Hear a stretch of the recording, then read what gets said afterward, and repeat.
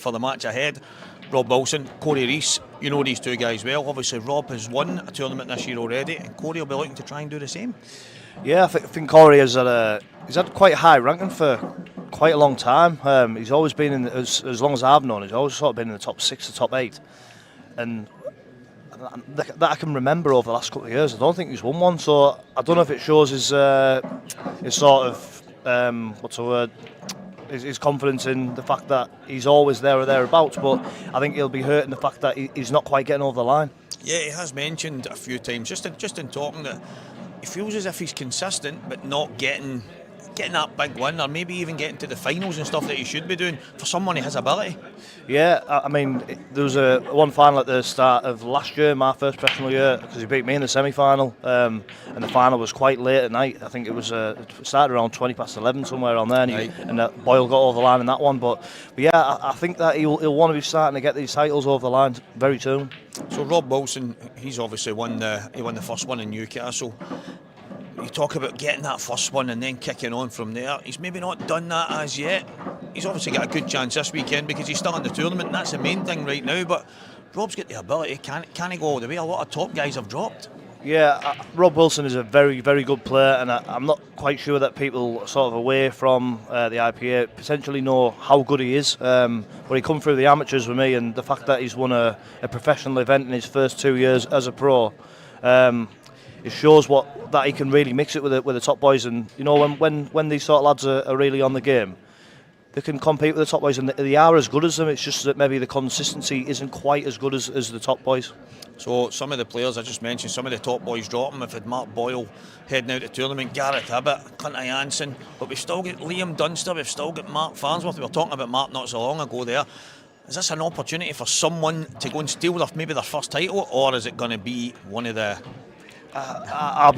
Well, we were talking about before. I think if we had to hang my hat on it, I think Farnsworth is potentially in the sort of the better side of the draw, if you could say that. I mean, the bottom half of the draw is pretty stacked. You've got the likes of Dunster, Robert Stephen, Gillespie as well, and Barley, obviously, who beat Gareth Hibbett.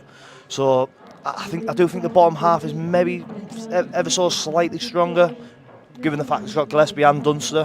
But obviously, Rob won the first one, and he probably wasn't. It would have been a big price at the start of the event. So yeah, I would probably. I'm going if I have to hang my hat on it. I'm saying Farnsworth. Yeah, I mean, we are going to crown a champion today. We're going to crown the ladies' elite champion today as well. I was about to ask you, would you put your name, put your hat on someone, and you've obviously went for Mark. These two guys here that are at the table are more than capable. I know Robert Stephen's been flying. I don't know the score with him and Liam right now. There's just so much ability, and I think I said it yesterday, on any given day anyone can blow the other away, and it's probably anybody's to go and win here. There's a chance, there's an opportunity to get a title. Yeah, it absolutely is an opportunity to get a title. I mean, it's not very often that you look at the draw and you see the last 16 or even the last 32 and Boyle and Hibbett aren't there, and they are like, it's a sort of massive wake-up call for the other guys, even the top guys that are around them and lower, that there's a real opportunity here, because you can rarely win a title without getting past one of them guys. So the fact that they're out, it gives a huge opportunity. Well, we are going to crown a champion today, as I said, in the ladies' elite and in the men's pro, and that starts now with Rob Wilson and Corey Rees. We're going to hand over to Adam Myerscough, who's with Alan Reynolds in commentary. Thanks very much, Stevie and Lee. And just to let you guys know, it's actually 3-all Robert Stephen and Liam Dunster. All the matches going on in the Normandy Hotel here in Renfrew, very close to Glasgow, and 7 pro matches started at 12:15. I'll keep you up to date with all the scores in them. Corey playing Rob Wilson here. This match has been staggered a little bit. Straight after this match, we will have a quarter final. And I'd like to introduce into me somebody that should probably be playing out there just now. I'll talk to him a little about that in a minute if he's recovered yet. It's great to have you back in the commentary, Adam, but I know you'd much rather be out there just now. Good evening, afternoon, sorry, to everyone. Yeah, I still feel like I'm living since last night. Yeah. Tough one to take, but I'll get over it. More experience. I'll start to win matches and... Absolutely. For the For the punters that are listening in at the moment, Adam went hill with Liam Dunster last night, 7-0. He had a really good chance to eliminate Liam, and he missed his... he actually went in off his second last ball. He didn't miss at all. He went in off a ball, just playing out a little too low on it. And that's all she wrote, obviously. And now Liam is in the last 16 instead of Adam, or else that would have been another one of the favourites out.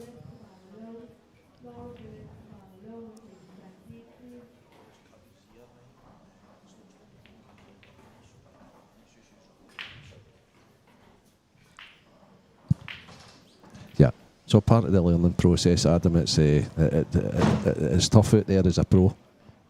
It's very tough, and I think it's my third tour now as a pro. Obviously, a new pro coming into this season, and when you haven't got a win under your belt, it starts to put pressure on you, and you put pressure on yourself. But yesterday, I just felt different. Brakes were working. Only made one error against Harry Peart. Obviously, managed to come through that 8-5, and then 2 mistakes against Liam, and that was all she wrote. So fascinating for the people tuning in, right? Okay, so you've done really well in the amateur series. Yeah. You've finished very high in the rankings there. You've turned professional. What's changed? Like maybe the way you practice, or have you upped to practice? Is it different practice partners, or has nothing changed at all since your amateur days? I mean, around our area, I normally practice around Harrogate, and the standard's not that high, but there is a few people that you can practice with. But for me, it's not about the practice; it's about the mental side. Okay. So after getting that pro status, I thought work on the mental side, because I feel that I've got the ability. It's just of course producing, and the only difference between pros really is the consistency. Yeah. So you find that you'll start winning matches, gaining experience, and you'll get yourself out of situations that you probably didn't think that you would. Yeah. And I mean, when you mention that, and you look at guys like Gareth Hibbett, who's obviously went out early, but especially like Mark Farnsworth, who's still there, their mentality has always been that way. The fascination for me is you come down here at 8 o'clock in the morning to help clean tables and things like that, and these guys are already here practicing. Yeah. You know, these are now veterans of the game, you know, so... I think you get a difference in people too, because you get people that will, like you say, come down early, have a practice. And I know that from hearing things that when Farnsworth plays at Newcastle, he doesn't really put practice in, but then he'll do the early morning and get into a routine. Whereas I'm one of these people that do need to have a practice. Yeah. So I'll probably do the night before and the morning if I can. Yeah, and quite right. It's knowing what's best for you. Just I was going to update. Oh no, there we go. We're ready to go. I know we had a slight problem there. I think Corey cut his ear or something like that. A bit high up there, shaving. But Rob Wilson's starting us off here.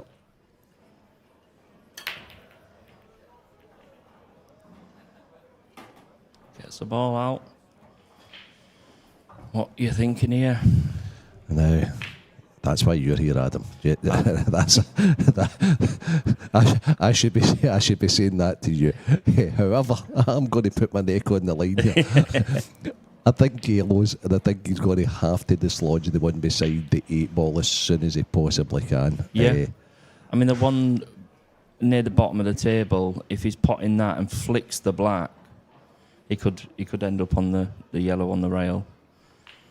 I mean, it's not a straightforward one. No. But it's a good chance to put your marker down in the match. And the thing is as well, how like the one on the left-hand side at the bottom near the middle bag, even if he was to punch the right side one in at the bottom, he could leave himself on it. But I think the angles are a bit deceiving. Okay. I think it's thinner than what we think it is. Right, okay. I mean, I had that opportunity on last tour to play on the stream table, and it really does play different. Yeah, everybody says that. It plays on it. To do with the lighting, do you think? And just everything about it. Yeah. It's weird. It's yeah. something you can't even explain. Yeah. because it's a different part of the room, mate. But always plays faster, would you say? Yes, 100%. And I think that could be, obviously, you've got the lighting and stuff, but then it's not next to other tables. It's on its own, so it's consistently getting that, the heat and stuff. Yeah, the heat. Yeah, of course. This has went a little wrong for Rob. But this is what I meant, Al, with the experience, and these top players get themselves out of positions like this.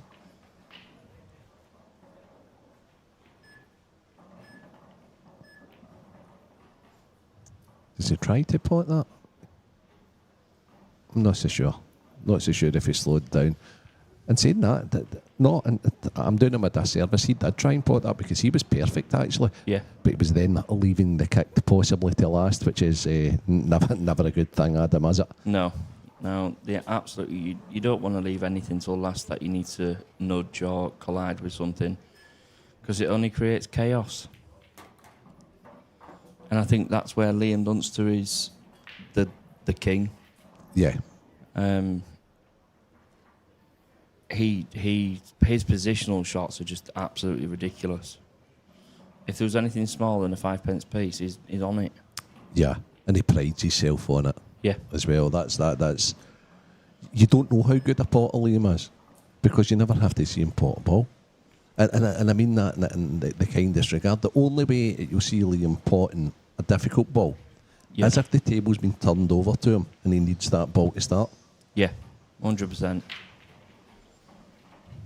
And that's because he's so good with the cue ball and never has to leave himself long. Yeah. So as you can see, guys, this it might have a bit of mileage now in this frame. Corey's trying to shut shop.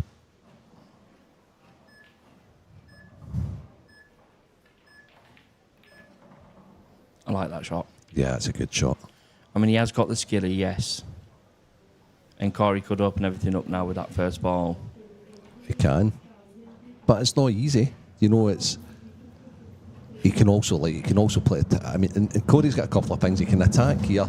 Yeah. There's no issue with that. But he can also double the red back over. Oh, he's just going to come inside. I see the wee clever shot he's going to play. That's so funny because Corey's been about the scene for a long time. Yeah. When he started, when he was a young kid, very, very attacking. Very good, as all the Welsh players are, right? Yeah. But Corey's got to be something extra. He's quite clever at sticking in frames and plays the right shot more often than not. He's one at best, isn't he? Yeah, and it's but I think it's Corey's number 5 in the rankings. I mean, you don't get to number 5 in the pro rankings if you're a novice or not been there and done it. So although he's not been in the winner's circle for a wee while, Corey, he just consistently wins matches. Yeah. And that's why he's as high as he is. And at this level, that's what you want, isn't it? It might not be, because no one's dominating, are they? You know? No. There's been a couple of times thing. when, there's been a couple of times sort of like, you remember when Boyle did the double and did the open and the Mark section. went through a lovely wee purple patch of winning tournaments and being a regular winner. And obviously, Mark's he's certainly not playing as much as he did now because he's got so much going on with the pool party, which he's taking all round the UK and which is class. Oh yeah, of what course, he's done, of course, nothing short of phenomenal. You know. I mean, all you need to do is see the feedback. Everybody buys into it. Everybody loves it. And however, Mark loves the game, and Mark wants to be. That's a great shot. Good effort by Rob there. But you just can't be everywhere at once. You can't practice and do this and do that at the same time and hold the job down. So. But you know what the crazy part is, Al? He doesn't practice, but he still gets to the business end. Oh yeah. Oh, Mark's a total winner. I mean, fair enough. Yeah, Obviously, he's gone out first round this time. But how many other tournaments have you seen him go out in first round? And he's not had a money match for a long time as well, and he loves them. But he knows if he was taking one of them on, and I mean, who's going to play him? It's only going to be a very, very, very top player. Then he would have to practice. He would have to try and find the time. Yeah. There'd have to be like 48 hours in a day. Yeah. And it just isn't. Hard to put that time in. Might as well be 8 days in a week. Yeah. So a little congested just now. just because I'm attacking, I'd probably try and go into these now. I don't. Oh, he did? Wow. He did. You know, that's not the worst result, because I think he can attack again if he chooses to, or he can just put the ball over the bag. If he puts the ball over the bag, it's just going to lead to further pain, I would suggest. 100%. Think he's going to go careering into these here then, Adam? No. But then there's no point covering the bag, because Corey will just clip off the red. Yeah, that's what I'm saying. He's going to, if he covers the bag, he's going to put himself. So, what would you do here?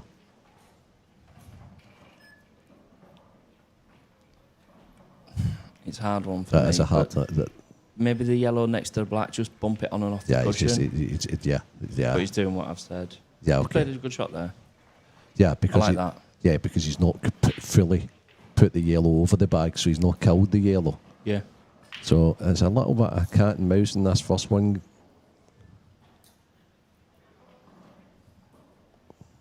They still not want to put it right over the bag, because Corey will just keep touching those reds there. Yeah. It's just one of them frames where something's got to give. It's one of the frames that, because both players have been at the table, they would both be gutted losing this frame, because they both had a chance now. Yeah. See, for me there, there's no benefit in that. Okay. Obviously, Corey's going to. You would expect Corey to go upstairs now, wouldn't you? To try and hide up there. But even if he doesn't, he comes off that one next to rail and like he's going to do, yeah. Okay. Yeah, and make those yellows more difficult over there, shut them off completely. And to me, it's obvious he's going to come off the knuckle. Off the bottom cushion. Yeah, of course. Bottom cushion, yeah. Might even get a wee snooker here. Yeah. I think Corey can see that one in the middle of the table. And even if he can, it's a little swerve. I think I would, if I was Reds here, I would have preferred to have been snookered, so that I could come across the table and maybe nestle the cue ball in beside the two Reds. Yeah. I think Rob's looking to bring these yellows into play as soon as he possibly can. Maybe the shot after this. Unless Corey. Yeah. Okay, that's a good shot. That's a good shot. So there's a chance Rob's going to come off the side cushion, bottom cushion, and nestle on the yellow that's at the bottom of the table. For me. Yeah. You got to watch for the slide, Al. Oh, you've got to watch for the slide here. He's also got to watch that he doesn't get it thick, hits the yellow thick and goes in off. See, look where he's aiming. Yeah. He's got to play a lot of side on it though, hasn't he? Looks good. Looks good. Very good Stuff. Very good. See, I see the shots, I'll just can't play them. Yeah. It's because you're too attacking. I was going to say it'd be at least second frame by now. Yeah. Sometimes you just can't predict the way the balls break out, however, and that just dictates the way the frame's going to get played. Yeah. It's not often you see professionals playing a frame like this, but that's just, as I say, the games can get congested sometimes, and they need to be as clever playing these frames as they do taking a big finish away. Yeah. What it does give us time to do is try and let you know a couple of the scores in the pro events. So we have got Tom Barley, who's 6-3 up, and Greg McMillan. These are all last 16 matches. Luke Sanchez is 4-3 down to Scott Gillespie. Liam Dunster, you'll be sick of hearing that name, is 4-3 up on Robert Stephen. And Mark Farnsworth, 5-3 up on Wayne Fryer. Good to see Wayne. Wayne was a pro many moons ago, and back playing, come through the amateurs, turned pro again, and he's won a couple of rounds to get to Mark, and he's holding his own in that match. So yeah, I spent a bit of time with Wayne while we're at Tars, and I think he was one of them that was and ahhing about it, but he's done it, and what a player he is. Yeah. Coming from obviously years ago with like world rules, and he's won so much, and you know, he does say that he's getting on a little bit now, but he's still competing. He's still good enough. Yeah. Of course, you can't win 2 rounds in the pros and flick your way through, Adam. He's beat 2 professionals to get to that stage, and he's competing against one of the very best. Yep. Morgan McInnes 7-2 up in Christian Phillips. So Morgan's on the hull against Christian. He's finding some form. He's Yeah, Morgan, he is. isn't he? Yeah. He's the Scottish #1 ranked player. And I think the first couple of events he's struggled a little. But he's finding some form this weekend. Yeah.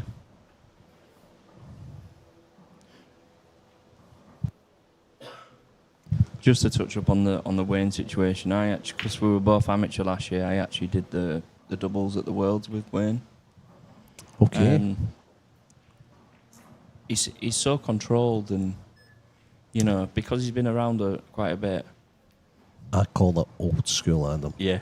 But there's an awful lot to be learned for the old school at times, you know. Not just old. Yeah, no, not just old school, because Yeah. he plays with a good cue ball. He plays to try and get close to every ball. He would probably go about the finish that they've all got to be taken from one side of the table to the next, which is pretty, you know, that is a pretty old school way now, because sometimes it doesn't have to be like that anymore. But there's a lot to be learned for playing doubles with, and obviously knows the game inside out, so he would be very, very good in situations like this. I think the knowledge and experience. That's the word I'm looking for. Yeah. And I think sometimes that alone wins your matches. Yeah, sure. Sure. Connor Jones 7-5 up and Darren Cook as well. So one of these guys is going to be in the last 8. They both new professionals, Connor and Darren, or is it just that one of them's new? Has Connor been there for a couple of years now? I'm sure Darren has too. Darren has too. Yeah, I'm sure he has. But it's good to see one of them's going to be at the business end of the tournament. Yeah, nice quarter-final for one of them, innit? See that Robert Stephen also has just took another one from Liam, so it's 4-all in that match. So 4-4. Yeah, there's some tasty games on right now, isn't there? Yeah, that's all. The last 16 games are all in play at the moment.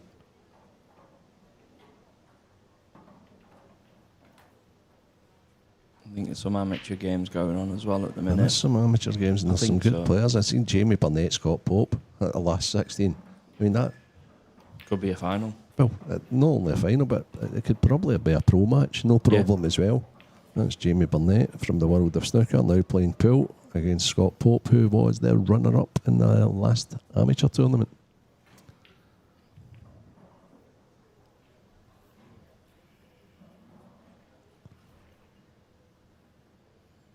So Corey is deciding where he's going to put this red to the middle, go into them, hope for a favourable outcome. Oh, he's a little unlucky. Look at that cue ball spinning. If that would have come up another 2 inches. I think this goes on. I think he can goes cut off it the back. yellow.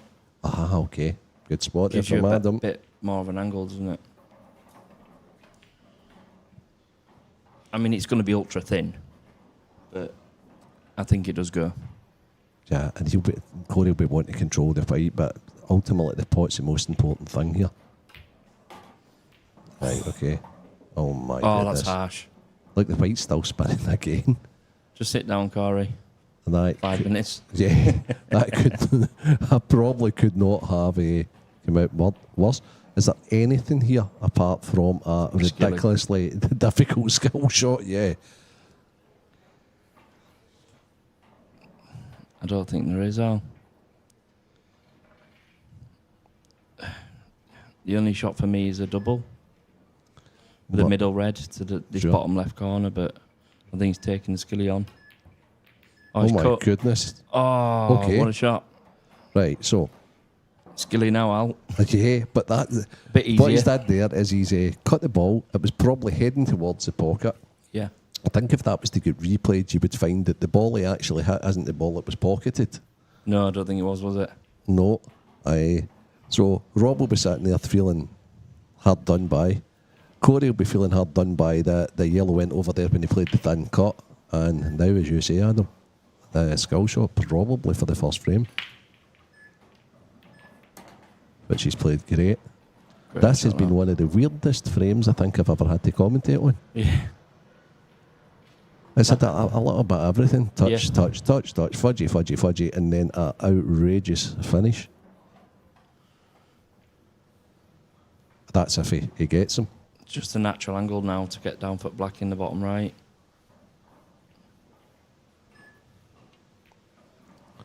Just like that. And it would be remiss of me not to mention that our media man, Dave McNamara, has sealed his place into the last 8. He is waiting the winner of Morgan McInnes, Christian Phillips. So well done. Unlucky one of our fellow commentators, Dave Adenau. But very well done to Dave McNamara, who is our first man into the round of 8. So we see Corey just taking the first frame there, and I think he thought he missed that black. I don't know if you saw it out there. Did it kick? He put his hand up. So sorry. Okay. But it could have been for one of the previous shots, you know, the For fluke. sure, for sure. Now, mentioning our sponsors, we have got Aramuth Billiard Balls, Strachan 861 Cloth. We have ADR 147, Supreme Tables, obviously the best tables about. We've got the I-beam lights, the Halo lights, Smart Rack, and onboard sportswear, which all the guys are sporting at the moment. And looking very well. That's the Halo light that's above our TV table. And there is our I-beam light. All these products, very much so. All these products are available from the IPA. Just get in touch with Paul Corrigan or Stephen Allison and they'll send you in the right direction for all of these products we have. Frame 2, Corey race the break. White. Any scratched out?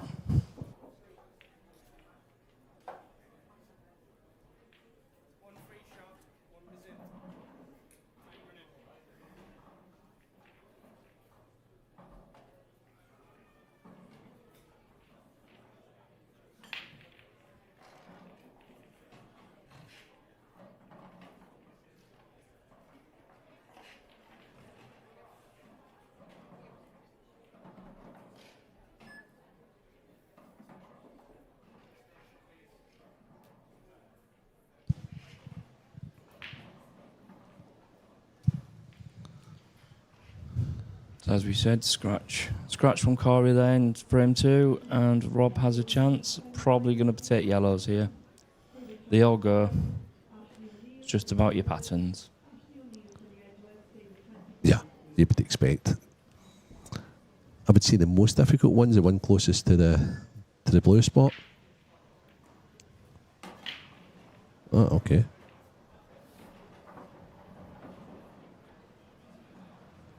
Is he a little shy there, Adam? Or is he, am I looking for problems that aren't there? I think he's a little shy, yeah. Because I think, to be honest, I mean, he can play the one to the middle bag and then come down for the one nearest to the red, near the black, and play the yellow into the other middle, which would just open everything up. Just going to nip this bit and then nip it back a little bit. Yeah, he has done. Yeah, that's okay. Yeah. He's on the choice, isn't he? He's on the one that Craig on the streaming is showing us, or he can take the one up long. So, no, he's recovered there. He's absolutely perfect. Wayne Fryer has nicked another frame against Mark Farnsworth, so he's sticking in well there.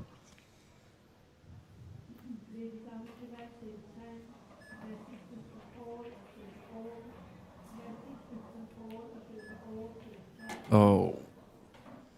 He stayed down on that, didn't he? And I thought he thought he'd missed it, but still okay.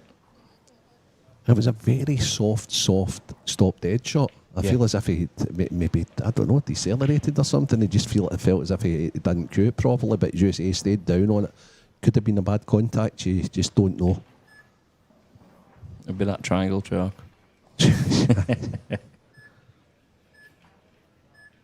So are you a convert of Taiwan? Yeah. B10 all day. And does it make a big difference? To the table, yeah. Yeah, for sure. Yeah. I mean, I notice that sometimes when I do a little reffing and things like that, when I'm brushing tables or what have you can actually tell now if you brush the table after the match and like, both of those guys you must have used Tayum. Yeah. But yeah, with other chalks out Yeah. there, you're like, oh man, this is hard work to get this off. Triangle chalk is just the devil. Okay. But you can't stop people from using it, can you? No. I think there's going to come a day that it will get, but someday will have a club and they'll say it's that chalk only. You can't use that chalk. They might even have to provide it for people that's going into the club and say, Yeah, that's the 'cause I mean, chalk it's you not need to cheap, use. is it? Yeah, no, of course it's not. You know, you can get about 30 blocks of triangle for one. Yeah, for one Used to be able V10. to buy gross boxes for £20-25 of a triangle chalk. You can't even get 2 bits at Tayum V10 for that. You know, it's Just on this frame, Al, I think Rob's had a bit of run there. yeah. I don't think his position has been great this frame. But I fancy him to get this. He cues a lovely ball.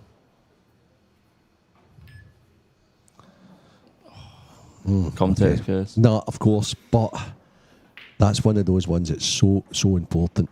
And Rob would know that, but he's a pro winner now, right? Yeah. So he would know that more than anybody. But he was just at odds. The whole finish, he was just that wee bit out, Yeah. wee bit out, wee bit out, wee bit out. And then I'm wondering if his decision was totally made when he was down on the 8 ball.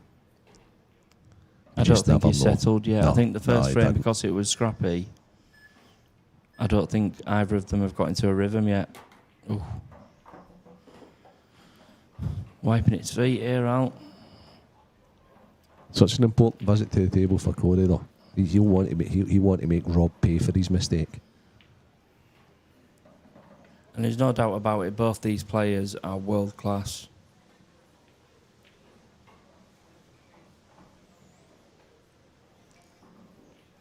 I play county with Rob and known him for a while. He plays a few money matches and stuff, and obviously Corey battered me in the Grand Prix in Bolton and didn't miss a ball. I was like, well, okay, you can't do nothing about that. So See, the thing with Corey is he doesn't miss much. He's very good that way, but he's also quite studious and clever as well. yeah, he's got a good pull brain, hasn't he? Yeah, very much so.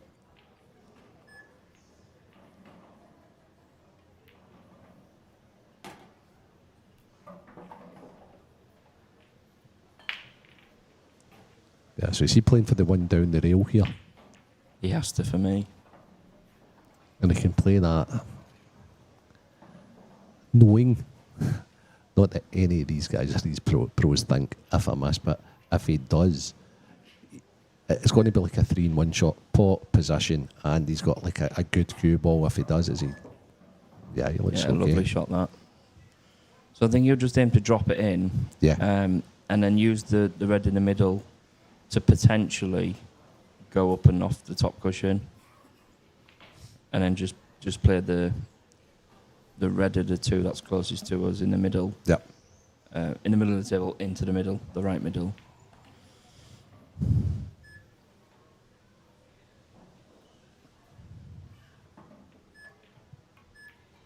So he's cued that beautiful, hasn't he? Very good. Very good indeed.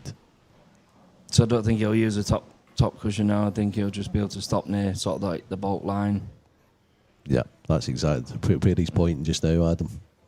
And then just go to maybe opposite middles are both in the same middle after this. Yeah. Unless a disaster, or overkick or something like that, it's pretty much like 2-0 Corey race. Perfect. He's even tried to come closer to it. He's played that fantastic. So he'll just stun this now, Al, and play as we look at the screen now, bottom right. And just run through for the black in the opposite corner. Good shot. So little unforced there with Rob. A finish he should have most definitely taken. Even with his free shot when he potted his first ball, he was a little bit shy and never totally recovered, leaving himself a more awkward 8 ball, but one he should have probably got, and it's now 2-0 Corey Rees. Morgan McInnes, 7-4. Christian Phillips is fighting on. Christian Phillips is it was absolutely. I watched and did quite a few matches this weekend so far, Adam, and Christian Phillips has certainly had the best break out of everybody. It's been on the TV table. He absolutely crunched them on the TV table in a match yesterday. That's what he's fighting on against Morgan, who's on the hill. Mark Farnsworth now 6-4 in front of Wayne Fryer. Robert Stephen and Liam Dunster are locked at 4-all still, so that must be a tactical game, very similar to our first frame of the match we're watching just now. Tom Barley is 7-3 up on Greg McMillan. Dave McNamara's already in the last 8. Frame 3, Rob Wilson to break. Could be doing me a break and run, Adam.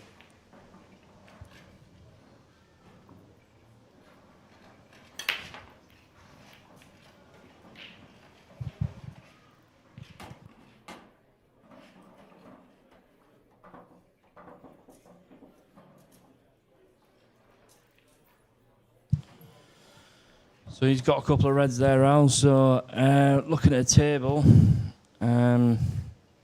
he's looking at that red, see if it goes. If he does, he would want reds, but I think he's going to choose reds anyway. Because he still has an opportunity. I know it's not much of a one, but if he plays the red that he's closest to now and plays on the plant and tries to play the plant and nudge the yellow closest to the middle away, so then the red goes. Okay. That's what I'm saying. That's the call from Adam.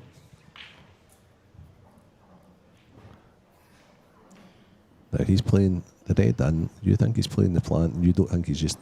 No, I guess he's playing quite high, hasn't he? Okay. It's gone a bit too far, but it might go. Angles can be deceiving. But even if it doesn't, he's still okay for to put the one down the bottom left, isn't he? And yeah. Kick into these two. That's the only issue for me, though, because if he was to play this one to the bottom corner now and go into them 2 yellows, the other red doesn't go into this bottom right bag. So so he's not guaranteed that. Yep, of course. He's got a lot of work to do now. I mean, I can see a way out, but the old adage of don't leave the kick till last. Yeah. I mean, he can take this through, can't he? And then leave the red into the right middle. Yeah. To go off it. It seems to be coming back, no? What? No, that's fine. Keep going. So if that red goes. So that red must... Yeah, okay, so the red did go. So that's where we're getting mistaken. That red did go. So on that shot then, there was absolutely nothing that did score.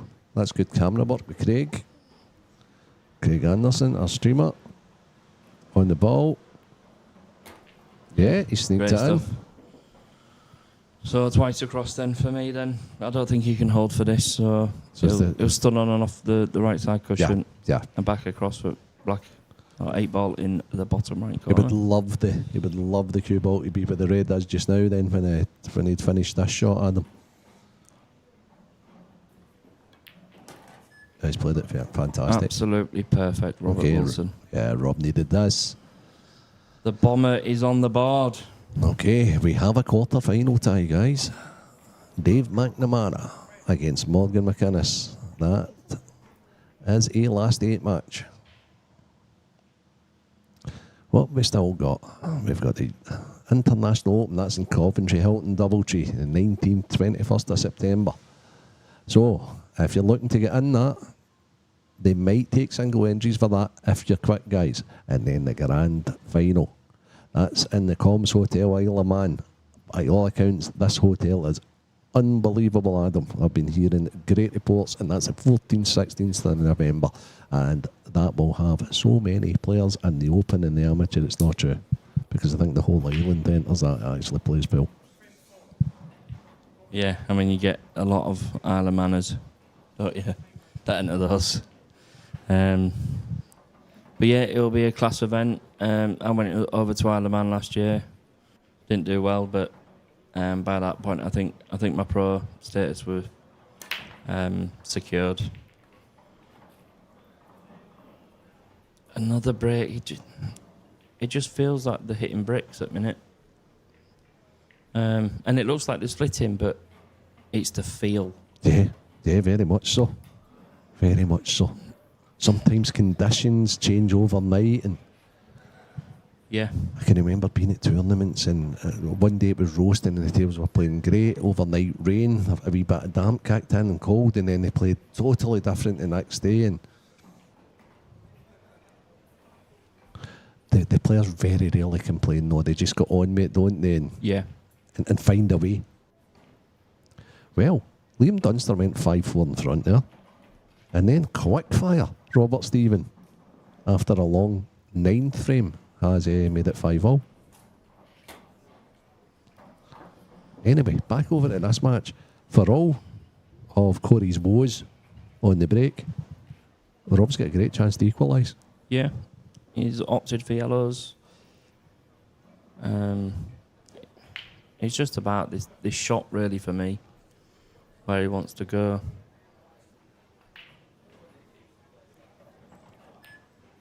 Yeah, I like that Yeah, I like option. that. Very good. Now it's pretty straightforward. Apart from possibly the one closest to the 8-ball, Adam, where does that go in there? So for me, there's a possibility that he'll play a nudge, or he'll run through on the yellow that's closest to the 8-ball and play the black to the right middle. Okay. Would you agree though that's if there's any potential problem that's the one? Yeah. See, that was a nicky shot, wasn't it? Yeah, very nice. I think that went to the far side of the pocket there.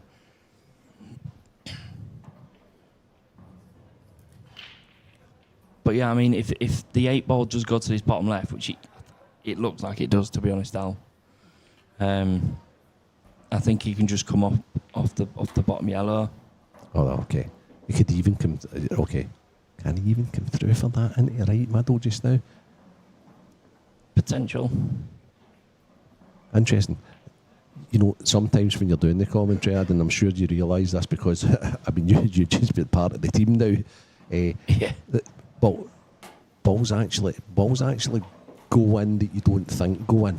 Yeah, because the angles are deceiving when you very much so. When you're trying to that could fly in the bottom left bag, and that's what he's looking at just now.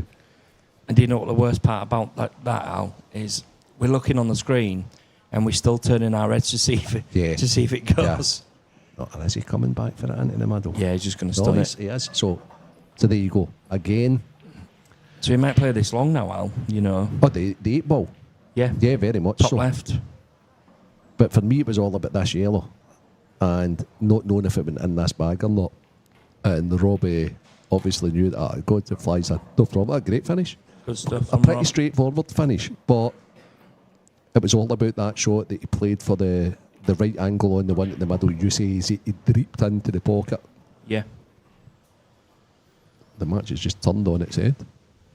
And we're all square, guys. It's getting juicy now. Look, Sanchez, Scott Gillespie's getting juicy as well. That's four frames all. Robert Stephen has 5 frames all with Liam Dunster. So there's a couple of tight matches still going on. I think there's some ladies' amateur games going on as well. Al Inter. We've got Nettie Anderson 1-1 with Caitlin. Is it Nessie Smith and Paul just starting against Philippa Arm? Yep. That's just went 1-0, just right on cue. Pardon the pun. Mark Farnsworth, Tom Barley beat Greg McMillan 8-3. So at one stage that was 4-3, but the way Tom plays, he just went rapid, hasn't he? And Connor Jones has beat Darren Cook. Connor Jones will be playing the winner of Robert Stephen or Liam Dunster. The winner of Luke Sanchez, Scott Gillespie, will be playing Tom Barley. Mark Farnsworth is playing the winner of this match. And Morgan McInnes will be playing Dave McNamara. That's the best break. Yeah, by far. To date in this match.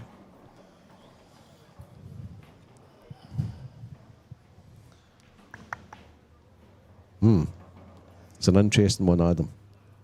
I think he's got to go reds because I don't think that yellow next to the red at the top goes. Okay. but the red does. Yes. Yeah, so his hand is forced somewhat. Yeah. I don't think he'll be able to screw past it either, so he might run into the other red now. Yeah, he has. Yeah, good call. He knows he had the backup of the one over the right middle. The only issue with this one is... It's a thin one. Yeah, and he doesn't know where he's careering into balls that he doesn't particularly know exactly where they're going. Wonder if there's a shot into the bottom right. I think it goes. That's what I looked at. Or the one that he kicked. But that's harder to play position for, the one he kicked, I suppose. But if he takes the one down the line just now, he'll probably be on the one to the right middle. So this is he's in the ascendancy just now, so he wants to take his time and get these. Keep Corey in his seat.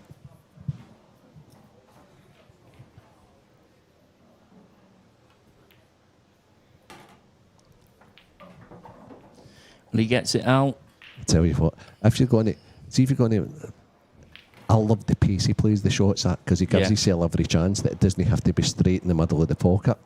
So that was one of those ones that he managed to take all the weight out the cue ball, but he didn't overhit it. If he would have hit that too hard there, there's no way that was in, because that slid in, and it was because of the pace. It was good.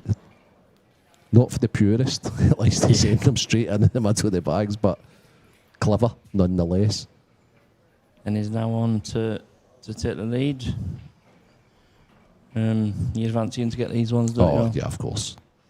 He might even pop into the 8 ball here just to control the cue ball and end up on all 3 reds. Yeah. I think that's one good thing about Rob. He's really measured. He's playing well. What he has done is he's wrote off that tactical frame and just says, okay, I don't want embroiled in that.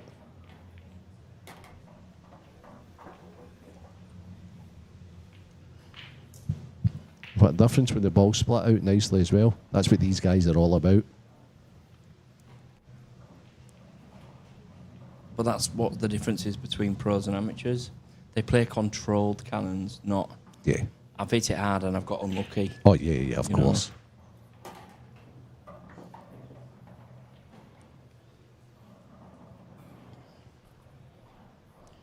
So just a little dink into the middle out and then a straight black to the bottom left.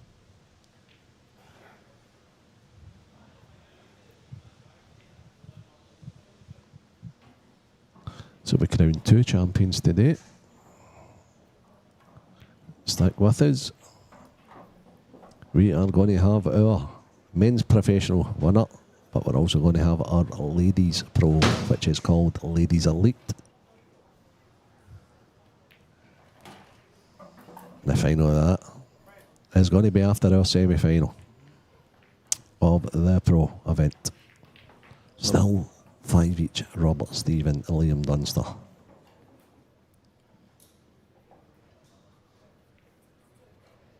The cameraman and Craig has put us over to the Dunster match over on 24 at the minute. Scott Gillespie breaking 5-4 down here to Luke Sanchez. I must admit, I can remember Luke for when he was a kid playing in Underspool with the young Welsh teams and things like that, and he's become a fantastic player, Luke. Yeah. He really, really has.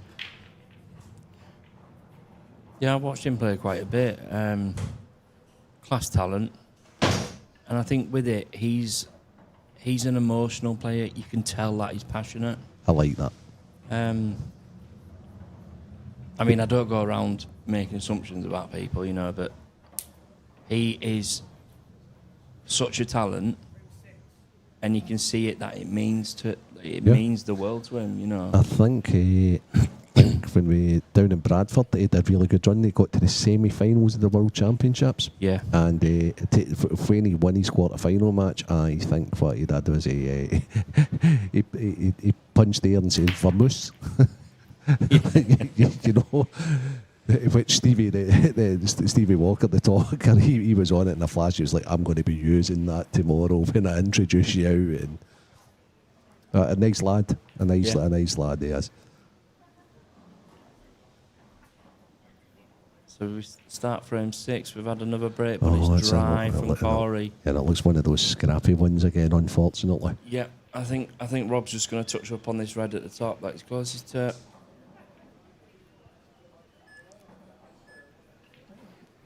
a bit like that, but made it more congested.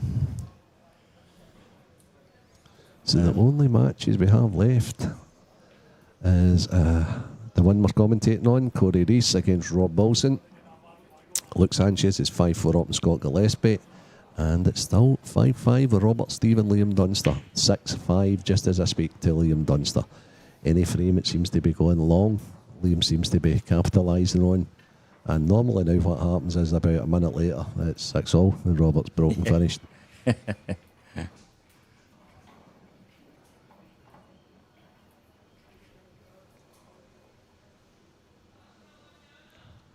What's going on? Sorry, No, you're fine. No, go, Adam. I would say it was nice to get a compliment from Liam yesterday.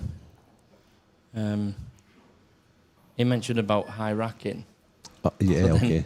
So then I brought it down a touch. He says, "Why are you low racking yourself?" Yeah, okay. I'm like, "It's on the spot, Liam." Right, okay. And was it? It was on the spot. Oh, he's But he laughed about it, you know what I mean? He's such a boy, he really is. But saying that, He's a perfectionist with everything Yeah. he does like that, Adam. You know, it's no gamesmanship with him. It's just it bothers him. It bothers him if somebody can't put that on the exact place that it should be, you know. And I get it. I've known him for years and The respect and years. is And, the respect is there, Al. Yeah. He's good at what he does. Oh, very much as slow so. as he can be. Yeah. It's his game. So Yeah. what? You know, he wins comps. He wins It's the cups, and it's how well he adapts. yeah. You know, Liam, for me, arguably, and it is a big argument, could possibly be the best black ball player in the world, to be honest with you. And I say that black ball. Yeah. You know, that's how highly I rate Liam. Is he everybody's cup of tea? Absolutely not. Will he take his time on the outer tables and what have you? Yeah. But if you put Liam on a 15-second shot clock, Liam will play on 14 seconds. If you put him on a 30-second shot clock, he'll play in 28 seconds. Yeah. So he adapts. He adapts to any surroundings at all. I mean, it's never good if you're on the receiving end of it, but No, of course it's not. it is. Especially when you know he's not going to miss. Yes, 100%. I mean, I seen one of the... I'll not mention the guy's name, but he is a Hall of Famer. Right? Hall of Famer in the game, playing Liam at a tournament in Glasgow. And Liam had 4 or 5 tap-ins and the guy just says, no, here, on you go. And just moved the balls and says, no, that's fine. And did that a couple of times. And Liam was obviously sitting there loving it. Because he's wrecked the head of a kind of Hall of Famer somewhat. I kind of wish Liam did that for me last night in the last frame. He's only got 3 balls left, you know. Oh, that would have been nice. That would have been really nice, Adam. But yeah, he's a talent, and you know, he's done a lot for the game. And like you said, he's not everyone's cup of tea, but it's not about anyone else. Yeah. It's what he wants to do. So. Very similar to like Steve Davis was in the 80s. Yeah. You know, Steve Davis was just so good that you either loved him or you didn't. It was one of the two. There was no middle ground. It was love or hate with Davis. And the Jimmy White fans, Alex Higgins fans back in the day, the guys that like to play the game that way, you know, aggressive, they didn't like him. But they all copied him, didn't they? All the modern guys, the Higginses, the Sullivans and all these guys, they all copied Davis' style, so hey ho. Well, that's the difference as well. So, obviously, with how slow he is, I took the positives out of it, and I'm actually learning from him. Not the slowness of his game, but the way he works things out, and I think that's the only way to get better. You either learn from getting beat, or you just don't bother. Yeah, in my opinion. yeah, of course. So, Scott Gillespie has made it 5-5 against Luke Sanchez.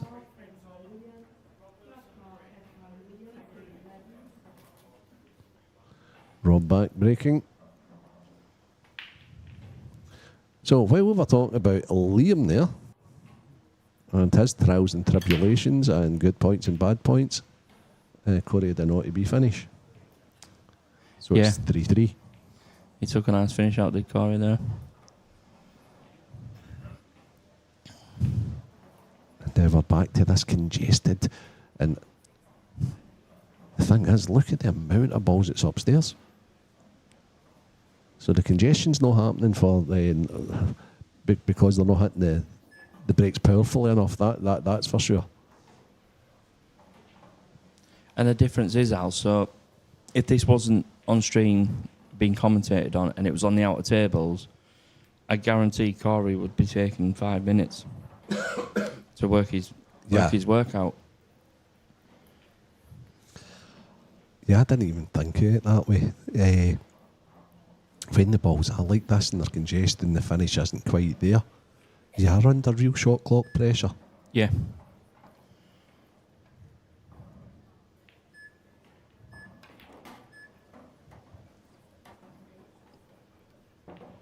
That's very attacking considering where the 8 ball is. Yeah, and I mean, and the thing of if you're colliding into balls, etc., obviously you try to get out, it probably does go to this bottom left corner, but the red near the bolt line, he's had to collide into it. He didn't have a choice. Slowed down, no. I think the good players know when to slow down, and Corey's certainly got that in his armour, that's for sure. So this could be a long one, guys. This could be another long one. It's at a vital stage of the match. They're tied at 3. Another match is tied is Luke Sanchez, Scott Gillespie. That's 5-all. And Robert's obviously not broken this because it's still 6-5 to Liam Dunster, so there must be shots getting played over there. I'll keep you updated with that one also.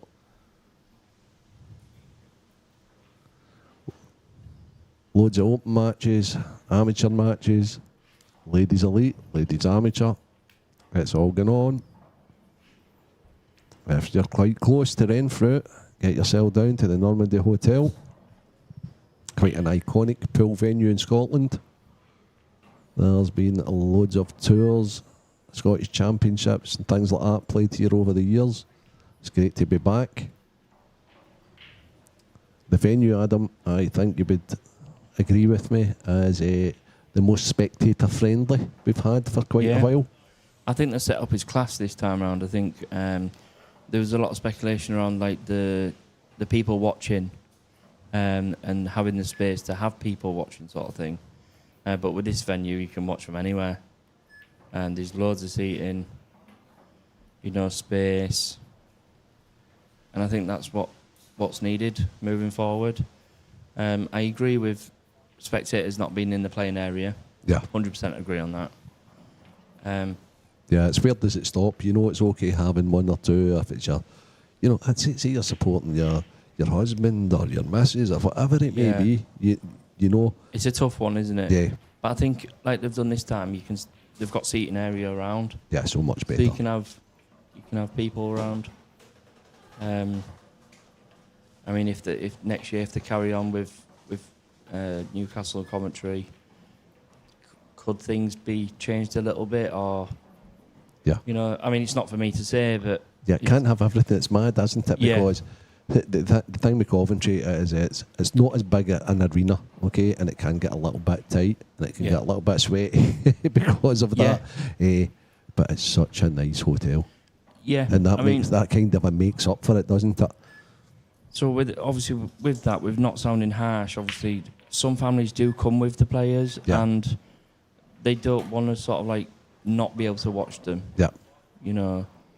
And so do get it in that respect. But the other side is, it's about the players. It's not about the family. I get that. And, and 6 and 2 3s, isn't it? Yeah, very much so. Nothing worse than a young kid or what have you, right, who's like, is so innocent, and they maybe jump off if their dad or their mum or what have you is won a frame. But at the same time, somebody's got a vital black like Hill in a match next to it. So that's where it's just... I'm pretty sure that happened in the English Grand Prix. It just happens. It's just one of those things. Yeah, I think it was the decider between Keane and Farnsworth. Oh, And goodness. Keane's okay. on that black. Ah, right, okay. And it's happened, and he's missed, and he's lost. You know. And I mean, you don't. I mean, that's tough because you're playing. Yeah. Some of these guys, some guys, some of them put a shot. They're playing for their livelihoods at the end of the day, you know, and they're ranking points and what have you. And yeah, that's a toughie. But you also don't want to take it out on an innocent kid. Yeah. Yeah, so it's 6-2 for Izar, but obviously, first and foremost, it's about the players. In my Very opinion. much so. Because I think a couple of times last year at both venues, Newcastle and Coventry, you had people that wasn't even playing in the playing area, sitting on the seats that should have been for the players. Yeah, yes. Yeah, got you. Which was just an absolute pain in the bum. Yeah, I've got you. I think you can get through this gap, Val. Oh, if he gets through that gap, he has had a touch. If he can get through that, that is for sure. The thing is, has he played for that gap? Or is that actually, as it came a little, I think he must have, because the other red doesn't go in either pocket at the bottom. But what I was thinking was he maybe coming down for that and he's maybe got it a little thick and stopped. He's had a touch there anyway. Stevie, if you're listening, or anybody's going to talk to the winner, if Corey wins that, is we need to ask him that question. Yeah. That question needs to be asked of Corey. Still not. He's just going to stun off the top cushion now. Yeah. I believe. Yeah, it looks that way.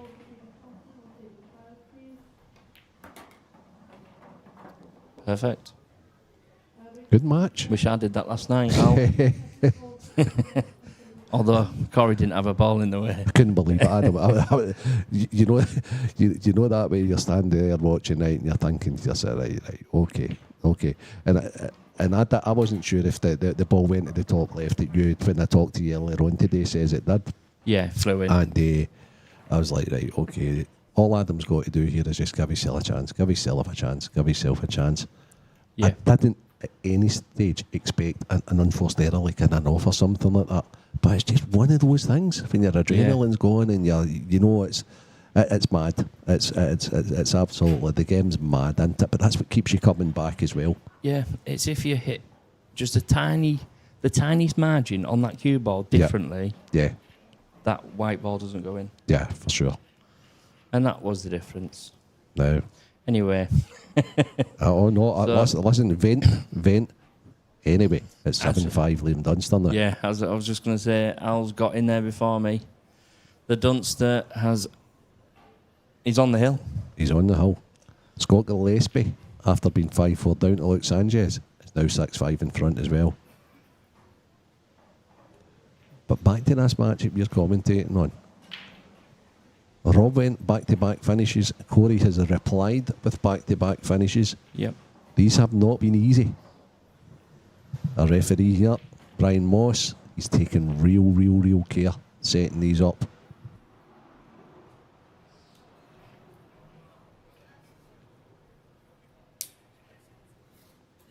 Very experienced referee. And let's see how the balls burst out this time. With that extra care from Brian.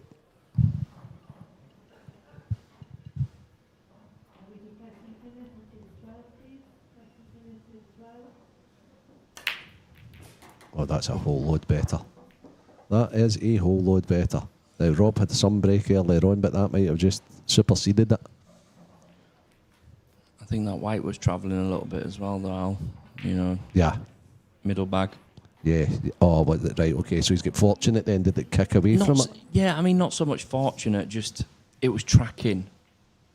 You know, he hasn't controlled it as well as what I think he would wanted to have. Maybe that's because of the conditions. That he feels as if he's got to hit it a little bit harder because they've been congesting. So for me, Al, it's reds. Yeah. Purely because he'll play the one on the right side now where his cue is. To play for the one in the middle of the top cushion. Drop the one in that's closest to the top left bag. Mm-hmm. And find the gap for the red in the right middle. Yeah, I see it now. Come out. Yep. And they're all... And then left middle, bottom, yep. Unless this one doesn't go. underneath. Okay. It looks like it does, but I'm just saying Yeah, angles are deceiving. they are. He's a way around to look at that just now, to be honest. But he'll have looked at that prior to setting out for his visit at the table. Yeah. But I think he's just double checking. No, Yeah. I think the finish you've says is exactly the way he's trying to map this out. Perfect. Yeah. Good shot. Control. He could have gone the other way. So if he took the one next to the yellow for the top bag, where he's putting his cue now, it could have been sort of like an inch higher. Still took it to the right middle and gone to the one that he's just taken, and then just tracked back down. This is actually a pretty simple finish. Apart from the yellow, it's closest to the 8 ball. That's a little bit of an issue, because if that wasn't there, it would be really simple. Yeah. No, for not this shot, but the positional shot after the next shot.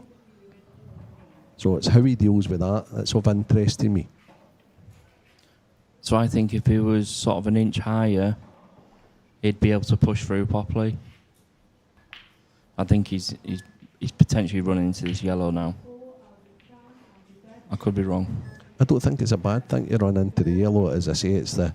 Yeah. Okay, so for me, it's this shot. Yeah. Because of the yellow being there. If that yellow wasn't there, he'd be absolutely pinpoint perfect, and he could just like drop this in, red into the left middle, then the ball left out. Yeah. This is the shot. Is he going to take that? So how he plays this is of interest to me. He needs to use the yellow, but he still needs to get the white through. And he's came too heavy. So that was... So it's almost like really, really weird when I look at that and you, that was the issue. I could see the finish, the same finish as you, but that yellow was such an issue. So I think for me, obviously, like I said from the start, colliding into balls creates chaos. Yeah. Obviously, I'd have probably took the one down the rail, knowing full well you could just drop it in, play the one in the middle of the table to the top right, and just run through. Yep. Now he needs to play a heck of a recovery shot. Oh, goodness. And he's certainly not got it. I think this is going to hurt him. This will hurt him, because he's Dunster-like with the cue ball. He's very, very good with the cue ball, Corey. Yeah. And he'll just feel as if that's a straightforward shot to play the pot into the middle to hit the yellow, and he's just got it all wrong. That's probably a shot he's played, that as you alluded to earlier on, the pros, when they play the kicks, that's the difference. They play it and they get it right. Yeah. So he'll be upset with himself. Robert Stephen isn't going anywhere. It's 7-6 Liam Dunster now. So Robert's still in it. See, just before Rob took that shot, then you could see Corey, a little shake of the head, because he knows. Well, he also knows it's a 2-frame swing as well. Yeah. He gets that 2 in front instead of Rob probably more than likely pegging back to 4-all, and it's game on again. At this stage of the match, it's brilliant to have a couple of frames up your sleeve.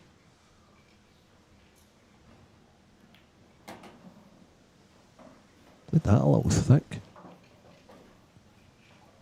Just seems a little bit slow, doesn't it? Yeah, it seemed instead of going right in the middle of the pocket, it seems to go on the right hand side of the pocket somewhat.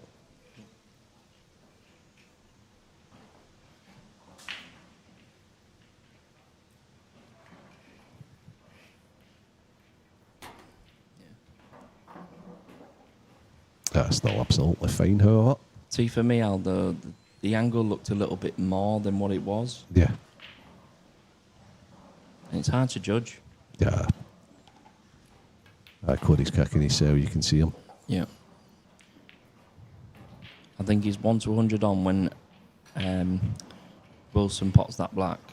He's going to shake his head. Wait for it. I'm calling it. The Cody, the Cody head shake.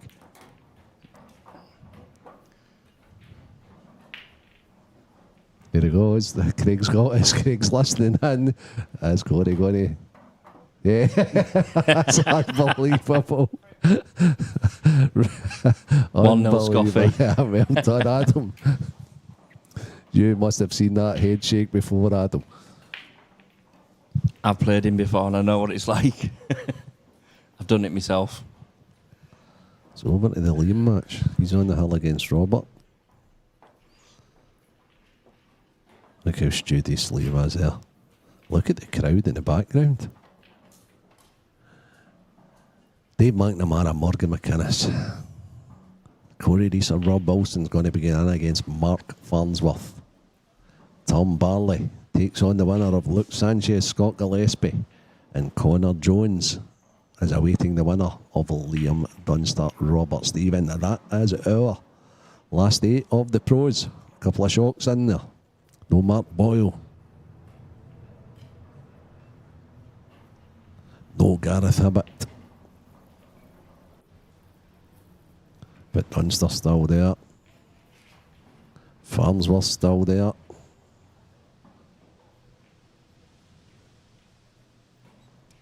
Morgan McInnes against Dave McNamara, good friends. A big cracking game. One of these boys is going to be in the semis. Rob Wilson to break. Little mistake for Corey.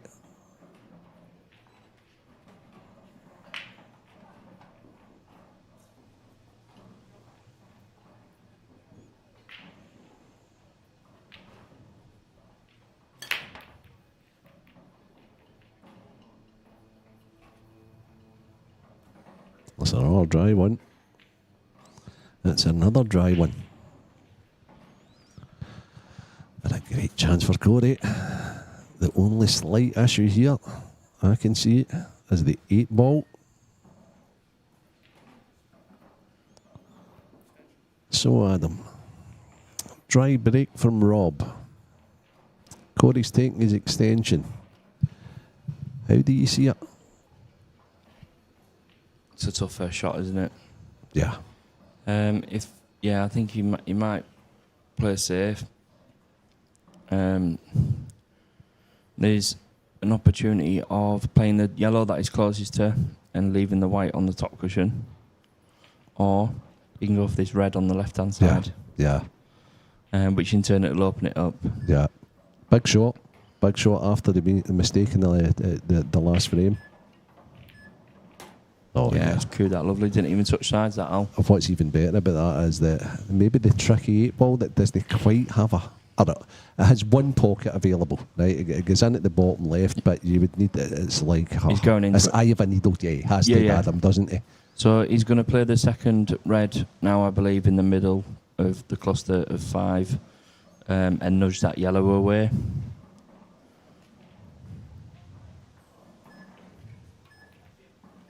Oh, bit like that. Oh, yeah, very good. Very good. Didn't touch the 8 ball at all, and now it's available into at least 2 pockets. But that's the Probably, difference, yeah. though, Al. So he's controlled that with perfection. Yes. Whereas the lesser players would have just crashed into it and hoped that it'd come out. Yeah. You know.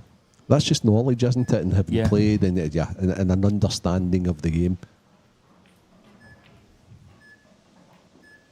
Yeah. Well, doesn't he want it too much? Okay. He goes in middle now. Okay, there he goes. Now he needs to mind his work though. Yes. So that's a little unforced error. So he may play a little controlled cannon again on that black. I think he has to be honest with you. He's got to watch he doesn't get this too thin though.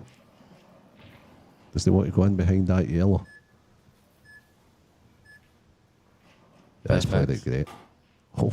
I mean, the red wiped its feet, but that'd be where he wanted the 8 ball. So he's got a little bit of work still. He's going to be high on this bottom red after this middle one. Yeah, he just needs to find the path from B to C, if they want to say that. See, these shots are like a little stunny, jabby shots to give yourself the angle. See what I mean? Look, I mean, that's just failing it. He's got a great touch, Corey. He really, really has.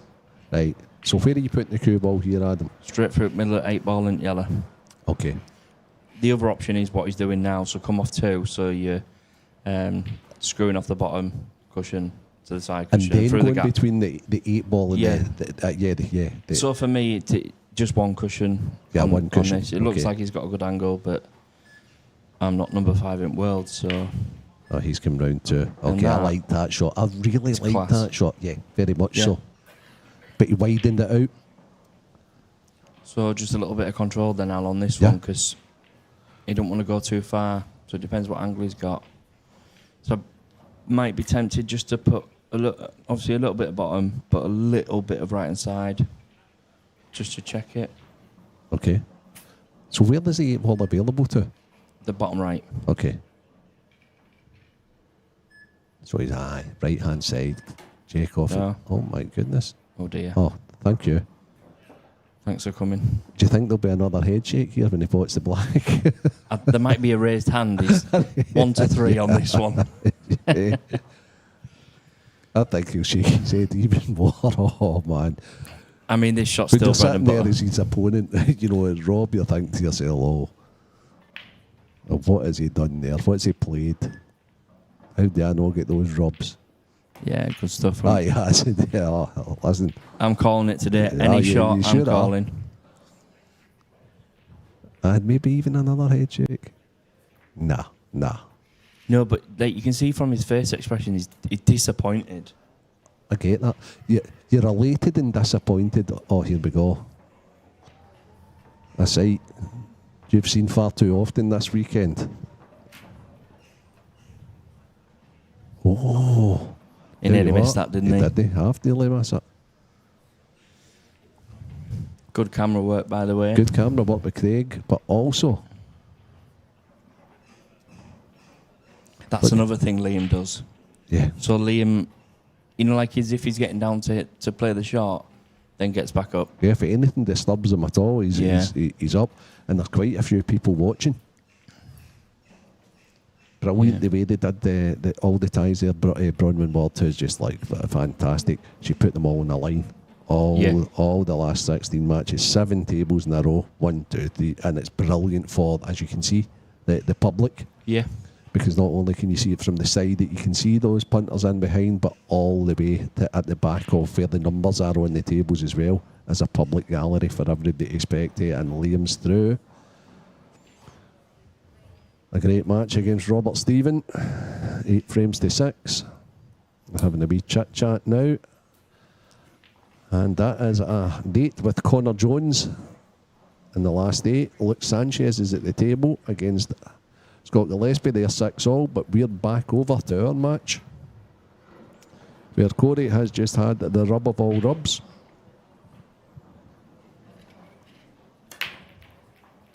He's creamed them. Oh, he hasn't half, because that cue ball was straight down the middle and straight back up. But look at the congestion upstairs. It's happening so often at the incredible. minute, isn't it? Incredible. It's like he's hit him too well. But I mean, he's got a ball, and that's what counts. He's got a ball, but it's anything but easy. Does he need to start with a plan? Is there any way he can... I take it it's yellows here, Adam. Yeah, I'd imagine so. But I think I'd be apprehensive about taking the plant because it'll probably push that red further, and the yellow won't go. 7-6, Luke Sanchez. But this is what separates the top boys from the rest. He's going yellows. Is he playing this with a wee bit of side to move the red away? Noise came the gap. It's That's even class. better. Very good. Very good, that.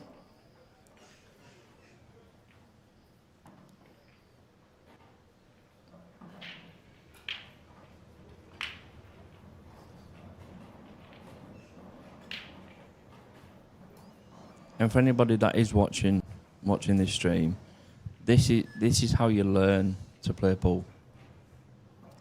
Yeah, with little congested areas like that. Look how good's that. He's played it to perfection. Absolute perfection. Another half a ball is Yeah. in no man's land. So for me, he's going to drop this one into the top left, just stun the white dead in the other one that he's closest to find the gap, to come up for the remaining yellow near the black, or the 8 ball, sorry. Might have a tiny angle, but just find the gap, Corey, and...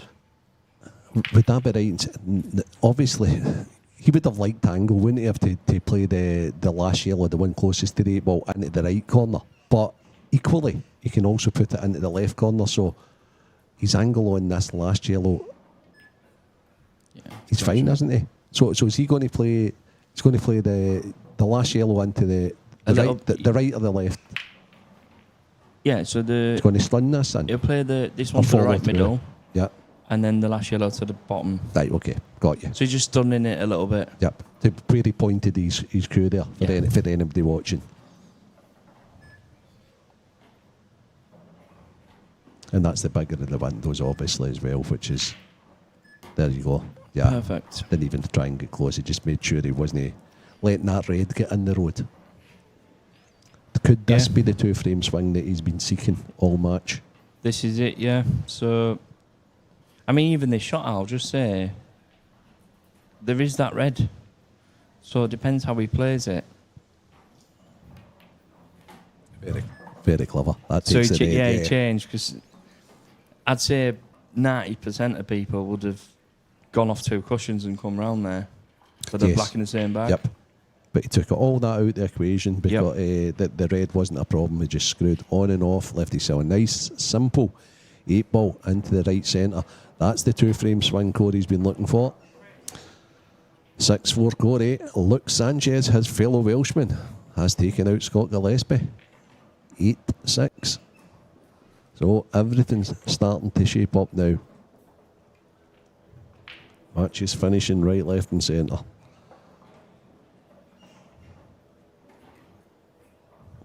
There we go. Thanks, Craig. Right on time. Dave McNamara against Morgan McInnes. The winner of our match, Corey Rees and Rob Wilson, will play Mark Farnsworth. Tom Barley, Luke Sanchez. That should be a fiery affair. And Connor James, Liam Dunster.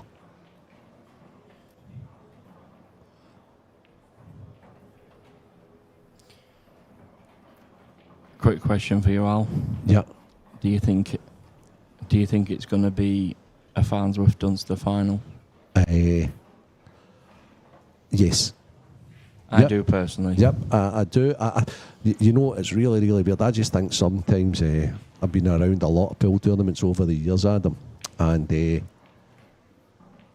as soon as I seen what happened, and I hate to say it, right, I was like, he's just went from 4-1 or 5-1 favourite, in my opinion, to like even money favourite to win this tournament. It's amazing when somebody's out, right, and then all of a sudden something happens like did happen. That all of a sudden he's free rolling. Yeah. And he's just so good, and he'll not change the way, right? So yes, I do, but that's the fascination with the day.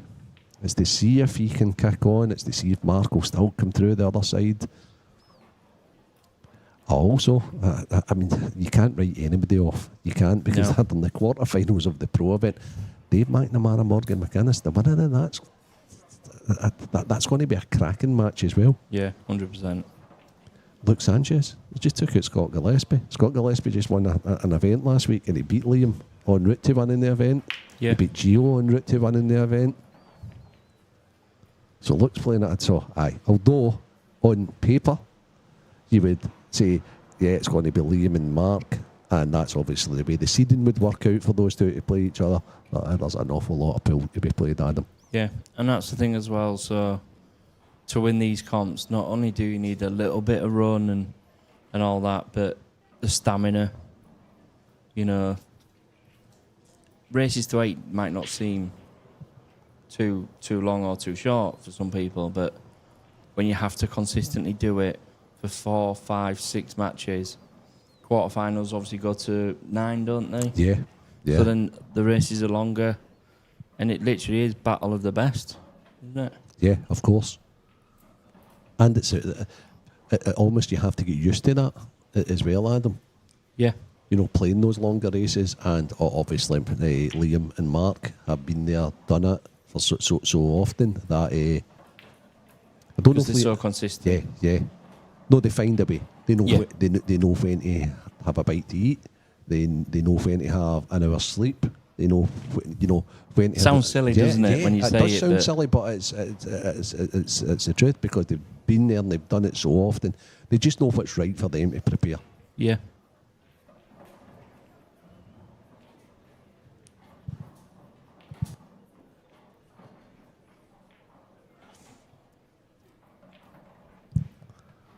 So here we go.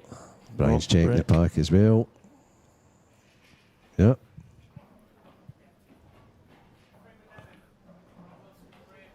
I think Rob just mentioned about the shot clock there. It was stuck on 27. Ah, okay. So here we go again.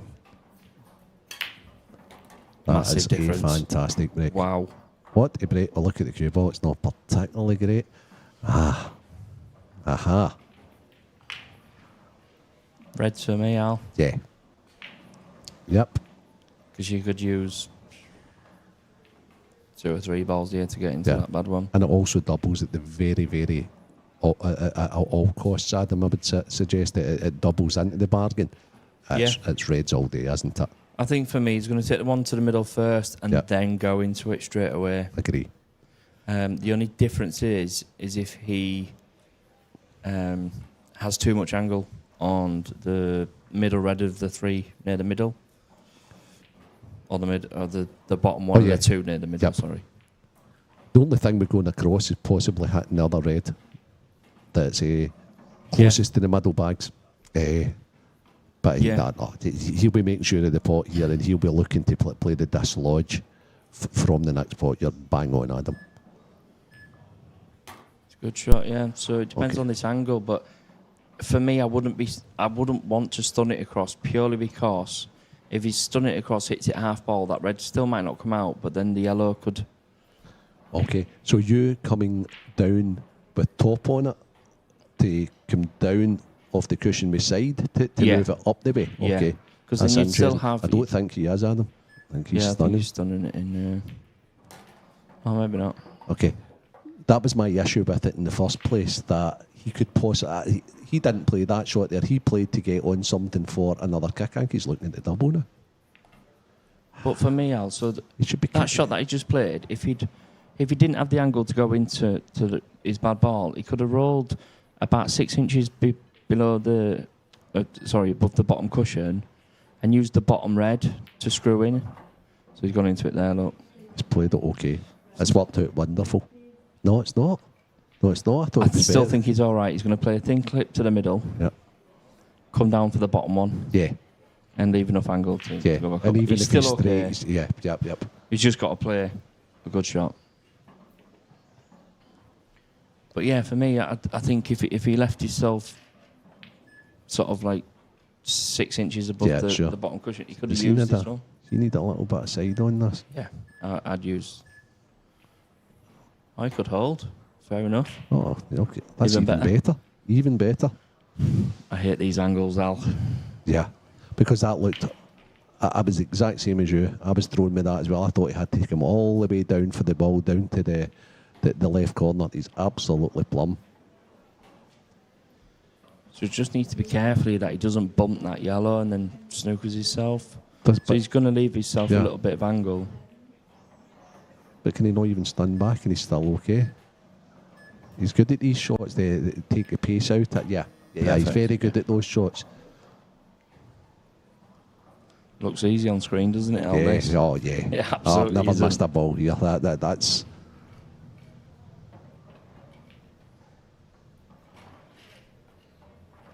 And that's another thing for pool players out there, that you have to give every shot 100%. That's a good finish in the end up. Yeah. Decent break. There was a massive difference, wasn't there? Yeah. So he's sticking about, Rob. Oh, he never gives up. He was 7-5 down to Liam Fowler in his first match and crawled over the line. 6-5. Corey's break. Lots going on. Still lots of pool to be played. We've got Our open events kicking in. We're at the latter stages of the men's amateur. We're at the latter stages of the ladies amateur. We have got the ladies elite. That'll be around the semi-final mark now. I'll have to do a wee bit of research on that and keep all you guys updated. I know there was a marathon match earlier on between two of the Scotch girls, Shona Lucas and Ashley O'Neill, which I think Ashley must have won because I see she's now playing Tilly Edwards in a race to 7 and it's 2-all. Let me see if I can get the draw up for that.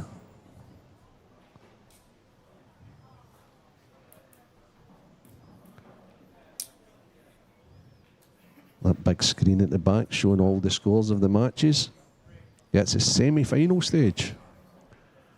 And it's Ashley O'Neill 2, Tilly Edwards 2, and we have another Scot there as well. And Jenny Lawson's 3-2 down to Kelly Egan. So, ladies elite, the semi-finals are on at the moment. We'll keep you updated with them as well. That's another brilliant smash by Corey. Oh, goodness. What we thinking, Adam? yellows. Yeah, I thought you'd say that. I should have probably said that myself there and took a bit of glory. These are lovely, aren't they? Purely because of the reds at the top. I don't think that red goes. And then obviously the yellow that's covering the red, which is the first yellow he's probably going to take, I'd imagine. But he does have the yellow to the middle. But like this, it's all about your pattern. Yeah, You've got no traffic. That's barring a disaster is 7-5, isn't it? It really is. I think I'd probably play both yellows into the same bag to start with. No? Yeah, potentially, but I think he's a bit thin, and that's why he's taking this one to the middle. Okay. So he's going back upstairs then, so he must be thin on it. Yeah, good putt from Corey. You've still got to work this out, though.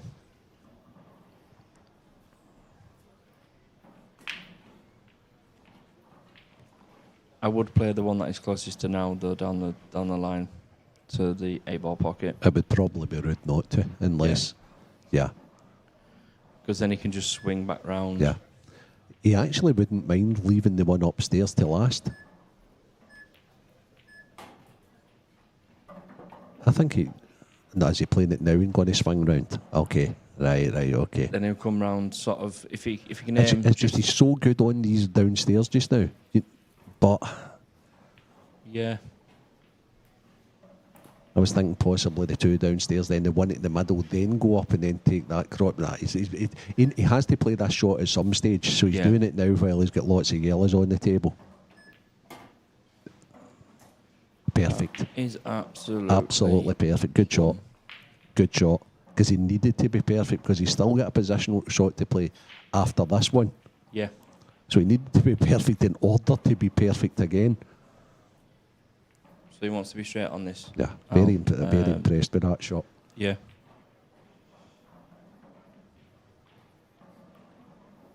Yeah, Perfect.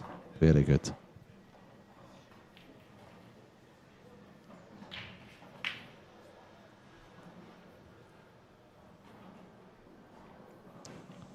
That's how it's done, guys.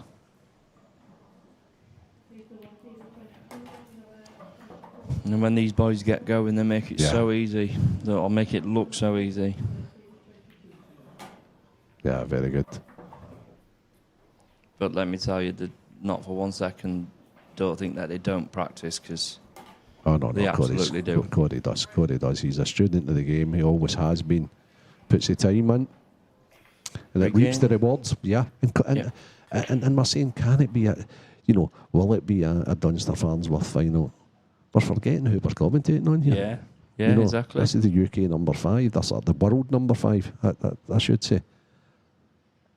Corey's got every chance.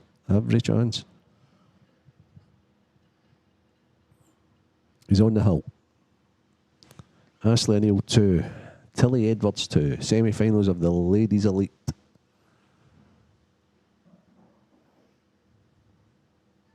Races to 9 the next round. We've got Connor Jones, Liam Dunster, Dave McNamara, Morgan McInnes. What's the next TV game? I ask myself. Because table 24 is Dave McNamara, Morgan McInnes. Table 22 is Connor Jones, Liam Dunster.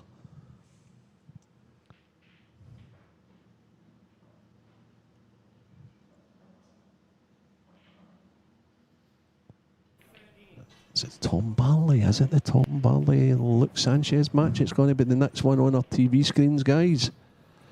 I tell you what, stay tuned if it is. Because that is two exciting players. Rob Wilson to stay in the match. Oh, there's dear. a little bit of congestion again. Oh, Rob. They didn't split. No, they didn't split great at all. And I think the whites just like rebounded.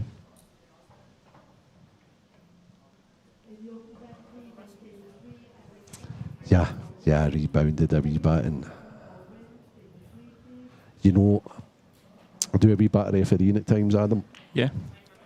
And see when the balls don't split, you know the guy that feels the worst. It's not the guy it's not got the split. It's not the guy that comes to the table. It's the referee. Yeah.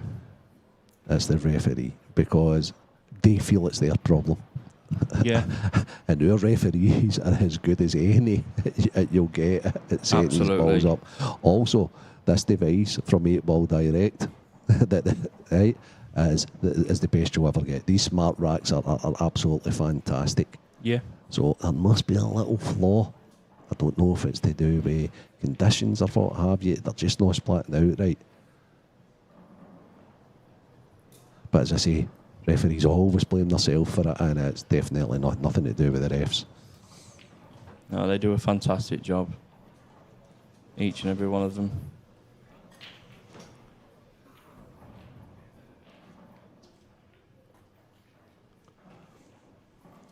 So I think Corey's going to opt for yellows, having played his 1 free shot. It's a good opportunity to win the match, Adam. Yep. 8 Ball? Potential problem, or is it going to... I think it does go to the top left, but... Bottom left, yeah. Top left. Top left, okay. Yeah.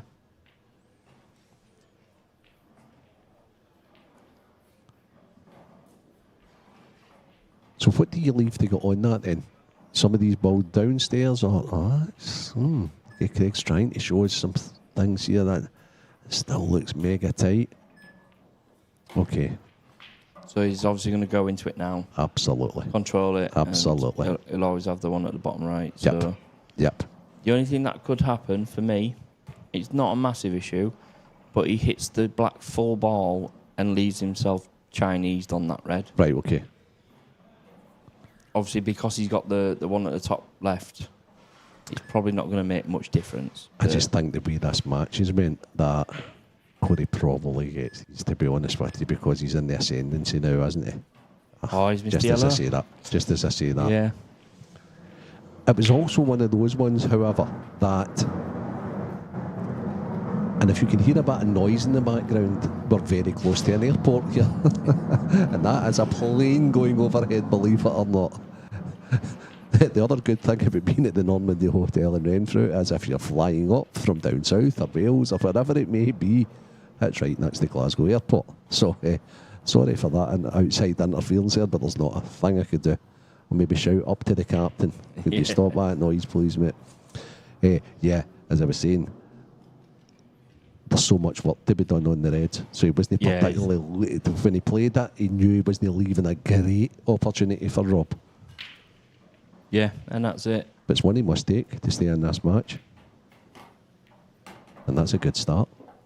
Because now that buys him time.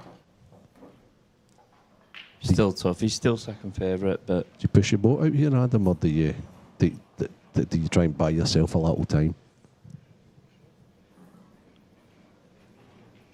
It's a hard one to answer, because if he's going to go, I think he's possibly playing for the double that's on the right-hand side. So it looks as if he's going anyway. There's no holding back. Now can he go safe, or is he going to push the boat out and play the double? I don't think there's anywhere safe. Okay. So he can't touch the top of the two reds that are together that are the possible plant, and Nick in behind the other one there.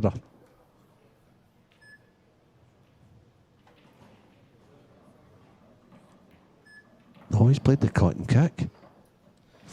So I think what he's decided there is like, I'm all in here. I'm all in or I'm all out. He had to, yeah. And that's totally fine. I think the shot that you were mentioning, I think, was so tough, and I think if he didn't get it pinpoint, yeah, sure, okay. he's then just going to double the yellow that was at the other side into that bag, or at least cover it, and then. That's totally understand. I totally understand though, if you're going to go out fighting. Yeah.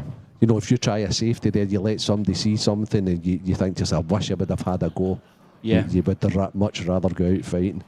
100%. I think Corey will get these. And he'll be thanking his lucky stars that he's getting the second opportunity to get them. Yeah. I mean, to be fair, it's not been too bad of a match. There's been a couple of niggles here and there, but overall... It was that first frame. That first frame was very, very tense, I think very it set fudgy, the tone a little bit. Yeah. Because there's absolutely no doubt that these two people are phenomenal. No doubt. And mid-match, though, there was a lot of good stuff. There was like two finishes in a row for Rob, two finishes in a row for Corey. Yeah. Corey could never really get that third frame in front up until now. And this is the most vital stage to get it. So he finally gets three in front at this most vital time. Adam, all I can say is thanks very much for coming in, helping out again. We'll have to get you a T-shirt. You didn't hear that often. No bother, Al. It's been a pleasure as always, and all the best tonight in the Open. Thank you very much. 10 and o'clock. if you're about, I'll try and round you in for some more action at a later stage. Well done, Corey Rees. Unlucky Rob Wilson. Thanks very much. Adam Myerscough. We'll be back with you with quarter-final action very soon. See you later, guys.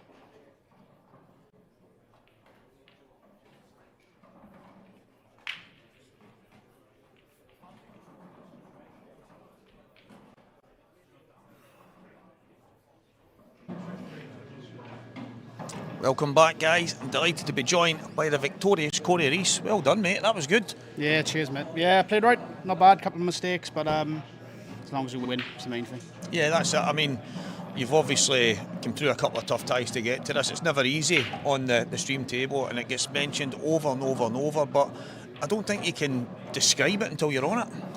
No, exactly. And luckily enough, I'm kind of used to it, I mean, but I much prefer playing on the stream, but I know a lot of people who would rather play outside as long as they can because they're just not used to how much slidier it is. There's one or two shots you actually played there when you played a couple of cannons. I think it was maybe a couple of frames before you've won there, and you maybe can't play them on an outer table that you can, because you can use that slide and that control. Yeah, and that's never a massive advantage from playing on the stream a lot.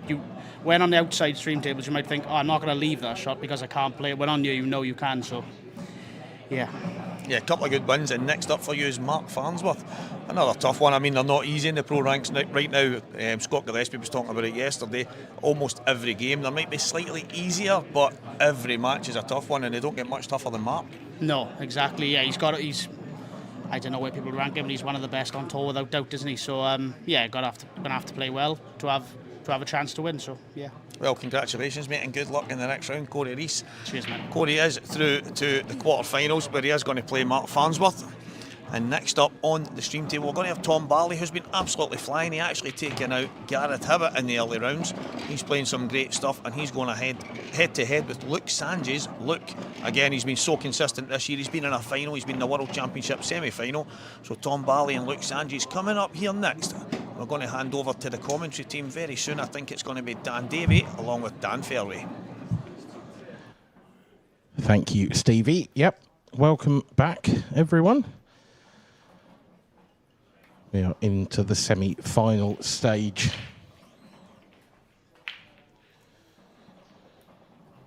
This will be quarter-final stage, sorry. It should be an interesting matchup. Tom Barley versus Luke Sanchez. Tom, of course, one of the most attacking players in the game. And Luke, on his return to the IPA, has certainly pulled up a few trees in recent memory.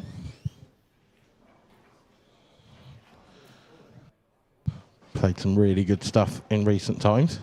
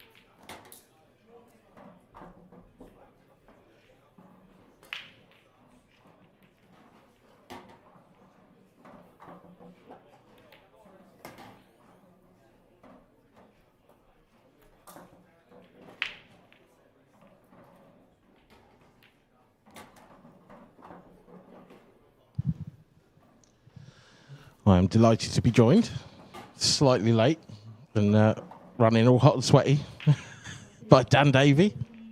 Good afternoon, Dan. Hot and sweaty? Yeah. I'm a professional athlete. Funnily enough, that's what Dean Shields described you as yesterday on commentary. And he's right, he knows me well. He does, yeah. 18 stone of professional 5'6" athlete. I know some of my mates are watching and go, 18 and the rest. I didn't want to say it, but I did think it. No worries. Not going to lie.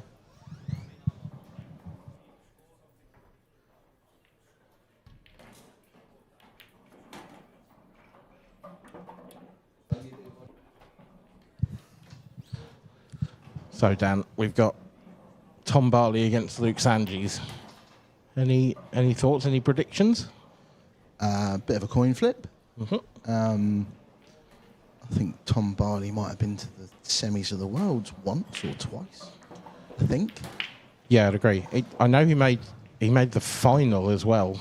I can't remember. He might have even won it. The first ever Masters, years and years ago at Savannah's. Really? Yeah, it was him and Dunster. I can't remember who won it. I might have to look that up. But he sort of burst onto the scene at that event. He was an amateur at the time.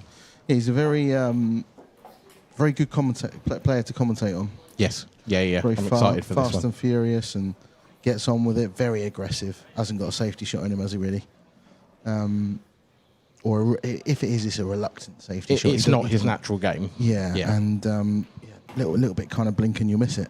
Sanjeev is a much more measured, probably a better all-round player. But I think most are a better all-round player than Tom. But when Tom is at his best, he is got the capabilities to blitz anybody 7-2 in 25 minutes. And not everybody is capable of doing that. So contrasting styles, definitely.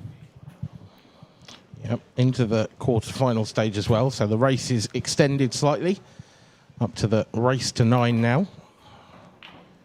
Don't think that'll have a big impact at this stage, to be honest. But it's when you get through to this stage, are you happier that the races are longer? Do you care? Actually, weirdly, yesterday I had this exact conversation and said it kind of feels like for if you fancy yourself as being the better player, or you fancy yourself capable of winning the tournament, that extra frame come the quarters almost makes you feel like you're slightly bigger favourite, even though more so than if it was just a race to 9 all the way through from the start, because it increased to a 9. Psychologically, it's like, right, longer races now. This is where you really get your teeth into people. And so, I think it does. Does it take a bit of pressure off at the start of the game as well? Because, not that you can have a slow start, but, if you go 2 or 3-0 down in a race to 8, it's not quite the same as going 2 or 3-0 down in a race to 9. No, it almost feels like 2 tournaments. Get yourself to the quarter-final stage, and then you obviously want to be playing well, queuing well, but you can scrape through to the quarters and then kick on and play better from there. When you're generally speaking up against the elite, as opposed to good pros. So I think there is a difference, but that might just be me. Not everybody thinks the same. I mean, in recent times, of course, you've won the professional event, twice in certainly the last event, and then once last season. The first tour of last season, and then tour 2 of this season. Yeah. So is that how you feel that you went through those tournaments? Did you sort of grow into them, or did you just play well throughout? The last one, I kind of felt like I kicked on a little bit from the quarters onwards, but I scraped through to that point. Yeah. 3 deciding frames. Sorry, an 8-6, an 8-7 and a 9-8. And 2 8-7s. And I felt like I kind of played better from the quarters onwards. I definitely did.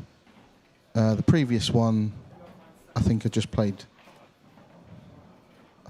well. I think I scraped through the semis, played well in the final. But,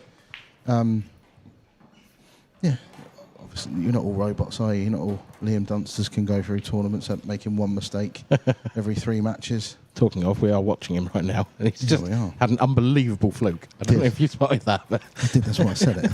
I did. That was his first mistake all day, probably. Yeah. No, but and he nailed it in the heart of the pocket. Brilliant. Different, isn't it? Sometimes it kind of is. Winning ugly is almost just as much of an achievement as playing great all day. Yeah. Is what it is. It looked like the players were ready. Yep, here we go.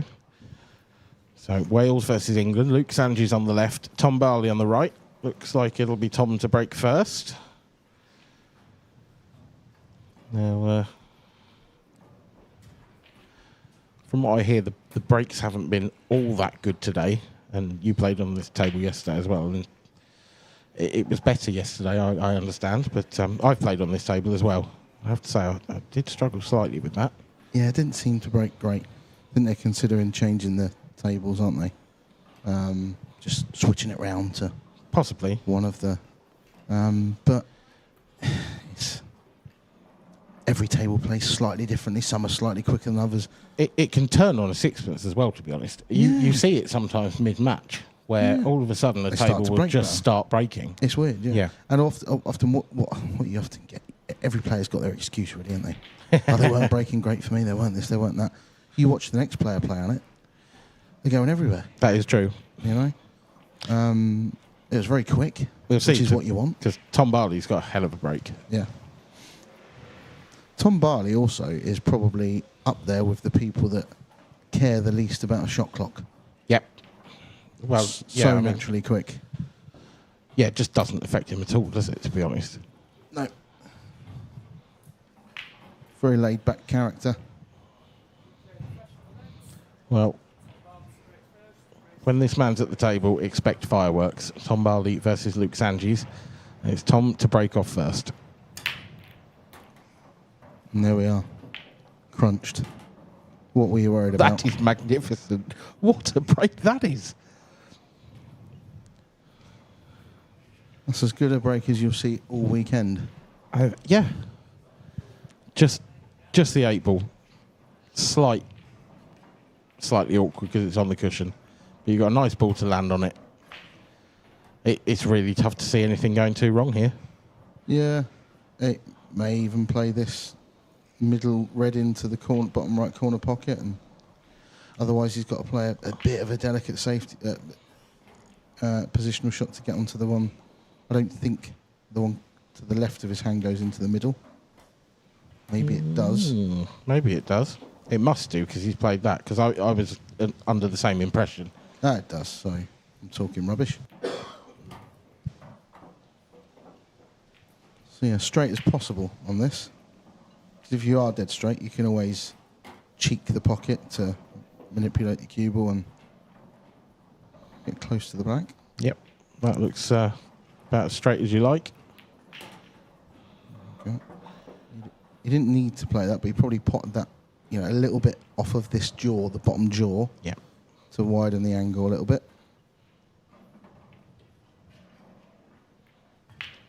Well, that will be a contender for quickest dish of the weekend, I would think.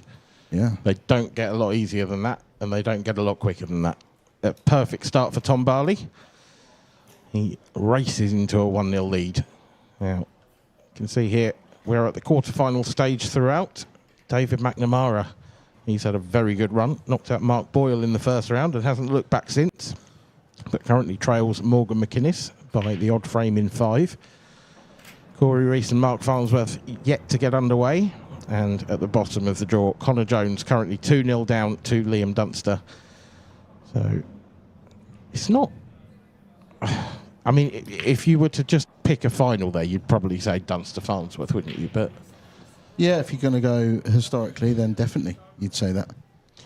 Nobody would be surprised to see that the case. Although, an interesting stat for you. Michael Rhodes beat me in the World Championships, went on to win it. Rob Wilson beat me in the Pro event in Tour 1, went on to win it. Craig Marsh beat me in the English Grand Prix, went on to win it. So Morgan is nailed on. oh, okay, Yeah. yep, fair enough. Yeah. Awkward split this. Not what you want when your opponent's just had relative tap-ins.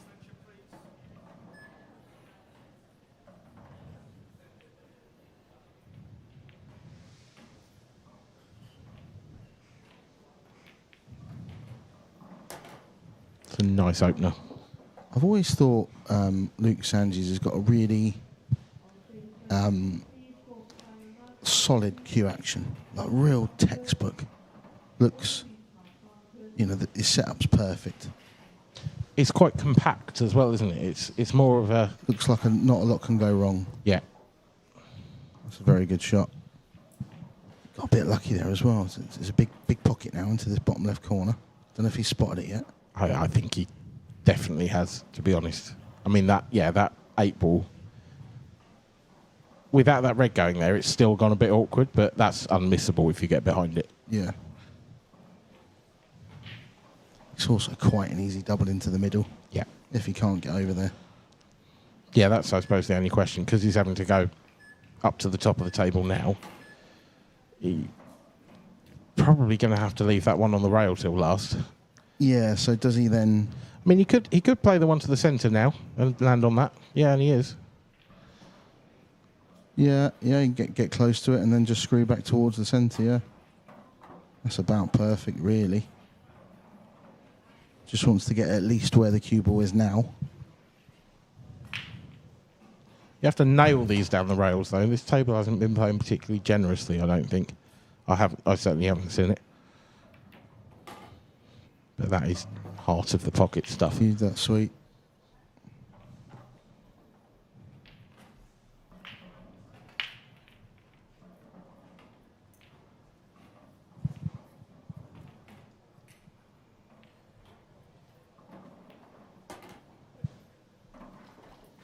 Yeah, not even an attempt to get close to this 8-ball.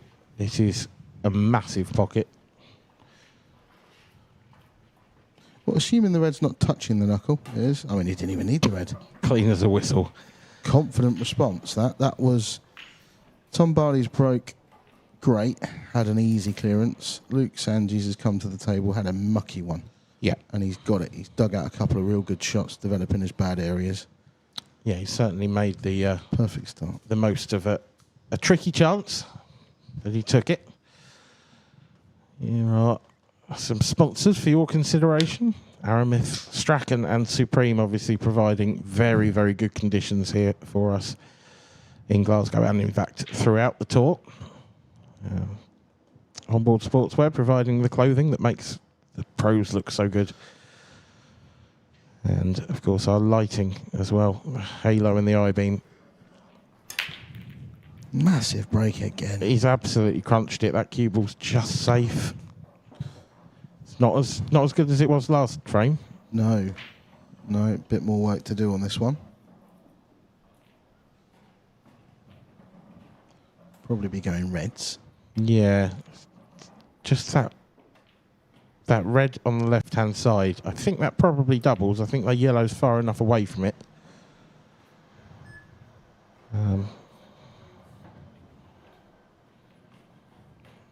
Could have a go at moving it, but he's going to have to start with a plant here, is he? Yep. Oh, he didn't hit that well at all. Almost looked like a kick. It did look a bit like a kick. The way the cue ball just... Yeah. But then he's just shook and just rubbed his hands together almost as if he's cold. Well, I mean, Luke's got an angle now as well on this one to the middle, but it's awkward bridging, but he could go into that red. It's the very angle that Tom deliberately left. Yep. Gone for it. Got it. Come out plumb. Come out really good.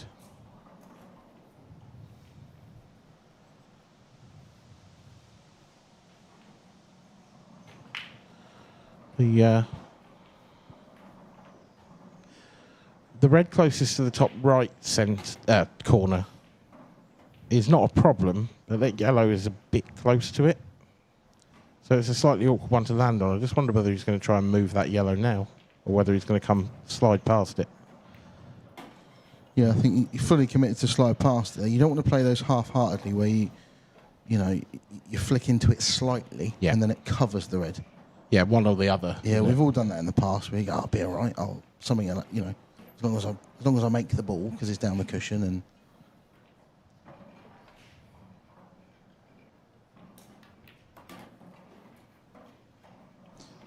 Now, just needs to decide exactly where he wants to right here because I don't think the first red squeezes past the second red.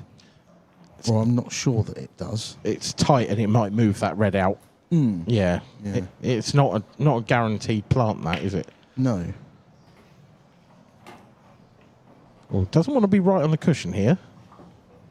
It's okay, this, and I'd be surprised if he didn't come out on it. I think he's going for the bottom red first, actually. I'd be more the fact that he's just straight down. Seems to...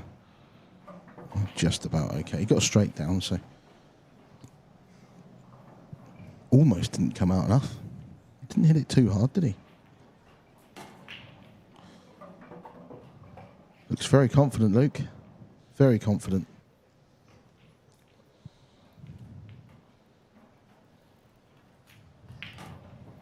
He does, and he takes a 2-1 lead.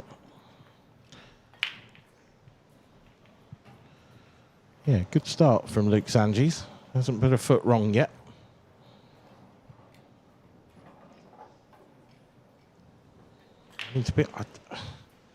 I'm still wondering whether there was a kick for Tom, because it just looked so weird, that plant he attempted, and he missed it by so far.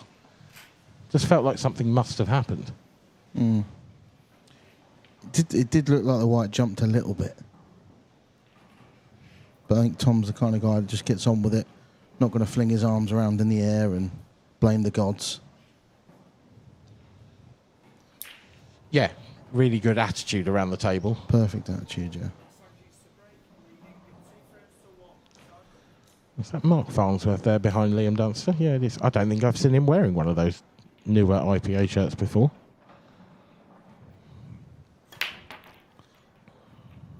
Not quite as good a contact on the front ball this time from Luke Sanges, and it's going to cost him. Yeah, the Reds look good, didn't they? The Reds look nice. Could even play yellow onto red first.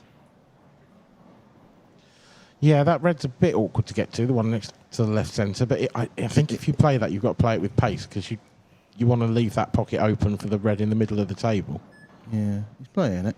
It's as well as that. It's more the yeah. See, now the black doesn't go into both corners, but it's not a big deal. We're clutching at straws. The more of the issue might have been where he went with the cue ball after he potted that red. Yeah. If he'd have gone this one first. Oh, he's overhit this. Wow. He has. This isn't straightforward now. It's not as straightforward as it should be. I've played Tom a few times and he tends to give you these glimmers of hope and then gets down and knocks him in as if there was nothing to be worried about. Yeah, it's just those three reds that are close together. You don't really want to leave those three till last. But with the angles he's got on either the red he's closest to or the one to the right centre, it's hard to see how that's not the case now. Yeah.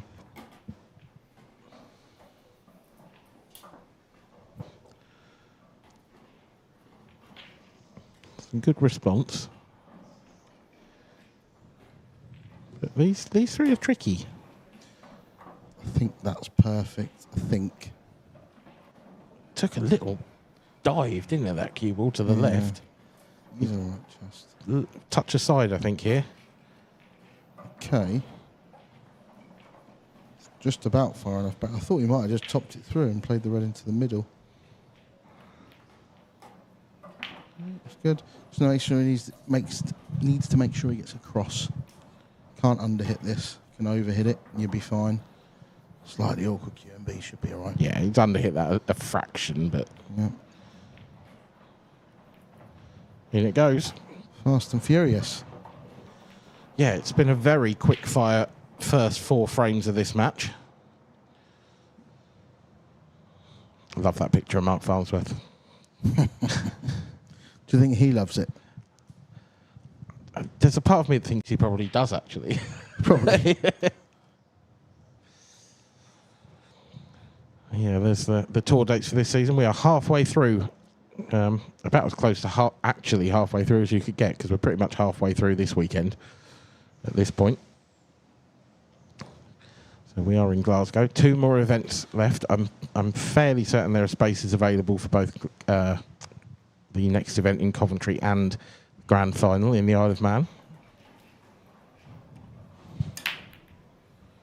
So check out the website for details on that. As Tom Barley breaks dry for the first time in the match.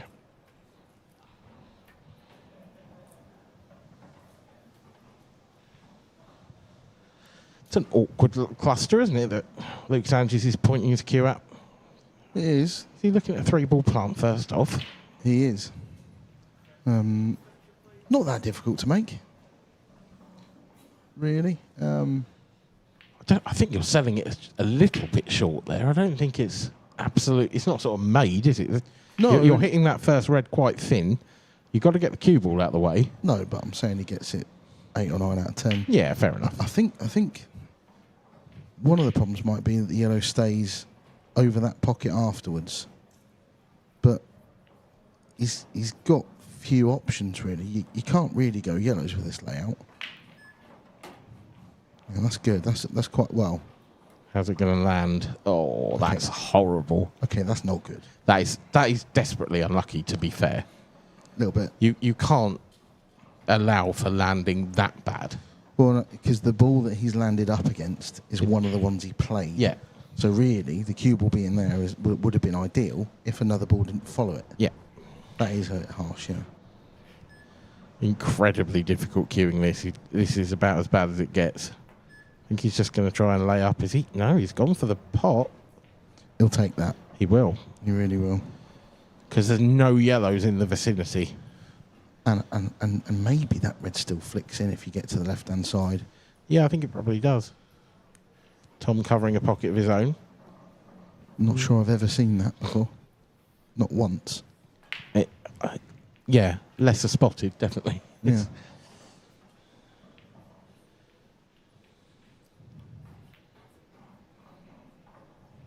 Yeah, clever shot from Luke. Just gets that yellow out, that red out of danger. It's progressive safety, isn't it? Yeah.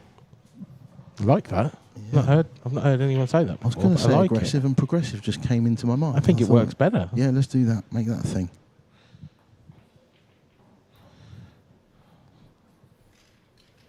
Slightly more negative from Tom, Yeah. but understandably. Tricky situation like this, isn't it? Because if you're Tom, you kind of want Luke to go for them. Yeah. Sometimes that happens in tactical frames. Your best chance of winning the frame is your opponent going game too early. Yeah. Your opponent that's got control pulling the trigger too soon. Sometimes that's your best chance of, you're in such a bad way in the frame that you're kind of hoping they go for it. He's not going to cover two pockets here, is he? He is, you know. Ooh, just about, I think. Yeah, might be able to squeeze that through. If you're going to find out, now's probably the time to do it. Well, is one of the things you do really when playing a shot like this that might work out, might not. If you look at the rest of the table and say, well, if it goes badly, is it going to cost me the frame? That's what I mean, yeah. Yeah, all things you need to take into consideration. It's not great though because that doesn't go. Now, do you pull the handbrake on, push the red into this back cushion, and try and plant the yellow up the left-hand side cushion to make both of those yellows dead, so to speak? Looks like it. Well, couldn't have worked out a lot better, to be honest. Yeah, Bit fortunate with the double kiss, but it's as good as it, yeah. It's a pretty easy snooker for Tom, though. Yeah, I mean that's as good as a snooker. Yeah, it is really. Tom's now really just got one bad ball. Yeah, Luke's red next to the left centre is still in the way for Tom, isn't it? He'd love him to move that one because then he's got a ball to break it out.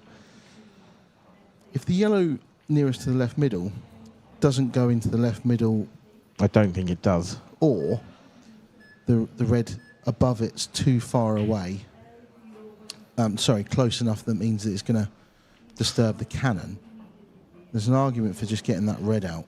Yeah, see now Tom's going to do what I said earlier. Get his yellow out and say, okay, well, you've got a bad red still. Yeah. So and it is a really bad red as well, actually. Yeah, it's not great. Even though it's middle of the table. And also, does that red to the left middle go? Looks really tight. I think it's far enough off the cushion that it probably does. Yeah. But it is... all you can do is dribble it in. And then, okay, you're going to land pretty much straight on one to the top right. But the way that he'd have to take this finish out, he needs to play a shot where he can somehow get down to that red in the bottom half of the table. And you can't do that playing a soft shot like that. Yeah, you can't do that from dribbling. No. No. Because I just don't see how he can leave himself an angle. Is he just covering the pocket here? Yeah. Just dribbling it over the corner. Another word? Yeah, that was my one, I think, wasn't it? Yeah, it's yours, yeah. Yeah. One each. Need a dictionary. It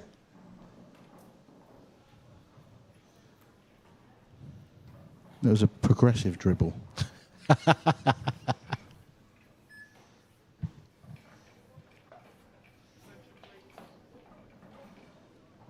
So Morgan McInnes was 3-0 up on David McNamara. It's now 3-3. Liam Dunster 3-2 up on Connor Jones.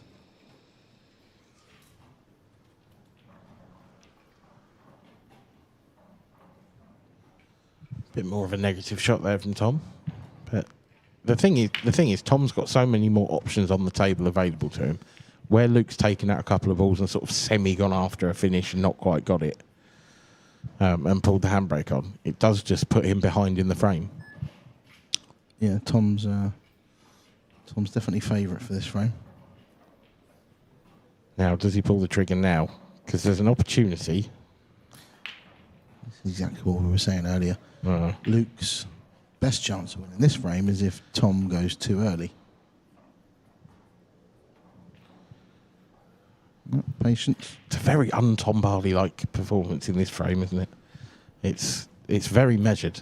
I like it, actually. But is that why we're seeing him in the quarterfinals? Well, Is that why he's beating Gareth Hibbert? We don't know. I haven't been following his games match by match. Has somebody got hold of him and said, right, you're so talented, if you could just rein it in a bit. Rein it in a little bit. Just still play your natural way, but just now and again, take a view.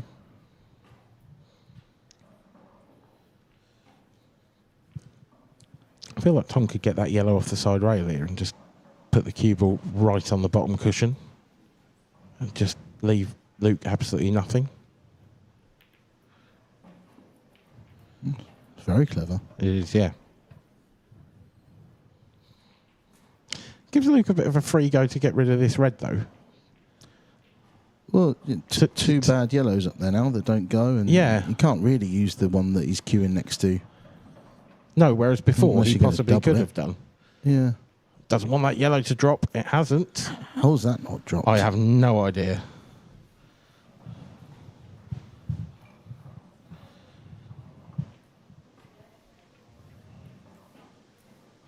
The red is very dead now, though, that one. How's that gone? I think that's gone pretty well, I think he's at the point now where he might have forced Luke. Mm-hmm. Well, saying that, I think Luke could play the red in the middle of balk and then possibly just put that red over the pocket as well. Okay, he's only going to have one more red left on the table, but I don't see another way you can stop Tom easily. He's gone aggressive.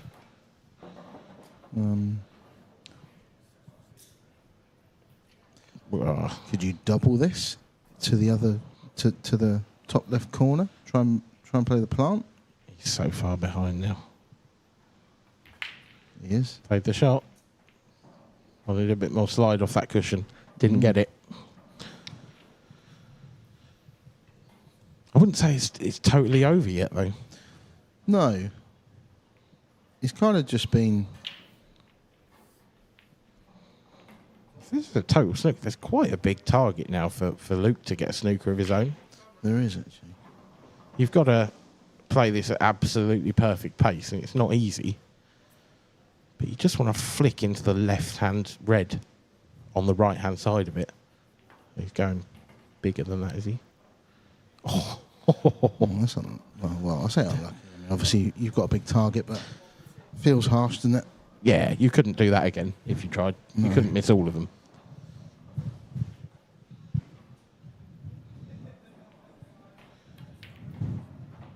Oh, Tom. He really rushed that for me. You didn't think about it enough. It just didn't look like it went, did it, that plant? No, I presume he probably thought it didn't go, and then he was just playing the second ball into the knuckles and thought it would probably come out okay, but he's underhit this as well. It really hasn't. He's underhit that. He's not left a 3-ball plant, has he? I think he might have done. This is a more tricky 3-ball plant for Luke. Much more tricky.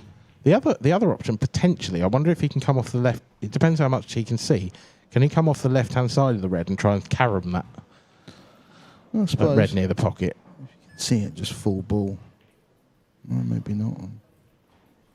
Well, I mean, now he's forcing Tom to go for it. Yeah, Tom could play safe. It was an aggressive shot. It wasn't like a no-brainer to play a 3-ball plant. No. How's he trying to... I wonder whether he's just used that to come back down table and now he's going to play safe again. Yeah, try and drag the white back down to slightly to the right of where it is now. That's a good shot, I think. Should work out. Should work out well. Yeah, it Okay. has. I think there might be a gap. There is, but I don't think Luke can do a lot. I think he can just run into the red and maybe get control over the pocket again. He's looking to see whether the yellow goes, because if the yellow goes to the top right, he doesn't want to leave Tom on it. No, and he doesn't want to flick off the right-hand side of the red and push that yellow on if it doesn't go.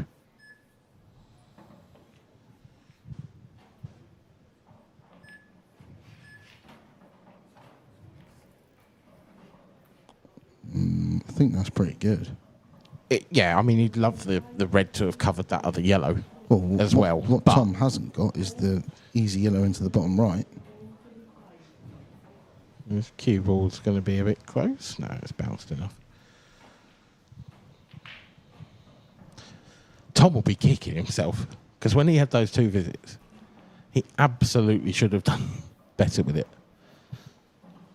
Could have picked the cue ball up. There's 100 ways he could have played that shot probably that would have come out. Yeah, and even though he's still definitely the favourite in this frame, you kind of feel like Luke's going to find a way to win it. You know, when you just kind of fluff your lines a little bit and... Yeah.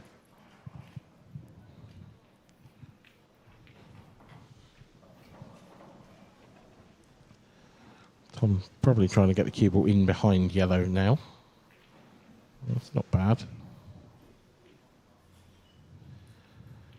I mean, Luke's just trying to stay in it at the moment, isn't he? He's just trying to stop Tom, basically.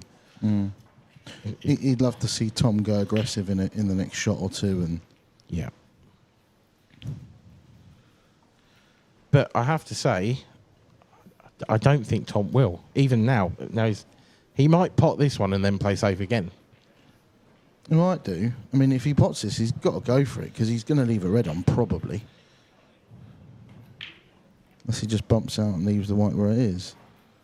Yeah, so he's... You don't mind it, though, do you? If Luke kind of cuts this in and goes kamikaze, but... I wonder whether Luke could play the back double and try and get this bottom left pocket. The red... The middle of the 3 reds. I think there's an argument to say, do you want the bottom left pocket? It's just stopping Tom. You're just hanging on, aren't you? Not quite sure what he's... I mean, he's obviously felt that's rolled off a little bit. Yeah, it looked fairly straight But to me. I don't really know what... Because if he'd hit that much thinner, he wasn't going to end up far different the way he's hit that. There's a shot here, Dan.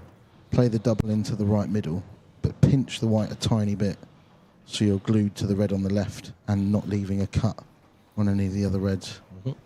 He's missed a trick there. Didn't play it. No, you have to be quite precise with the white, but you're not leaving the cut on the red that's on the left-hand side cushion, and you're not leaving the cut that's the middle of the 3 either. I think Luke might just bump the right hand of the reds out now. Just get it somewhere a little bit more open. Maybe try and get the cue ball in behind that other red. And just going for the pocket. Doesn't seem to have a problem this time. See, now Tom can't play that shot.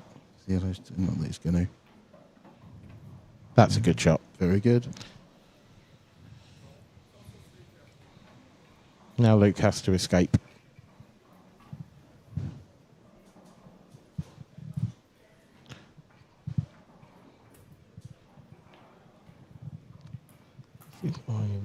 This looks a bit wide to me, but he's gone straight in off. Yeah. Wow, it's a little harsh. Yeah.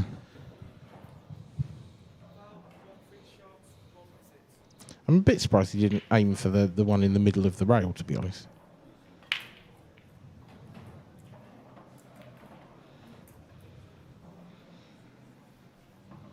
Now, you would think it's job done for Tom Barley.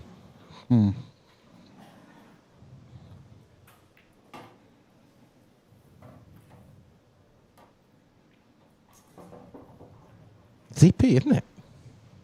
He's overhit that. I'm pretty sure he would have wanted to land on the one in the middle. It's not going to affect the outcome. But I do feel like there's a couple of times where Tom's really got into the cue ball quite a lot more than he wanted to in this match so far.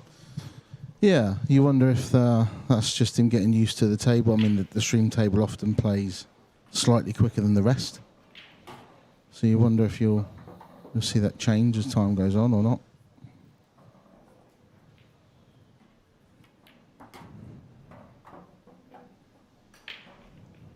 Morgan McInnes 5-3 up on David McNamara.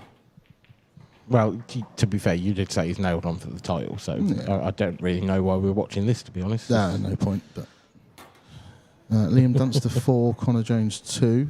And I don't think Farnsworth started yet, has he? Good run for Connor. Oh, he has. Yes, he has. 2-0 up on Corey Rees.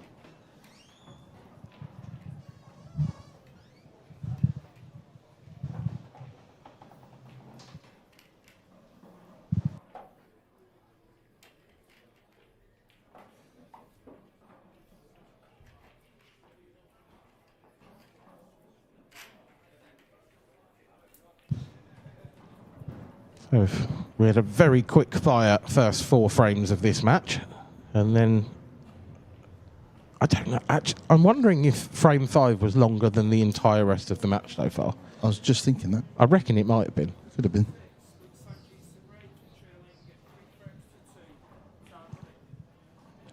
Every break becomes a little bit more important the further you get into the match, especially when you just nip and tuck.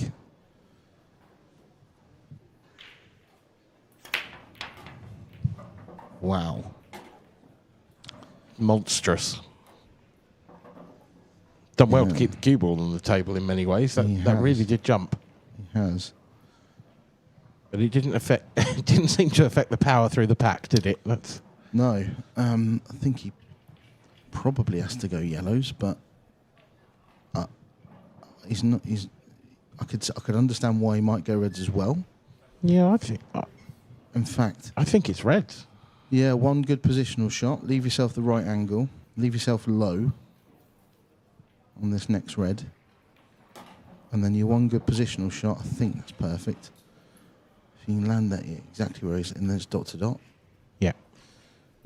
That's a good sign for Luke. He's obviously thinking clearly and seeing the finishes quickly. Just got to slide past that red on the left-hand side. If you hit that red, yeah, there's a bit of trouble. And I don't know if he needs to play this with a little bit of sort of stun and right. Oh, doesn't want the jaw. That's not good. Yeah, I don't know if he needed a little bit of stun and right there. What he did. If he was a little bit lower, he could have played that naturally. Yeah. And got up. Not impossible to play this red off of the yellow into the top left corner pocket. No, he's going for the thin cut. Looking at the cut. So he's actually looking at moving that red, I think, which he has, but he hasn't got the pot. It's not dropped in. Thought that was going to go. Yeah, it was close. That's very no close. cigar. I thought that was in. Yep.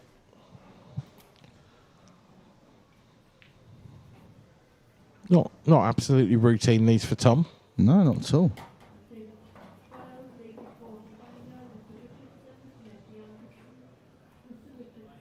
I think he'd like to land a bit straighter on this one to the right centre.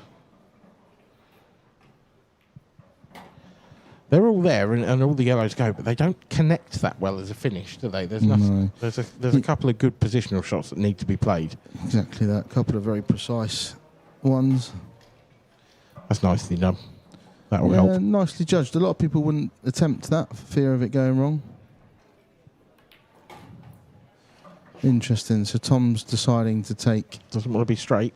Yeah, he's deciding to play the yellow on the left hand side cushion as his connector. So he needs to be dead straight on it. He's perfect as well.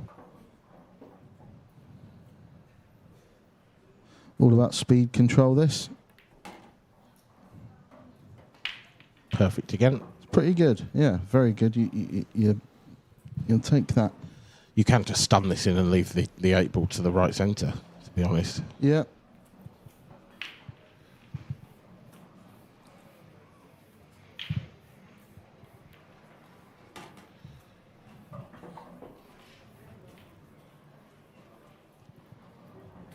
Well, we talked about how accomplished Luke Sanges looked after the first 3 frames of this match. But since then, to be honest, it's been all Tom Barley, and it's been very, very good. He now leads by 4 frames to 2.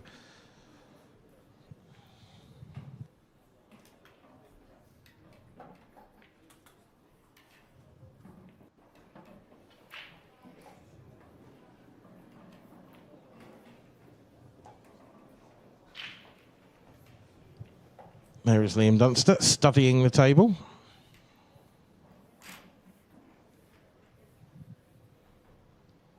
Currently 4-3 up on Connor Jones. Big bones. Yeah.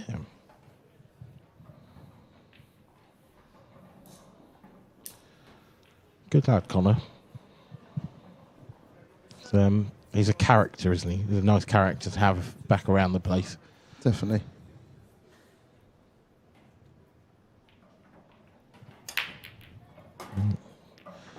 Certainly, giving it all he's got this weekend. He's had a good run so far. He'll want to continue that form. Beating his good friend Clint Jansen, of course, in the first round. Bit of needle there, I think. Friendly needle, but... I mean, I saw him sat at the bar together yesterday evening. He's obviously winding him up about it all night. I assume they probably share a room as well. Yeah, I'd imagine they... I don't know if they do or not. Don't know. I think they do exhibitions together. They spend a lot of time together. Certainly. I think Clint often brings his girlfriend as well. So that's what maybe. I was. Yeah, that's what I was wondering. Oh, Tom. Well.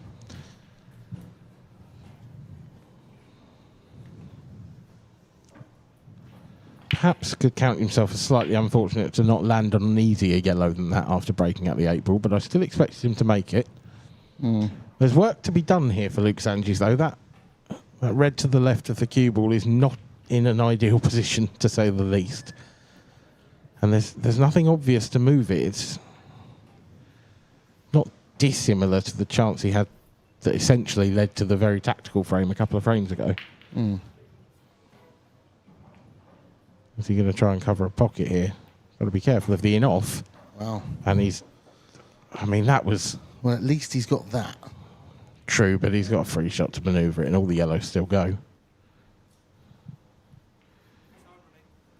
That was such a delicate attempt. It had to be so perfect to hit just the right spot on the knuckle with the cue ball.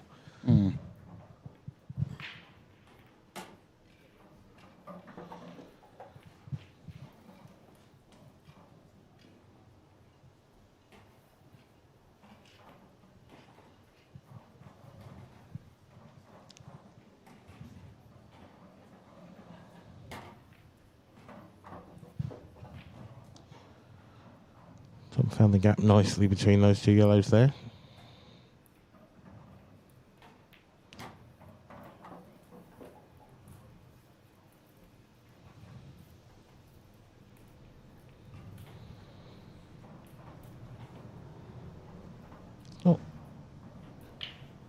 Not totally straightforward, this. The red on the balk line is sort of in the way. It's a bit close to that yellow. Means that positional shot's that much trickier. I think he's going to land on that next. I think he'll take the one on the balk line now and try and land on that. Probably to hit it as thick as he possibly can. Yeah, I presume he's just going to leave himself... You don't really want to risk going twice across because the pace you're going to play at the white might throw a little bit and you might... Yeah. Either dribble it in. I thought he'd just stun into the red, to be honest, but he's a bit thin for that still. Maybe play this one now long, but then you've got a gap, or try and get the cue ball back to where it is right now, and then you're fine. So the thin cut's quite easy, but you're losing the white ball. So I think Tom's the kind of player that will just back himself to knock the long one in. Yeah. Probably equally as easy a pop for him. Unsure whether he wants to top it through or stun the white and leave himself a thin cut. It looks very straight, doesn't it? So it's one of those that you don't want to overhit and go towards the corner pocket with the cue ball. But equally, you can't afford to underhit it. And he's got there. Yeah, very good.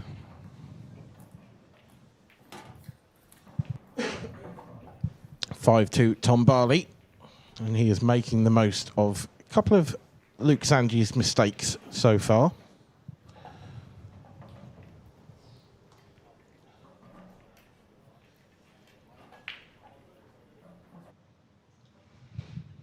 you know, this is probably the stage in the match where this being a race to 9 rather than a race to 8 comes in, particularly for Luke, because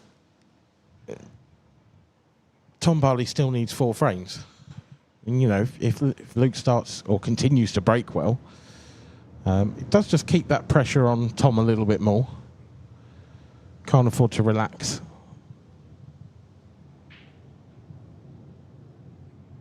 Scores from around the grounds. Morgan McInnes still 5-3 over Dave McNamara. That must be quite a long frame.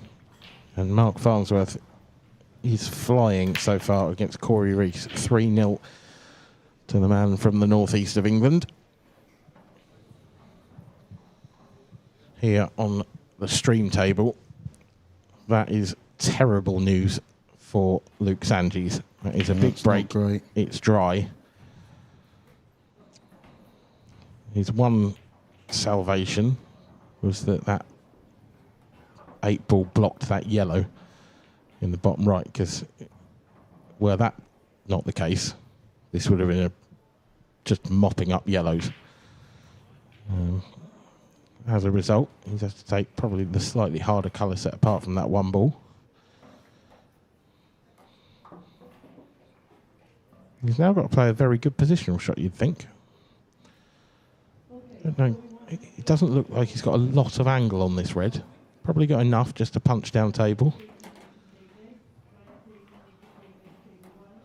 Yeah, nicely played.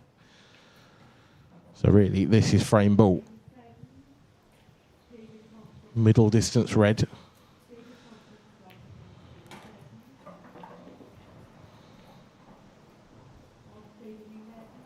And that was the last thing that could possibly have gone wrong, I think.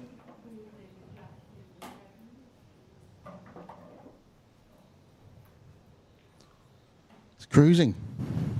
Yeah, he's getting the opportunities as well, isn't he? He is. He is. He feels like it. You know, has he played that much better than Luke? And he's 6-2 up. 6-2's a big margin. Yeah. 6-2 really is. In fact, yeah, I mean, Tom's missed a couple. Tom's probably missed one more shot than Luke. But Luke played a couple of poor safeties, that foul in the last frame, where he just sort of knocked the cue ball in off, trying to be too precise. There's the latest scores in the quarterfinals. Looking to the Elite Ladies event as well. So Ashley O'Neill and Tilly Edwards, they're battling it out for a spot in the final. They are 5 apiece in that one. So that one looks very much as if it's going to the wire. And I think that the Elite Ladies final will probably follow this match, but I haven't had absolute confirmation of that. And I can tell you, whoever wins will be playing Kelly Egan, because she beat Jenny Lawson by 7 frames to 2. As Tom Barley breaks off again and leaves sitters again. One semi-awkward yellow. That one near the balk line. I think it goes top left. First chance again. Yep. Could try and land on that now. Let's try to move it now. How's that going to work out? Pretty good.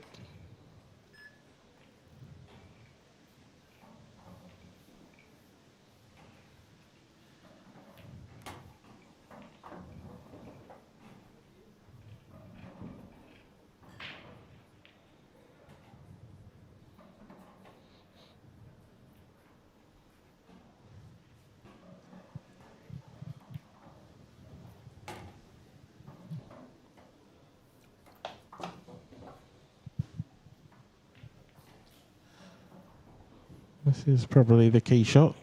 A little slightly awkward cut back, but the angle here is lovely to land on that remaining yellow in the top half of the table. He's missed it. Caught it too thick. He has. And 6-2 can easily turn to 6-5.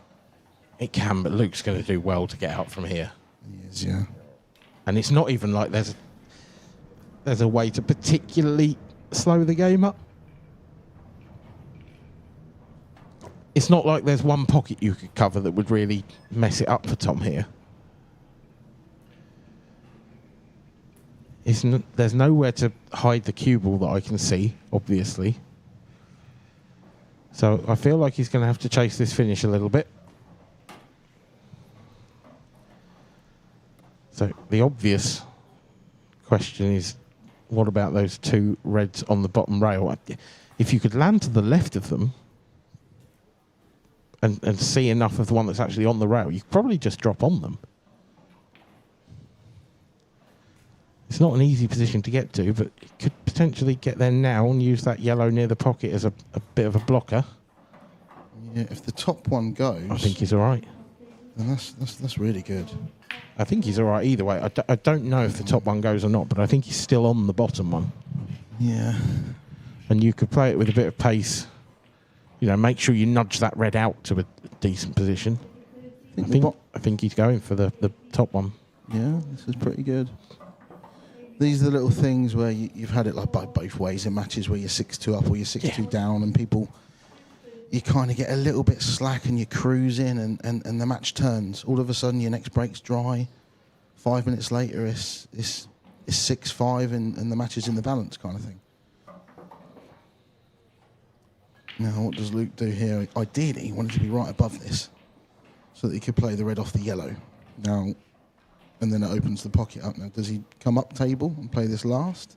Because he could just top it through and play the black into the middle. Yeah, I think that's the shot.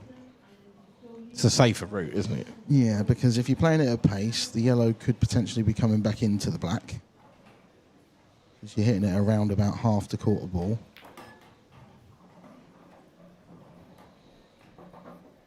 That looks about as well. Okay, he's gonna. I'm really surprised. I thought he'd just got a lovely angle there to just drop this in and land on the 8 ball. But what I would say is, yeah, I don't know. Here we go. Yeah, it's good. It's well played. Very It was well played. close enough to the pocket. What I was going to say, it was close enough to the pocket that it was a very easy billiard. yeah, He had quite a big margin of error. Half ball it goes in, quarter ball it goes in. So well played. That wasn't an easy clearance, especially at 6-2 down. it's a really good counter clearance, to be honest. Yeah, very good. As a result, the margin is 3 frames rather than 5. And when you put it that way, it sounds like a big difference, and that's because it is.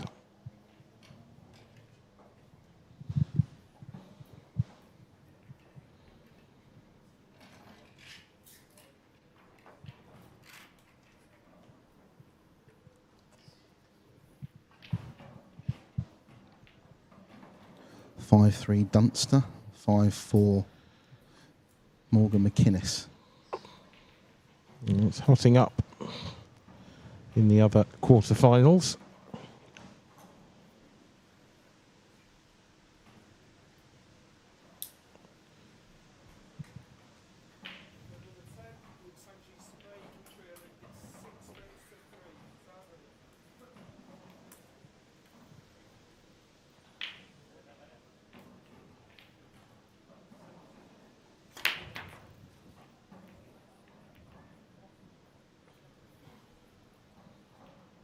Oh, a little slump of the shoulders and a little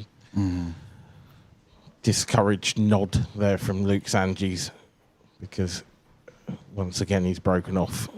Once again he hasn't made a ball. And to be honest, layouts don't get a lot easier than this for Tom Barley. And as I say that, he's tried to dolly one in the middle and missed it. I think he's potentially suggested that rolled off. I'm not sure. Another turning point? Quite literally. I'm sat there. If I'm sat there, Tom, I'm sat there thinking, I don't generally beat myself up about things, but you're not human if you don't sit there and think to yourself, this should be 8-2. Yeah. And I could be going 6-4. Yeah. That's huge. Yeah, 8-2, massive. 8-2 is done. You know, 1 in 100 games you lose from 8-2. Yeah. 6-4 is your slight favourite. Yeah. Yeah, 70-30 maybe. Yeah.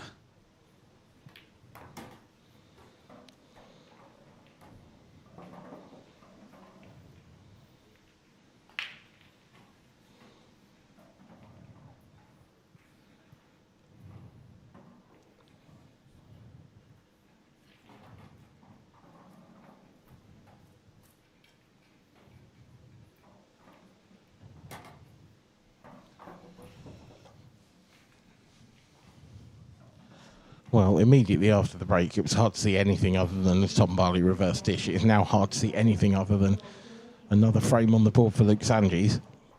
Yeah, just this first yellow isn't that perfect. Played it perfect.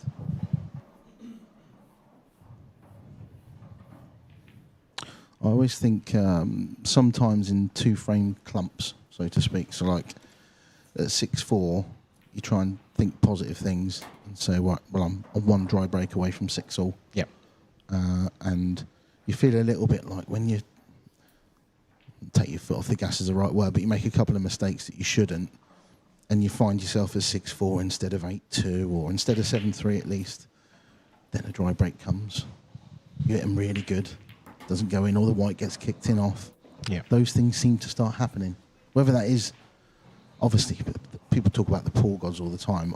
Nonsense, obviously. But I think there's something in the fact that you will feel ever so slightly different queuing up your break. You'll be ever so slightly more tense, even if you don't feel it, but subconsciously you might be, or, you know. I mean, 6-4, we've got a game on our hands. Yeah, 6-4, and I'd argue Luke's been the better player, just by a hair. But I think, other than the break, then, I think Luke's been the better player. I think hand on the table, he's been... Hand on the table, he's been a lot more controlled. Yeah, and I make that 4 misses in this match for Tom Barley. And I wouldn't call any of them very difficult shots. You know, they weren't all easy. That cutback in the previous frame, that was a tricky one. It's never easy playing into a blind pocket. But it has to be said, and you said it yourself, this should be 8-2. It should be, yeah. It should be at least 7-3. It should be 7-3 with Tom sat there thinking, how am I 7-3 up? Yes. I'll take it. Yes. This is my match where everything goes my way, you know? Well, the break's still going his way. It really is. Although... Well, yeah. He'd have taken out much more difficult clearances than this in his career, but these aren't easy. No, I thought that the red and yellow close together near the cue ball were a plant, but I don't think they are.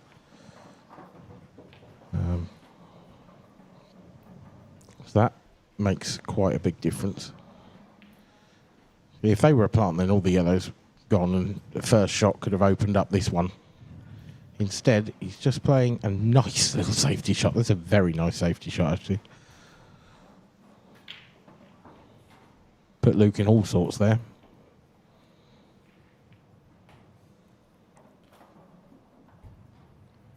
Yeah.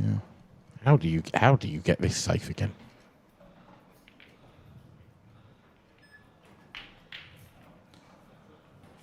It's hard to see a spot on the table where you can put the cue ball and not leave a yellow on. 30 seconds is not enough time. I don't think 30 minutes is enough time, if I'm honest. Could potentially graze off of the red, but it's such a fiddly one. It's got to be so careful queuing Double that. hit, yeah, you don't want to play them.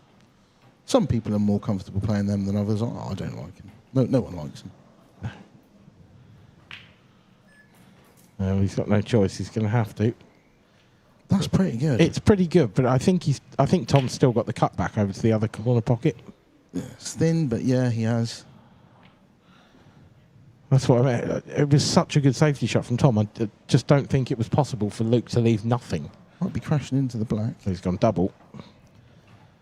Got the double. He is still on this yellow. Yeah. It's actually a very good shot. Yeah, look, I mean... As if that yellow hadn't dropped, look where everything would have landed for Tom again.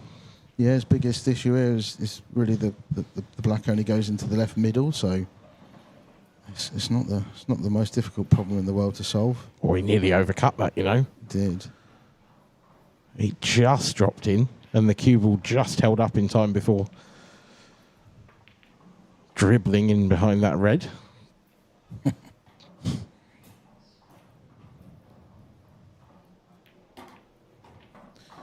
Certainly didn't dribble that in, did he, for one that was queuing off the cushion? No, it's a bit of an nice. acute angle. Played it very confidently. No, is he going to go cushion first, just flick the red? I think the natural angle pretty much does that anyway. No, it's come across. I like that. I do. I mean, he's played it well because he's quite straight on this now, so he needs to get back to... Doesn't want to go further than he is now. No, somewhere near. It's a little short. I mean, it's a little short, but it's fine. It is just, you know, you're definitely on this black in the middle if you get this, but it should be an easier pot for Tom. Yeah, I think just wonder whether the red near the bottom right corner might come into play here now. Yeah, that's the thing. I think he has to play it with almost like a trace of stun, if that makes sense.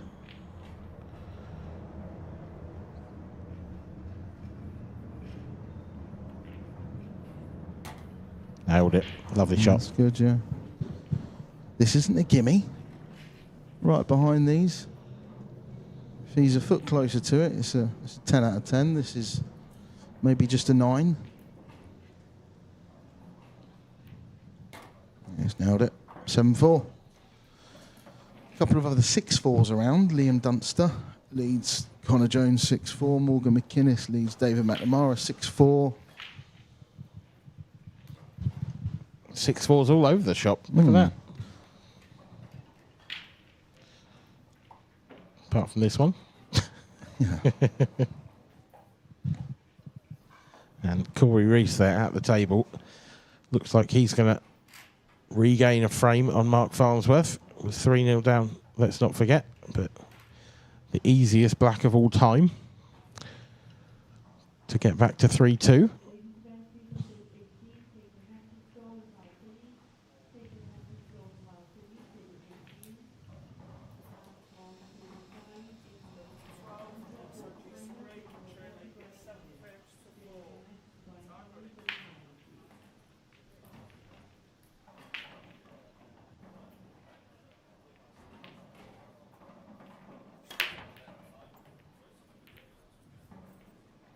Surely that's not dry. That's harsh. Feel for Luke. It's not the worst table he's ever left, though. No. The easiest, I would say. It's 3 dry breaks in a row, though. 4 in the match. Yeah. Hard to win when that's happening. Well, this is 4-ball plant Tom Barley's just lined up. I can understand why. I can too. In theory, it could open everything else up. You are trusting a bit to luck here with how the reds end up. But looking at it, I think they might all come out. But he's missed it. Wasn't easy. Wasn't easy at all. Again, hasn't left an easy clearance by any stretch. No. He's probably made the yellows a slight favourite, but the yellow and the 8-ball close together are both problems.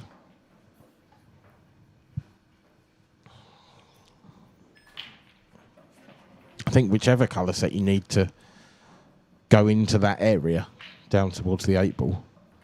So I suppose it's just whichever colour set you feel has a better ball to attack them from. So he's gone reds.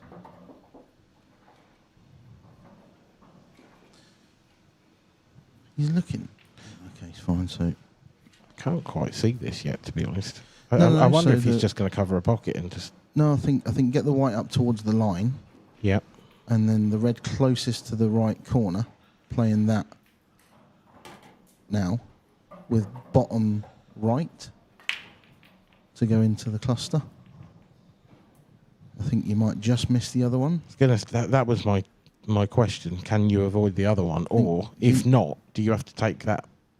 The lower one of the two. Yeah. If he had slightly less angle, he could probably play the lower one of the two. Sort of betwixt and Remember, between. these cloths grip more as well, so Yeah. you get more. Yeah, that's perfect. Does it come out good? It's come out all right. Could be worse. He's going to have be to a lot play a worse. plant, isn't he? Yeah, does he play the plant now? It's tricky. I feel like I'd play the one in balk first because it's a nice angle just to leave yourself a bit straighter behind it. Yeah, This is missable. it is. He's played it really well. Reaching a little bit, but he's quite a tall lad, so it should be fine. Yeah, hampered. This is actually very awkward. Wow. I'd have the gear out for this. I'd have the spider out. Yeah, he's I think he's just over 6 foot, and he's got an athletic frame, hasn't he? And he was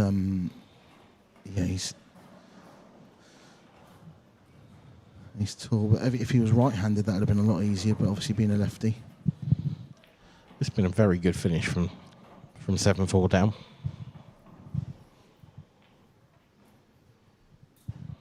And when you think this all came from Tom missing that 4-ball plant, I mean, that wasn't an easy shot. The chances he missed to go to what should have made him 8-2 up instead of 6-4 were much easier than that. Comfortably. That was like a half chance. And he was relying on a bit of luck with his first shot, but he didn't play it well in the first place. Here we go. We're at that stage again where one dry break and we could be at 7-all. It's the nitty-gritty.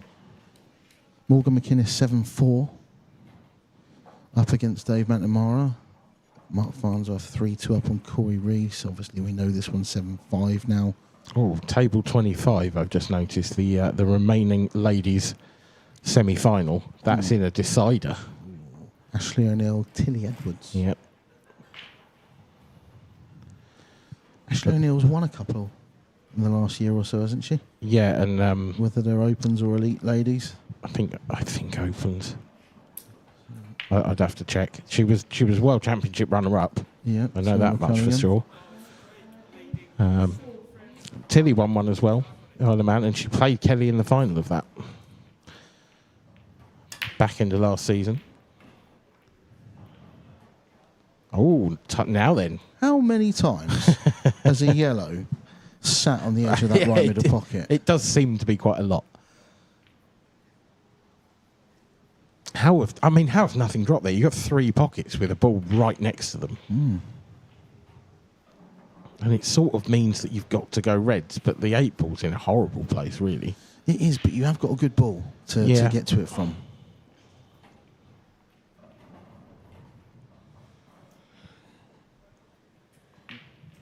These are the ones where you really need to sort of... I hate cliches and that, but you stand up to be counted and whatever. The nitty-gritty, like... Go on, do another one. The championship rounds. Yeah. Where you've got a tricky clearance and you could have... Your opponent could have broke dry and left them much easier, but they didn't. Yeah. And you're the one that's a couple of frames down. Yeah. And you're the one that feels like, if anything, you played just as well. If not, you've made less mistakes in hand on table than your opponent, and they just don't come out easy, and he gets a couple of... This is where you really need to sort of show what you're made of.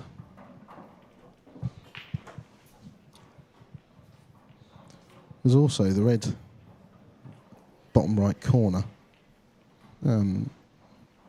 Apart from the one, obviously, that's over the corner pocket, the other one doesn't go to the left middle. So what are you doing? You're playing an acute positional shot to get on it to the corner. It'd probably go as a plant, wouldn't it? You'd probably play the Play plant, as a but plant, then... go knuckle first, and then it comes down. But there's just little things that can go wrong. There you go, a bit of... I like that a lot.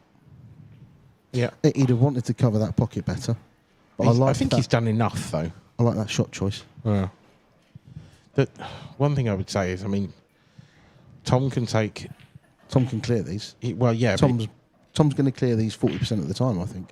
He takes this yellow and then he leaves himself a lovely angle on the one to the centre, just like this. Yeah, cuts this in thin, skill shot. Yeah. He's 50-50 to get these. I think he'll play this with a decent lick of pace as well, just to try and get the cue ball back out. Lick of pace? Yeah. Not lick of paint? No, lick of pace. All right. Obviously, he's not going to play it with a lick of paint, is he? But decent lick of pace. I like that. Yeah. Yeah. You don't want to dribble at pace, do you? It's like yours. We're going to go into etymology or whatever, but you love rakes of side. Yeah. And I've never heard anyone else say it. No, you've probably never seen anyone else play it. What side? No. Rakes, though. Rakes of side. There's a difference. Not just any old side. Why? Yeah. Did you pick that up from someone else? Under or hit. Don't know. Said it for so long. Don't know. Just think it's a Dan Daviesism, to be honest. Dan Daviesism. Yeah. Sounds like I'm a disease or something. I didn't say that.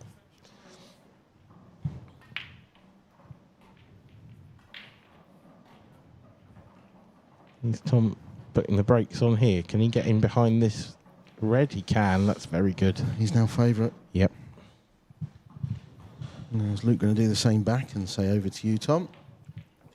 Kind of feel like he's got to be honest. He's got down to look at that straight away. Because he's got two problems to Tom's, well, none at the moment, really. So he's got to make at least one for Tom here. Or has he left a gap behind it? Can he get this off the far knuckle? Yeah, possibly. Tight, isn't it? Yeah, I think so. I think you can. Yeah, he's In this all goes over well. this. Doesn't want it. Luke would probably have preferred it in. I was going to... Don't. Well, I don't. Know. I don't think so, actually. Yeah, maybe not. But you know, like he's in such control now. Almost the best chance he would have is if he had one difficult positional shot to play to get onto the black. Yeah, I wonder if Luke... I think Luke can just stick this red in front of the yellow, though. Just make things awkward. Yeah, can, and he has.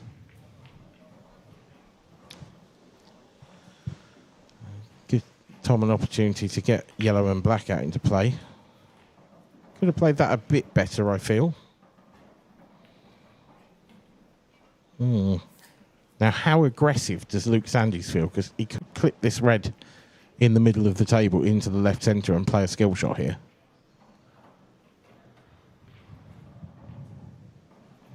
Not fancying that. What's this in front? That's bad. That's not gone well at all.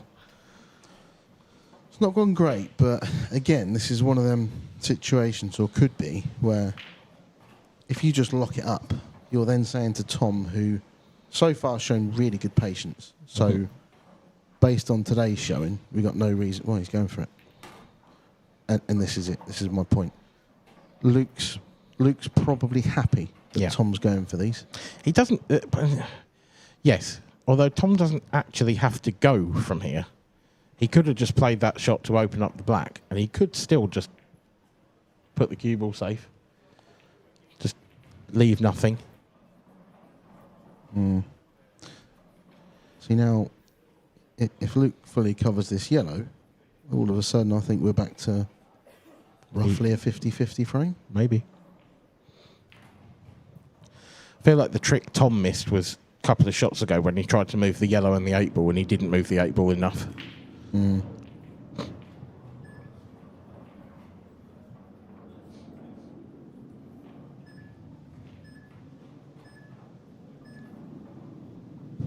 Oh, has he got the cover or not?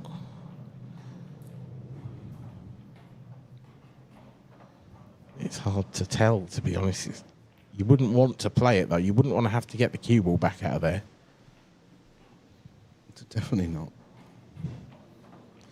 It's almost one of those, I think, where the referee will have the spare cue ball out, seeing if it goes, see if there's a re-rack, if it comes down to it. I do think there's a gap, I have to say. There's always a gap. It looks wider than a cue ball to me. Just under hit that slightly, but he could have got that right behind the black there. Now, can Tom perhaps get the cue ball right in behind the yellow?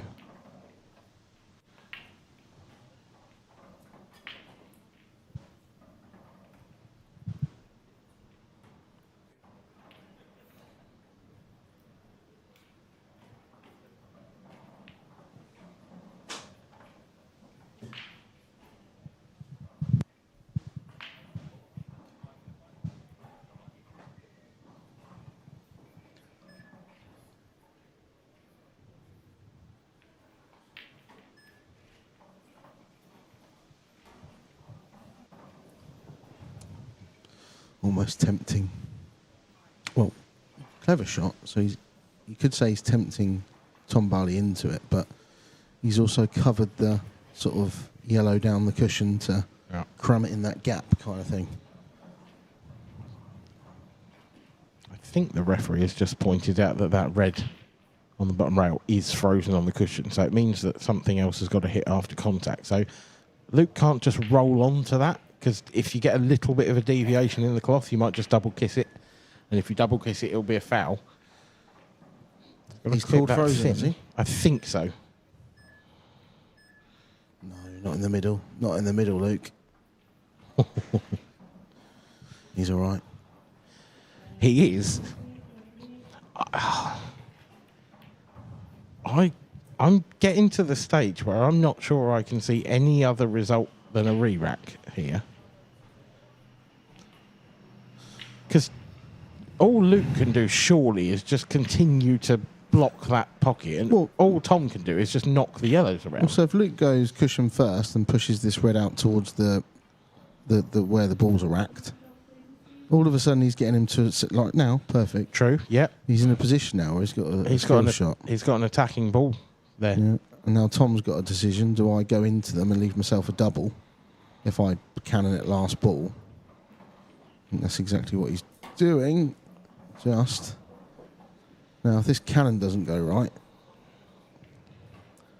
if it goes well, you're playing a double. Is it made? Is it? If you catch either of the reds, does the yellow definitely drop? Well, does one of the reds come back out and get in the way of the cue ball? Not impossible. So now you've got a double. Well, horrible double as well. Yeah, it's a fair old cutback. If you're straight in line with this, you'd call it a 7 out of 10. Yeah, this is more of a 5. Yeah, it feels huge. This feels like it. I mean, he's lost the frame if he doesn't get this. Surely, he hasn't got it. Nowhere near. 7-6. This match should be over. This match should be over. But Tommy's still in the lead. Still in the lead. Crucially. Luke's break next.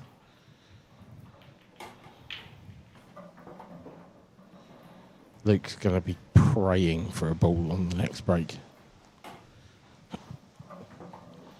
In truth, it's been most of the difference between these two players.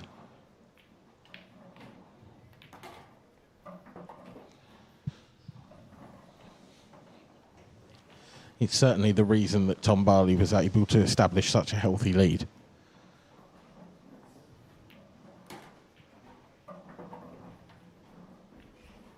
Do you think there will be a part of Tom that regrets that he hasn't been as attacking as usual? Because that's a couple of times now where he's got himself bogged down in a safety battle, where he's looked the favourite and hasn't actually taken the frame. Yeah. Hard to get the balance, isn't it? Between sometimes being too aggressive, but if your strength becomes your weakness as well, sometimes you need to rein it in.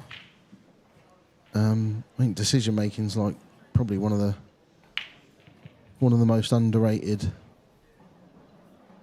components to someone's success, really. That crunch frame, when whether it be 3-all or 6-3 up, you know, the different either way it's a two frame swing, and if you're going for clearances you shouldn't, or you're holding back and letting your opponent. I mean, Luke dug so deep there. Yeah. He really, like, at a point where it was, should he just chuck his arm at this? He didn't.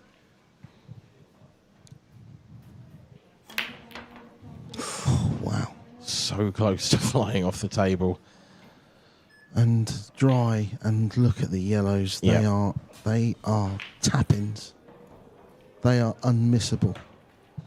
Oh, that's bold. No, they are. You are right. They are. But then we said that a couple of frames ago, and he missed the first one. No, these are unmissable. It's a beautiful layout, isn't it? Yeah.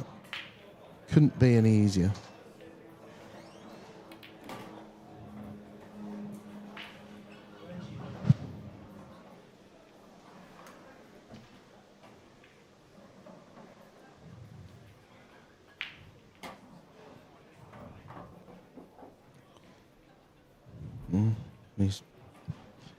He's one slightly out of position. He's fine. Just needs to get the cue ball out, whether he goes slightly through or or brings it back a little bit. Doesn't want to be leaving a plant. No. No, I mean, you could possibly just drop it in and leave the one next to the 8 ball. This should have been easier, with though. that lower angle, but that's what he's done. He's gone a bit too low for me. He needs to really dig into this now and get into the red. Does the yellow go to the middle?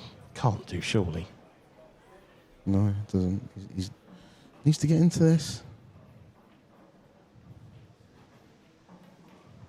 Oh, Tom. Oh. Didn't get into it nearly enough. I'd like to apologise to Tom for saying these were unmissable.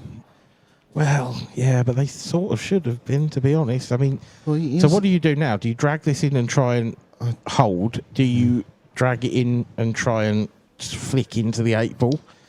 Or do you go a bit more full-blooded? If you're playing it with a bit of bottom and right, then you're jacking up a little bit, and this is It's missable, this. a horrible shot. Oh, it's come out of dream. He'll It's come take out it, of won't he? dream. Just got a little bend it a It's little bit. He's fine. absolutely fine. Yeah. It's a good shot, really good shot. Careful of the in off with a little bend like that, but yeah. Yeah, well played. They're some of the hardest, difficult shots to play, is where you shouldn't be there. Yeah. You know, if he was left that and come to the table and that was what he was left, he'd be going, no, I can get this, I can get this. Yeah. But the mindset when you have fluffed it to be left there at this stage of the match, you got to sort of take your hat off really to him there. Well played. A lot of courage. Now, it was a good finish in the end, but it should have been a comfortable one. Made work of it, did Tom Barley.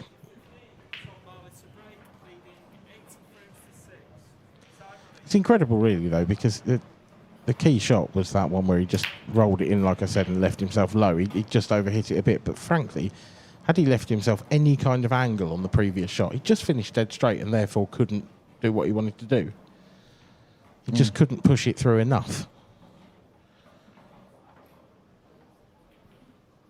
But he's broke off, and again he's made a ball. And again he's got first visit at the table. This match could be over in Less than a minute. less than a minute. Yeah, not an easy clearance this, Nope. no, but these are the ones I think that Tom makes look quite easy. He just backs himself to land on a tricky pot and make it, and the issue's kind of like bottom right corner, how he gets about. I mean, I'd be tempted to play the yellow in the right middle off of the red. I think it looks like an easy shot. Probably easier than manoeuvring the white ball in and around there to navigate the last 2 balls. If you can get straight on this, which he hasn't, so maybe that's not his plan at all. No. This is pretty good, though, I think. I think if you just top this through, you're drifting in that gap between the red and the yellow. The red to the right of the black and the yellow. Yeah, I wonder if you could. may flick the yellow, though. Or you could. I just wonder if he could run into the red full ball and then take that yellow top right. Maybe. Well, that's okay. It's pretty good, yeah. If it had rolled another 2 or 3 inches, he'd probably have played the other one first. Okay, so quite a simple shot this for Tom. Yeah. Yeah, it's a bit of a. It's just a rolling, really, isn't it? It's Yeah. a little bit of top to keep the cue ball. He'd have loved it if he could just stun it and punch it in, but he's got to drift over to the left-hand side of the table. But this effectively for the match. Yeah, well played, Tom. Well played, Tom Barley. Yeah, not an absolutely vintage performance, but he comes through by virtue of breaking miles better, if we're honest, than Luke Sanges. Well, and the break's part of the game. Yep, What I absolutely. would say is Luke hit the break very well. Oh, he did. He got a bit, I'd say a bit harshly treated off the break there. And but, you know, if Tom Barley goes on to win this tournament, he might look back at that particular match and say that was one where I was probably marginally the second best player, but things went my way. Yeah, You know, yeah, and it and, is marginal as well. Like, marginal. he hasn't played. No, he played well. He's played well, but Yeah, he's played well. He's just had first visit so many more It's times. a first visit, and he's probably had the easier chances throughout the game. Yeah. But that's the game. That's Paul. And most matches, someone will get the rub of the green, so to speak, and there may well be a match later on or even earlier in the tournament where he's played out of his skin and only won 8-6. Yeah. You know, that's the way it goes. But well played, Tom Barley. Well, very good performance from both players, to be honest, but it is Tom Barley who will make it through to the semi-final. A fantastic result for him, and he's been very good since coming back on the tour. As has Luke Sanges, by the way. Yes, absolutely, yeah. Semi-final of the Worlds. Yeah, the two of them have really impressed since coming back. But I'm pretty sure they'll just be sorting themselves out in the arena. But for now, we'll hand over for an interview with your winner, Tom Barley. He's with Stephen Walker.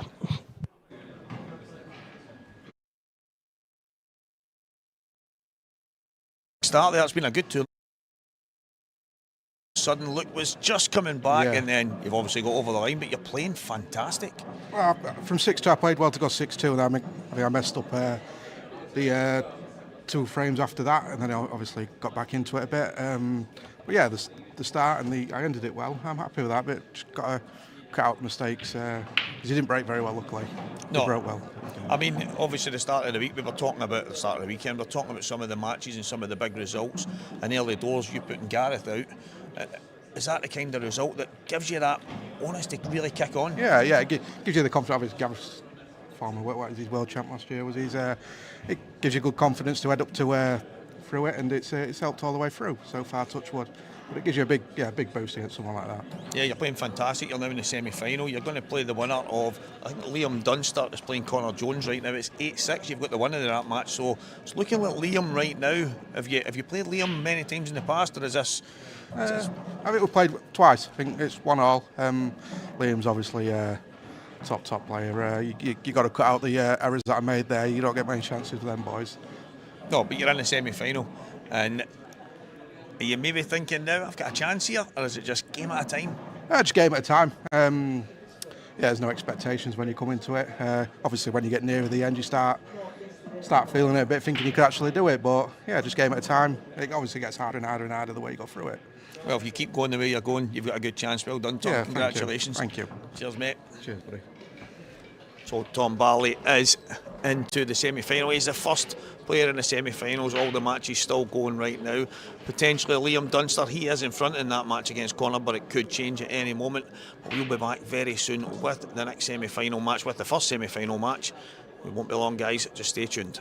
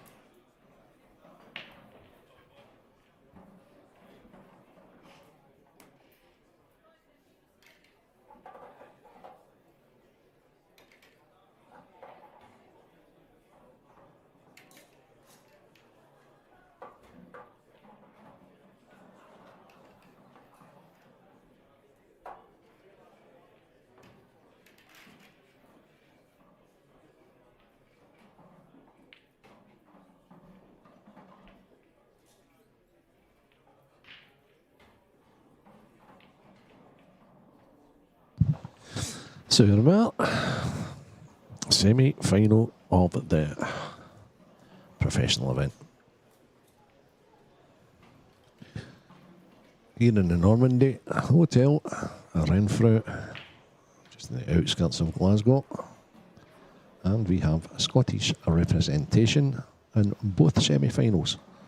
Because on the outer table, Morgan McInnes just beat Liverpool's Dave McNamara 9 frames to 8. Absolutely scintillating finish to get over the line. And Morgan is awaiting the winner of Corey Rees 5, Mark Farnsworth 4. They're racing to 9 as well in table 23. No stranger to your screen now is Tom Barley, who was fantastic in the last match. That is the last quarter final in progress that you're seeing now. Mark Farnsworth at the table, 5-4 down to Corey Rees. And he's up against, Tom is up against no other than Liam Dunster, the number 2 ranked player in the IPA. As I was saying to Adam Maskov earlier on, who narrowly lost out to Liam 8-7 last evening and had a great chance to eliminate him. Sometimes it's just written in the stars. So this TV match is a little bit of a contrast in styles, but just Liam adapts to any shot clock so well. I was talking about that earlier on today.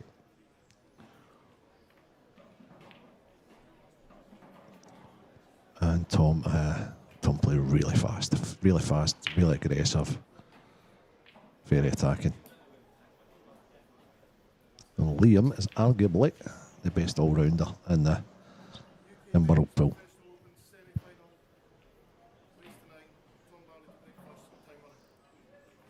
So Tom Barley breaking, and it's a cracker. Oh my goodness, what a break that is. Straight down the middle.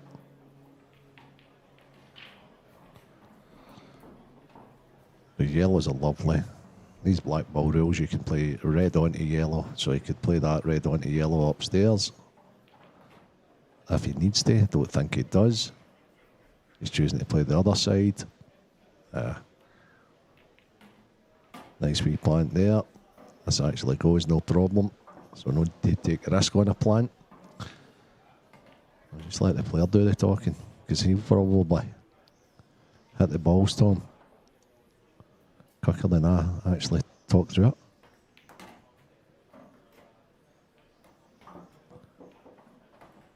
Still fine.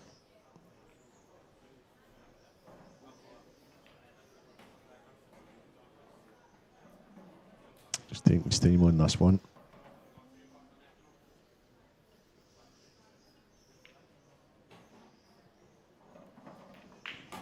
No, looks fine. They probably take both down table now. I think that's what he's going out to look at. He just doesn't want to be short here. Probably going to leave the one at the top right to get him onto the 8 ball. That's fine.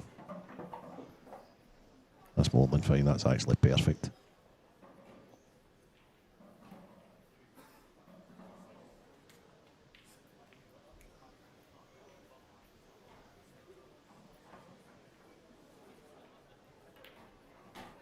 Yeah, let's go back where we touch the side.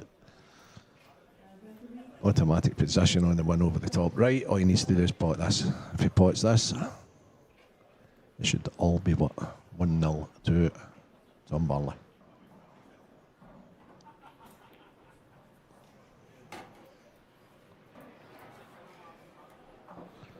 And I think what you'll probably see Tom do here is just run it round the 2 cushions. 1, 2, perfect, right between the 2 reds. It needs to stop. It's up. So has it been a roll too far? It's now a much more severe cut than it should have been. And is it screaming an off, I wonder? He's taking his extension anyway, so he's respecting this 8 ball.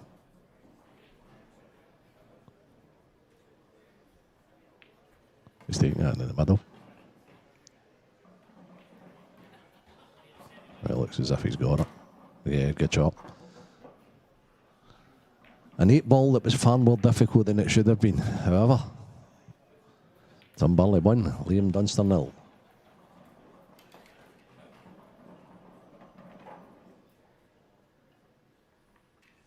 So out of table. Great crowd in here. Great crowd in Scotland. Showing up for all these top players. That is a former snooker professional you see in the background there, playing in table 9. That's Jamie Burnett. He's playing in the amateur event. And he's doing particularly well.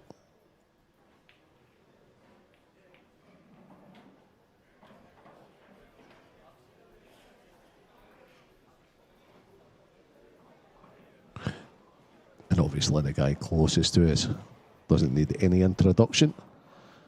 That's Big Ray, Mark Farnsworth. He's locked in battle with Corey Reese. He's 5-4 down just now. In the last quarter-final match, the winner of that awaits a Morgan McInnes, the Scottish #1 ranked player.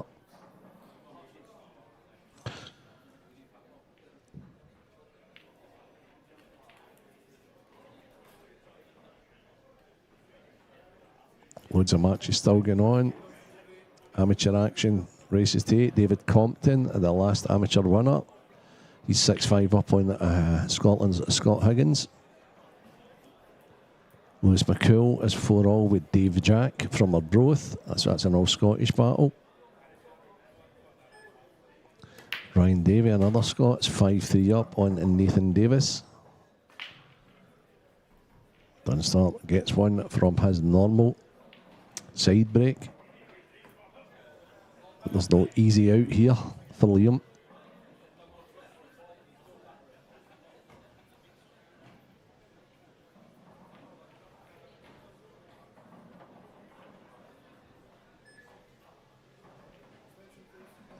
Let's see out the duel.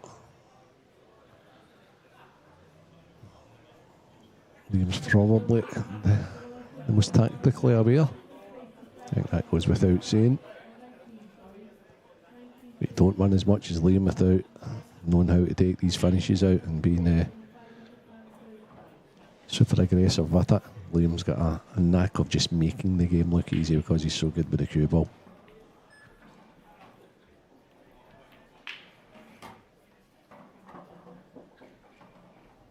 Right, we'll soon know here if Liam's attacking or he's not.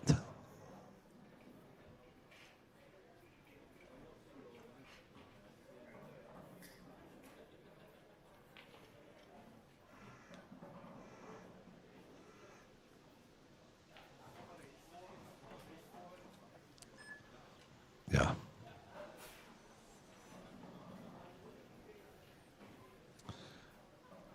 I didn't think he was, to be fair. He just blocked the pocket.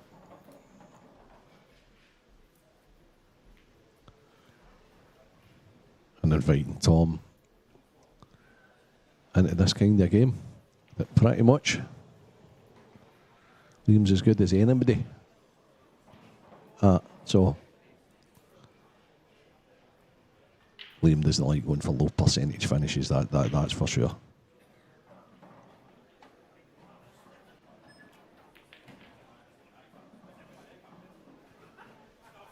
And Liam hides the cue ball very well also. Remember out there watching, it's not all about getting them all the time. And nobody better to learn from the other side of the game than Liam Dunster.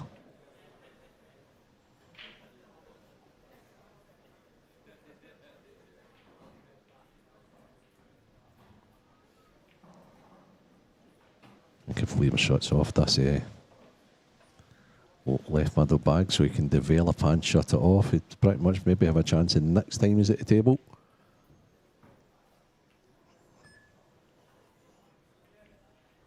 Yeah, just like that. He's really boxed Tom into a bit of a corner here. That's not a bad shot though. Not a bad shot.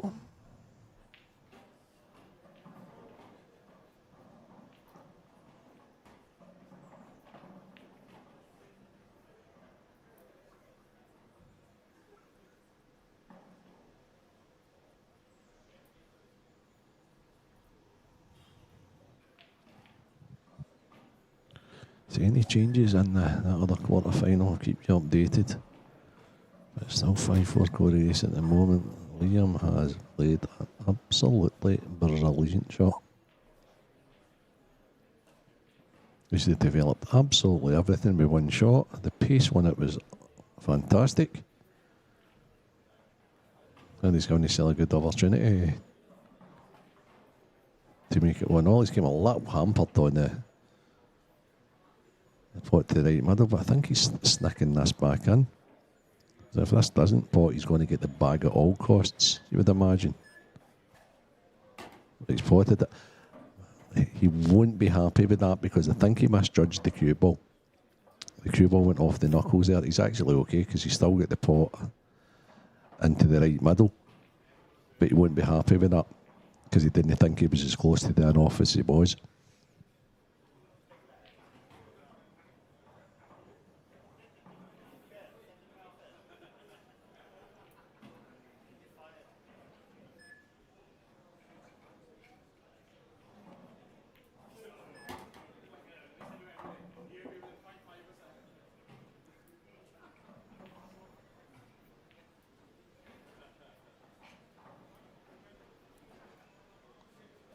It's interesting to see where he plays us as well. He's definitely going to play the plant. That's whether he tries to dig in and knock that yellow out. No, he's coming out to look at a double now. I think he's going to play the plant, then the double, then the ball over the bag to get him up to the 8-ball. He doesn't want it to be close to that cushion, okay. So that limits him a little bit now. Although he's on the double, can he connect it to the last yellow? He would have liked that to have stopped shorter so he'd get more control of the cue ball. He's still taking it on with the looks of things. Needs to play this with significant pace though to get the fight back out.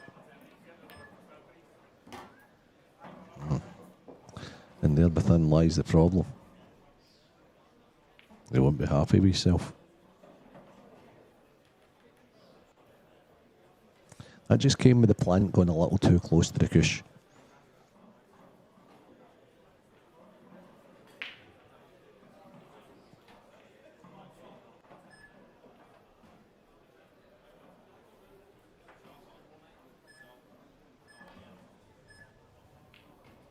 Yeah.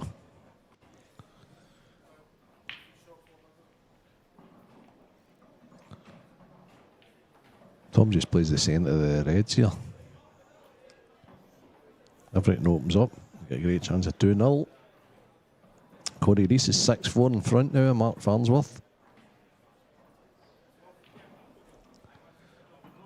So I think the favourites for the title, I had a wee look at the book earlier on, and I think it was joint favourites, Liam Dunster and Mark Farnsworth. It's top lost extra, you just can't do that. You just simply can't do that against Liam Dunster.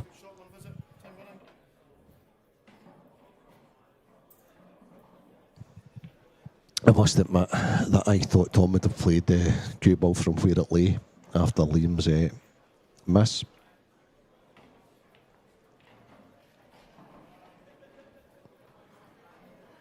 He's taking the cue ball back. He's tried to play a little stun shot and it's been unsuccessful. And it's hard enough to beat Liam as it is. But don't gift him frames. That's for sure. Just don't give him gifts.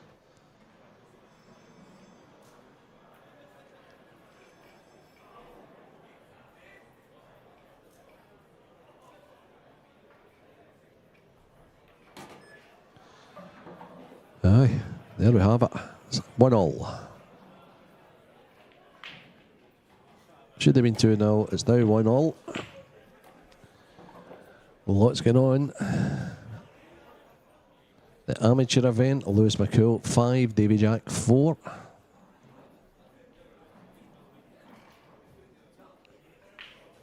Jamie Burnett 5, Brian Cumming 3. That's 2 all Scottish clashes. In the Open, it's young Ryan Martin 4, Ryan Hopkinson 5. The ladies open, it's Savannah Lowe 5, Philippa Orm 4.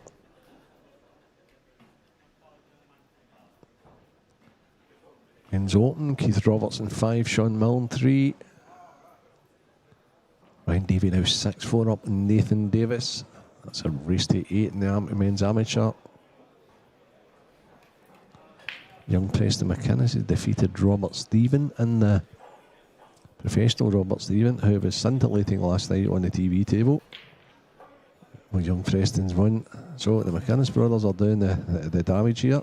Preston's through the next round. A 7-4 win against Robert Stephen in the Open.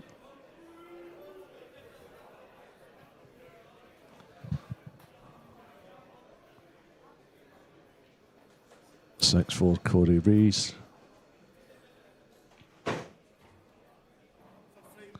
What's in store this evening? After this semi-final, we have the final of the Ladies Elite. And it's an all-English affair with Tilly Edwards taking on Kelly Egan. Tilly Edwards winning a Hill deciding match against a local, Ashley O'Neill. And Kelly Egan with a more convincing win against Janie Lawson.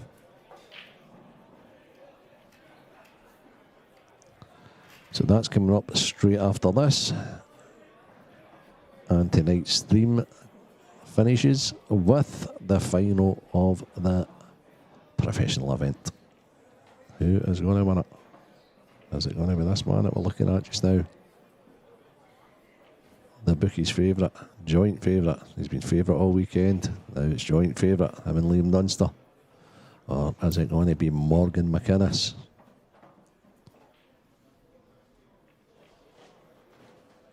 Or is it going to be the winner here? It's going to be this man breaking, Tom Barley.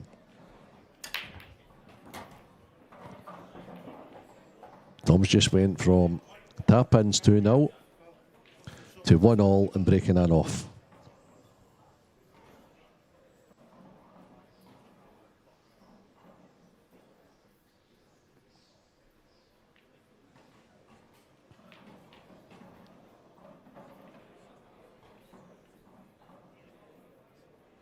Yep. I think Liam's going to either develop the yellow down the bottom or just pot the red over the bag, and pretty much the yellows are sitting lovely. He's done the latter. Yeah. And now it's yellows all day long. Mark Farnsworth's back in it. 6-5, that was always going to be a tight one. Two top players. So it's 6-5 Rory. Hey, Rory. I'm thinking of golf. Corey Rees, sorry. Hear that noise behind us again. That's another plane going past. Here in the Normandy Hotel, very close to Glasgow Airport. It's the outskirts of Glasgow. The Renfrew.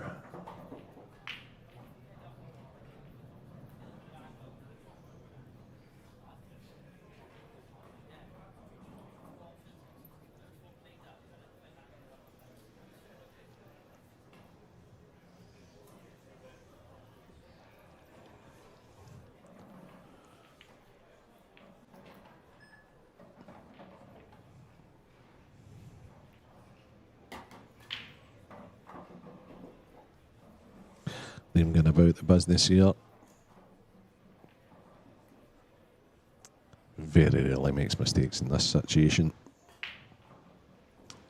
Liam to make a mistake and finishes like this is an absolute collector's item.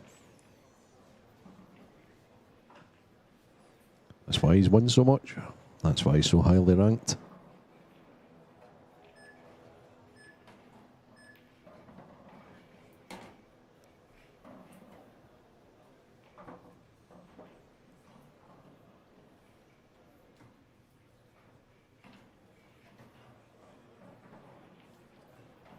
Lewis McColl's now 6-4 in front in the amateur. I think that's the last 8 games of the men's amateur.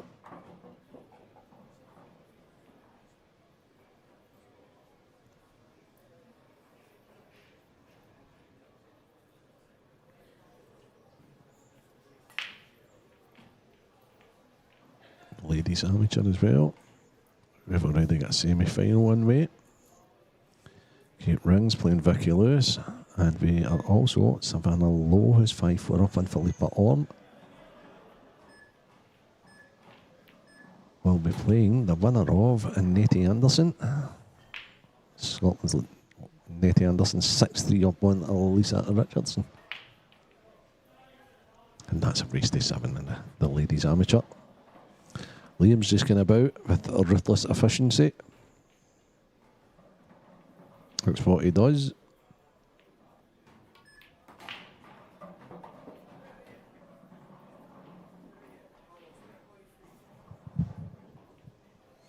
Absolutely perfect. He can either bring it back 1 or 2 inches, or he can bring it back a 1.5 foot, depending on what pocket he's want to put the 8 ball in.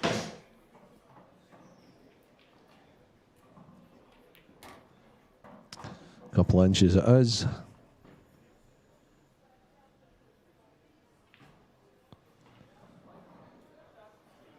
And this for a 2-1 lead.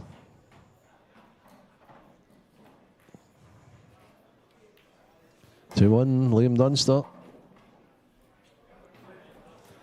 Quarterfinals of the men's amateur. At the moment, it's Jamie Burnett 5, Brian Cumming 3. The winner in that match will play Ryan Davey, or Nathan Davis. Nathan Davis is not going away for this match, though. It's 6-5 to Ryan Davey. Dave Compton, who is the reigning champion. He won the last amateur event in Coventry. He is 7-5 up on Scott Higgins.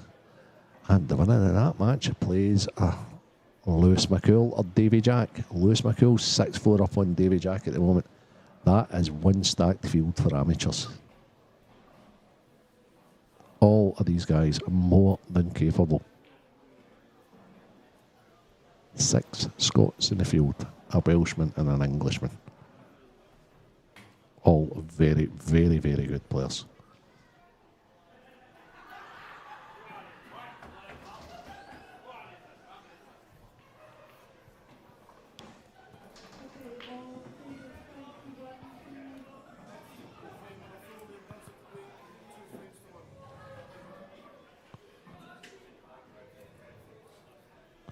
And so, what I have told you is I've told you the order of the matches today. I've not told you the commentary teams for the matches today, however. I'm doing this semi-final. I've just been joined by somebody that's doing everything this weekend. The final of the ladies, Dan Fairby's going to do it with one of the ladies. And then the final tonight is going to be the man sitting next to me, the voice of the IPA, the talk of his cell, Stevie Walker, and he's going to be doing that with Lee Shepherd. Stevie, how you doing? All right? Yeah, I'm good, mate. I was just floating around the venue there, making sure everything was going swimmingly, and I heard the rumour that you had an empty seat next to you, and I thought, well, why not go and join and help out in the commentary box? Why not? Yeah. Just basically telling everybody there about all the results. I was checking Q-score, and the men's amateur, 6 Scots, an Englishman and a Welshman. Yeah. I mean, I've spoke to the likes of Adam Myers-Koff and Lee Shepherd and that before they came up. They became good mates of mine, and they were asking me, obviously they're in the pro ranks, but they're asking me about the amount of names they were seeing. And they say, Stevie, that's mad. I'm looking at the amateur entries and stuff in the draw. It looks like it's just heavy stacked with Scots. Is it just people that want to go in the IPA? And I says, no, these are real good quality players that they just don't travel. And the fact that this is on their doorstep to go and play in a good tournament in a great venue, very well run, and that's basically what you're seeing. Yeah, there's just so much quality in this nation, and we maybe just don't get to see it as often as we would like, Renzi. Yeah, very much. So Ryan Davies actually went 6-6. So he was 6-4 up. Nathan Davis ain't going away. That's 6-6. Mark Farnsworth just went 6-6 with Corey Reese in the last quarter final. Just to keep you updated with what's going on here, Tom Barley had another major mistake, and that's incredible, because Tom Barley to go 2-0 up had a free shot to visit. Wow. 5 or 6 balls. and binting off. Which Liam had one ball left, handed it to him. All of a sudden, from it being and then Brexton goes in off and Liam finishes. So instead of being 2-0 up with his break, he ends up 1-1 and it's 2-1 Liam now. And that's what happens if you make mistakes. He's then made another one, just try to steal a bit of the bag too much. We actually seem to, well, it's me, I say it so often these days that you get punished more than once. You get punished twice, sometimes 3 times for an error that obviously costs you a frame, and it seems to add up to 1, 2, 3 frames these days. And when you're playing someone like Liam, I obviously spoke to Tom after his quarter-final tie. He was well out in front. Luke Sanjis came firing back, but it was because of a couple of mistakes that Tom made. I think the fact that he had such a big lead at that point, it didn't affect him, but you don't want to be giving Liam a lead. I don't know what Tom's like coming from behind, but I know the way Liam, I mean, he's ruthless. Yeah. I mean, you could be 7-0 up on Liam in the race to 8, and you'll get the same Liam as you're going to get whether he's 7 in front. That's different to most players, and again, how it affects Tom. I also think that's why players, because they know how ruthless Liam is, I think it puts extra pressure on players, and that's why they make wee mistakes that they probably wouldn't. I mean, the ball that he's missed there, all he's doing is he's tried to steal a wee bit of the bag, but he's played such a more difficult shot, 2 shots before it. I think even in this situation, this is probably a really good table for the viewers at home. And so you're looking at the red. Someone would be thinking, well, the yellow's covered the bag, so that's okay for Tom. He's got that pocket, and the red close to the black. That's okay. That's awkward as well. But at this level, those 2 balls have got more than one pocket. And at this level, as I say, with guys like Liam Dunster, he's just working out the pattern and how to land on them. And that's where I think it's a good. We talk about having the pros in here and talking about the way they go about things and their insight to the game. I think that's one of the things that I notice more and more and more as I do this, is that there's never really a ball on the table safe with these guys. They just seem to have a knack of playing on them. And in this situation, there's a lot of people at home thinking, that's not a bad shot Tom's played. He's covered the pocket. It really isn't. No, and look how good a shot that is. He's just screwed on and off the cushion there, and I think he's actually put that just a bit plumb. He has. So that when he pots this, he's on the one to the top right, and then he'll probably go off the cushion for that into the middle. So the intricacies of Dunster are just like phenomenal. Anybody out there want to learn the game, just watch what this guy does with the cue ball. Is he a touch straight on this? Possibly. Well, you'll not be happy. Just as I say that, he lands straight. Yeah, and the thing for me with that is either side, he's totally fine. Yeah. Anywhere but straight. Yeah, he wanted to be longer rather than shorter. Yeah. I think he's okay. I think he's maybe just going to push through.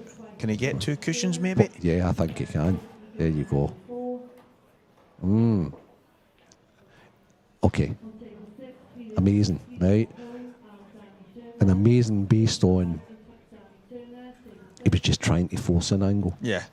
He tried to get too close. He thought Yeah, he could. he He thought he could get better on it than he did. I'm just thinking that maybe he knows he's had to take it in the high side. I think he's potted it too clean. Oh, can he get it? I thought he asked for a total snooker there. He's put a touch on it. Yeah, Missed it. put a little trace on that, but So Tom needs to jump on this, and then that would be 1 mistake each. yeah, opportunities are few and far between against someone like Liam. So any chance Tom gets, he has to take them. I like the way he played that. Yeah, confident.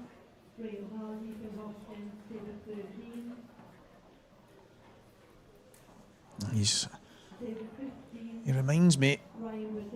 Do you know someone said earlier that he's like a more experienced type Harry Pert, and the both of them are going to play each other soon. They've organised a big match away from the tournament scene, but he reminds me a bit. Doesn't play as quick, and obviously he chalks his cue. But there's similarities to Scott Anderson and how he goes about his finishes and stuff. Yep. Tom played the game recently, did he not? Who was it he played? I'm not right up to the money match scene, but I'm sure Tom played somebody. I think he did. Was it Adam? He does play. Greg Davis, possibly. Well, Greg right, Davis okay. did have a game. It might have been. Right, okay. I think you I might be onto wrong. something. Yeah. I think he won, Tom. And then he won that a lot of money in that shootout thing, the single frame that you. Oh, that challenge. That's Aye, right. aye. Yeah, that's right. It was incredible. That was a huge amount, was Double, it not? yeah, that was over £10,000, and he doubled he doubled the black to win that. And so he's got good bottle, that's for sure. And just caught my eye there in the Open. Preston McInnes has beat Robert Stephen. And what I can say is Robert wasn't really fancying it. It was his birthday yesterday, and he was actually going to give the tie away. And he's like, I'm going to go out. I'm going to go and have some fun. I tell you what, though, Preston's playing well into the bargain. No, of course. I've watched that to the McInnes brothers. Ross must be sat at home so proud of the boys. 100%. I mean, Morgan was great there. Morgan had to be mentally strong. Yeah. He's obviously had a decent lead. Quarterfinals are race to 9, so you're never really there until when you get to 8, it can be a wee bit different, but it was like he was on 7 forever. Yeah. And obviously Dave's coming firing back. It goes to a decider. You can feel maybe like this is going to get away from me here. Yeah. He's kind of chased me, caught me, and yeah, he was obviously showed a bit of mental toughness to get over the line, and he's in the semi-final. I actually tipped him as an outside bet after he beat Dan Davey, and didn't say that he now Morgan's going to win this. There's a Morgan McInnes that plays in Scotland. It's very different to the Morgan McInnes that travels, and he started off very slow, Stevie. Yeah, but then hit that Morgan McInnes that plays in Scotland. Yeah, exactly. Yeah. So I just think there's maybe there's obviously an opportunity because he's still in the tournament, and as long as he is, he's got as good a chance as anyone, and he's got a habit of picking up trophies in Scotland. Yeah, for sure.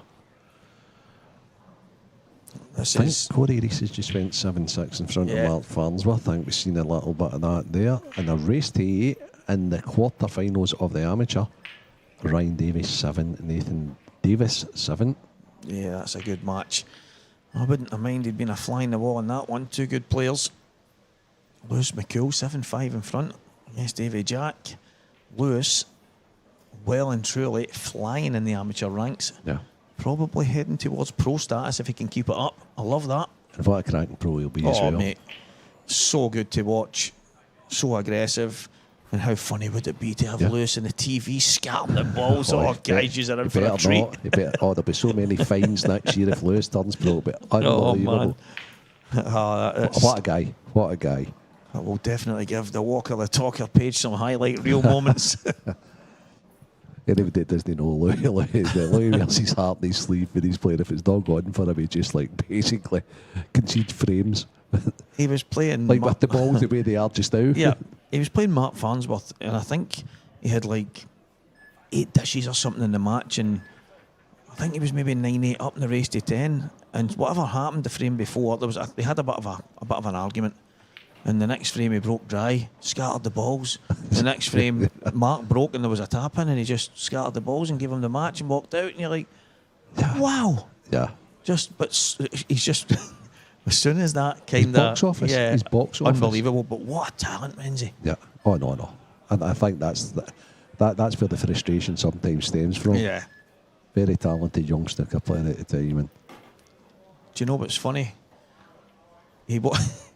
He walked up to me in McGoldrick's one night, and I was obviously playing pretty well, and I'd lost my head a wee bit, and he says, Stevie, please don't react badly to what I'm about to do. And I went, what? And he slapped me.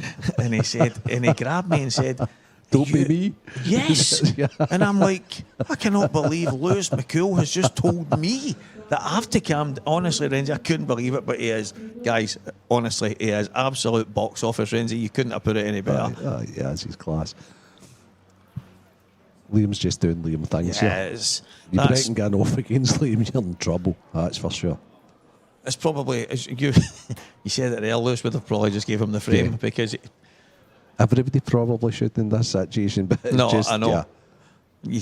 You're hoping for something that doesn't happen. I mean, it must be such a low percentage that Liam Dunster makes unforced errors. Yeah.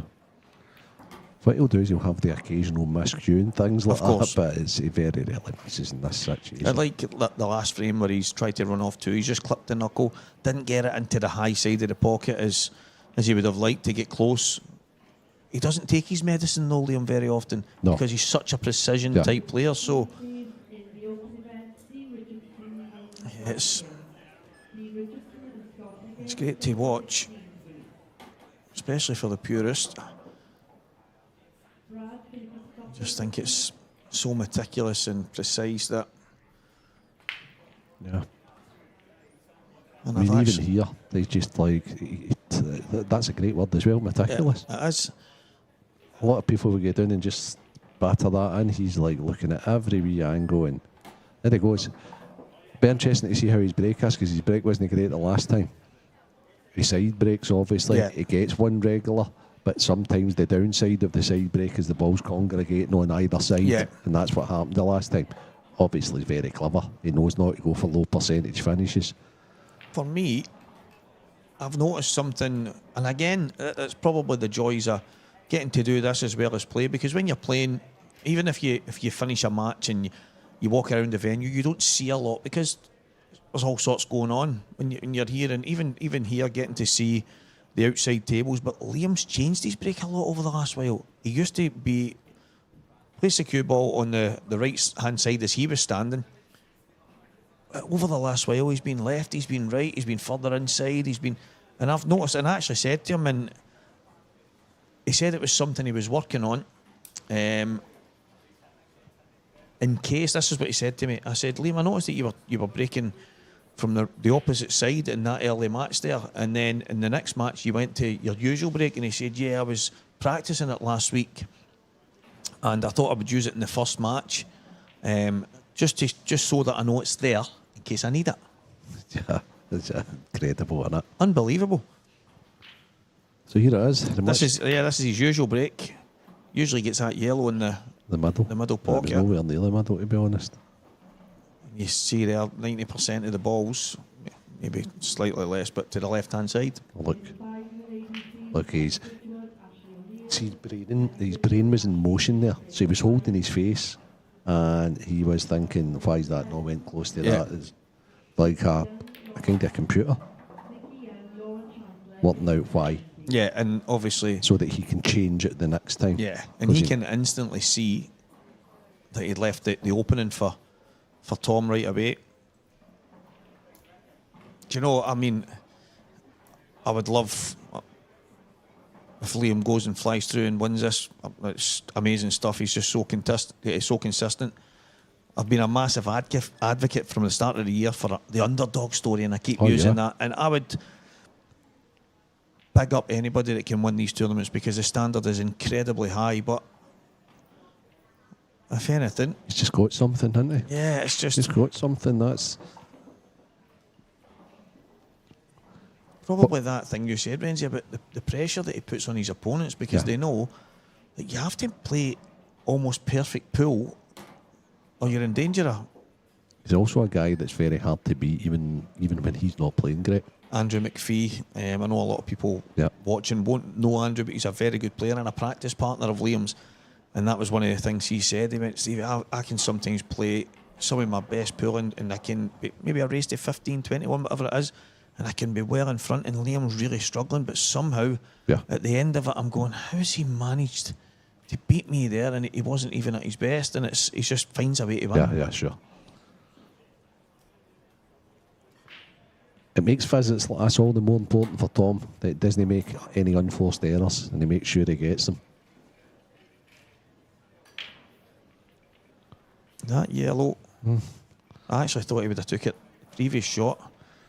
I mean, in an ideal world, he pots this and comes over, but he's got to flirt with the red that's closest to the 8-ball spot. And he's under it. So yeah, that's why. I can only imagine that this yellow goes into the top right. That's... So I was right. My call was right, but he just played the shot. Yeah, I think he's been so afraid of snookering himself.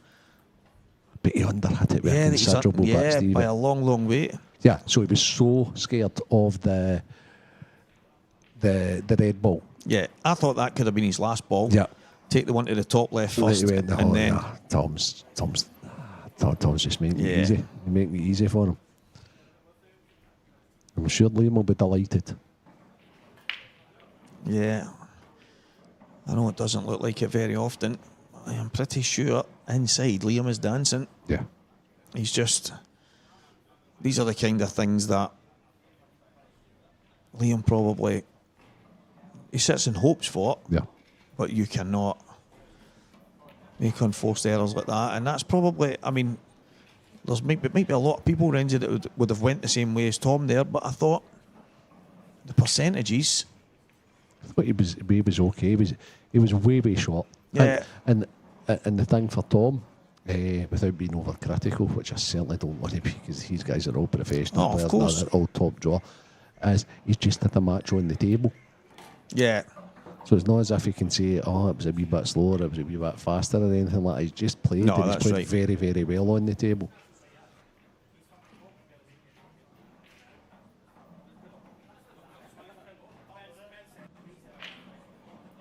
Yeah, I'm struggling to find a way to see Liam making a mistake here. Yeah, very much. Red in the top cushion last. Possibly. Yeah. The fact of the matter is, with the way the Reds are sitting, he's got so many You options. know, he can play it last, he can play it second last, just whatever tickles his Yeah. fancy. And this here, what he's doing is look how he's just going about it. He knows it's like a 4-ball or 5-ball tap in, but he's still going round, choosing the right shot. Yeah. He probably is going to play that last now, because he's played for that one into the right middle. Yeah, I seen him looking at this Yeah. one just a shot before. The angle on the camera made it look like he was maybe slightly short, but I think he can play it to the high side of the pocket. So he's So these last two Reds getting in the same bag, are they, or is it? No. Slightly surprised at that. yeah. But it's fine. The shot's absolutely fine. It's an auto connect, isn't it? It's I think I was probably right there. He's just landed slightly short Yeah. on it, but that was the options that he Yeah. had. So many ways that he could go about this, and even if he lands one side or the other, he was always going to have an option. So even here he could choose to take this down. that's a good. Down the bottom, but he's taking his extension here, Liam. So this is an overhead. Yeah. Okay. No. So it is. It's this one here. Just looks like a plain ball shot. Maybe a wee touch aside. No problem at all. Auto connect. There we go. Yeah. The fact that he's taking a couple of minutes to do that, and a lot of people would have had that done in 30 seconds. It's just all part of the process for him. Corey Rees 7, Mark Farnsworth 7. Liam Dunster in the semi-final, 4-2 up. The winner of Corey Rees, Mark Farnsworth, which we're now viewing thanks to our Craig. Pot kick here. Ball play Morgan McInnes. You know what's funny? I says pot kick there because he's on that yellow, and then the other part of my brain shouting, these It guys doesn't don't need to- kick balls yeah, out yeah, it doesn't need to when kick it's it, got a yeah, pocket. They just don't. Ryan Davies 7-all with Nathan Davis. That frame seems to have been in play forever. Dave Compton's through to the semi-finals. Could he That win was the 2 in a last row? time we did commentary together, Stevie. That was thoroughly entertaining. That was a Could great final. He won 2 in a row. Possibility. He was 5-1 down to Preston and won 8-5. Jamie Burnett's at the table. Is that to win? Let me have a wee look. I was looking at it. Yeah, it's 6-5 to Jamie right now. Race to 8. That's the 8, yeah. So that's to go on the hill. Ryan Davey, Nathan Davis, 7-7. Lewis McCool's been on the hill forever, it feels, against Davy Jack. Needs a good one here. I would go as far as to say he needs a ball and a dish. He's got one. Has he get the opportunity? He's got the opportunity Oh, he on has. both. On both, to be honest. I'm drawn to reds, but the good thing, if he decides to take yellows, nah, he's not going. He's going to take reds, isn't he? Yeah, I think Yeah, he's going to take reds. the reds at the bottom, obviously the highest one doesn't go, but He I can mean, play for the most difficult yellow get right yourself- away, but yeah, he's got to go reds. I like the fact he's took his extension because he was just about to play that. If he gets that shot right, he's no work to do at all. And this is the way to beat Liam. And has he played that great? no, I mean, the top red of the two at the bottom left don't go, so he has to get on the one at the bottom cushion. He played for the one. Does into it the, go? Yeah, he played for the one into the middle, didn't he? Oh, it flies in. Camera angles, Renzi. Yeah. Yeah, but I think I'm still a little stunned that I'm not being on the one at the middle that I think he played for. Yeah. He needs to be on it now. I think he needs to be on it now. Yeah, I think you're right.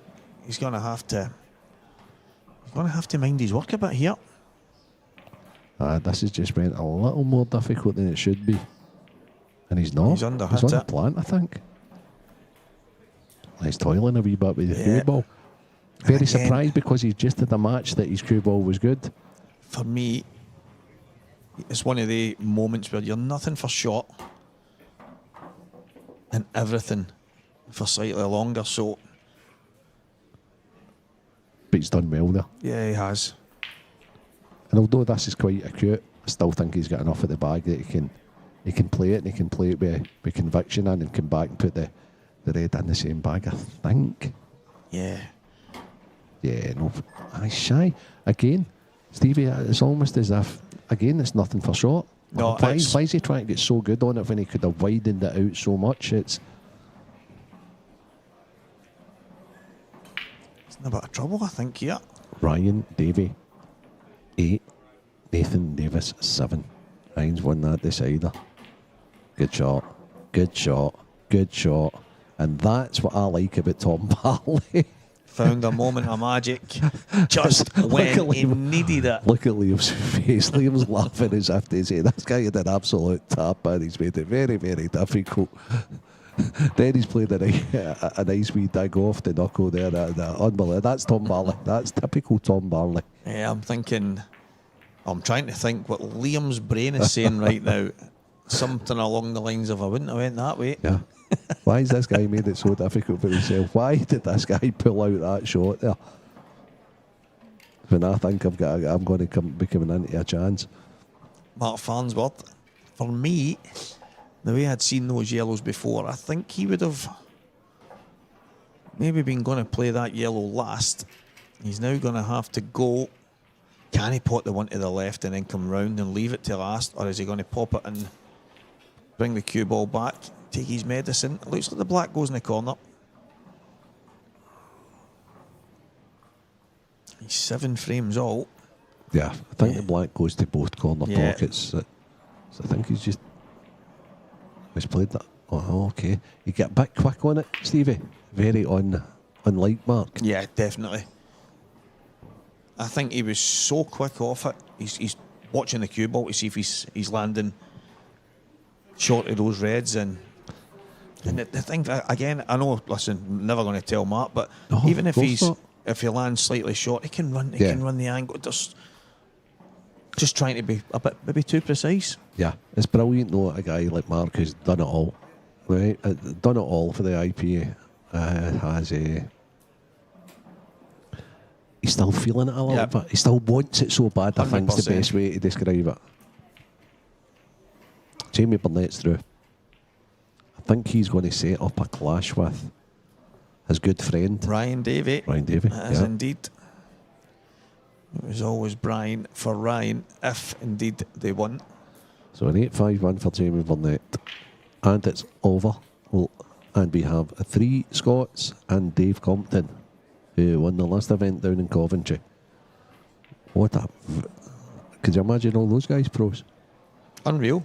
No problem, huh? Unreal. Jamie Burnett, Ryan Davey, Dave Compton, Lewis McCool. That is your amateur semi-finalists. Jamie Burnett against Ryan Davey, David Compton against Lewis McCool.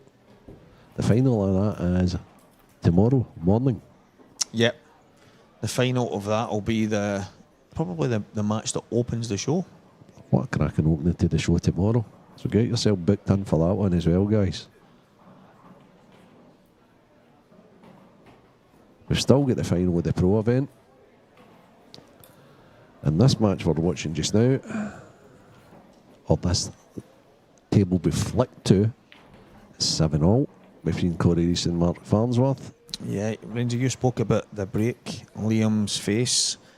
So the time there was because Liam wasn't happy with the rack.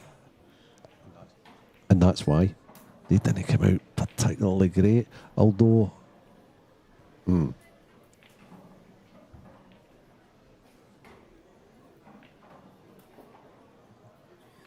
Yeah, it doesn't. Yeah, you can see Liam's reaction there. yeah, but he didn't hit them as good No, as he he didn't. normally hits some hits.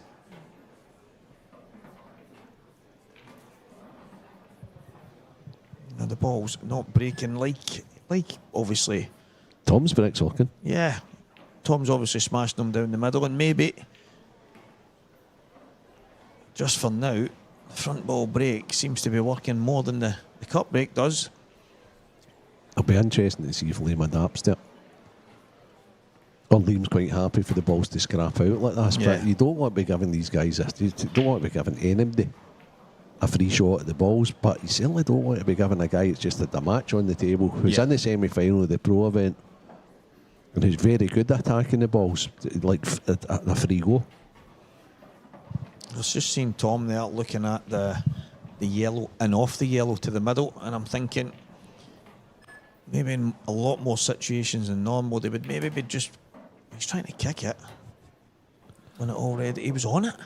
Yeah, I just thought the 8 ball was always the ball when you looked Yeah. at them all here. How are you going to work that out? Yeah, I mean, Because it's not sitting in great position over there. I wonder if he's going to play another kick to kick. Okay. Now the thing is, see the ball he's actually closest to. If that was his last ball, he could pot that. He pot yeah, the 8 ball in that the was right corner. But exactly my thinking. He's Tom's very much sorry. So Liam's much more precise. He knows Yeah. everything he's going to do. Tom's more I'm going to play this and then I'll play that because that's the only ball I can be on. Yeah. And it's okay because what I'll do is that I'll then get over there for that and I'll find a way anyway. yeah. Tom's thinking is just try and get them in the open Yeah. and I'll pot them. And he's And got a chance. that's not a slight No, on no, his. no. It's just that's his aggressive nature and how he plays the game. And He can go through all the reds here, no problem. Play the yellow into the top left and then play the yellow into the top right. Oh no, he's coming the other side. yeah, I actually I'm surprised at that. I was going to say before we'd even mentioned it. He's okay. I thought he might play one He's cushion okay. and try and Yeah. nudge into I it. thought he would have went the other side Yeah. and played the, Yeah, the two yellow cushions into and the round. top. Yeah. Or the gap with Yeah. Yeah, Yeah, with a bit of running side yeah, kind of thing. a touch of left hand side, yeah. But he's okay. Nothing for short here. I think he's just about okay. He can use the red to get through, and the 8 ball's going into the left centre. He's dug this out very He well. has.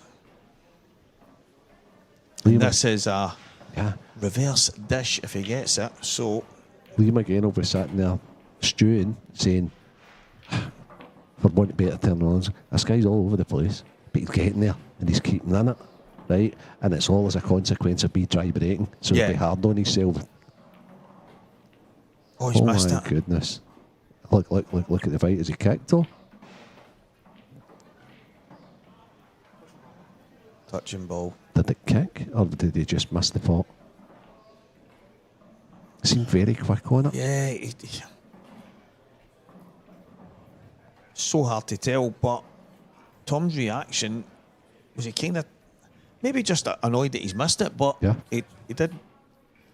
It was Liam's reaction more. Yeah, that, I mean, But every second's precious to Liam, so maybe that's why he's jumped Yeah. up out his seat.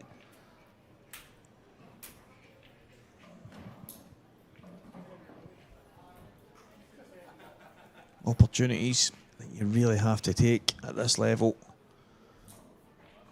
One thing's for sure, that was a very, very makeable 8 ball. Is Liam playing to go to the side cushion? Yeah, it's not bad. He's not. Yeah, he's fine. Absolutely fine. So measured, even with those little shots. Yeah. I don't think Tom will be measured here. I think he's going to rattle those 2 cushions and try and make it in the top right. Aye, that one he came round and looked at there. Could go anywhere. Oh, that was close. Tell you what, That if was the Reds close. weren't there, that was in the It was middle. unlucky though. David, the Reds weren't sitting badly until that red popped into the centre. He's got the free shot and the visit, and every time Tom gets a bit of momentum, there's something happening, and it's not allowing him to draw level. And Liam's just doing Liam things. Yeah, you need to. Be interesting, regardless of who wins here, to listen to your interview with them. Because Liam keeps it real. Yeah, of course. And he'll tell you his brake's not working and there's a problem, and it's something that he would need to remedy if he does get through here for the final, obviously. 8-7 Corey Reese, Stevie. 8-7 Corey Reese. He's got over the line in that frame, one away from a semi-final tie, a quarter-final victory, but a semi-final tie with Morgan McInnes. It is heating up quite nicely. It is heating up quite nicely because Mark Farnsworth, who you would say was favourite, is 8-7 down. Don't get me wrong, Corey's he's a world number 5. Yeah, he's not that high for no reason. He's Mr. Consistency. Yeah. He's not been in the winner's circle for a while, but he's always super consistent. But Mark's slight favourite. Liam's obviously slight favourite in his side of the draw, as you can see here.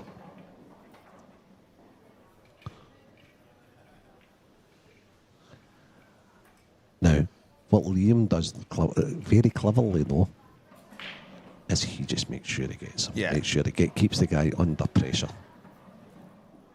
We do know that there's a chance in that other match that's going on just now. We'll keep you updated on that. Corey has broken dry, so it could be going to a decider as Liam Dunster pops in these reds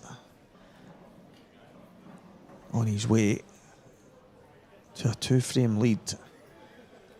And Tom is going to have to minimise the mistakes, Renzi. He's going to kick himself. He's going to kick himself because he was on the 8 ball. He was good on the 8 ball. It's an 8 ball that wasn't easy, but it's an 8 ball you'd expect Tom to get.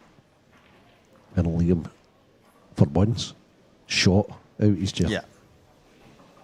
Yeah, it was like a jack in the box there. Yeah. We talk about it so often. It's like no mistake pulling. When he does make a mistake, it's so rare you have to pounce on it. Tom's had his chances.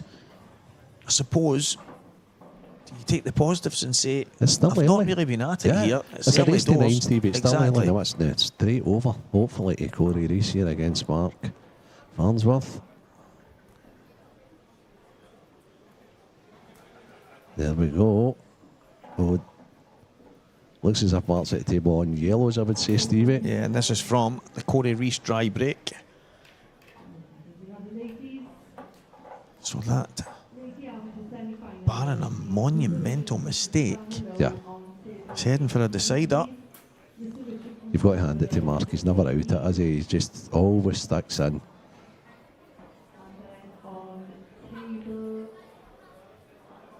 I have to say, he's sporting that green T-shirt fantastically He's well. loving it. Everybody spotted it. Because anybody that knows Mark, they know he's got his favourite tops. He's got the purple and the orange, and he absolutely, I mean... So I think he's been getting a bit of a ribbon as well because he's had them so long, what have you. So it's certainly looking like 8 all over there. Tom's break. It looks like he's going to be... Is this one of the moments where you get punished again for the mistake in the previous frame?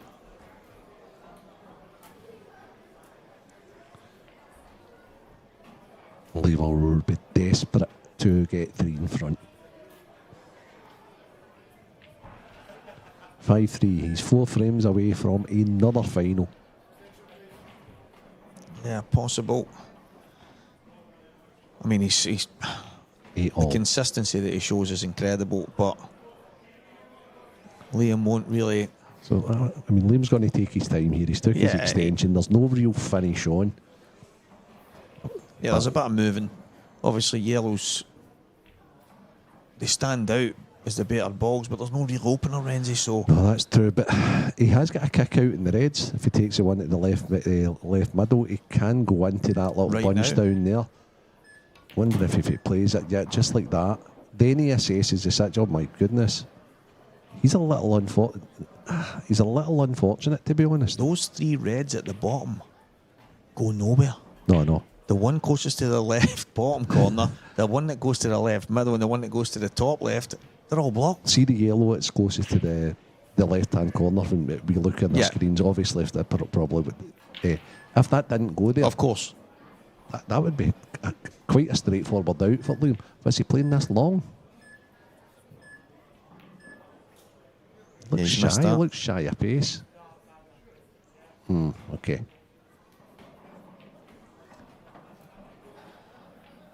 Yeah, I mean, it's a good shot he's played. He's played it quite controlled. He's unfortunate that the yellow's gone over, but Yeah. we often say that when you play these shots, you need a little bit of luck in your favour. And sometimes you're unfortunate, and in Thomas that is- moment, yeah, that was it. But he tried to pot that there. I think Yeah. he still tried to get out there. Lost the cue ball a bit. Played it a little bit thick, to be Yeah. honest, and lost the cue ball. So that's not Liam's total strength to be digging in pots like that and still try to stay for the next ball. Tom's got to get these. And I thought he'd missed that there. But he's fine. Yeah, so deciding to go upstairs for that into the middle. Yeah. Yeah, I mean, I was thinking the one over the middle left maybe was an easier connector for that, but this has worked out perfect. Yeah, it's fine. The black, does it go in the bottom corner? I think it does, just about. I think I was talking to Adam earlier on about this, Stevie, how we've had a conversation Yeah. about the more commentary you do when it's tight like that, it usually flies in. Yeah, It's a little for me. straight on. But I mean, if he would have had a better angle on this, he could have got on the one next to the red downstairs and then obviously kicked into the 8 ball. If the black goes, he needs to take probably the one down into the bottom bag. here. Yeah, I think so, because he's. Unless he's playing a double. Can he hold this if he cuts it? I don't like that. Now he's losing the cue ball a little bit and losing control again. Okay. And Liam's looking at it, and maybe he's kicking the red away to open the bag up. Yeah, that's what happens. He lost control again with his last shot. He should have probably doubled the last yellow. Yeah. It's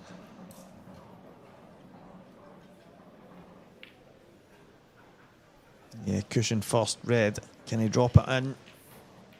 Big ask. we can't. The answer's We no. can't.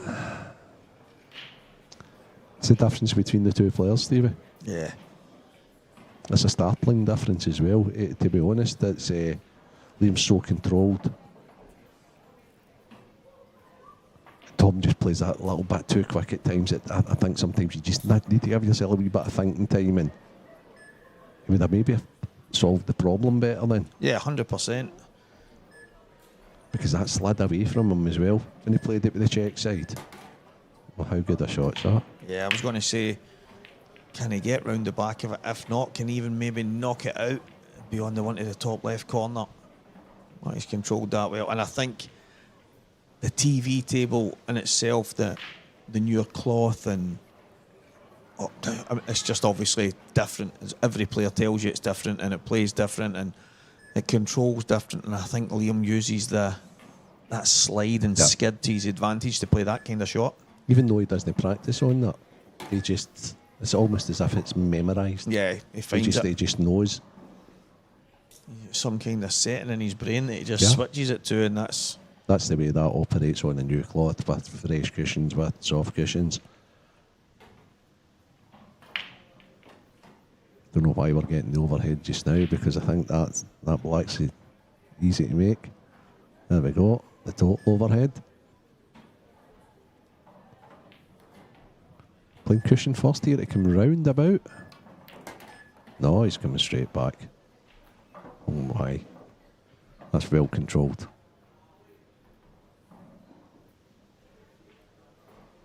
He's looking at it. It must be slightly tight. I think he was probably playing on the highest one of the two. If the bottom one goes, then if the middle one goes, it's even better. But yeah, I don't think he it likes does. it. Yeah, I don't think it does. Screwing off one. Yeah, that's fine. That looks A1 to me. Yeah. Only a thunderous kick can beat him now, Stevie. It's looking like that 3-frame lead. I don't know about you, but I'm dying for him to get speed up here to get these in, so we can go over to the decider between Corey and Mark. Come on, Liam, get on, mate. Come on, Liam. Right, come on, Liam, get on, mate, here. Good lads, right, you do your bit now, Craig. That's us. Liam Dunster 6-3 in front now. At the table you can see Corey Rees 8, Mark Farnsworth 8. What a fantastic encounter for a place in the semi-finals versus Morgan McInnes. No matter who goes through, that is going to be one hell of a tie. This looks to me like it's been some match. And I think Mark must be on reds, because if he was on yellows, he'd have had that yellow in the middle by now. They probably been.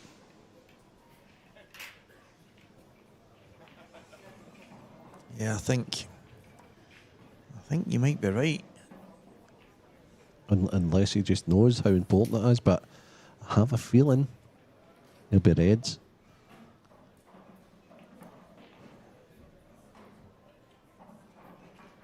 Yeah, I mean, he's on Oh yellows. no, it's yellows.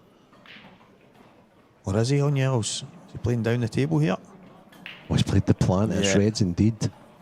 Needs a bit of fortune. Don't think he's got it with the looks of things. No, Going to have to I think that dig red, something out for the reserve bank here. Yeah, that red close to the middle. Well, it's not really close to the middle. It's in a quite precarious position. The two reds at the top. Well, it's definitely awkward. But he's at the table. And you're better being at it than sitting watching. Absolutely. He's got a great chance. Not a great chance, but he's at the table. So it's in his destiny, I think is the better way to describe that.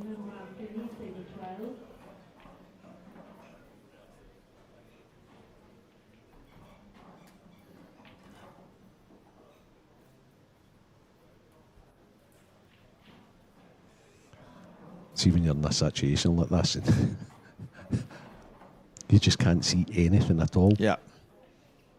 There's nothing worse than that, Stevie, as there is a player. So often when you're at the table, and you know what's funny? The people at the side, whether it's a team event, individual, whatever it is, they seem to see stuff Yeah. that I would say maybe sometimes doesn't exist, because you can't see the exact angles and positions of the balls. And when they shout things like, "Come on, have a look, Yeah. get these done," and you're looking and thinking, what are they I seeing? mean, I'm having a look here. I know. The only thing I can see is the red he's closest to, pointing it up in the top right-hand corner.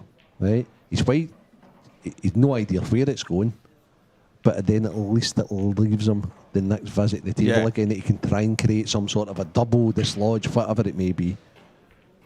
Right, so he keeps on looking at this. I wonder if he sees this, as if he doesn't get this, he blocks something. But to get to that, does he need to go cushion first, or does he need to go thin off the ball that's closest to the left corner? Aye. So not often you see Mark taking as long on a shot as this. No. The funny thing for me, someone actually asked me quite a while ago, I think it was one of the events, and it was in McGoldrick's, but it was obviously on the shot clock. It was an IPA event, and someone asked the question of if there was a 30-second shot clock. It was one of the outer tables, and they were talking about the 30-second shot clock, saying, so that guy took, say, 2-3 minutes. Do you think he would have played the same shot? Oh, he's done it. He's made. Oh! Do you think? That's incredible. If that goes, he's probably out. Oh, He's yeah. probably taking these absolutely. out, and then all of a sudden he's out and through to the next round. But And now This they're time, not going. now he could be out of the in a tournament. different way. Yeah. Yeah, that question, it was do you think they would play the same shot if they had the 30-second shot clock or the 3 minutes that it took? And it's quite funny because I think Scott Gillespie mentioned last night when I interviewed him after his match, he said he's ended up going for a 3-ball plant that came out and he's managed to take the finish, and he said, Stevie went, that could have went so wrong, but under the 30-second shot clock, it was the first shot that came to mind. He went, if I had a bit more time, I might have played safe. And I thought that was quite an incredible insight, because people tend to think, well, you often see the shot you're going to play. Yeah, it's for just sure. you kind of drag your heels a bit and take a bit longer, whereas it's not always the situation. Liam was a mile away from putting that usual ball into the centre there. You see his face right now. Yeah. We'll keep you updated on the outer table, guys. I'm sure, Craig. We'll keep you updated with that if anything's happening, and there'll be no Corey's got a chance. He might send you over there no matter what's happening in this frame as it gets to the last couple of balls. Yeah, that's another slack shot here from Tom. Kind of dropped that in the middle with no real purpose. You know, to me, maybe he's tried to just drift but left-hand side, go to the... He's played into an area, hasn't Yeah. he? And now he's toiling because he's having to cut this thing. The balls are going all over the place. He's made that look at the fight.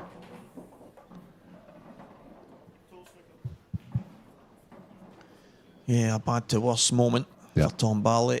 The only good thing he's got is Liam's red ain't sitting fantastic. Oh my goodness, he's not missed that, has he?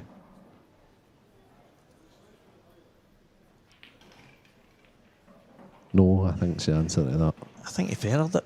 Did he hit it? Yeah, I think he maybe just feathered it, but It's I could be actually a wrong. good leave then. I could be I wrong. mean, if he has had it, yeah, I think he's hit it. I think Liam would have had the ball in hand. Pretty quick fire. If he hadn't. yeah. Well, here we go. Oh. Skill shot Skill shot. for the match. What a moment. I had a feeling we were going to come back to this. I'm sure Craig's going to stick with it. The Yeah. time being, Corey just taking his time. It's not exactly straight, because if it was dead straight, it would be in just now, Stevie. Yeah. He's got a slight cut in it. It's hard to see from the angle, but it looks to me like the red is close to the left-hand jaw of the pocket. If that's the case, which he makes needs- it a bit more difficult. Well, it means he needs to hit the 8 ball on the right-hand side. He's playing bottom on it to try and get the purchase in it. Aye, no doubt, and he's delighted, and so he should be. Young Corey Rees. Not so young now, young to me. Corey Rees Yeah. in the semi-final against Morgan McInnes. He's been about, it seems like, decades. I mean, he actually has. Oh, he has. I remember he was a young teenager, and he was in the men's Wales B team down in Bridlington. Yep. It was when, I mean, I was young for a Scotland player in the sense of I'd only been playing a few years, and I was down there, and I was like, who's that young guy? And he's, Really young, yeah, he was super young. because he played in the men's A team when he was like 16. Oh, I was going to say, I think he was about 15-year-old, and he was in the men's B. I can remember having a laugh with him because he got lucky against me in the frame, I think, and his stats were outstanding that week. And I can remember coming off the table moaning to like Gillespie and that. I was like, no wonder that boy's stats are so good. He's so lucky and blah, blah, blah. And he just had that smirk, and he's still got it to this stage. He just looked and laughed kind of as if to say, I ain't bother indulging.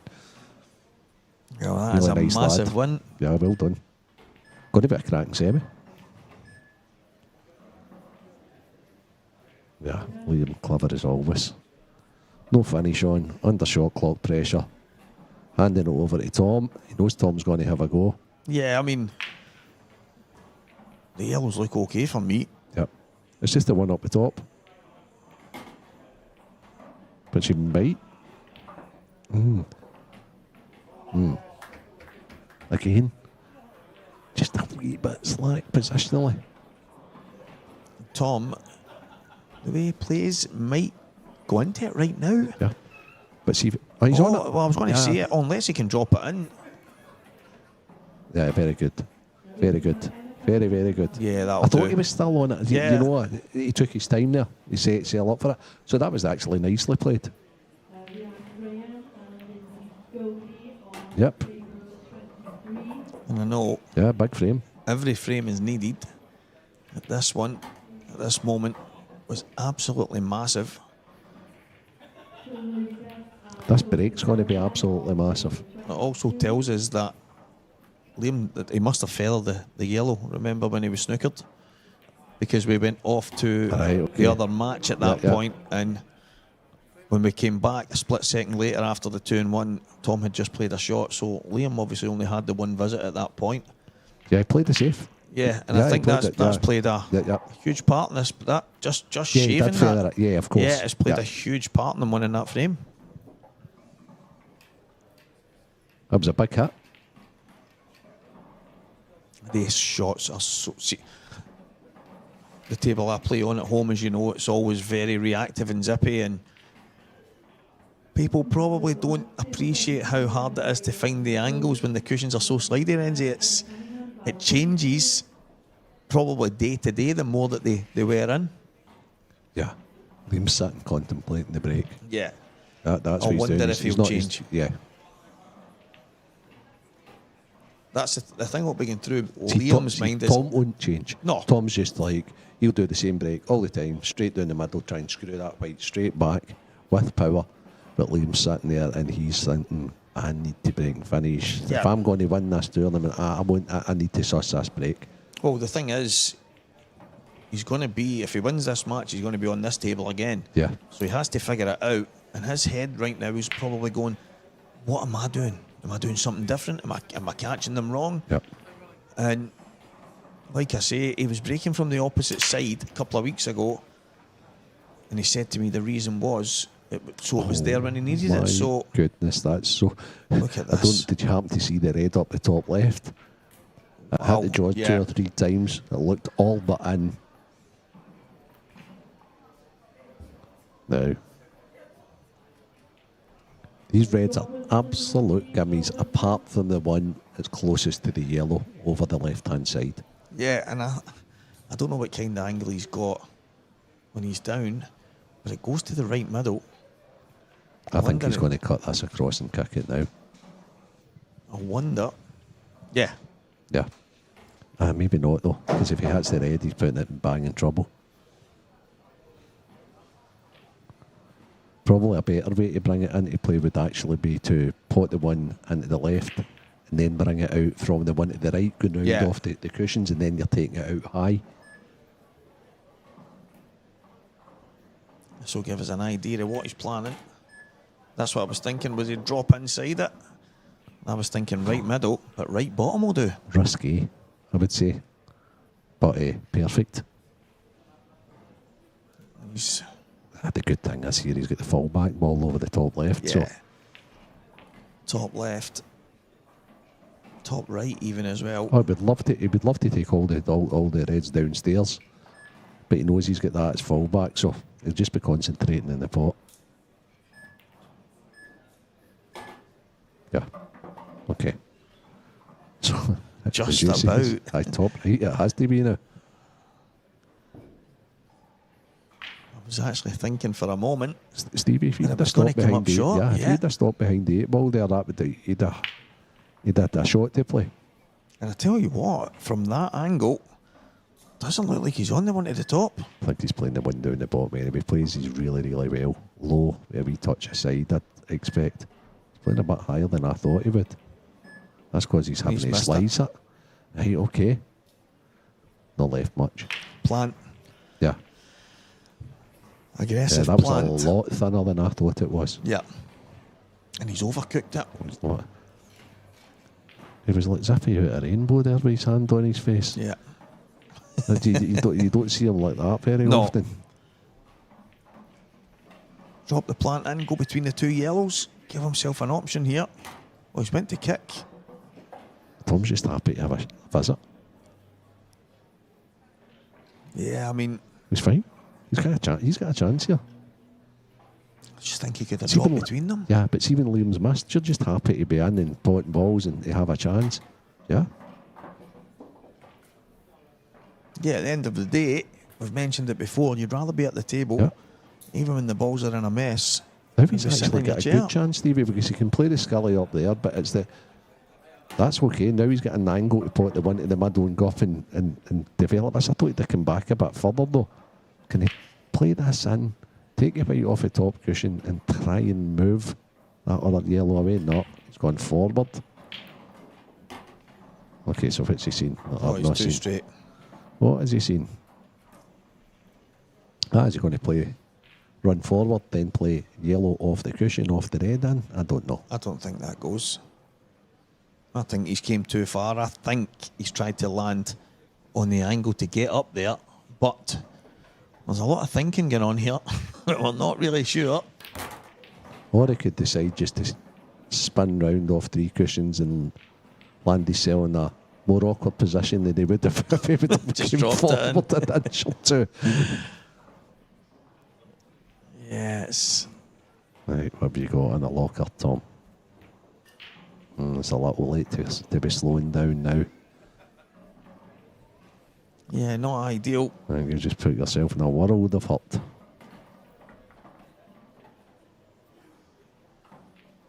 Yeah, he's obviously tried to leave us kind of smallish angle in the yellow to the middle. And he's just ducking safe here, hasn't he? He's just going a wee one in behind that. Yep. Yeah. When Liam plays those shots and he plays them as good as he, that's when you see him most satisfied. Yeah. Gone to his chair, he sat down. Almost like a nod to yourself of approval of a get out of that then, mate. That's a good effort. That's more than a good effort. It's a touch unlucky. Yeah. I think it was in the hands of the gods anyway because of the way the frame kind of petered out there. But as you say, Renzi, he was at the table, he had a chance to affect the frame, and he had a go. That's the, as I say, he actually reminds me of the way Scott Anderson plays, the style of pool that Tom has. There's been a couple of players earlier that just like, when it's dead easy like this, what they do is they actually just go down. He's raging that draw. He is. But what they do is they just go down, pot the ball, and then finish it. Yeah. Not William. He's wanting to still tee it up and make it as easy as possible for himself, and he's distraught because that dropped there. He wanted that to stay up.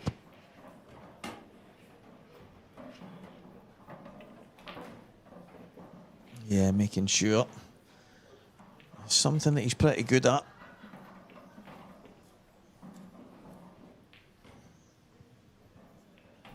Just looking at the outside table scores, just noticed that Danny Turner is 3-1 up on Felix McEwen. The cat is in the building. I was looking to see if the Corey Rees Morgan McInnes match had started, but it hasn't as of yet. But it won't be far away. It won't be far away. Our second semi-final. And stay tuned, because after this, we have our first final of the weekend. It's the Ladies Elite Final. Kelly Egan. And who's she playing? Who beat Ashley? Well, I was convinced that you told me, surely it's not a... It's Tilly Edwards. Yeah, I was going to say, surely it's not. Yeah. So Kelly and Tilly going head to head. Yeah, I thought it was a Scot for some. No, I now know. It was Kelly Egan defeated Jenny Lawson, and Tilly Edwards beat Ashley O'Neill. That's what it was. So Kelly and Tilly going head to head in the final. That is going to be coming up after this enthralling encounter between Tom Barley and Liam Dunster.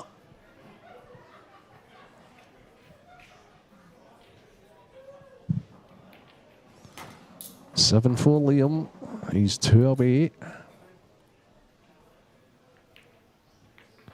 Still loads going on. On the outer tables, the world champions playing at the moment. Emma Cunningham. She's playing Val Finney. That's a ladies' open match. That's a race to 6. We've got Jill Hayes 4-4 with Laura Jones in the same tournament. Saturday night seems to be ladies' night. But we've also got men's open matches. Vincent Kenny's 4-3 up and Nathan Gregory. Chris White 3-2 up and Curtis McGurn. Still lots happening. There it's there. All unfolding in all the outer tables. Yeah, Graham Hardy. That's our hard-working tournament director, Bronwyn Ward, that you can see in the background there. See table 13, Graham Hardy.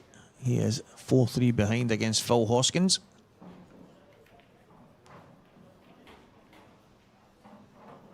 Well, as you mentioned, Renzi, looking like ladies' night out there. Big screen in the bottom left. That's where one of our floor referees are planted. And they can watch. They make sure everybody's playing the right amount of frames in the right amount of time. Liam's round checking the pack. And he's changed to the opposite side, like I thought he might just do. So here he goes, he's opposite side. So this is that break that he's worked on in case he needs it. Watch out for the middle bag. He normally gets one into the middle bag, but he's been way off it. He's still miles off it. That was going though, Renzi. I think that was going in. However, much better. Much better. Yeah, that red was heading towards the right-hand middle pocket.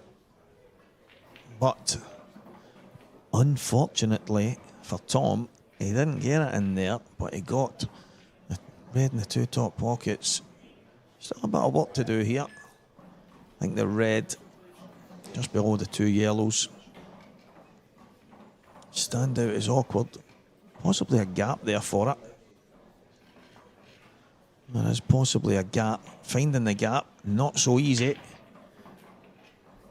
But again, we've mentioned a couple of times, being at the table is so much more important than sitting watching. So, Liam is at the table. Used his extension.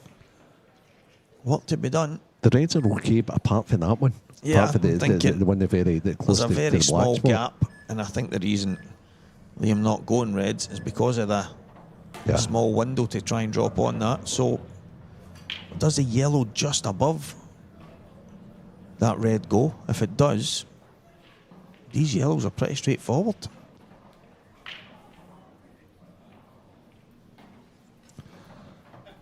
Yeah, and if they're straightforward, chances are Liam gets them.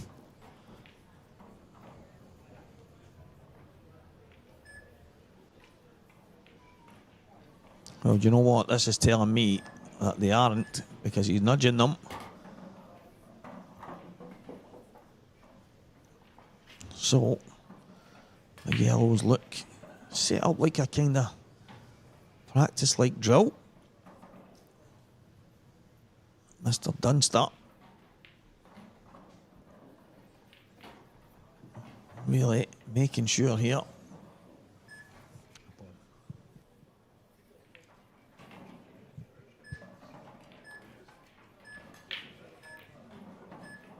Is it gonna fall? It does.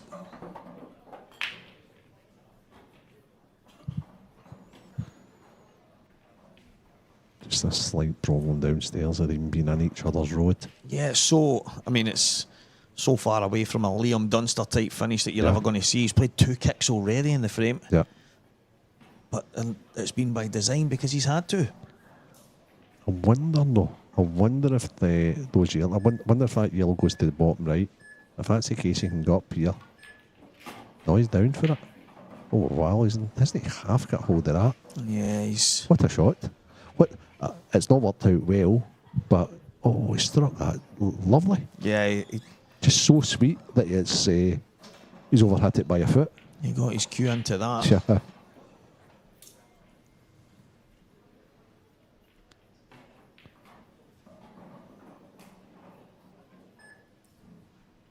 And he's on the yellow. Oh, if he's on that yellow, what a result that is. Especially if that goes into the left middle. Why has he played that so hard though? So is it too hard or is it not hard enough? It's probably not hard enough in the end up. But, and for your next trick, Liam, is it a double? Is it a cut? As you say, this is so un-Liam-like. Yeah, it really is. It's probably a good one for him to watch back. And say, I can actually pot a ball here. I don't need to be perfect all the time.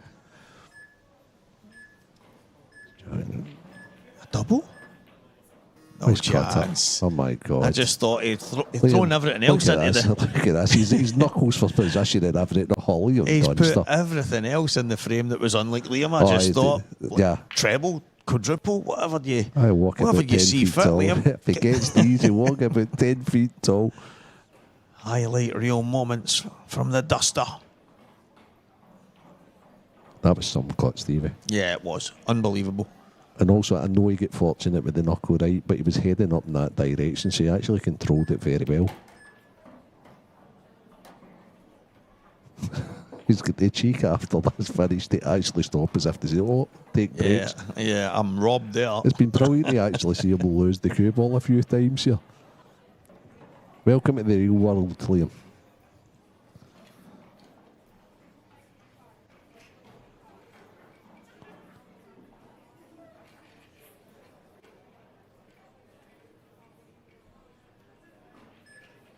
Lines it up.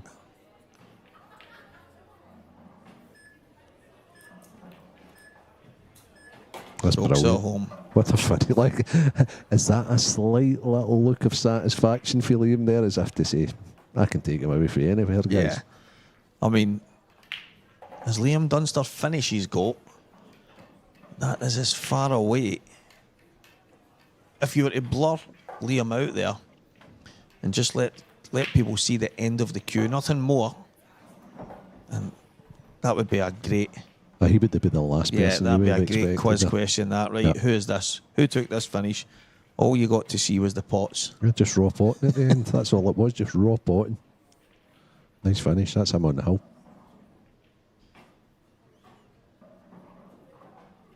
Still, get yourself down here.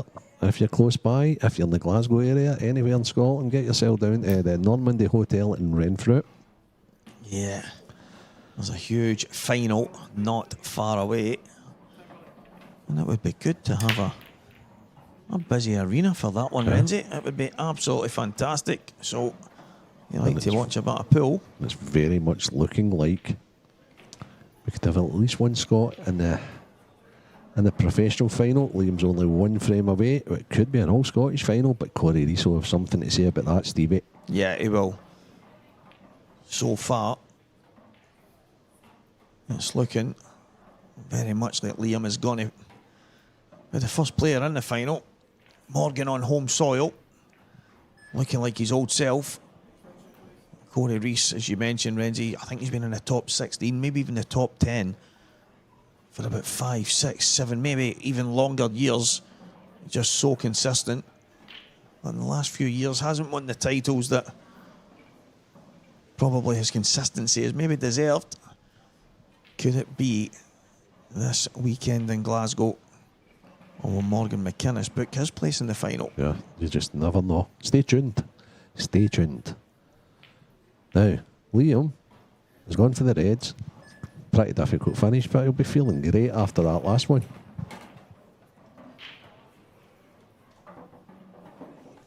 Just the one issue here, you would see Stevie.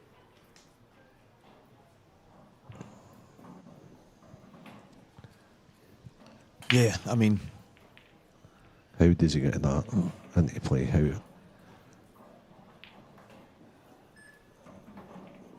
if it...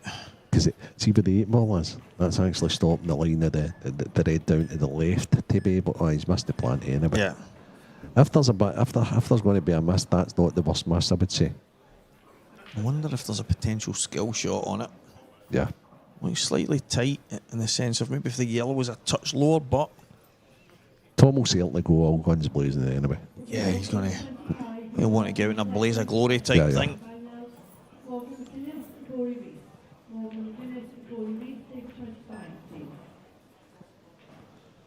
Maybe not.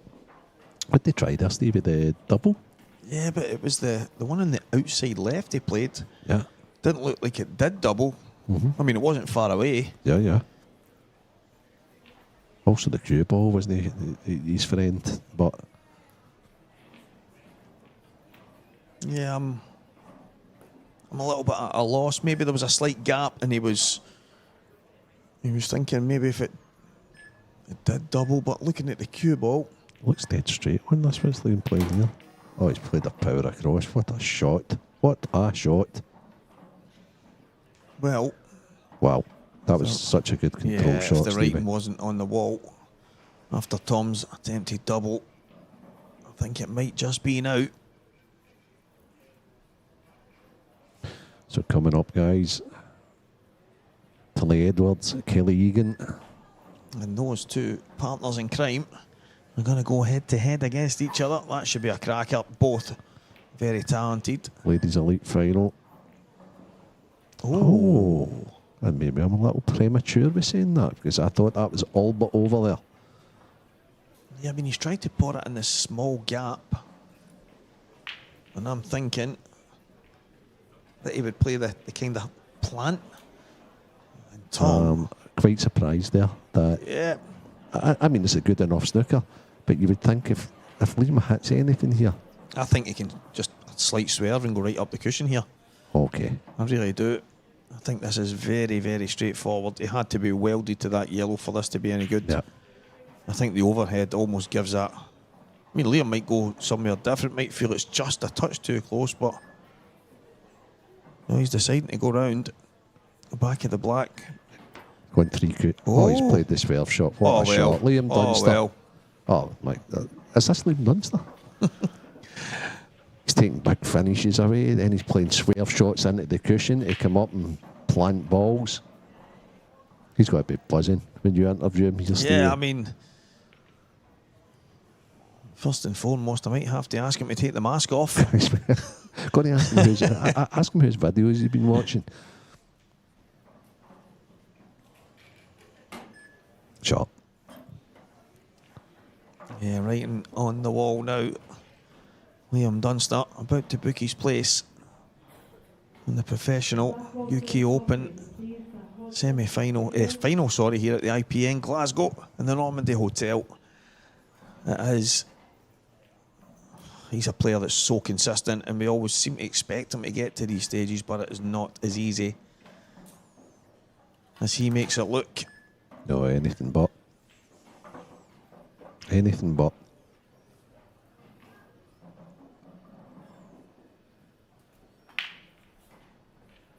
Slightly overdone that again, but I'm sure it should be okay. I think he'll still leave the ball over the bag to last. There's no need to risk a positional shot. We'll just screw on and off the cushion here. Oh, is he playing it with a lot of left? Nah, he's fine, fine. So he's one positional shot away. Just coming down to check. The only thing that can impede him is the yellow closest to the right middle. Should have played low, a touch aside, come inside that. I think that's all she wrote, Stevie. Yeah. I think Tom is. Let's play it straight down. What a Yeah. fantastic shot. Listen, he's had a great event, a great tournament. He's fought all the way. Maybe just a stretch too far. Liam just too consistent, and Tom a bit too erratic, Renzi. Yeah, well played, Liam Dunster. I'll let you go, Stevie. I'm going to be interested to tune into this interview with Liam. Well done, Liam Dunster, booking his place in yet another final. This is the Morgan McInnes Corey Rees match. That's just started. That'll be going on in outer tables as we await our commentary team coming in for our ladies' final. And I think we're going to get the... Oh, Morgan, what have you done there? I think we're going to get a very experienced Miss Yvonne Ewing in with Dan Fairby for the final between Kelly Egan and Tilly Edwards.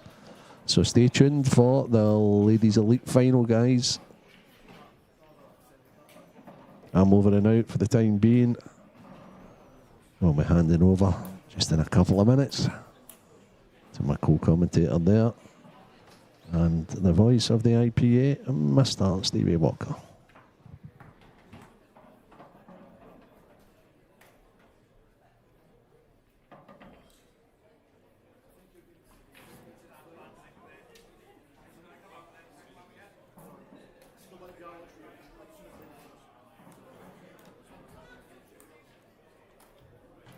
So we now have the ladies elite final on table 26 of two main student tables. Juliet Thomas and Kelly Egan on streaming table 26, please.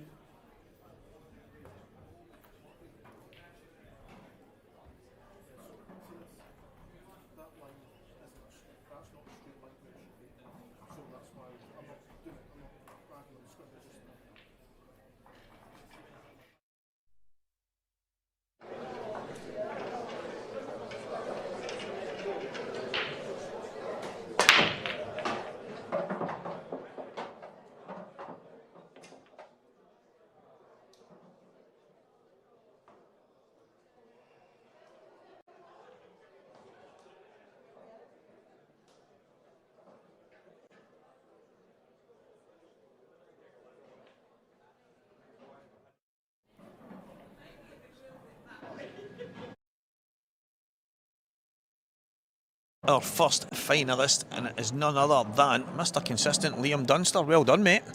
Thank you, thank you. There was a few issues with your break. You seemed to be. It was your reaction that was standing out. I ended up doing the commentary for it, and it was your reaction that was catching me more than anything. I'm just sick of dry breaking. I've done it all weekend. All weekend, it's just been horrific. So, yeah, I'm playing well, but my break needs to improve. Simple as that. So, a Liam Dunster who is not breaking at his best, but you're in the pro final. Yeah, I'm not making too many mistakes when I actually get the chance, but if you look at like who gets, if you look at the statistics in like previous matches and stuff like that, like who gets the first choice of balls after the break, between my break and his break and sort of thing, then I'm easy. I'm only getting like a third of the first bite of the cherry, so to speak. So I'm taking a lot of my chances, and then for someone to beat me, they will obviously need to break well and play well. But it's what it is. I just hope it improves. It's really frustrating. Well, I mentioned when I asked you at one of the previous events that you were breaking from the opposite side, and it was something you worked on in case you needed it. You went to it quite late in this match. Have you done it over the weekend, or is that you just starting to edge that way right now? You got 2 reds, one in each top corner, but up until then you were breaking dry. I mean, if you look at my second game against Adam, breaking from my usual side, first one dry, second one dry, third one dry. I thought, you know what, I'm going to mix it up, go to the other side. That was dry. My next one dry. The first 5 breaks were dry. I'm just like, what is going on here? I don't even know. I can't even remember what side I broke for like my 6th break onwards, but I seem to get a ball for then onwards. So I just got to keep mixing it up and just hoping I get a ball. Oh, there's a few kind of un-Liam Dunster-like finishes that you flung in there. There was a few moments where I'm thinking, if we were to maybe blur you out and just show the end of the queue and let people guess who was taking the finishes, some fantastic shots. Renzi actually said, he'll have the chest puffed out here. These are highlight reel moments. And sometimes you need to throw them in. That's just the way it is. Yeah, that's what happens when you're so badly out of position. It's unreal. Table cut them out. Obviously, it's different for the rest of them. Cushions are dead. A lot more reactive. Like the actual bed of the table is a lot more reactive and quick. So it took a bit getting used to be fair. So I'll put it down to that. Oh, Morgan McInnes is going to be playing against Corey Rees in the other semi-final. I don't know if you know that. You know the two of them well. You know, obviously Morgan from here in Scotland. I was going to say back in Scotland, and Corey, who's been quite consistent over the years at the top end of the rankings. Any preference? No. Just like I say, it's all about me in my head. Just focus on getting a ball, and then hopefully the rest just falls into place. Well, if Liam Dunster breaks good, he normally plays good, but you're playing good anyway, so congratulations. Our first finalist is Liam Dunster. He's going to be playing either the winner of Corey Rees or Morgan McInnes. So, looking forward to that one. That final will be tonight, guys. But first up, we're going to have Tilly Edwards and Kelly Egan in the Ladies Elite, and that is coming very, very soon. Stay with us.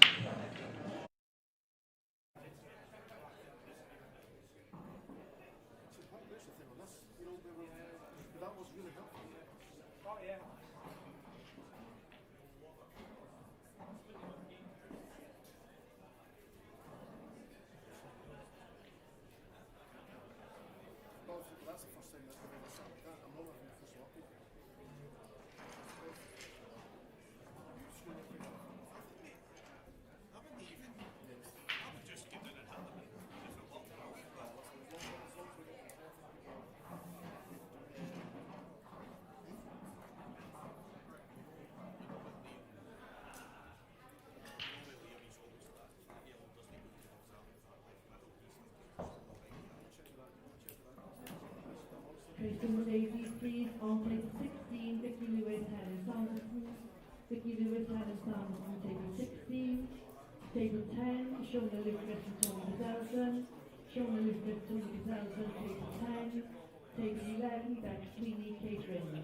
Beck Sweeney, Kate Ringe, table 11.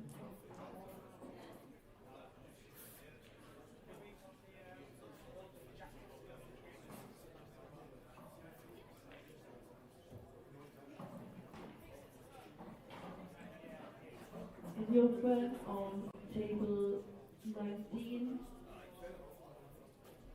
On table 19, Mark Little, Craig Ingman. Mark Little, Craig Ingman, table 19. Joe Harlan and Sean McGiff on table 21. Joe Harlan, Sean McGiff on table 21. Greg McMillan and Andy Lucas on table 15. Greg McMillan, Andy Lucas on table 15. Andrew Betts and Colin Bradford on table 19. Andrew Betts and Colin Bradford, sorry, on table 13.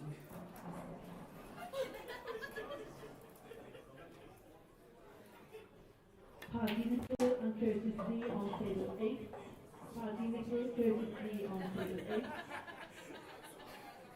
That's what's more impressive.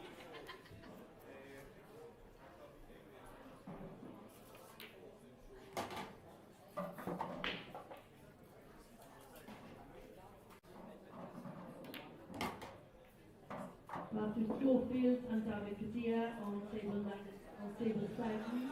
Matthew Schofield and David Kadia on table 7.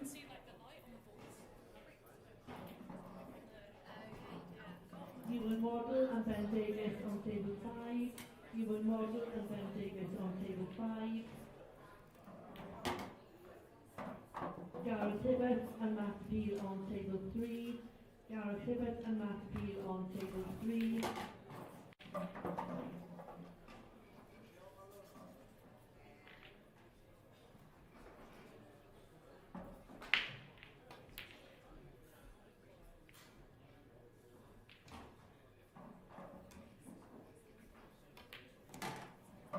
Scott Higgins and Liam Farrell on table 2. Scott Higgins and Liam Farrell on table 2, please.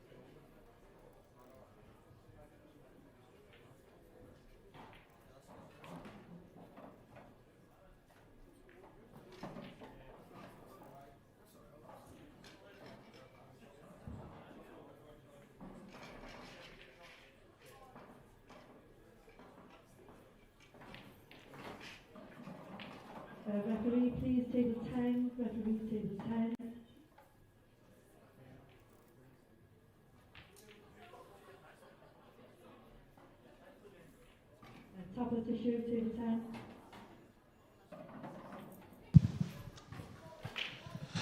Good evening, everyone, and welcome back to the IPA UK Open here in Glasgow. It is time for the UK Elite Ladies Championship Final.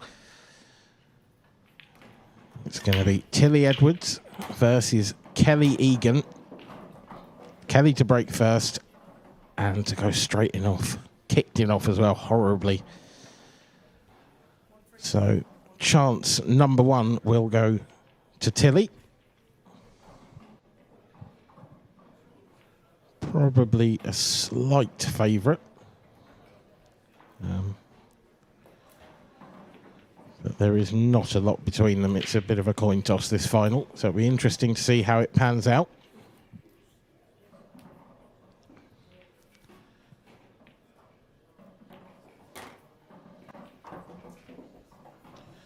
Tilly using a free shot there to just remove that red. I'm not convinced she'll be going reds. The yellows are a slightly easier colour set just because of those reds on the side cushion, but it does appear she is, so perhaps she's just going to line them up as a plant, and if she takes the pocket, she'll be happy enough.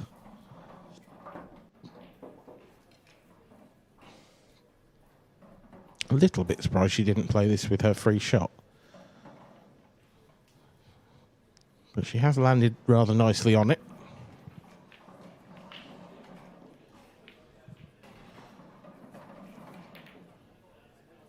Oh, she really punched that. Hasn't worked out well. She has got a bit of cover. One of those reds has landed in a very awkward spot there for Kelly.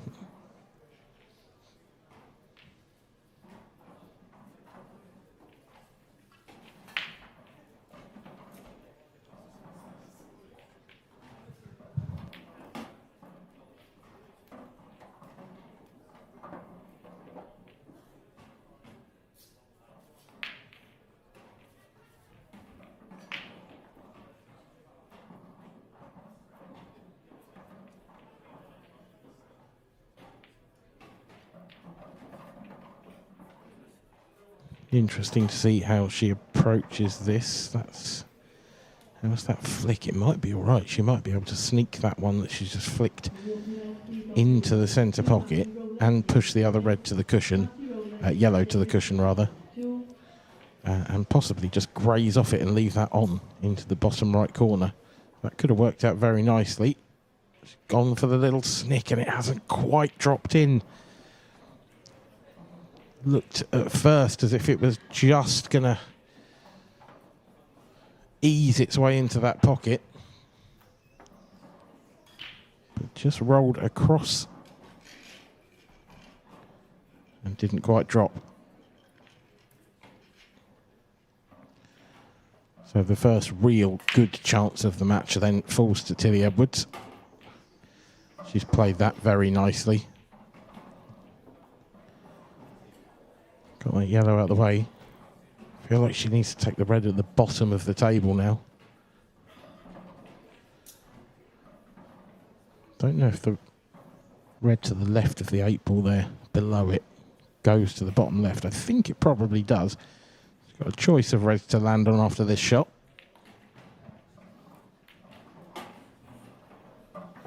And she's landed on either.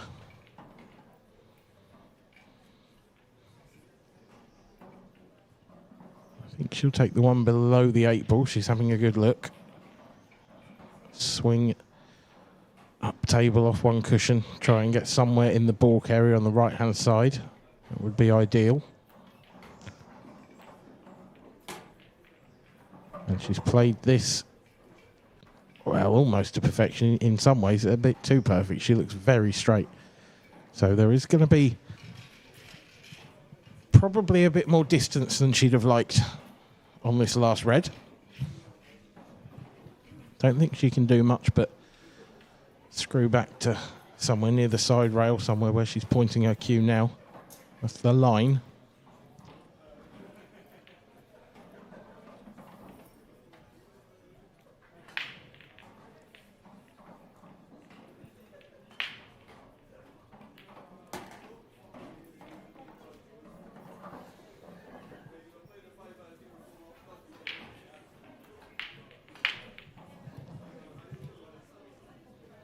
probably would have liked to be a touch straighter.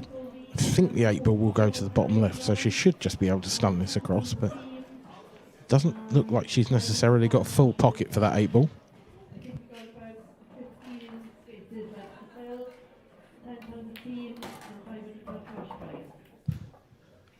She couldn't have struck that any sweeter. That is a lovely shot. And that 8 ball clearly passes.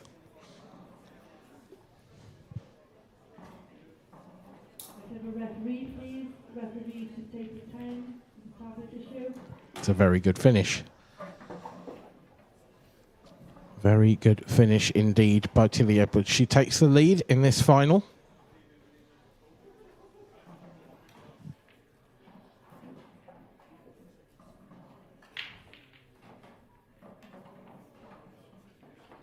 Now, you may have seen we've been keeping an eye on table 25, the last of the professional semi-finals.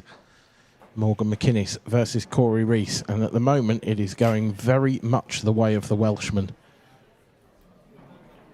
Corey appears to be having it all his own way. He leads 3-0. It looks very much like that's about to become 4.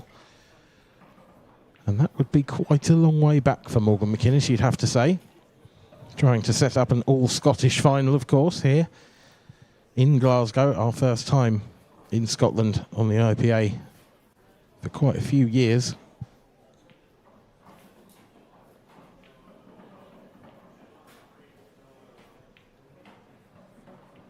But Corey is looking to spoil the party.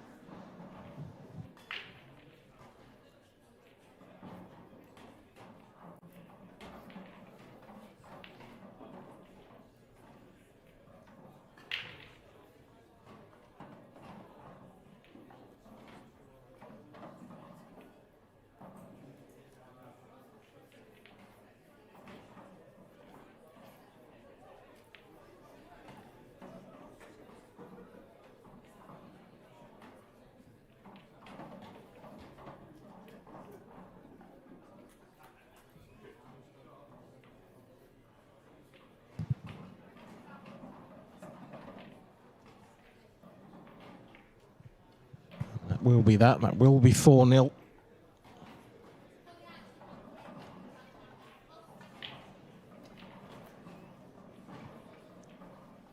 So an impressive start to that match for Corey Rees in the second professional semi-final. Let's go around the grounds, find out some other scores for you while we wait. We are well into the Open now, also the Ladies Open. Yeah.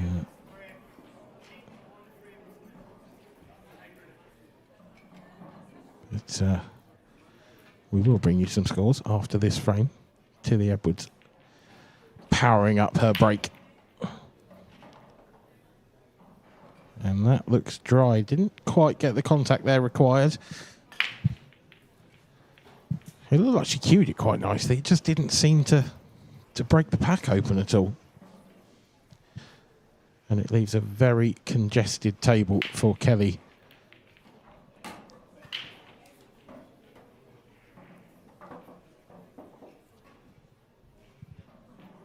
Don't know if she's quite landed on this one. On the left-hand side.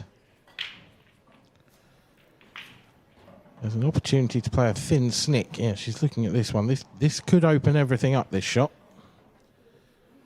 Got the 8 ball out of the way. Put the 8 ball in a horrible position, really. It has opened all the yellows up, but I think she needed a bit more power there to get that 8 ball back out.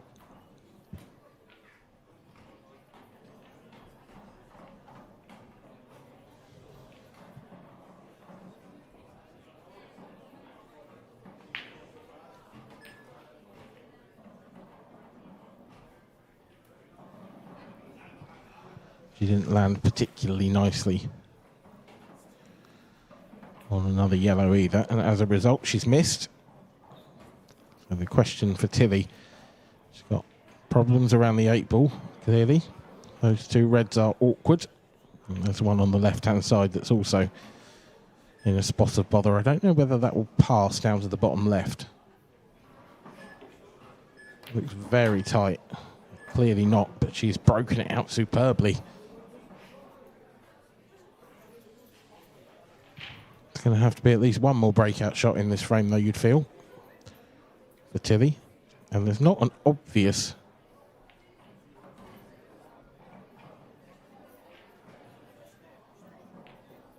ball to do it from.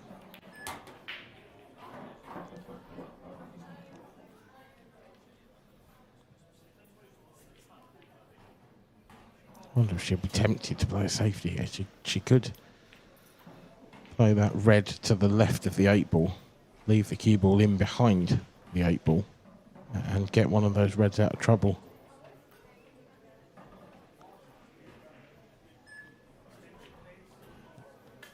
She's taking her extension, so she's having a good look. Just, I don't know if there's any value in actually going for this clearance from here.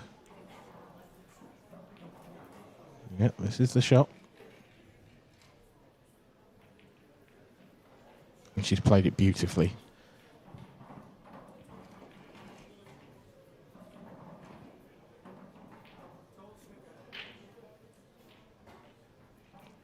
Red's looking a lot more inviting now than they were just one shot ago.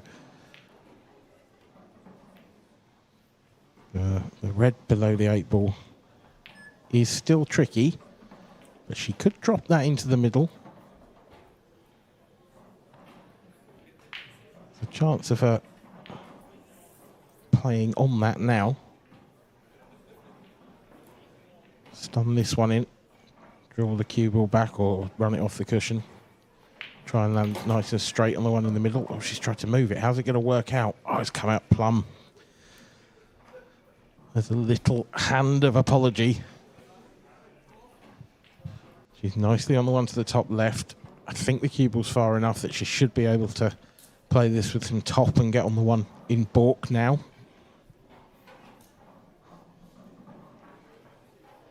Oh, she's coming down table first.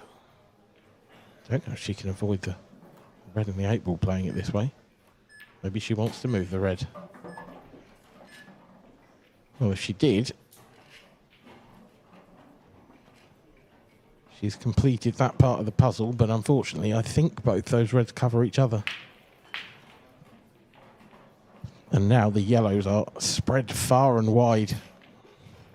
So this is, should be do or die for Tilly Edwards at this point in this frame.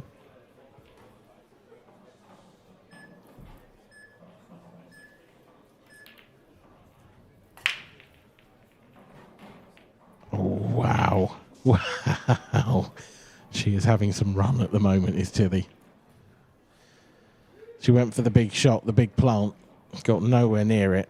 But somehow she has left Kelly no shot on yellows. And to be honest, it's not easy to see how she can get this safe. She's so close to this yellow. Hiding the cue ball, it's going to be difficult.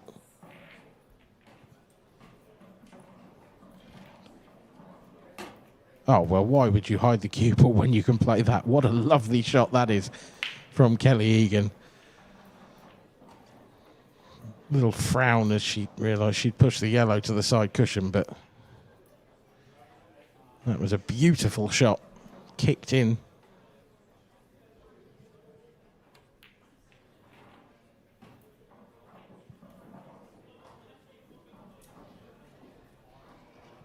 Unfortunately, she couldn't follow it up. So another chance goes begging, and Tilly will come back to the table. One good shot here, you feel, and that should beat the frame. Just needs to land straight on this one. On the left-hand side of the table. It's a little angle, but should be fine.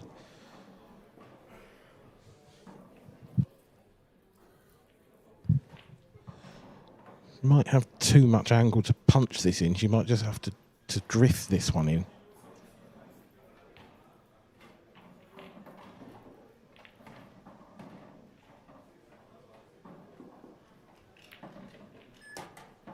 Very nice.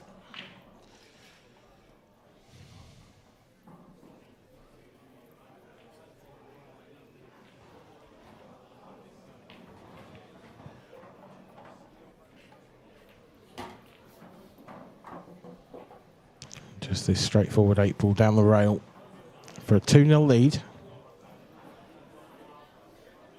Been a good performance so far, this from Tilly.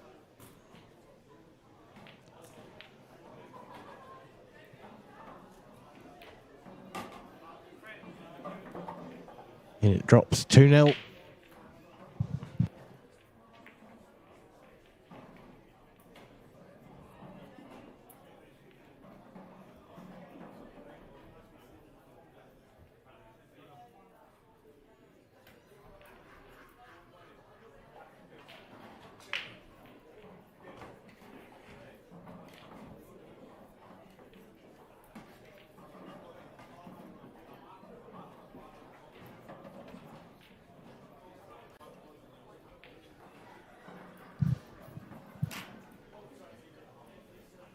There are many of the outer tables I mentioned earlier. We are well into the open matches now. Table 23 there. That one, the game's just finished. Rhiannon Graham running out 6-1 winner over Lindsay Scoley. Gareth Hibbert is underway on table 3. 1-1 with Matt Peel. Ben Davis staring down the barrel. 3-1 down to Ewan Waddell. And here is table 25, our second semi-final in the professional event, where Corey Rees leads Morgan McInnes by 4 frames to 1. Kelly Egan breaking off in frame number 3, and that is a better break this time. Her first break, she was cruelly kicked in off. Time she makes a ball, and they are spread far and wide. But there isn't really an easy starter, you have to say.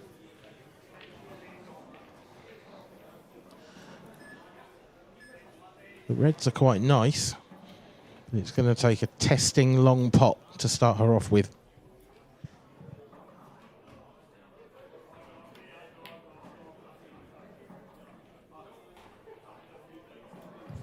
And unfortunately, it's a test that Kelly has failed, and it's left a great opportunity for Tilly. And that does seem to be the way this match is going at the moment.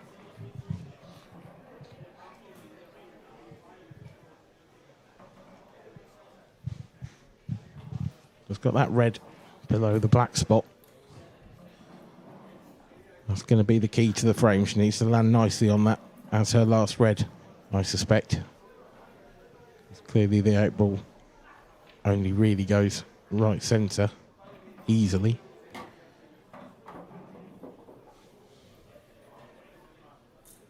Going to be a big positional shot at some point.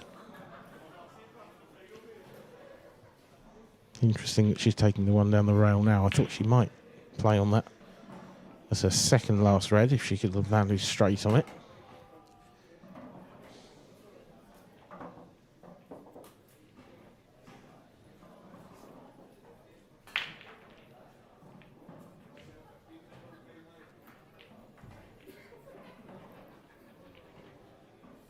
Anyway, she might like to play this as a skill shot, pop both reds. It would probably leave her a good angle on the one to the centre. She hasn't played it with enough pace for that. She was just dropping it in. But now she's got to play a tricky shot either way. She can either play the one over the corner pocket now and try and give herself an angle on the one in the middle of the table, or she can play position off that ball over the pocket last, which is what she will be doing. Now this is a very tricky shot.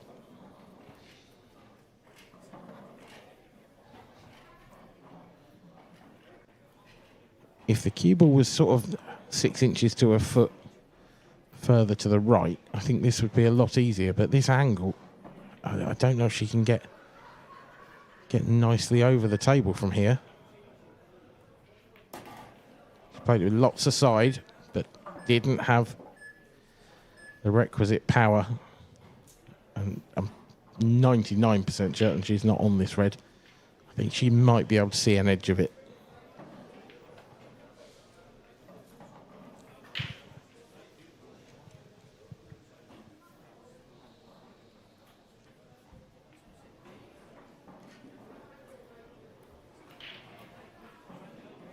Oh, she could see an edge and she could play it off the yellow. That's an unbelievable shot. But she's going to need another one. That was as much of that red as she could hit. She's looking at cushion first, off the yellow. This is going to be catching the cushion just before the yellow and then hopefully off the side of it. She'll just be rolling this, I think. She played it with pace. I'm surprised at that. I thought there might have been a sort of element of safety in that, because if she rolled it down the cushion, just not quite got it, she probably would have covered the pocket.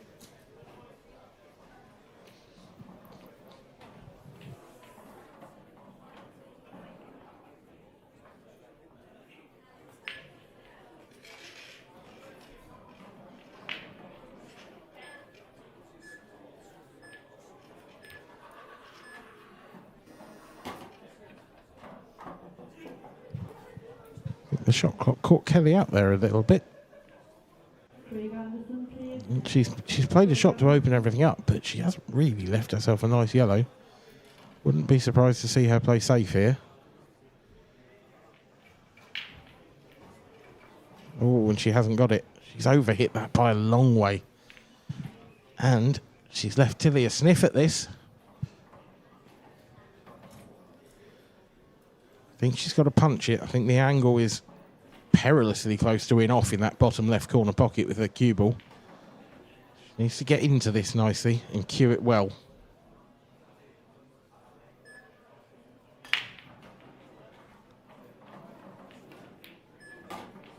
And hasn't she just, but surely not. The cue ball's going to drop in as well. That is an unbelievable bit of luck. She had to play it that way. And she just didn't quite get into the cue ball enough to kill it off the side cushion. Fraction of side maybe would have done the job. But nevertheless, Kelly Egan's on the board, 2-1.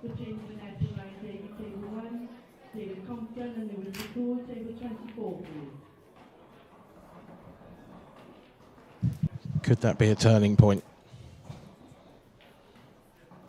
Tilly hasn't really put a foot wrong in this final until then.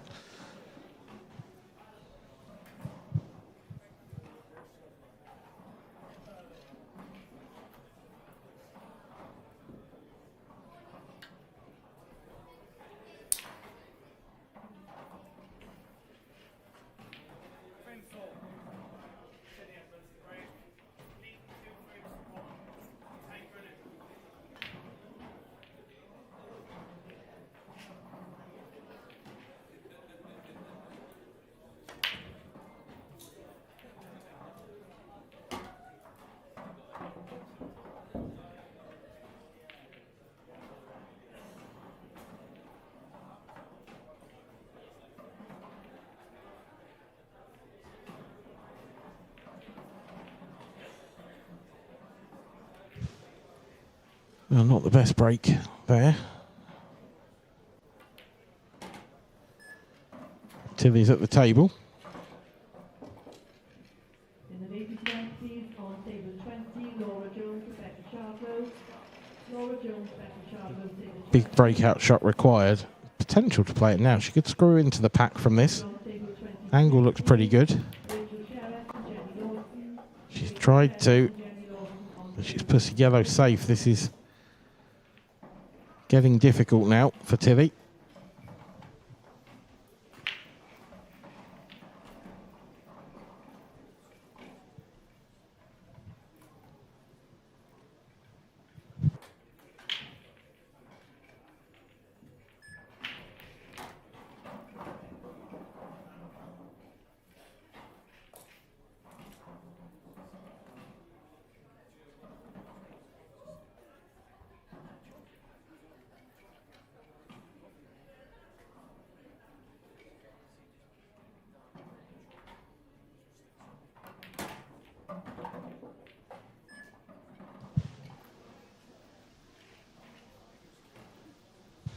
Well, she certainly go down swinging.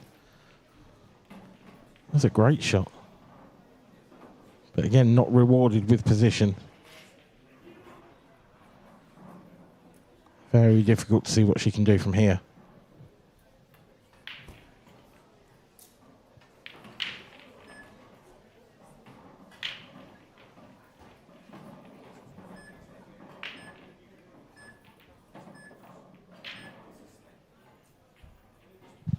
Just tried, I think, to get control of the pocket, but that was always odds against. Shot clock, so unhelpful in those situations as well, where you definitely need more than 30 seconds to think about things.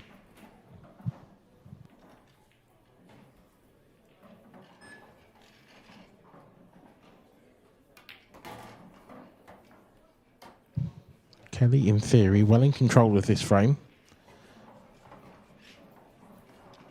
Don't know if that yellow will sneak past the red if she were to leave Tilly an opportunity. It's really difficult to tell.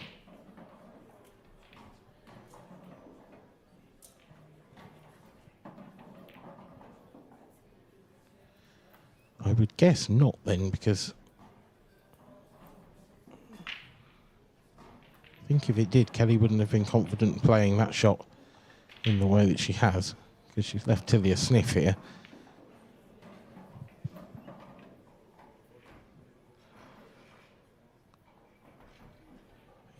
Does the angle here go into that problem area? Played a skill shot, didn't quite get the yellow though. It was a good effort. Had that dropped in, the situation would look very different. As it does, it looks like it should be good work for Kelly.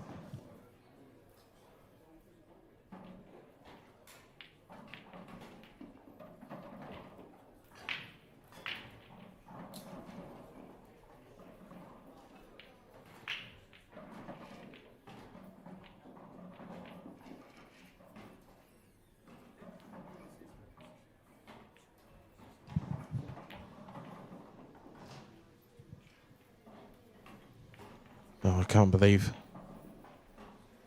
Tilly won't be able to believe she's back at the table, I don't think.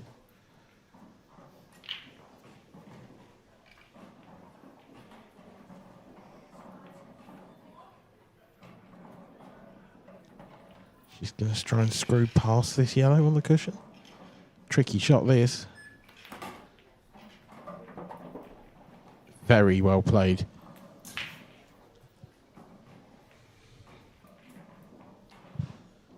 Did well to find the line there to get past the reds.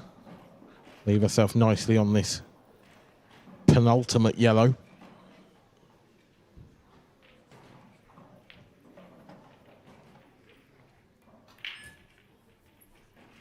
Oh, and having done the hard work, Tilly's given up the chance, and Kelly surely now will take this fourth frame.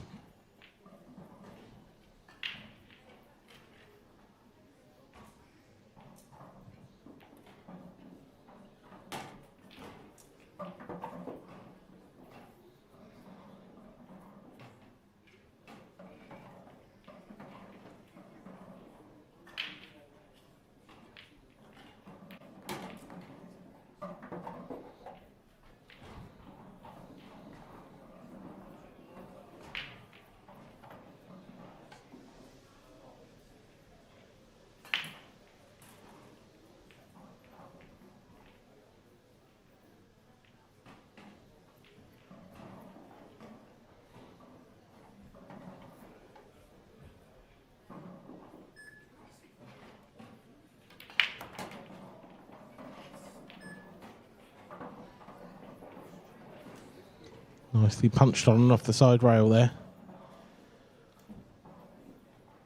Similar pace of shot here, you'd think, just a stun. Referee, please. Stay right in the room. Cue ball's held up nicely. Business.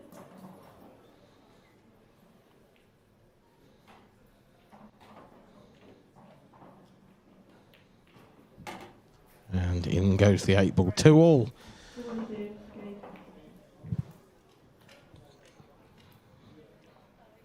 fascinating start to this match. Tilly probably feeling as if she should probably be 4-0 up. Kelly, on the other hand, having started quite slowly, has now got herself a foothold in the match. Morgan McInnes, he needs a bit more of a foothold than this one frame. Currently trailing Corey Reese by 5 frames to 1, you can see there. And Corey was trying to get himself a bit of control over this frame, but that hasn't worked, so he's left the door ajar here for Morgan.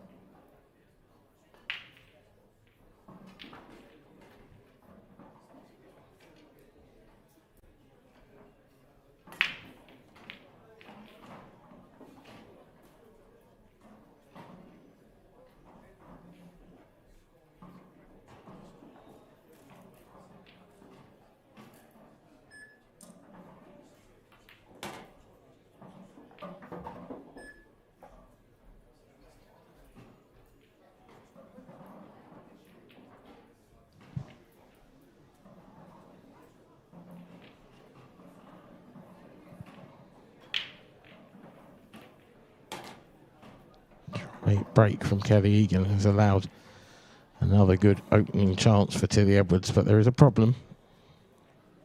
That yellow covering the pocket to the top left is something that Tilly's going to have to solve. Should just be able to drop this one in the middle, but she's also got to get the cue ball past the yellows. And she's caught it a fraction thin. Again, this is a decent chance for Kelly, but she does have 2 balls welded to that left side cushion.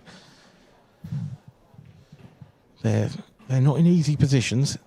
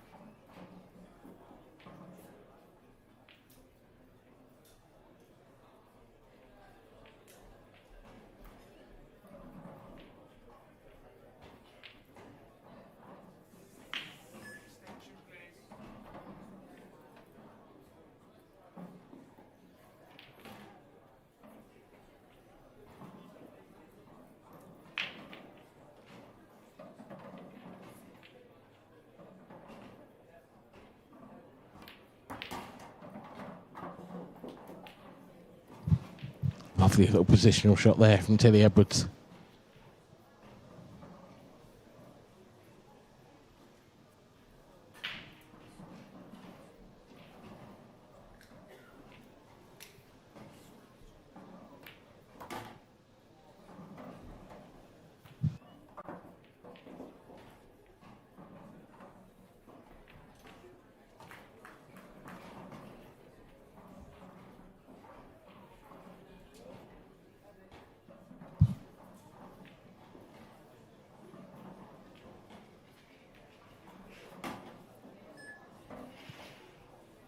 Just overhit that one a fraction. As the cue ball rocked onto that yellow as well, can she actually see the red near the balk line? I don't think she can, you know. She's just about on the one in the centre pocket. That could have gone very wrong indeed. She's recovered really well.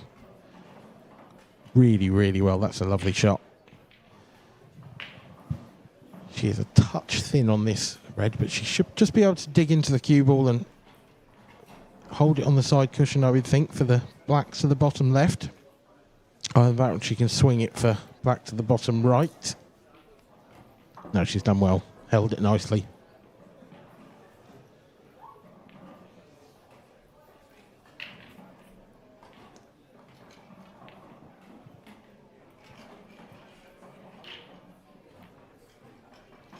And she finishes the job. A nice finish there from Tilly Edwards. She regains the lead. She saw a 2-0 lead slip out of her hands, but is now once again leading from the front. She leads by 3 frames to 2.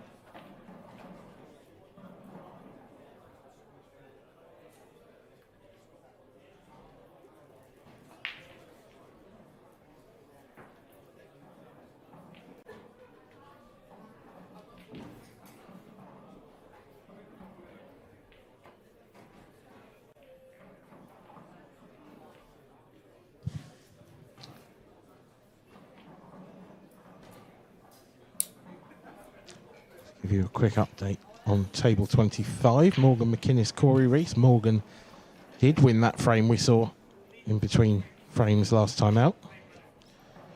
So now trails by 3, 5-3, 5-2 rather, sorry, to Corey Rees.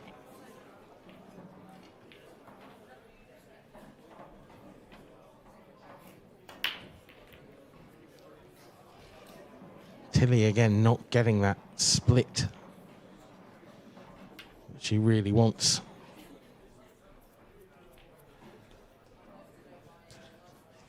Second dry break in the match. Her second dry break, I should say. And Kelly Egan with first opportunity in this frame. It's a decent chance, this, on yellows. The yellow next to the 8 ball is potentially a problem. I'm not sure where, if anywhere, that goes. It looks so close to that 8 ball.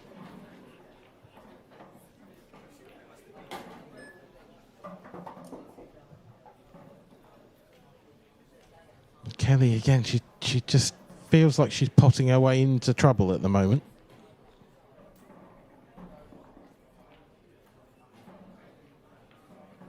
Because all of a sudden, what was quite a messy table looks quite nice on reds.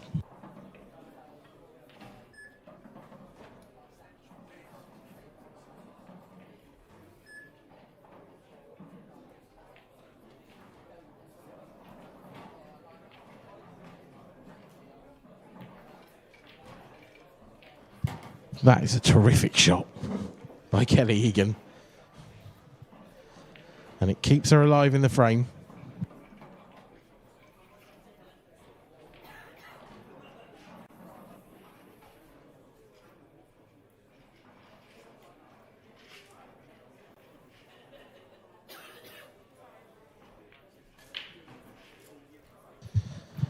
I'm delighted to have found myself a co-commentator for this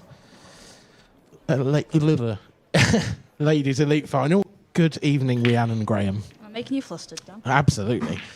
Fresh from your victory in the Open. How was that? Yeah, good. Yeah, it was good. Wasn't my best, but yeah, it was a good match. Good. I'm very glad to hear it. You'll be back on fairly soon, I'd imagine, tonight. Playing again 8 tonight. scheduled, I believe. Do you know who you've got yet? My little Diddy sister, Charlie McDonald. Your little Diddy sister? Yeah. Okay. It's never fun playing people that your friends are, is it? But, you know. Was there a hand of apology there from Kelly Egan? I think there might have been. I don't think she was playing that double. Maybe slightly. Although I don't know what she was playing, to be honest. To be honest, with that yellow where it's fallen now, Tilly's reds are a little bit tied up, so I think maybe she was just playing to get her yellow out of that end of the table and let Tilly go. Yeah, neither of these players has shied away from taking on the finish so far. That's harsh. I didn't think the yellow was going to drop initially, and then it did. Thought, she might just be able to take these out, and then that red came over to block everything. Give me a summary of the match so far then, Dan, since I've missed it. Oh, okay. first 2 frames, if that's skill shots, Oh, that was nearly incredible. it would have been shot of the tournament, I think. The first 2 frames, Kelly didn't get them. Tilly returned fire, did get them, essentially. Third frame, Tilly took out a lovely finish and went in off on the black. Screwed across off the cushion to avoid the obvious in off, and then it popped back into the opposite corner. So it was a little bit harsh. And then Kelly took out a nice finish for 2-all. And then the previous frame was just a nice finish from Tilly after Kelly had gone and not got them again. So that's been the story of the match, to be honest. Kelly's been getting in first but not finishing them off. Yeah. And to be honest, this frame is similar so far. I mean, both of these girls are very good potters, very good attacking players. Yeah, they definitely... There's been precious few safety shots. Yeah. It's been the odd one. Played at the right time, generally. I lost to Kelly this morning, and it was a similar kind of game where we were both first opportunity at the table, we'd go, and if we didn't finish them, then the other one of us sort of kept it tight until we were ready. And yeah, it was a close game, but what I think is a very good game, actually. Yeah, it's been nip and tuck all the way through.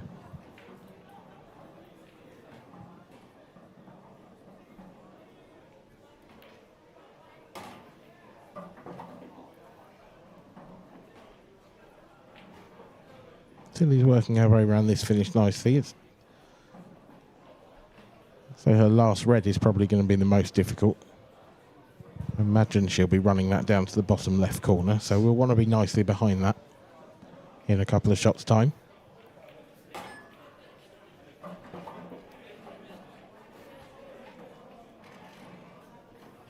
Bit short pace on that one, I think. Yeah, but I think she just maybe wanted to be straight on it just so she could control it nicely. One good pot, and she's got the line down for the one on the left. Yeah, just 6 inches further with the cue ball, and then you're bringing the cue ball back towards that red. Yeah. I think she's running away from it slightly now. So probably just a straight stun shot in. Well, she had a better angle than I thought. That couldn't be a lot better, actually. That's why she's in a final and we're not. Touché.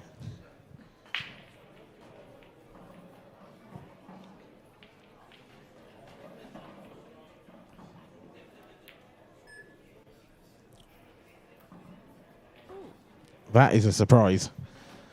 She got nicely on that, did Tilly, and if anything, she's overhit it by quite a long way. I don't think there was any need to play it with quite that much pace.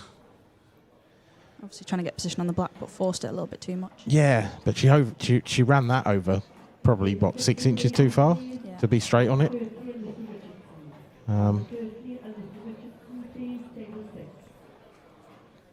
Interesting that Kelly turned down the plant there. This is a tricky positional shot now. Never easy to play position coming out of the jaws of the pocket like that, but that's a pretty good job. She's done well there.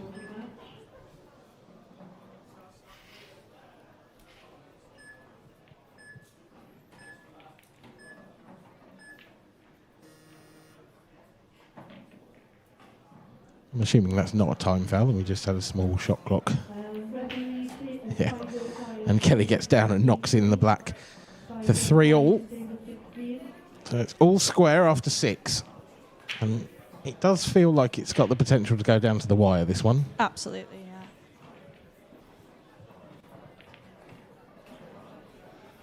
yeah. You are, as we said, through to the next round in the Ladies Open. I can see you eyeing up the scores on our screen. Is there anything that stands out to you there? Oh, yeah. Nice little match-up. And Emma Cunningham versus Val Finney. 4-4 at the moment. Be an interesting one.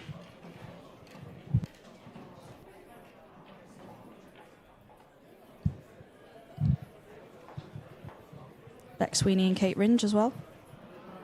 Both very good players. 5-4 to Kate Ringe at the moment. Yeah, two very tight games there.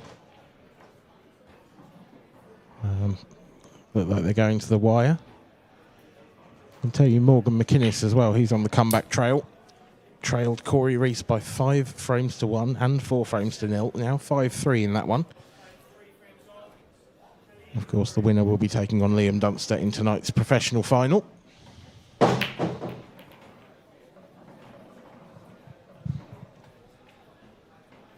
Well, Kelly's certainly split the break reasonably well. Better than a few of the breaks we've seen, but still nothing down.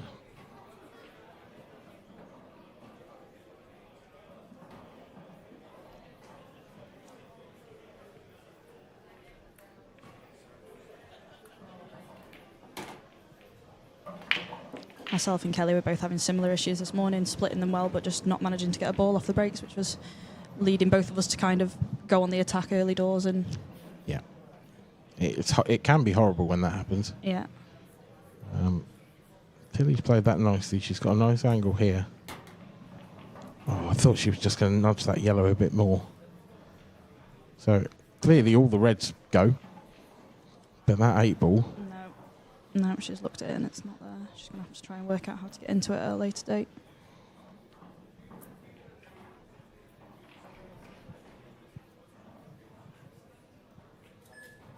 Yeah, it's hard to see how she can do it early as well. Like, you're always told to go into your bad balls early, but... Has she left herself a gap here? I think she's found the gap. I don't think she's got the angle to screw back into the yellow. No. But I think she played for the gap, and I think she played it really nicely. And she forced a little bit right inside. Oh. Well, that's not great. No, Still got a shot. Left her awkward queuing a little bit, though. That 8-ball might now. I wondered whether she'd nudged it enough just to sneak it past, but... I think it might go in the middle. It's going to be a good shot to get there. And she needs a good shot here first.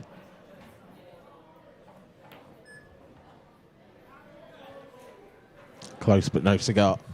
I actually don't think that's the worst leave in the world, looking at what Kelly's got there.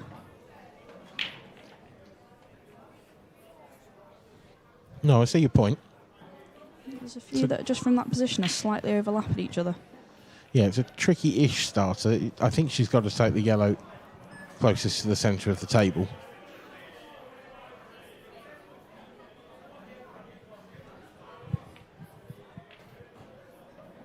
She would have liked an easier shot than this. Yeah, definitely.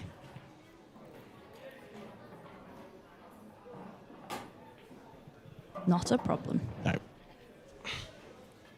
She's now got this one top right to get on a tricky ball near the middle. Yeah, the other thing, she's got to work out the route she's going to take. The two yellows that are sort of blocking each other in the bottom half of the table. As I say that, well, she's overrun that to the point where actually she's quite nicely on it to the bottom right. Yeah. But obviously you've either got to play a plant in that bottom left, or you've got to play the bottom one first. And she's landed absolutely plumb on it. Couldn't be any better. I have to say, I haven't seen much of Tilly play today, but Kelly's potting and cueing has been brilliant today.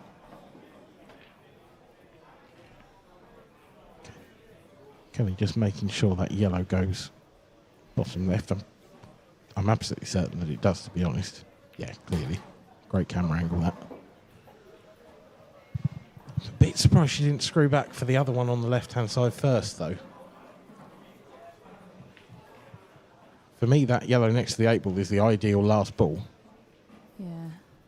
And where the black is, it's not like she can push through it to get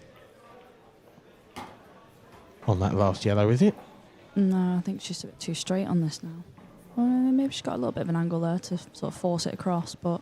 She screws this back, she's going to be going close to the centre pocket, I'd have thought. Oh, well. So, I mean, I think she was trying to... She tried to pinch it. And... But she has tied it up for Tilly, which isn't nice. No, hand of apology came up there. No, that red, it's horrible. I mean, it'll go left centre, but getting there is going to be some shot. She could try and move it now. Could try and sort of just nudge into it off this one.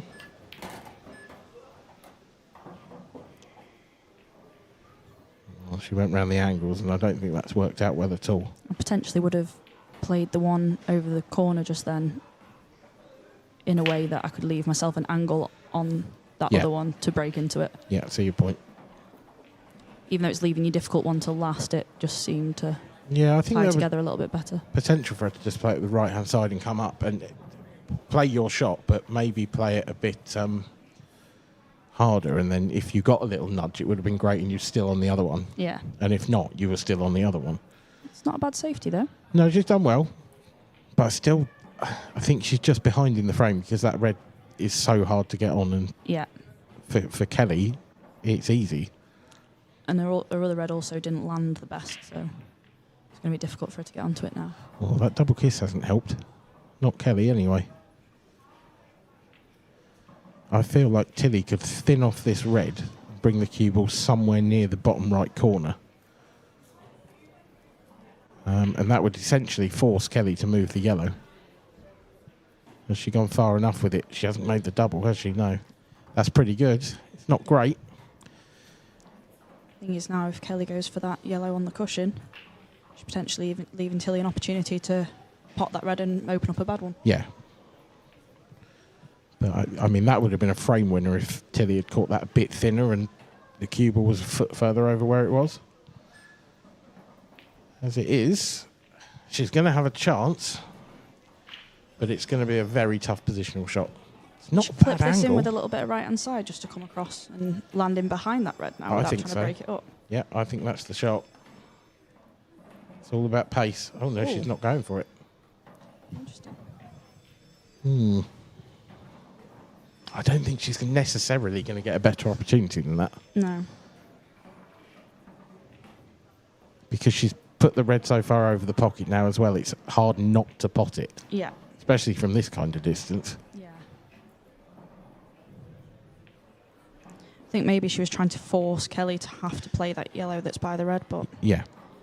she left her too much of the other one. Doesn't want this in. Played it nicely. But again, Kelly can just bring the cue ball. She can probably get the cue ball in behind the 8 ball here and get a good snooker. Yeah. I think Tilly missed a trick there. I think she should have had a go at that.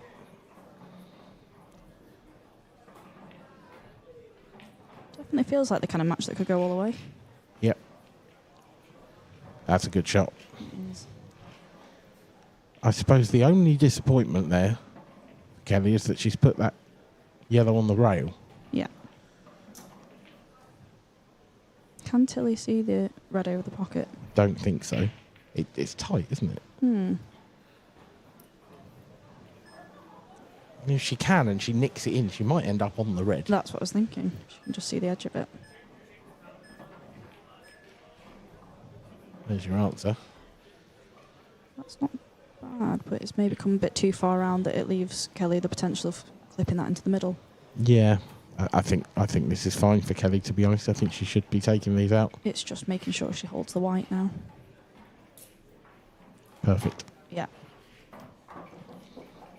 Sometimes when it's thin like that, you can be tempted to overdo it. And Yeah.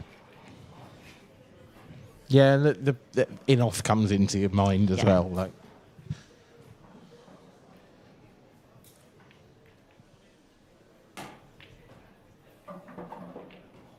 just under-hit that one a bit. Little. I don't know whether there was a sort of element of, if I miss this, I don't want to leave anything on in the way she's played that. Yeah. But because of that, she's made this black missable. Yeah, this isn't definitely straightforward. I mean, the way she's potting, I would hope that she'd get it, but... And she has. Yeah. Well played, Kelly Egan. I think a little bit fortunate with she missed a ball and essentially tied up that red in such an awkward way. Yeah. But Tilly's had her fair share of run in this game as well, more towards the early part of the match. Yeah. And like you said, she did have a chance to get on that red, and I think just maybe slightly missed an opportunity there, but Kelly can definitely Egan, see it going close this match. Kelly Egan takes the lead for the first time. It's not a bad time to do it, 4-3. No. I mentioned Morgan McInnes was on the comeback trail. Looks like he's doing it by fudging, to be honest, because that's a horrible looking table.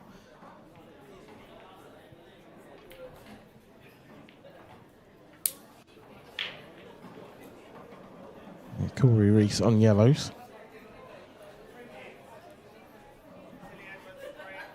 We'll keep up to date with that one.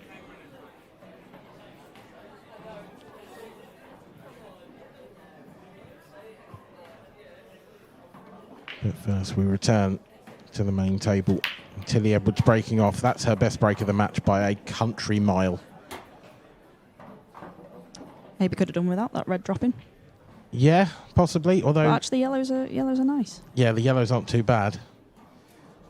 Possibly the one closest to the left centre. Yeah, I think she was just checking whether that sneaks past into the middle, and it looks like it does. It looks It's like tight. it does, but it's you probably want to move the red to be able to get to that angle. Yeah.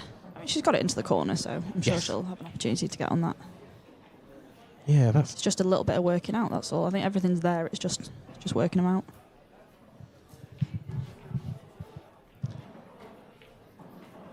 I feel like she can drop this one into the top left and then leave herself an angle on the yellow to the right of that one that we were just talking about.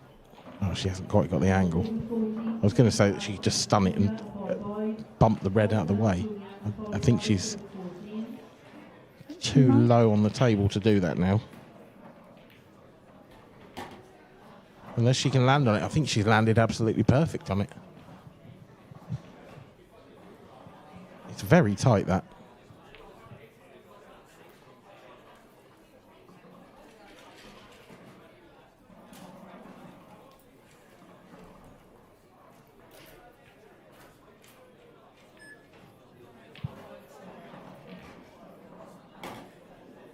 She clearly felt that it didn't go, because I think if she was going to, it had to go then.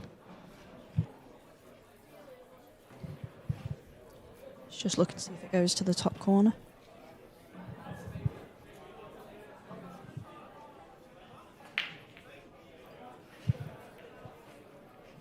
Yeah, even that looks tight.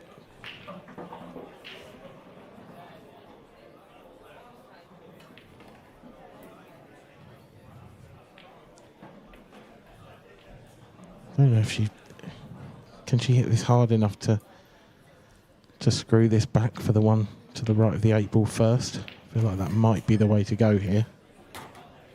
Yeah, she's done really well there. That's nicely done. So does that yellow pass to the top right, top left? That's the question now. I did wonder on the previous shot whether she had the angle on this ball that she's on now. She might still have it to be slightly uber attacking and try and get into it. Well, she's certainly got to go for... If it doesn't go, then she's got to. If it does go, then she can land on it. But she's got to attack it one way or another. Feels that it goes. Yeah. She's underdone that a bit for me. That cue ball is now running into that red. She almost needs to rely on a double kiss from that to stay nicely on the 8 ball. If you catch it on the left-hand side, it could be in off. And if you catch it on the right-hand side, it could be snookered.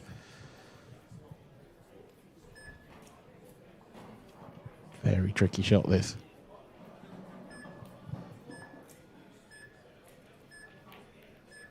Nailed the pot and nailed the double kiss. Very well played, Tilly Edwards.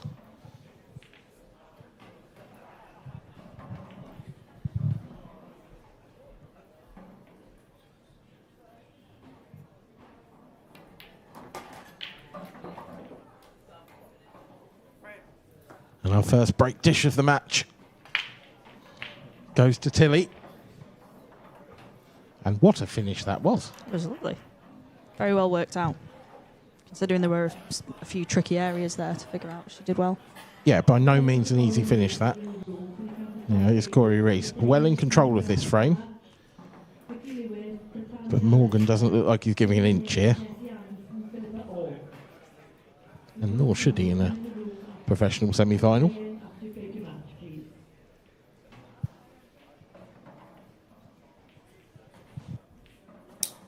Both those ladies' matches we talked about before, still very close. Emma Cunningham is now 5-4 up against Val Finney, and Beck Sweeney and Kate Ringe are 5-5. I think that might have sealed Morgan McInnes's fate as well, that last shot we just saw. In this frame, at least. But back to the action here. And it's another dry break for Kelly Egan. Neither of these players have found much form on the break, it has to be said. 2 successful breaks so far for Tilly to 1 for Kelly in the first 9 frames of the match. But again, they've split open quite nicely. Although that's not the greatest of first shots, to be honest. No, I wonder whether she might hold back a little bit here now. Certainly difficult to see an attacking option, isn't it? Yeah, she might just clip this yellow and not leave Kelly a lot to go at. That's not ideal because she's tied her own ball up there. I think I would have been inclined just to nudge it off the cushion and leave it there. Yeah, I agree with you. Fully. Not only has she tied her own ball up, she's tied up the 8 ball as well. Yeah. Another nice pot from Kelly.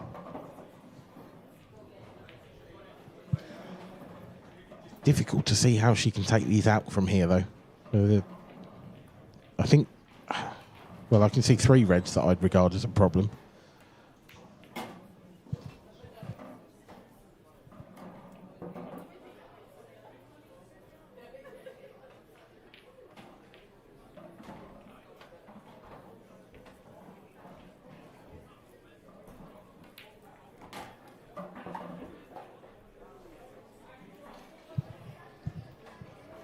Well, Kelly isn't reining in her attacking instincts one bit here, but I feel like that might come back to haunt her.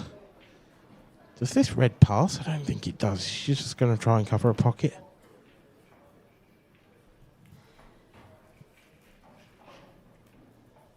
She was only really left to leave a long pot there, though. Yep. But again, I don't know whether I'd be inclined to attack at this point because she's still got a lot of work. I can't see the logic in it, to be honest. I think I'd almost just bump this off the cushion and not try and pot it. Yeah. Or maybe she pots it and then tries to leave one over the bag down here. Could do that.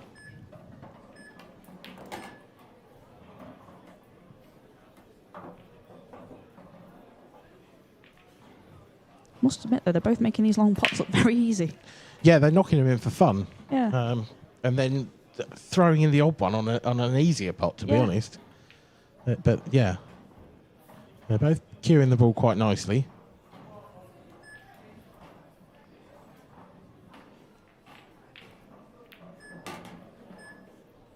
Oh, it looks like she's going ultra aggressive. Well, if she can leave herself on this sort of second yellow in off this pot, then I think that difficult yellow goes to the middle. Yep, I agree. I think it does too. But the question is, where's the black going then? Exactly, yeah.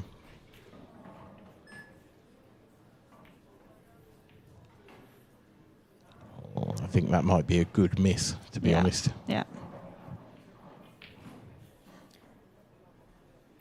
See, you're thinking she didn't want to leave that one that the white's nearest to now till last, because then she'd have nowhere for the black. I'd be amazed if Kelly didn't attack this area now. She's got a fractionally thin angle on this red, but I think she could punch it and come round and get into the awkward area. Just feel like the way she's playing, that's might not be the percentage shot, but it's probably the shot she's going to play. Yeah.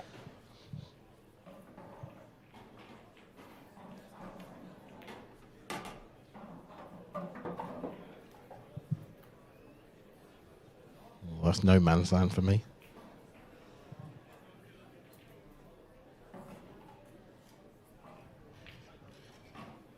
Does this red pass? No. I didn't think it did. I also think it's opened everything up for Tilly now as well. Yeah, that's probably the one ball she didn't want to move. Yeah, you would have been better off potentially playing the other red nearer to the corner, and just maybe try and just push it in front of that yellow or do something with it, rather anything other than move that red that she moved. Tilly also has an angle here to open up the 8 ball, but there's no guarantee she lands on a yellow here for me.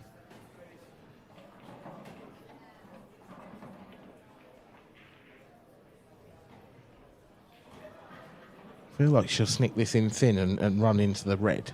Yeah. It just depends what I think sort that's why of she's called her contact. extension, because she got down and looked at it and just thought might be a better option. Yeah, well, if she gets a fullish contact on the red, she doesn't want to push that yellow safe or push it on top of that yellow. Got to play this with the right pace. Well, she went for the corner.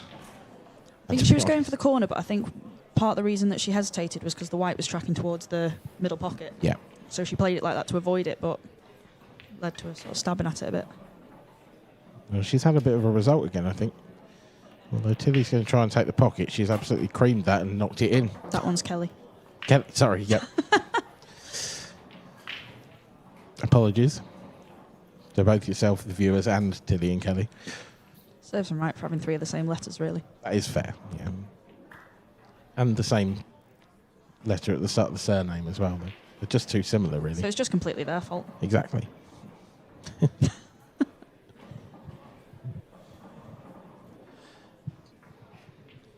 Tilly's a pretty heavy favourite in this frame now, though. The way this has worked out.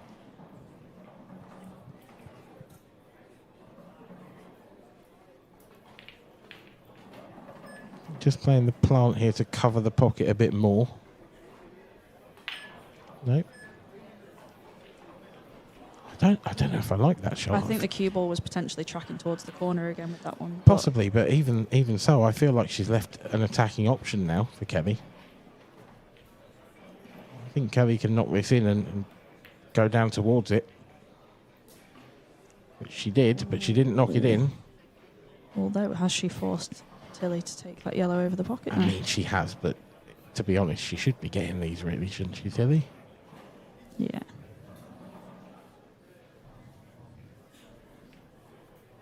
Just a careful shot to screw out of this now and then. Yeah. She only needs to land on one of them comfortably. And Yeah, exactly. Both those yellows go to the centre. That a bit hard for me. But she's still on this. Yeah. Just could have probably done with not being cueing this off the cushion. potentially just try and leave yourself in the bottom of the 2 yellows now, and it's just 3 very simple stun shots then. And yeah, I think that'll be the plan.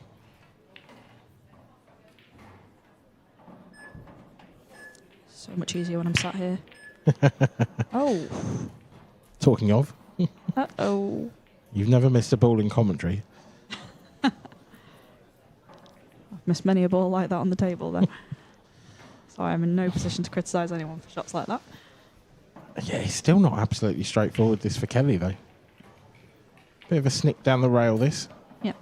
These aren't easy, and where's the cue ball going to end up? Ideally, a full ball contact on that yellow, but if she just catches it thin, could be a problem. Well, she hasn't caught it thick enough. Question is whether those 2 yellows now go past each other, which they do not. No. I wonder if there's a possibility of... Oh, does that top one goes in the centre, I think? I don't think it does. I don't know. I think it might. I'd be trying to play into them now. She's got the angle to. She has done. Well, this is very awkward now. Very tricky. I mean, all she can do really is jack the cue up here, drop this in, and leave a double, isn't it?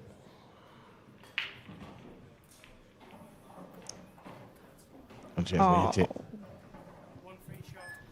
It was very close. They're always horrible, those jabby ones. Yeah.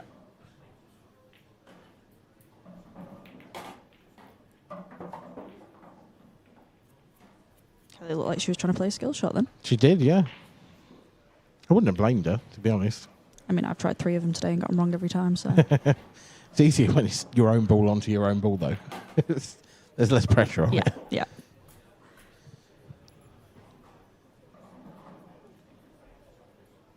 Now this black to move 2 frames away from the IPA Elite Ladies UK title.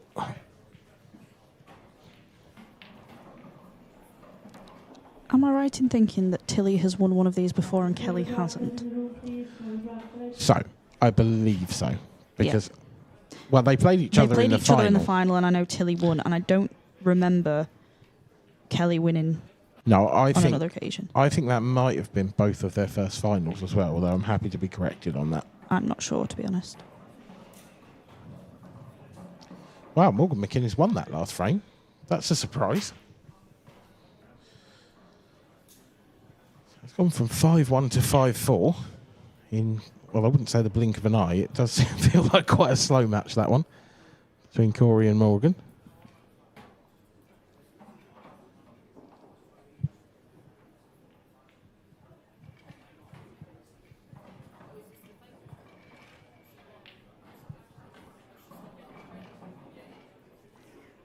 The ladies have just taken a comfort break. I don't know if it was one or both of them.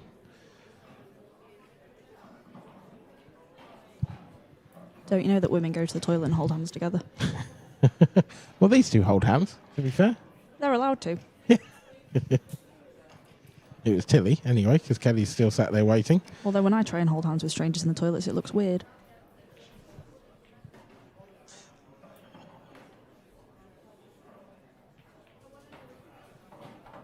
Moving on.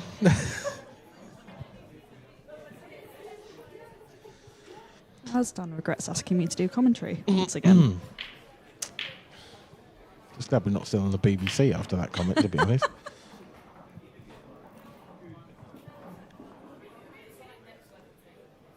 Morgan McInnes looks in control of this frame as well.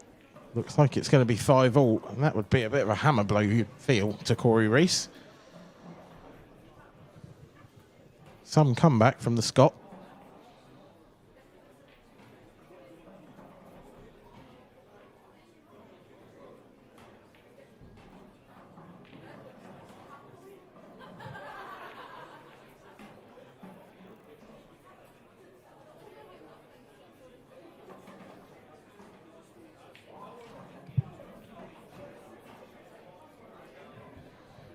Yep, very much looking like 5-all now.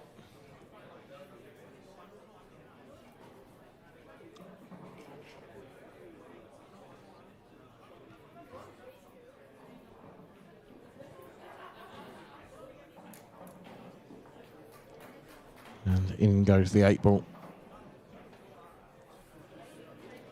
Bring you some scores from the Opens, the Ladies Open and the Men's Open. There we go. Look at that. Screen full of them. Matt Schofield. He's flying there. 6-2 up. Scott Higgins, 6-4 up on Liam Farrell.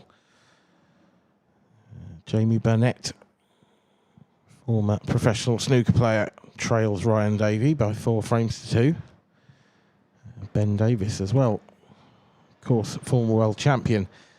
6-5 up on Ewan Waddell. And then in the ladies' mirror area, 5-4 up on Philippa Orme. Shona Lucas, 3-2 up on Tony Bezelson. There's plenty of action still to come.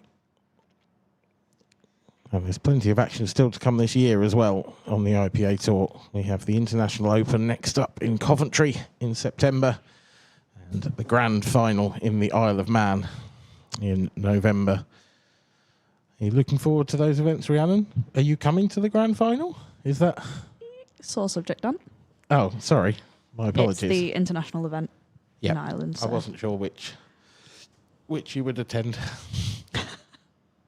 You don't sound like you are. I'm sure. I'm just sad about it. Okay. But yeah, it will be a good one. However, I will be at the International Open in Coventry, so that'll be good. Well, that's got that to look forward to at least. Although it's my 30th that week, so the chances are I will be doing less pool playing and more drinking. It's your 30th. To try and forget that I'm 30. No idea you were that old. I thought you were going to say I had no idea I was You that look- young. You look far younger than that. 45. I would never say such a thing. Out loud. Correct. Looks like Tilly has returned to the arena.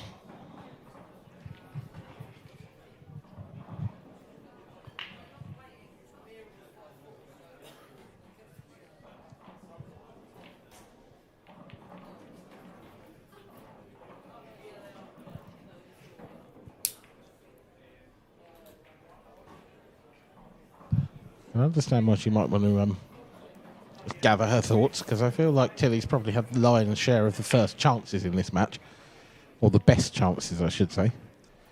Hasn't necessarily made the most of them. She also made a few errors in the last frame that were very unlike her, so I think she probably just needed a second to shake those off.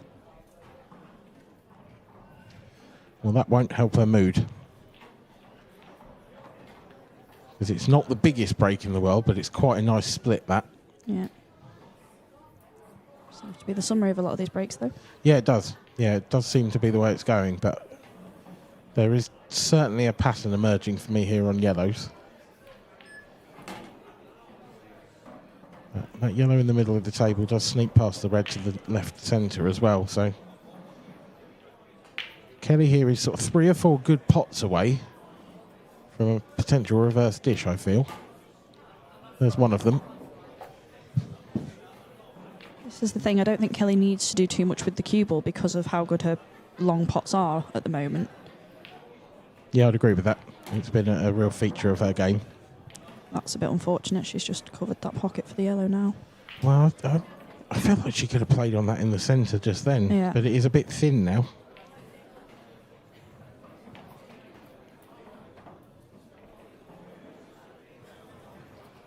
Not sure she's got a huge amount of choice. No, she can play either of the other 2 yellows that are available, but it's tricky to see her getting nicer on that one, to be honest. She's going to turn it down. Trying to land on it again. Oh, I'll tell you what, that's not bad at all. Very, very good.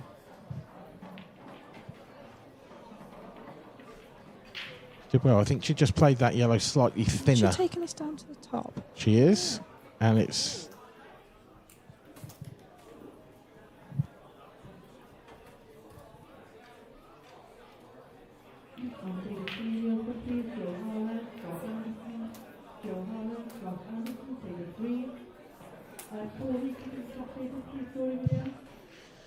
Yeah, it was a good effort, that, but hasn't quite made it in. And what a chance is left for Tilly. This is a return to the opening couple of frames, to be honest. This is how the game seems to have gone.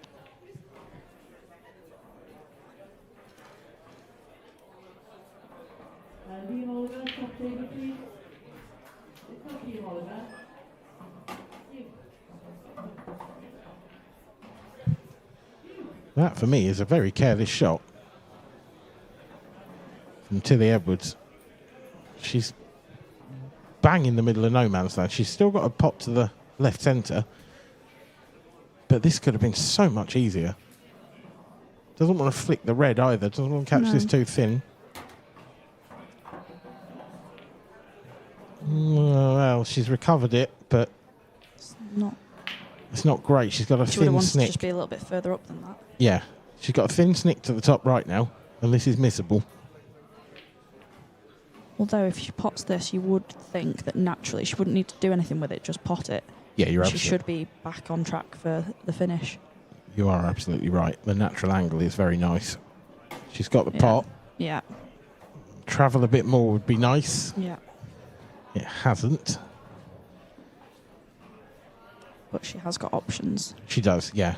I think in an ideal world she'd take the red to the right of the cue ball now. Yeah. But she's perhaps a bit thin on that. She may have to take the one over the middle now and then get on the one at the bottom left first. Yeah.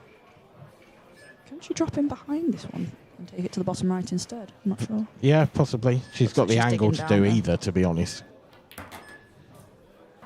Oh, she screwed across beautifully. And I think the way that she's landed on the jaw there, she can still get to the bottom of the cue ball, so it's not too bad. No.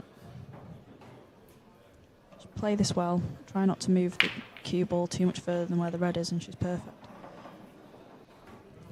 I think she'll just be stunning on and off the side rail here as little as possible.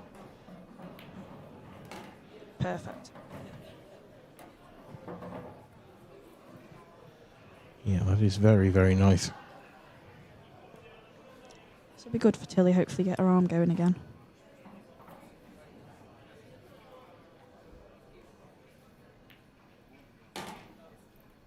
Nice pot. That was a confident pot as well. Yeah. You've got to be playing well to be able to roll one in like that.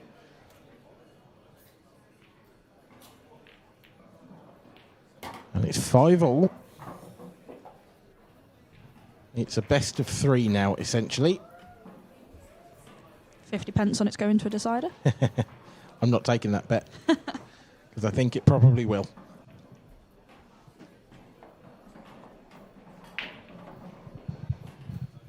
Morgan McInnes was 5-1 down in this match and now leads Corey Reese by 6 frames to 5. You do not see comebacks like that very often. So with your please on table 2, Alex Cameron and Scott Gillespie. Alex Cameron, Scott Gillespie. Alex Cameron, can you come to the top table please before your match? Alex Cameron, Scott Gillespie, table 2. On table 5, Nathan Bridges and Lee Anderson. Nathan Bridges, Lee Anderson, table 5. Oh, I was about to say yet another dry break, and then the yellow fell in. And Kelly Egan has first visit in this crucial 11th frame.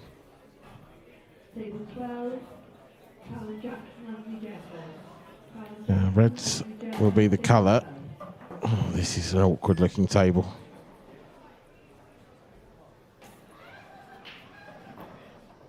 Red and yellow in baulk that are welded together, that's not helping either player. Although she has got opportunities to break into them. Less opportunities now. Yeah. Although, ooh, pot into the middle. Well, you think that red might sneak in? From this angle, it looks like it probably does. I think she can probably see enough of that. So yeah, perhaps a bit fortunate to land nicely on that, but she's beautiful. Made the most of it. What a lovely shot. I nearly sounded like I knew what I was talking about then. Briefly. No, she's not looking at the long plant here, surely. Of course she is. Don't know what else you would be going for. Well, I think she would have wanted to play it slightly better than that. Yeah, I think that's fair. I can see the logic behind it. But I don't know. She was nicely on the one in the middle to give herself an angle to try and move it. If you're going to go all out attack, I just think that shot was so long odds. I think I potentially would have played that shot, but played it at a pace where if it had missed and rattled, then one of the reds was over the pocket and made it tricky for Tilly then to go. Whereas where it's landed now has opened those yellows up a little bit more than you would have liked. I would definitely have understood that shot more had she played it at pocket weight. Yeah.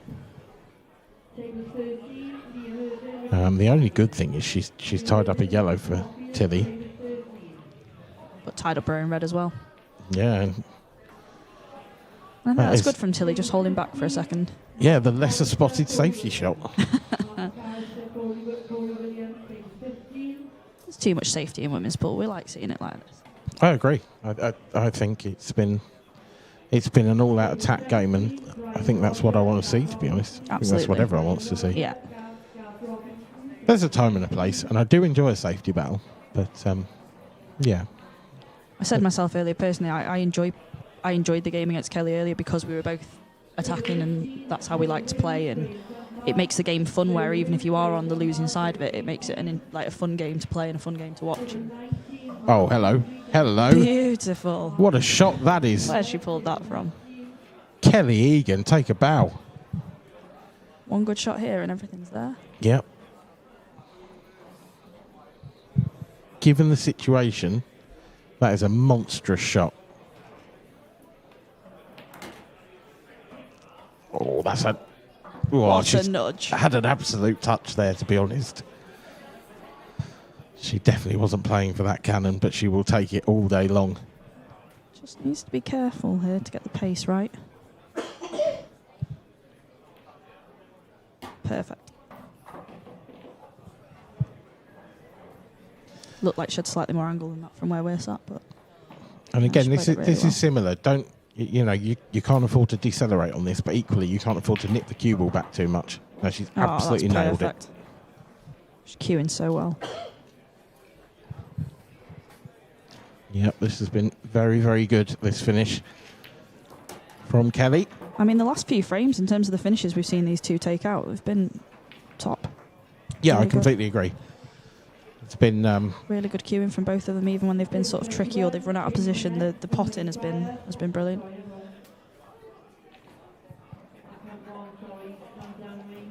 Yeah, I think the start of... Just because the breaks haven't been coming out particularly well all match, so I think it's always been that sort of second, third visit, but then when they've really gone, they've gone well.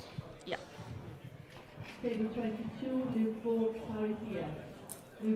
But no, for that shot that Kelly played to open everything up was brilliant, and then take out those shots under that pressure was great.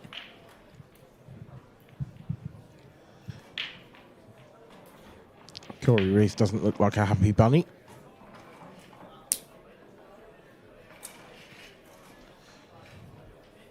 Can't blame him from where he was in that safety frame before. No, I mean, he absolutely should have taken from what we saw, he should, for all the world, have taken a 6-3 lead. Not quite sure what happened there, but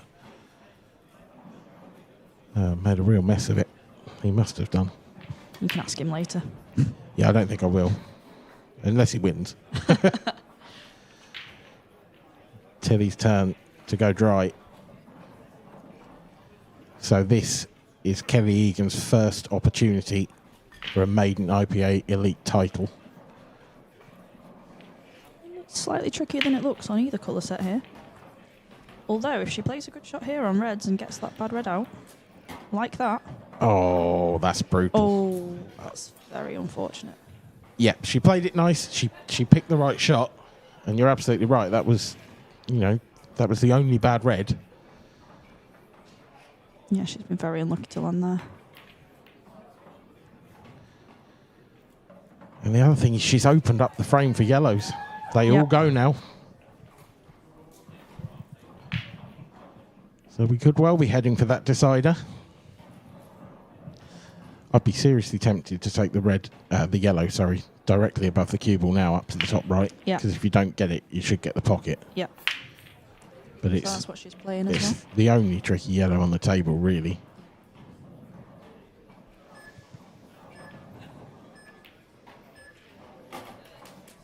Stroked it in like a dream.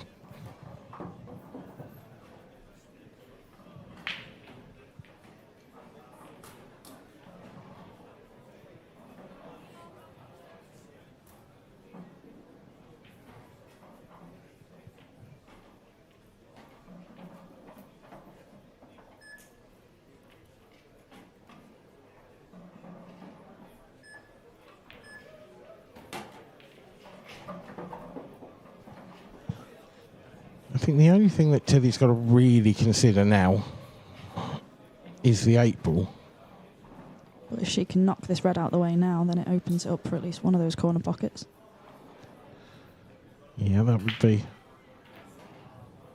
Oh, she hasn't. This is just starting to get tricky now, this finish. It looked pretty straightforward at first. But now the obvious link ball for the 8 ball's gone. She's going to have to leave one of these two, I think, but she hasn't. But she can't, yeah. That's the thing. And now she can't really get easily up table either. No, and that yellow just below the 2 reds is a bit tricky as well. I mean, she could use a bit of power here and swing this round, lots of top and left. Oh, she just tried to land on the one near the pocket. I don't think she's on that. I think she wanted it, the cue ball close to the cushion than that. Yeah.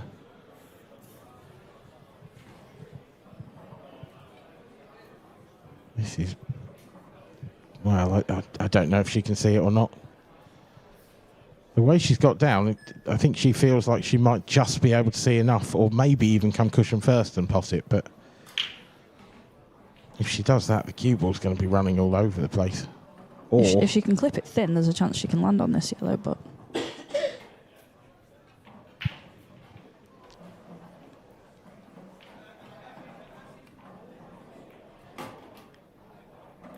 Well, I think that's about as good as it could have got, to be honest. She's got a shot. And if she plays this somewhat plain ball, and the white's tracking down towards taking the 8 ball in the middle. Yep. I just think she's got to be... I think the middle pocket's looming large with this shot. Yes. So a decent bit of pace on the cue ball, I would think. She's absolutely nailed that shot. What a shot that is from Tilly Edwards under all sorts of pressure. Yeah. Okay, And she's has she not got just nicely enough on the for 8. double? But yeah, I think she has. At worst case, it's a treble.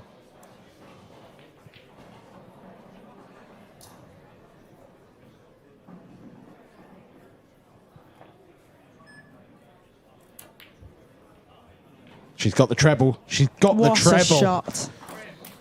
Oh, Tilly Edwards. What a finish. It was do or die, and she did. Incredible stuff. What a finish that is under that pressure. That's incredible. Corey Reese might feel a little bit better now. He's finally won a frame. Lost 5 on the bounce, but has bounced back. So in this professional semi-final, it is essentially a best of 5 to see who will take on Liam Dunster in our next feature game. But for now, we are thoroughly enjoying this ladies' final. It's had a little bit of everything. But I have to say, 2 absolutely world-class finishes from Tilly Edwards. Her break dish in the 8th frame and that last frame. Absolutely phenomenal stuff. Kelly Egan would love to make a ball on this break. But not that one. Ouch. Oh, ouch is putting it mildly, I think. Oh, you can see on Kel's face. Don't think she's gone in off all day on a break. What a time to do it.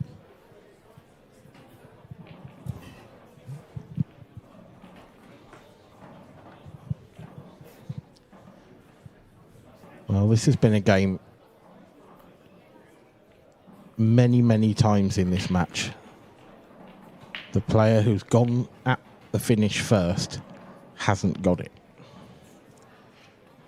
However, she does have ball in hand on this one. Yeah.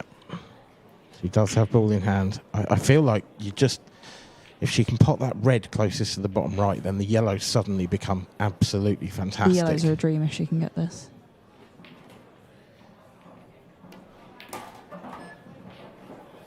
But. Oh, But. Well, that will do. I think she can snick that one in that she's closest to, but I don't know why she stunned that.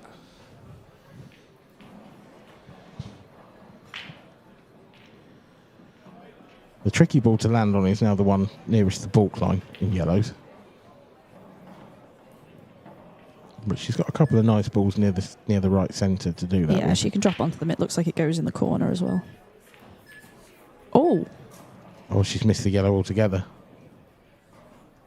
The only good news there is for Tilly is that it was still open table, so at least it isn't a foul. Correct. But I didn't think it was that thin, that yellow, to be honest. No, I did think it was thin, but I thought it was thin, but I also didn't think she'd hit it that hard, but she obviously must have been thin for her to feel the need to yeah, put that much pace on it. Probably just the camera deceiving us. So Kelly Egan with her second opportunity.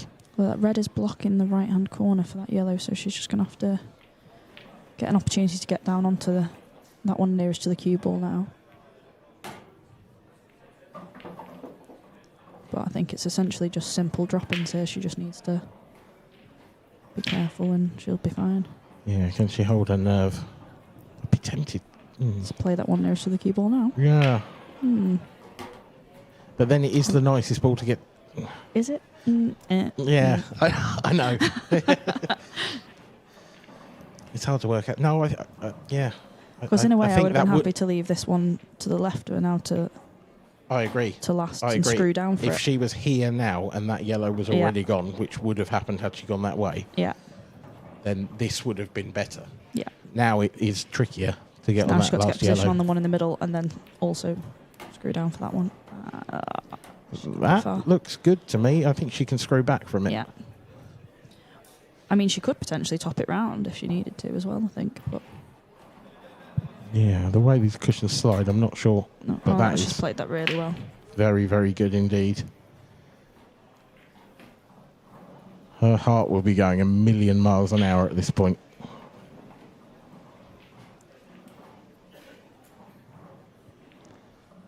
So close, I she can personally taste know it. how much Kelly wants this as well, and I'd be as much as I'd be chuffed for either of them.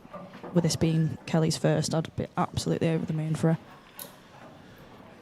Well, it's this 8 ball for the IPA UK Elite Ladies Championship. And it's there. That's a great Congratulations. finish, Kelly. Congratulations, Kelly Egan. Commiserations, Tilly Edwards. They obviously share a hug. That's one each against each other in elite finals. I think that's fair. Yep, I think so too. But a very good performance from both of them, too, especially towards the back end of that match. They both took out brilliant clearances and played really well. So, yeah, great to see what the girls can do. Couldn't agree more. I think that was a fantastic performance from both players. Really, really impressive shot making from both throughout. Was it a perfect final? No, but it wasn't far off. It had absolutely everything. And you owe me 50p. I never took that bet. Well, thank you, Rhiannon. It's been a pleasure, as No always. problem.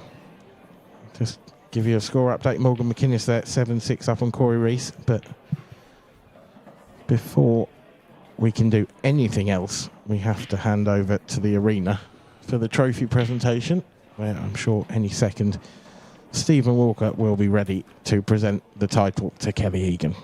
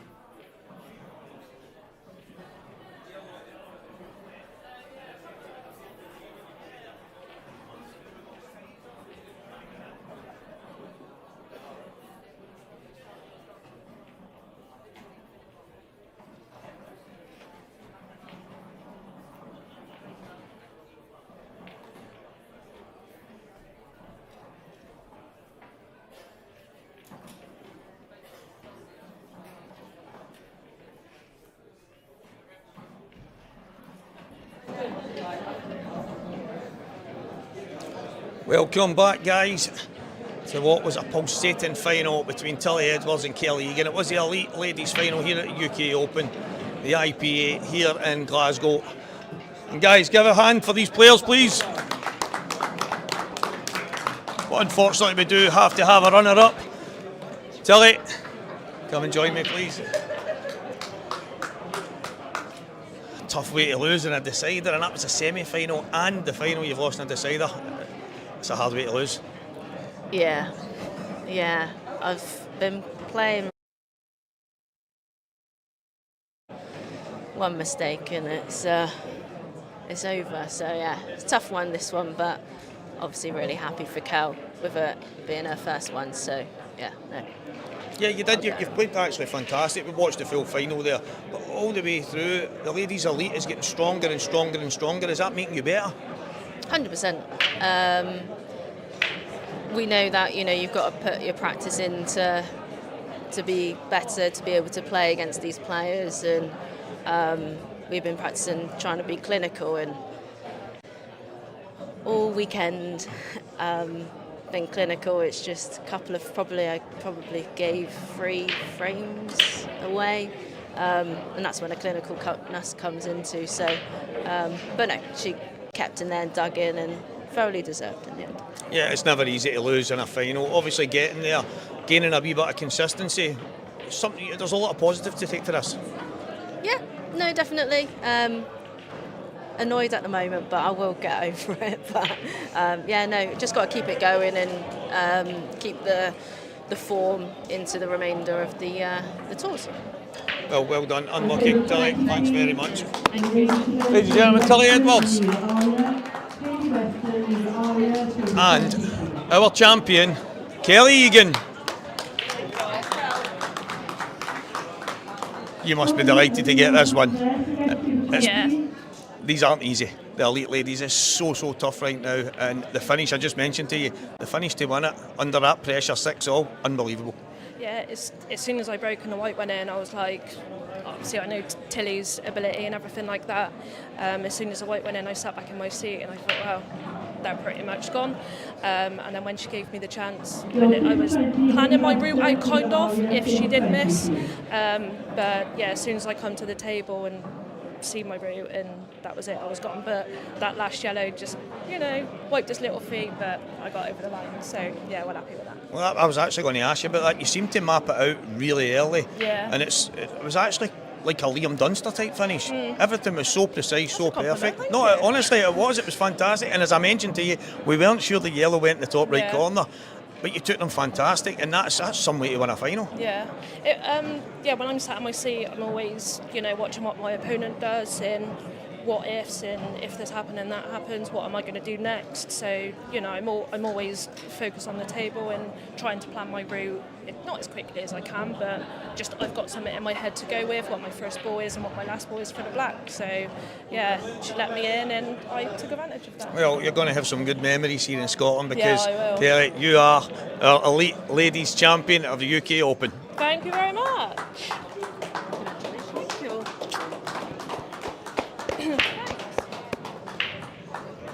On you go, you can get some pictures and whatever you wanted, or you can just head away. Let's go, Yvonne. Don't actually know where the cameraman's gone, Yvonne, because he should have been here to take some pictures, but that was some final. Absolutely fantastic final. Tilly and Kelly put a lot of time into the game, and it's lovely to see. Actually, they've played in a couple of finals, I think, and it's lovely to see Kelly turn the table this time and actually win her first elite title. Well, Tilly says that there, although she's hurting, she's delighted for Kelly, obviously, to get one over the line, and she'll remember this for a long time. But these aren't easy. The ladies' elite is so tough right now. No, it is really tough, and credit to the girls. They actually travel up to Scotland and play in the Saltire events, so I think they're quite enjoying coming up to Scotland because they do really well. They qualify through every single time they come up, Stevie, and now the two of them are in the final of the elite ladies up here, so it's fantastic.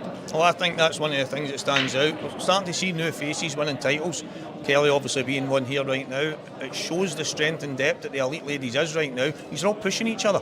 Absolutely, and these two dedicate, along with Ashley, they're friends with Ashley and Neil, they three dedicate more time than probably any lady I know that plays pool, and they're getting the rewards for the effort they're putting in. It's fantastic. Yeah, it's absolutely fantastic. Cheers, Yvonne, for You're joining me. very welcome, thank you. So, Kelly Egan, guys, is your elite ladies champion. A UK Open at the IPA here in Glasgow. It was a fantastic final. It went all the way, 6 frames each, and then a big mistake from Tilly, let Kelly in, and Kelly took them out in a fantastic fashion. I said it was Liam Dunster-esque. Well, maybe it's Kelly Egan-esque. She is the champion. We'll be back soon, guys, with the men's pro final.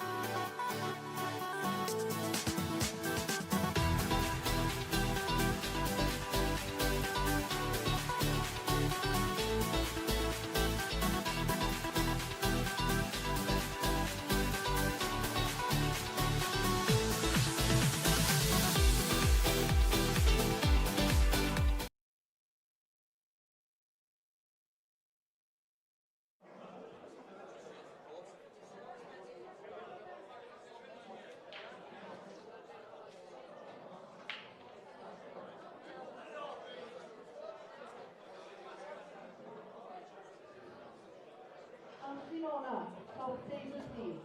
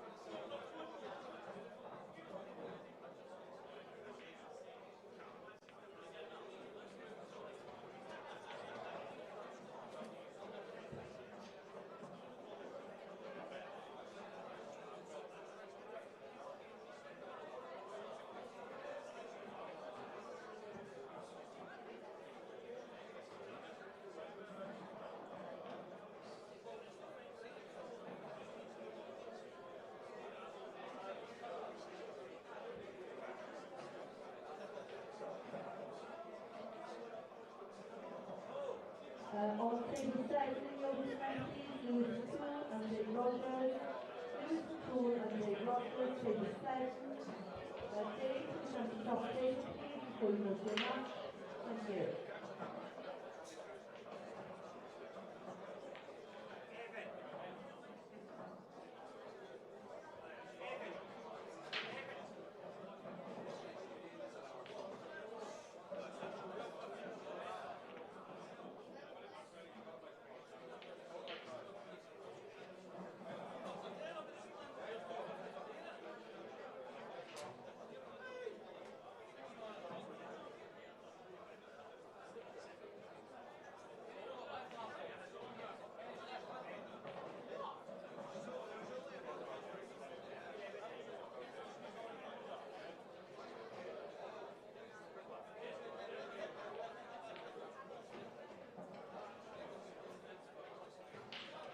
Table 23, Tatiana Olisheva and Caitlin Kennedy.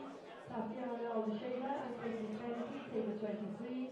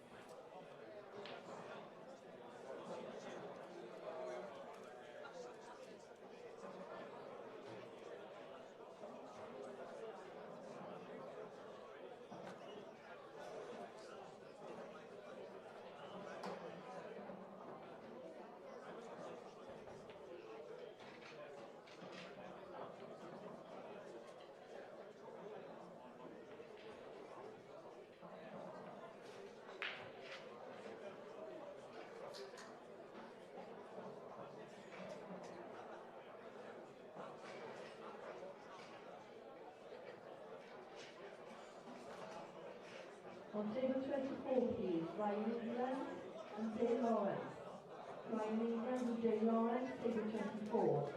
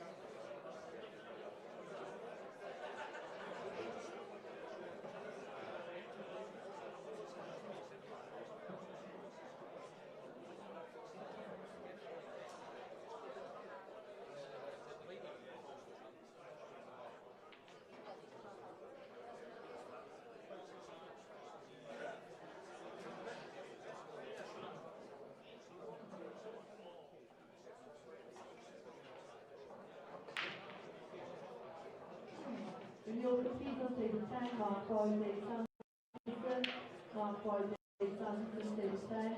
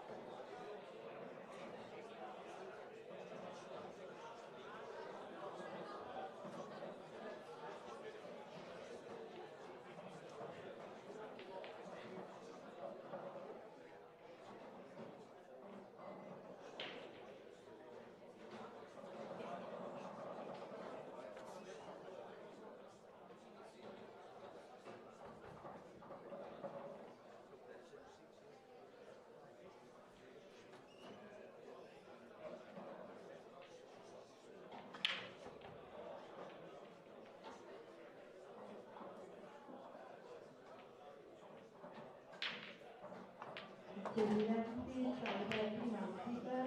Start Becky, Mount Keeper, table 11.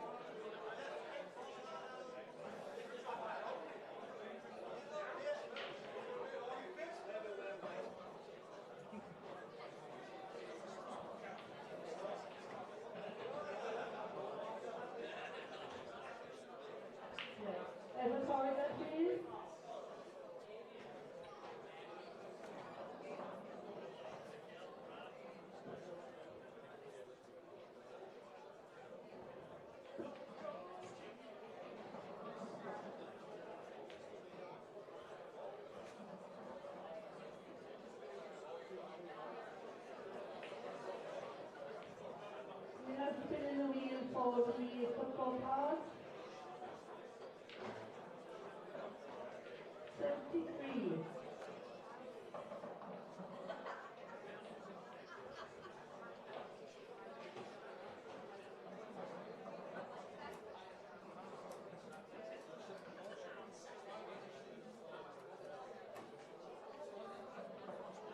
Okay, Sophie Shepherd in the room.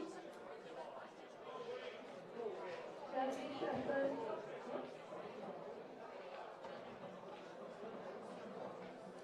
£500 your way. Shepherd. Yes, that's a sign to help. Can I do it?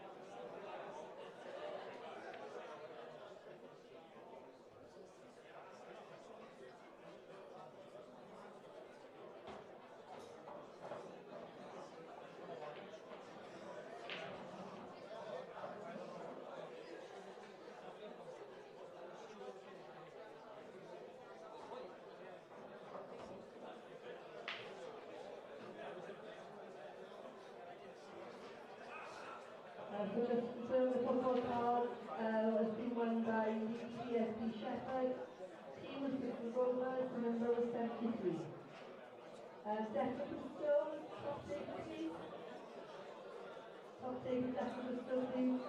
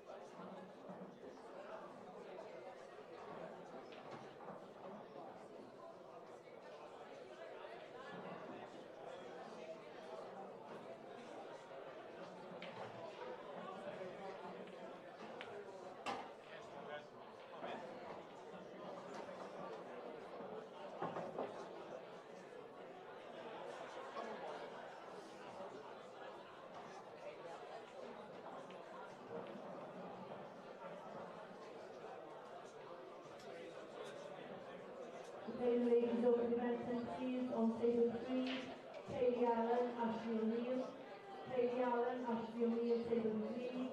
Ashley, from the top table, I got some money for you. On table 8, Lauren Chancellor, Penny Edwards. Lauren Chancellor, Penny Edwards, table 8. On table 15, Rhiannon Gray and Charlie McDonough. Rhiannon Gray and Charlie McDonough, table 15. And on table 19, Emma Cunningham and Laura Jones. Emma Cunningham and Laura Jones, table 19, please.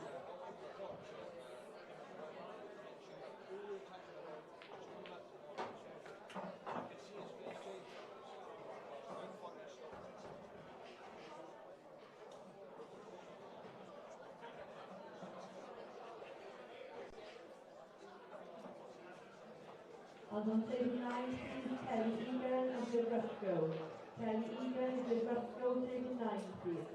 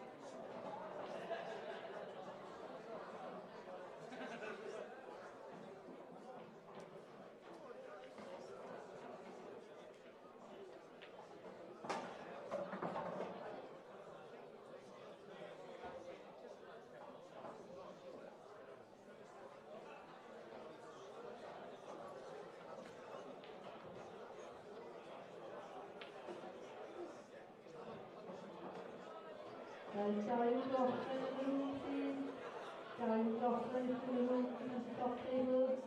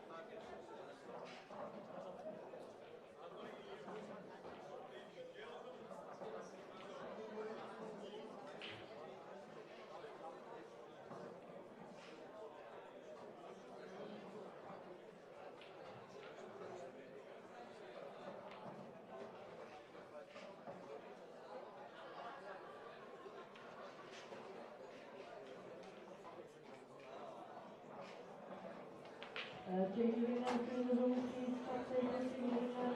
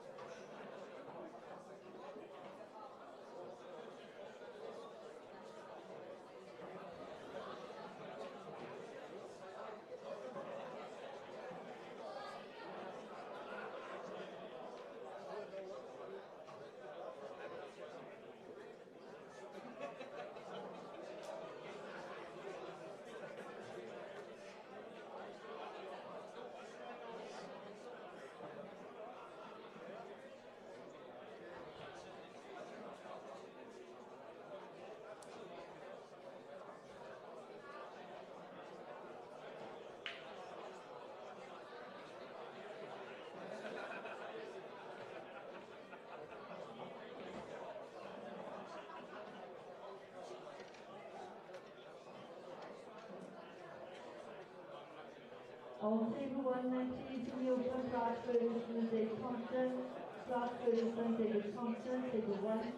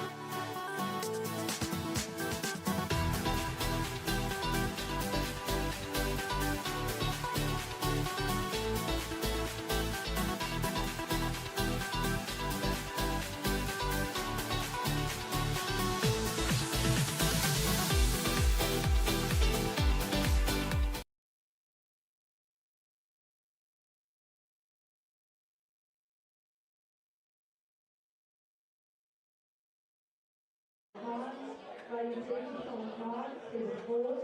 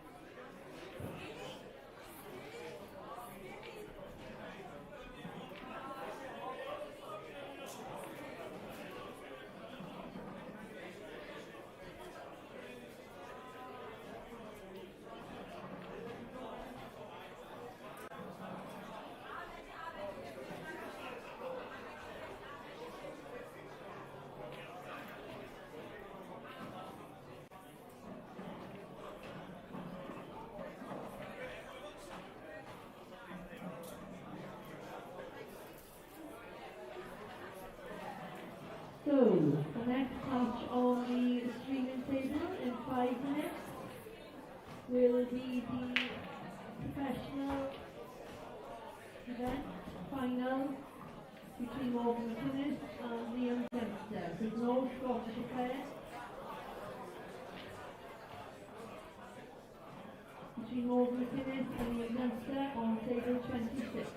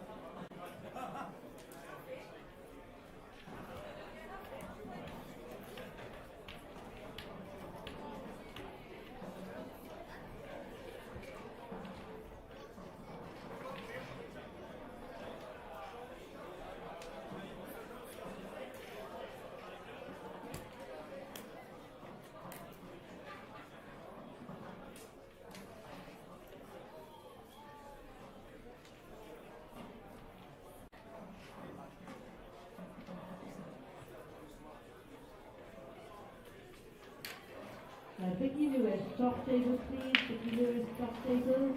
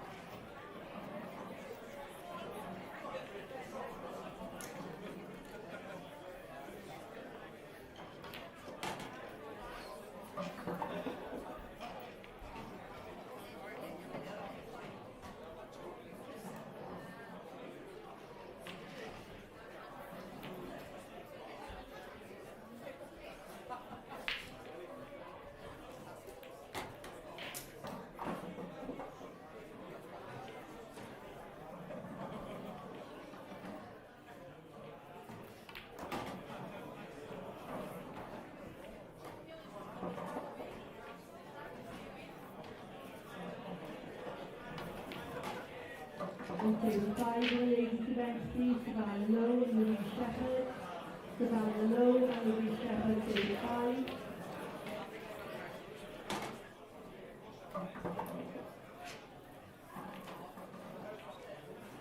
David Jack, top table please. David Jack, top table.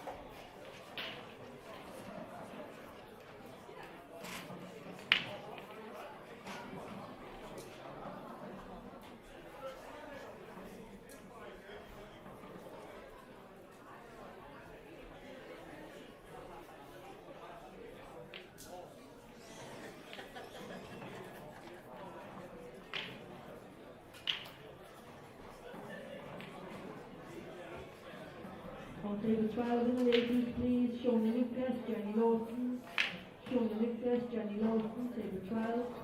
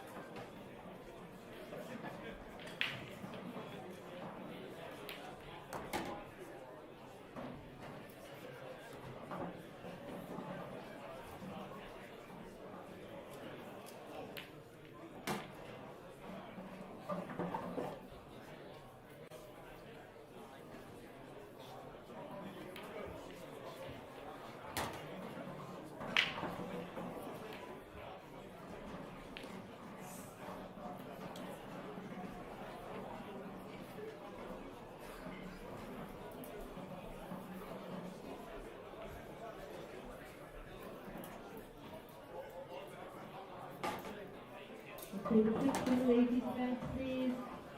Yvonne Ewan, Vicky Lewis. Yvonne Ewan, Vicky Lewis, table 6.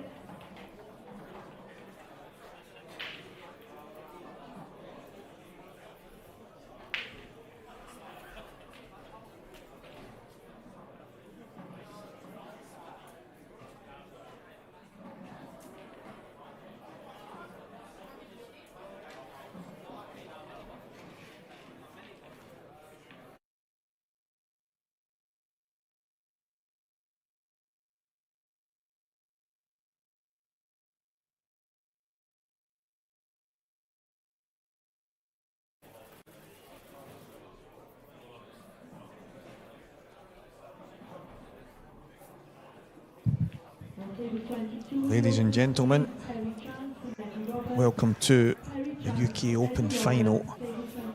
We are here in Glasgow at the IPA in the Normandy Hotel. It's going to be Liam Dunster and Morgan McInnes. Stevie Walker joined again, as usual in these finals, and throughout this weekend, Lee Shepherd. Pleasure to be here again, mate. It's hotting up for an unbelievable final and an all-Scottish affair as well. Yeah, I'm hoping that there's a decent crowd there to watch. Morgan's semi-final match against Corey Rees was absolutely rammed. And look at this. We've got Michaela Tabb and Preston McInnes, mother and son, here to watch her son and his brother. Yeah, they've got a little bit of a celebrity family affair going on, haven't they? Obviously, the dad was a top player as well, and I think he deserves it, Morgan. He works very hard at the game, and I think he treats the game the right way. And like we'd said earlier on, before his game with Dan Davey, that in Scotland he's another animal, and here we are in his first. I think it's his first professional final. Yeah, but he deserves to be here. He mentioned that he's had a semi-final at one point, and out with that, not really anything else. But here he is in Scotland. It's been mentioned. You were the one to mention it to start with. I mentioned to him, and maybe it's just sunk in, and all of a sudden he's in the final. He's had to work hard. He was under pressure from Corey, but Liam's been waiting 3.5 hours. You've been there yourself. You've played numerous finals, Lee. Does that waiting, does it affect you, or do you just wait patiently? Well, I can tell you, Liam wasn't very patient. He was in a hurry. I think for both of them, it has like its pros and its cons for them both. I mean, for Morgan himself, obviously, he felt like I haven't had much of a break, but at the same time, he's had his hand on the table, cooing balls, and it's like, even though this is a new match and a sort of new challenge, he's still just playing matches. Whereas for Liam, probably hasn't been on the table for a couple of hours, like you mentioned, and it's hard to switch on and switch off because he's sat there with nervous energy for the last couple of hours. Yep. I actually said to Liam, he said to me, Stevie, this has been a long way. I've been 3.5 hours. And I said, well, Liam, to be fair, it's because you play so quick. And he just looked at me and I said, let's change the name from the Duster to Lightning Liam Dunster. And the look he gave me was kind of like, nah, I'm not having that. But I'm all for alliteration, but I don't think that's the correct name for him, I'm afraid. So this has been a problem for Liam the whole weekend. He's in the final. His break has been... It's not been great. In the semi-final, I think he only got a ball in one of his breaks, and he's obviously beat Tom quite comfortable. But he's going to have to break well here because I think Morgan, he's going to have the bit between his teeth. Yeah, and when obviously Morgan will be feeling a little bit of nerves, these are the sort of chances you want early doors. There's not really an awful lot to do. Obviously, he wants to keep an eye on his weight, but I do, when you're on about the break there, I've watched quite a few matches this weekend, and it seems to be breaking quite tough, the table, even though the cloth's brand new. And I spoke to Rob Wilson when he was coming out the lift earlier on, and he said it was just like breaking on grass, but I don't understand because it's so quick. Yeah. But not many balls, well, they have here gone towards pockets, but they don't seem to be like Doddle's layouts. Yeah. I mean, I don't know, well, he's played it well, but I don't understand why he played that. The one he was closest to must have been a plant to the one over this bottom corner. And then you just working your way down the table. I find that a strange shot. Yeah, I think I'm looking at the black as well. I think it might still drop in the middle. If it does, he's quite fortunate, but he's played a... I think it still goes. He's played a risky shot, but now he needs to be careful not to catch the side of the yellow here because he might go towards the corner also. Yeah, nice control. Yeah, controlled it well. any I feel final. like he's given himself a little bit more work than Than what he the had first to. were, yeah. All finals are tough, Lee, but the first frame, I know it's a long race to 10. Getting that early frame, it must matter. Yeah, you're setting your marker down, aren't you? And to, I think it's just to get your hand on the table and get a feel for the cloth and just sort of have a little bit of rhythm. There's a massive part. And he needs to be careful if he does play, that if he plays the one that he's just played the plant off there, that he doesn't catch the one that's near the red on the wave across the table. Yeah, I was going to ask as well. Obviously, this is Morgan's first. Well, I've actually got it wrong. I was going to say it's his first game on the shot clock, but he opened the show against Dan Davey, and it was me and yourself. That's when we spoke about how good he is here in Scotland. So he opened the show against Dan with a victory. Can he close the show against Liam with a victory? I wonder how many times that's been done.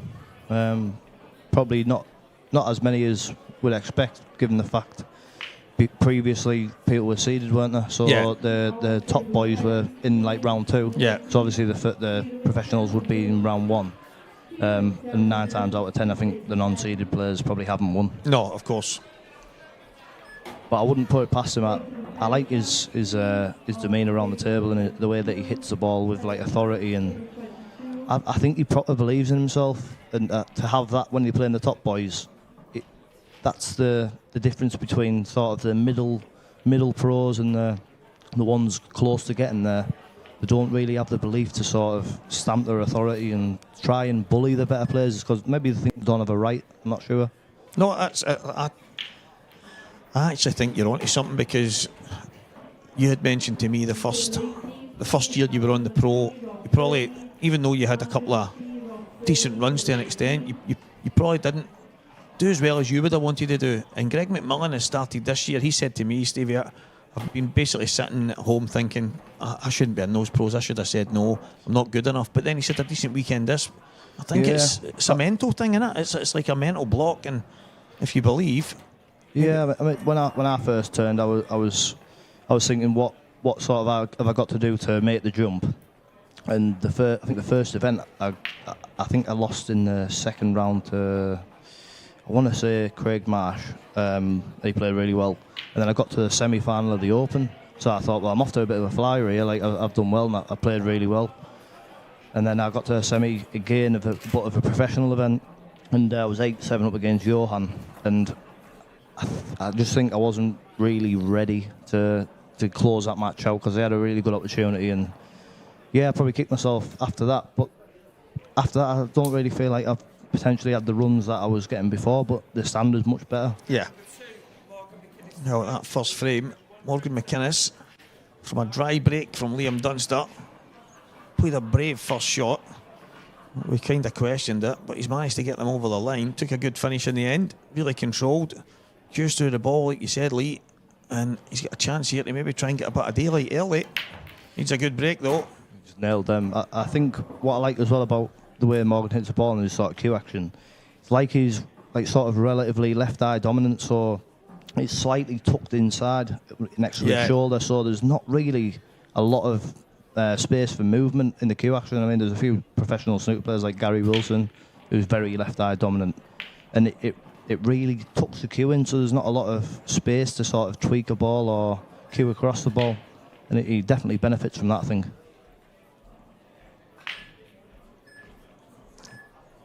Can he screw this in? He's landed okay. When you pot this, do you try and just hit the left hand side of the yellow that you're probably closest to, just to maybe kill the white a little bit? You are relying on a bit of luck, but I think if he hits that left hand side, he'll potentially hit the other ball that's third but up from the bottom cushion, and he'll probably have an option for the yellow in the middle. If he's not far off there, any contact on that the third yellow above, he's definitely going to have a shot, isn't he? Yeah, I think you're absolutely spot on. It looked like he was lining up there with maybe a trace of right-hand side, maybe playing towards the yellow on the left-hand side. I think with that, you really have to chuck it in thin, whereas if he hits the one just above him, played that really good. Yeah, that's a That, to be honest, that was a much more controlled shot. I just thought it was a little bit thinner than what it potentially was. Yeah, he's actually played that really well. He's cued it fantastic. I feel like he's laying the gauntlet down earlier. Yeah, look, I mean, maybe it's easier to be in the zone, but he looks bang on it. I know he's just walked off about 10-15 minutes ago from his semi-final. Bit of a detail there. Yeah, but he's all right though. He's looking sharp. He's looking on it. I think, you know, if he was in the scenario that Liam was in, where he sat there for potentially 3 hours, whatever, I think it would be much more pressure when the game does actually start for Morgan, because he's thinking about all the eventualities, like, am I going to get my first pro title? Is it going to happen for me? And this will test where he's really at.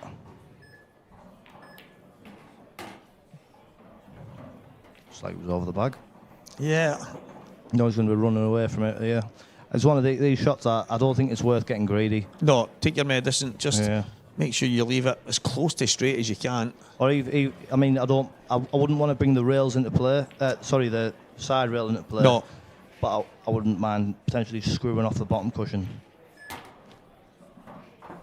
I like it. Yeah, I do. I think if he'd have screwed it off the bottom cushion, though, at worst, he was always going to be higher than where he is now. And there wasn't much of a line to get any worse than where he is now, if you get what I mean.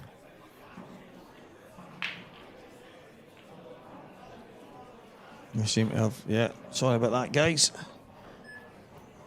Slight mix up with the camera view there. Tell you what, I think the fact that the way that he's actually ended up taking these out will really settle him, because when you are feeling a bit of pressure and you pop balls like that, you feel like they're sort of like the harder shots that you're going to have to play. Yeah. And if you're putting them in the heart of the bag like he has, he's thinking, well, even if I feel pressure, I'm fine, because I'm still going to take them out. Yeah, regardless, he's going to be feeling some kind of pressure, because we're all human.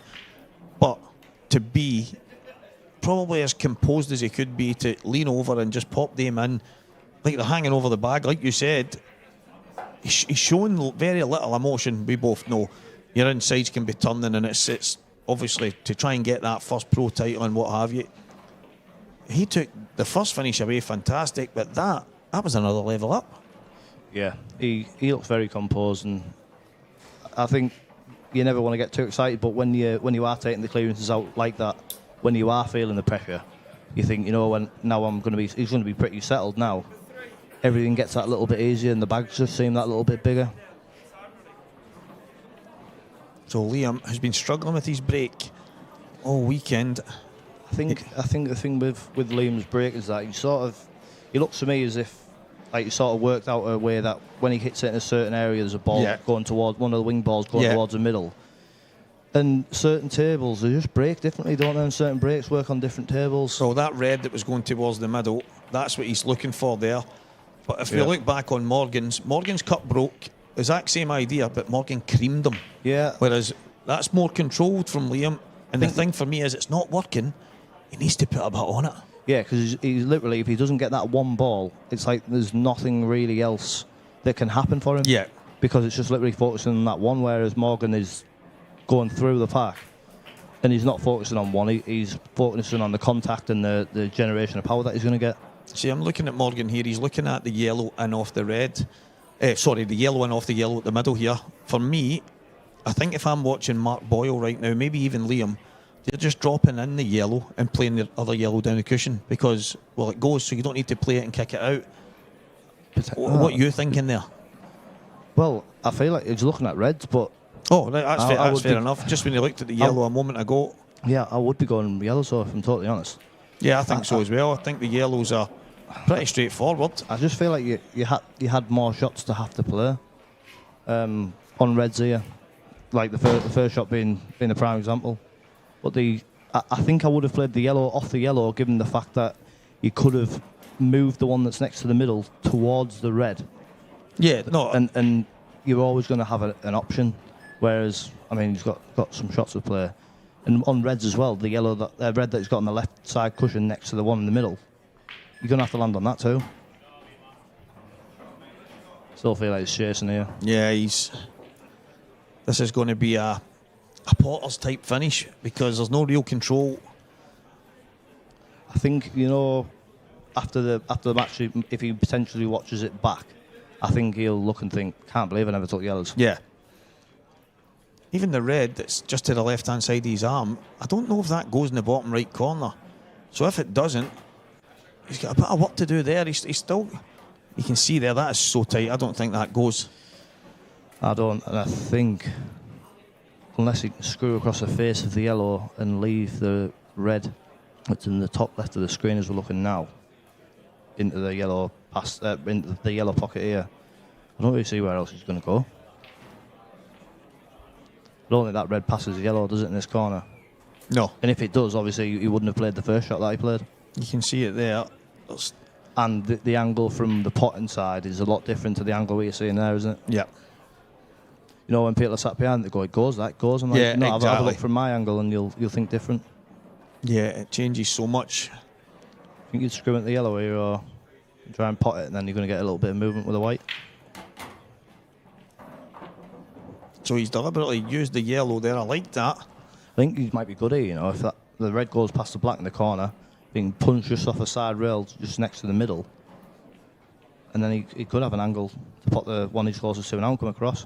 Yeah, he could actually, if he plays this in and leaves an angle, he could have the option of taking the red in the bottom bottom left corner or the left middle, depending on how he lands on it. So he's going to have options. I don't think he's going to just leave that angle. Yeah, I mean, he might have to go into it. Yeah, I think he's going to be going towards the yellow, possibly now.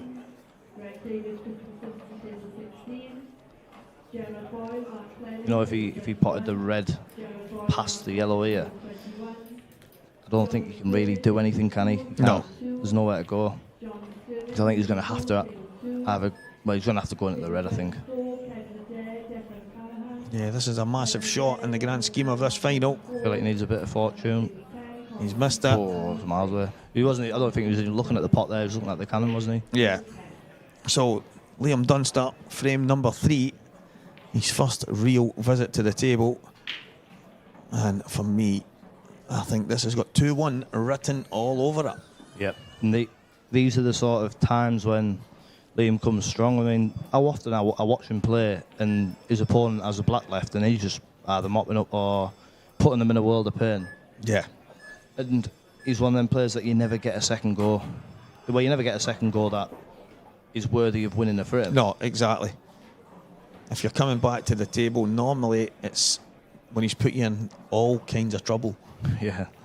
It's like a boa constrictor once he gets his hands on your throat. It's tough. Yeah, I think Morgan, when he looks back at this, he will be thinking maybe he should have taken yellows. Unfortunately, he didn't. The reds were hard work. There was a lot of work. I mean, yeah, he definitely took the wrong ball. I mean, you know, when you're 2-0 up in the scenario, you're giving that frame away, you'll feel, and all of a sudden your opponent's back in it. Instead of 3-0 and comfortable, you're only 2-1. It's a big swing.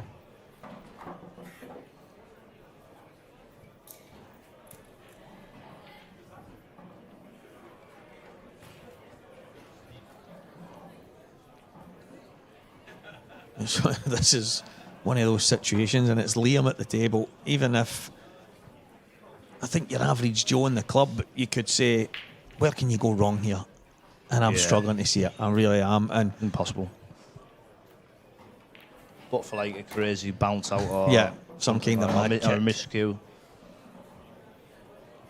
Don't think I've ever seen him miscue in my life, to be honest. But he's one of them players that he doesn't really do anything to the extreme, does he? No. I can't remember a time, when I've seen him launch a ball in the corner and screw around the table. Or no, that's right. And I think you've got to see, if you're picking one person for a shot selection point of view, he's probably the best in the world, in my opinion. Yeah, he plays with a degree of control that not many other players on the tour do.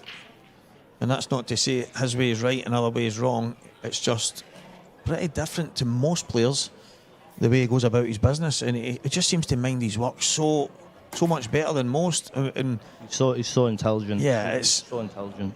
There was actually a moment in the semi-final where if we were to blur out the person playing the shots and just show the end of the queue and said, right, can you guess who took this finish? Nobody would have guessed Liam. It was all over the place. There was some crazy cuts. The cue ball was flying. And me and Renzi were sitting here going, this is the most un-Liam Dunster-like finish I've probably ever seen. And I actually mentioned it to him after it, and he had a little kind of smile on his face, and he went, I just tried to keep potting the balls. He was just flying all over. Yeah, I think the way that he plays, like, if you're trying to coach a young kid or telling a young kid who to watch or who to adopt, I think he would be pretty high on that list for me. Yeah. Just keeping things simple, and he might not look as good as your Hibberts or your Boyles or with the finesse and the flair and like Clint and others like that, but it is so effective, and the intelligence shows by how many events he's won and how he does it. It's impossible to replicate. I don't know if it's his brain, I don't know if it's his cue action, I don't know if it's his knowledge, or I don't know what it is, but what he's won, like, you couldn't carry in a wheelbarrow. No, as it's just he's got something different between the ears, and to have that level of consistency over and over, it's absolutely insane. But after a gift of sorts in the last frame, this is a big moment here. Morgan has gone in off. I think that's what happens, isn't it? You know, when you never get forgiven. So no, you get could punished. have been 3-0. All of a sudden, he's going to be 2-2 and sat there thinking, well, how's this sort of, how I played so well and this is where I am now? Yeah, I mentioned it earlier. I feel like you get punished twice, sometimes 3 times. This is one of them where the last frame, he makes a mistake, Liam goes and steals it, goes in off here, and most likely Liam will break and dish the next one. It usually just goes, the momentum absolutely flies round, and all of a sudden... It's crazy. I was, one of my mates, he loves to have a bet, and so he bets on the snooker, and he was saying there was a certain price with somebody to win like 3 or 4 frames in a row in a race to, I think it was like a race to 13 or something like that. And the price was, I was like, I can't believe how big a price it is for somebody. How little a price it is for someone to win 3 or 4 frames in a row. I thought it probably doesn't happen that much. No, it does. Like I kept an eye on it after that, and it happens so often. Whether that is, like you say, it's momentum or momentum is absolutely huge. It's obviously a little bit different at snooker than pool. Yeah, of course. But it's just for me the biggest thing about momentum is it doesn't happen gradually. It seems to happen on the click of a fingers. Something like just one bad miss, and all of a sudden it can just turn on its head. And like that there, such a controlled shot from Liam, dropping on the bad ball. I just feel... Yeah, I mean, they were never sort of overly, really, really hard, but they were a little bit messy. Yeah. And then within like 2 shots, it's just like, I would have my house on him to get him. That's what he does, and when you sat there and you're feeling, this guy's just a robot, he's never going to let me off with anything. It's quite tough to play against. Yeah, we were talking about Tom Barley in the semi-final, thinking that you've got to play almost perfect pool, and he had so many opportunities, he was given chances, and he made a number of mistakes. Tom would probably be the first to tell you that he was nowhere near his best in that, and I think that's the kind of pressure Liam puts you under without doing anything, because you know, sitting across from him, that any mistake will be punished. Yeah, I also think with the better players I've mentioned before, it's like endurance, because they're so used to running deep, like there's not that much emotion, even when they do win. Whereas for the likes of Tom, where he sort of, I don't want to say like a middle rank pro, but just slightly below the top boys, let's say, it's a big thing to get to like these semi-finals and these finals, so you're exerting so much energy all the time. Yeah, Liam has worked these out quite quickly as expected. He's a bad yellow at the top, a bad yellow at the bottom left, both out in 2 shots, as Lee mentioned, and all of a sudden, straightforward yellows and the black over the top right-hand corner. I do feel like he's playing at quite a nice little rhythm here as well, Liam, but I don't feel like it's like sort of overly slow or anything like that. I think it's just a nice little rhythm. Yeah, I totally agree. Liam he's mastered the shot clock in the sense of normally he'll approach the table at 10, he'll start to feather at 5, and he'll usually strike on 2 or 1 most times.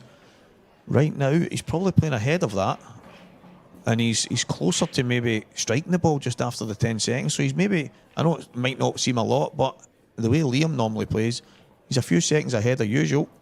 There's a 10-second beat. I think for him it's a good way of doing it actually, because he knows how many feathers, because he's so meticulous, he knows how many feathers he does when he addresses the ball. He knows how long it's going to take, because they're the things that he sort of like he thinks about and he works out. Yeah. So for me personally, if I was getting down at 5, even when I start hearing the beats, I think, I better hit this, not knowing how much time I've really got left. And that's the thing, Liam. I know when the shot clock became a big thing, Liam really struggled with it. And at the time, Renzi was his coach, and he said to Renzi, I don't know what I'm going to do. I can't play under this shot clock. And Renzi said, okay, wee man, well, let's practice it. Yeah. So they started to practice under the conditions, and, well, here we are. Here's the results.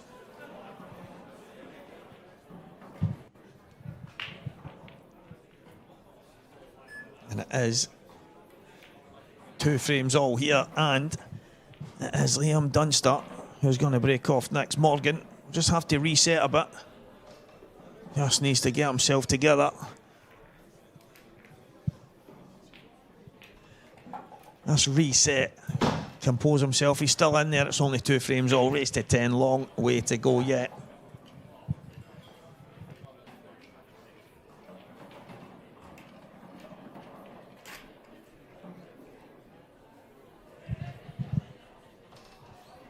So it is Liam to break.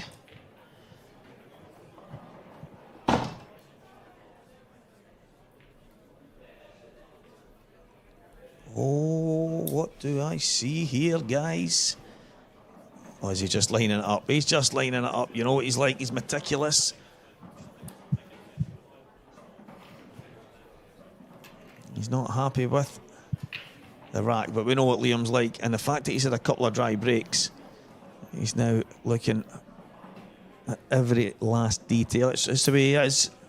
Wonder if we'll see him go for the front. Well, he's gone the other side here. I actually like that though. I think you do have to address it sometimes, don't you? But I think the last one, it was a lot closer to going to the pocket on both sides, to the middle pocket. Sorry. Yeah. See how he gets it here, whether it's controlled or whether it's a bit more power. And this is the side he's more natural at. This is where probably his best break in the past was, but he's just not been getting the joy this weekend. And I find it strange saying that when he's here in the final. If you're not breaking well, but some reason you're in the final, he's still not getting even close to that middle ball. I always find when I'm getting nowhere near a pocket and I'm not threatening them, to be honest, I just abandon the cut break. I think from the front ball sort of more naturally go towards pockets, whereas cut you've got to get cannons. Yeah, I'm not a big front ball breaker. I never have been. But there comes a time, and it's generally at a point like this when I go, right, I've had 3 breaks now and nothing's working, then I just get down and smash them. Yeah. To be honest, I've tinkered with both. But this weekend, I've literally... Someone mentioned, is this to say I don't really care, but I was doing a little bit of streaming myself, and I thought I'm just going to go back once and bring the cue forward and just leather them. Yeah, we spoke about that. The value, because there's no sort of worrying about timing the ball or anything like that. It's just literally power, and it was good. It's worked this weekend. I mean, obviously I'm not in the pro event still, but kind of it wasn't through threatening pockets. No, I had a couple of in-offs in my last match, and that was sort of all she wrote at this level. But the splits I was getting was unbelievable. Yeah, it's half the battle. I mean, I would say if we were to ask, let's say 100 pool players, what's your biggest gripe about your game? Most would say the break. Yeah, I agree. They really would, and it's like it's a point of conversation. But you know, it's something. It's probably the least worked on part of our game. Yeah, I think because a lot of people think it is luck. Look at the Mark Boyle break.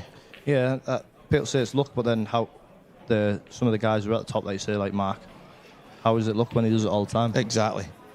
Obviously, there's a technique to it, but yeah, to a certain degree, sometimes it works, sometimes it doesn't. No, of course. But the thing for me with Mark's break, it's not the fact that he gets a ball or the way this. It's more the way that he controls the break and he hits them so hard. I don't know anybody in the game that hits a cut break as hard as him. Anytime I do that, Lee, the cue ball is flying 50 feet off the table. Yeah, I've got a table at home myself, and I've knocked a few vases off the top, so that's why I reverted to the front ball before the wife put us in the shed. Running out of polyfiller. Too many holes in the wall. No, it's I seen him. I don't know if he still does it, even though I have a game with him here and there. Mark was in the players' lounge one day and he practiced his break for an hour, just a break, then put the balls away and left. And I was like, he never took one finish. Yeah. And I'm like, and then I think back and I say, how is his break so good? Well, there you go. That's why. Yeah. Well, I don't know if it would be a sort of practice great routine shot. I would recommend No, to but I people, think- but for him, he's never, his patterns are always great anyway, aren't they? So once he can get the break right, I mean, the easier layouts you get at this level, Yeah. like, they're never really gonna miss, are they? No. Liam for me is, I believe he's probably one of the players that would be so meticulous that he would work on his break. 100% he would. And I think that goes without saying. But the thing that Liam would be used to doing and used to getting that ball going close to the middle isn't working. And the thing for me that I'm probably surprised at is Liam's far too clever to know to keep doing. It's like banging your head against the wall and expecting it not to be sore. You're going to have to make a change. And maybe at this stage in a final, he's stuck with it. Even the left and the right, he's not hitting them too hard. I think he needs to change something. Maybe go down the middle or maybe just hit them a bit harder. Yeah, I agree. I mean, prime example was Farnsworth. Like, I think he'll probably be one of the first to admit his front ball break. It was probably one of the worst that I've seen for a top player, and that's Great no finish. disrespect to him at all, because he's probably the best player I think I've ever seen in my life, to be honest. But he's changed to the cut break now, and that he gets so much power. His cut break is so underrated. Like, he literally leathers it, similar to Boyle, but from the opposite side. And yeah, I think hand on the table sort of Farnsworth is. I think he's as good as anyone for sure. Yeah, he is.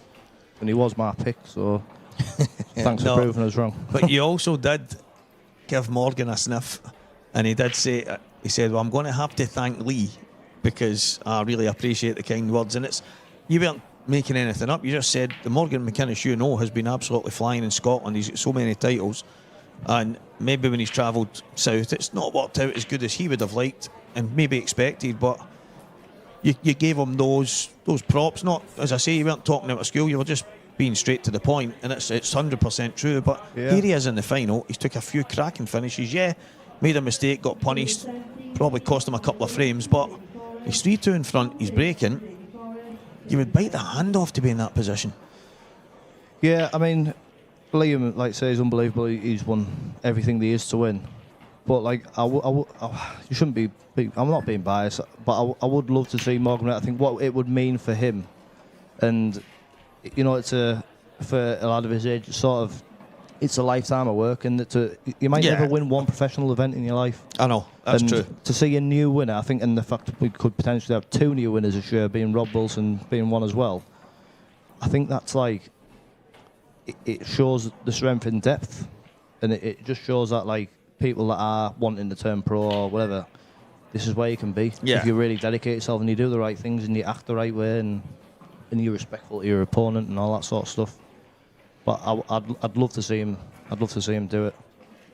Now, after your words on that, when we opened the show yesterday, it was in my mind. And Renzi said to me last night, I wonder who will go all the way. A couple of big names are out. Mark Boyle's out. Gareth Hibbett's out. Clint's out. And I'm looking around and going, right, well, you've still got Dunster. You've still got Farnsworth. And I said to him, was there, wasn't he, too? And I said to him, I went, do you know, Lee Shepherd made a great point about Morgan in Scotland, and while I was talking, Renzi was kind of nodding because he knew what I was saying basically, and he went, you know, I said, I think there's a half a chance. I love an underdog story, whether you want to believe you're an underdog or not. In this field, Morgan's an underdog. Absolutely, he's not. yeah. He's not one at this level. And the guys that are here, I mean, just named a few of them. To go and win one of these titles would be absolutely huge. And I think what shows how big it is that if you give 100 people, like, you can have 10 picks who's going to win this professional championship. Not one of them potentially would have said Morgan. No, that shows you what it would mean for him and the pedigree that it would. Yeah. I know he's got a big pedigree up here, but we're talking like internationally now. Yeah, 100%. And to be fair, some of these comps that he's won up here are as strong as any event you're ever going to enter. Yeah, and that's where I think the game becomes quite mental. And obviously, I asked him earlier, we spoke about it, and he's like, do you know what, I don't know, it's not something I think about, but maybe in the back of your mind, you feel like you're making a huge step up, even though the calibre of player can be quite similar. Like last week, the event that I know Scott Gillespie ended up going on to win, but the quarter-final had Liam and Morgan, Ross Fernie and Goobsy, and it was like, I was looking through it and going, this is the wow, IPA. this is unbelievable. Yeah. And this is one of the Scottish events, and I'm thinking, but these, I think it's because that becomes normal, playing those guys. They're the ones in your area, in your country, playing them in most of the tournaments. But when you step to here, even though the calibre of player might be quite similar, there's more of them. Yeah, you know what I mean? So it's not like there's maybe 7 or 8 guys that can win. There's maybe 15, 16 guys that can win, and every one of them can beat you. Yeah, I think the strength and depth of the top end in Scotland is pretty frightening. Yeah, it was Gio, Morgan, Goobsy, Ross Fernie, Ryan Davey. It was nuts. I'm looking at it and going, this is absolutely insane. And this was the quarterfinals. Yeah. But that's what I look at this IPA pro level now, and I think, yeah, you've obviously got the top guys. Of course, that's just the way any sport is. But it's the fact that everyone is more than capable of beating anyone on their day. So winning one of these, to have to consistently beat one after another, it's no mean feat. Yeah, to win one of these, it's like, for some people, it's potentially once in a lifetime, isn't it? So you got to live in the moment. But I think for Morgan, sometimes from here, he should just think, well, you know, I've had an unbelievable tournament. I've got a free crack at the whip at winning an event. Nobody really expected me to, and got a little free crack at the whip. Obviously, you're here now and you want to do the business, but what's the point putting pressure on yourself? This shot here, Lee, doesn't look easy to get out.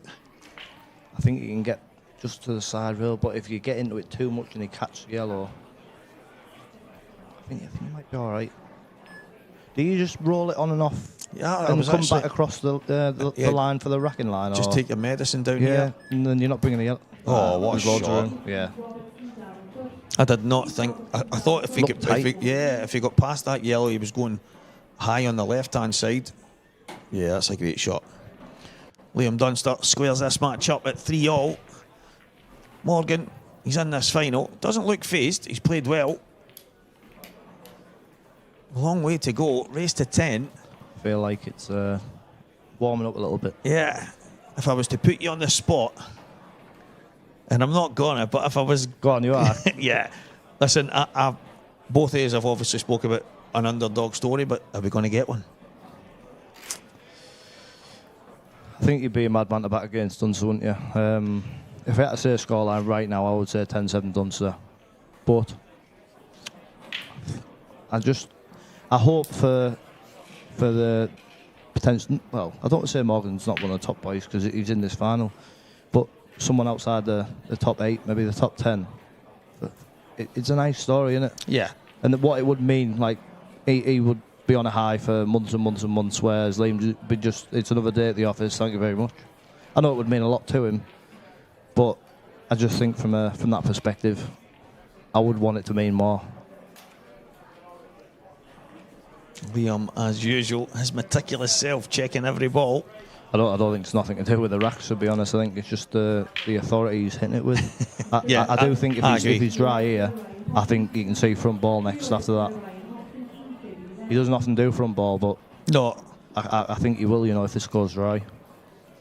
But is this the old sign of insanity? Doing the same thing over and over and expecting different results? And then it's nowhere near. He's got the opposite one, but that's not the ball he's aiming for. So he's got a couple of balls. He's hit them harder. Yeah. He hit them harder, but still not a clean break. Not as... No, I think he'll take yellows out here, but you just need to mind your work a little bit. Yeah, you can see there the yellow passes at the bottom. I think if he can play the bottom one now and screw off a side rail with a hint of reverse side potentially, and get on the... Can you see the yellow? There's 4 balls together, 2 reds, 2 yellows. You can put the one on the left of that, bump into the red, then he's got the other yellow in the middle. And then play the plant last.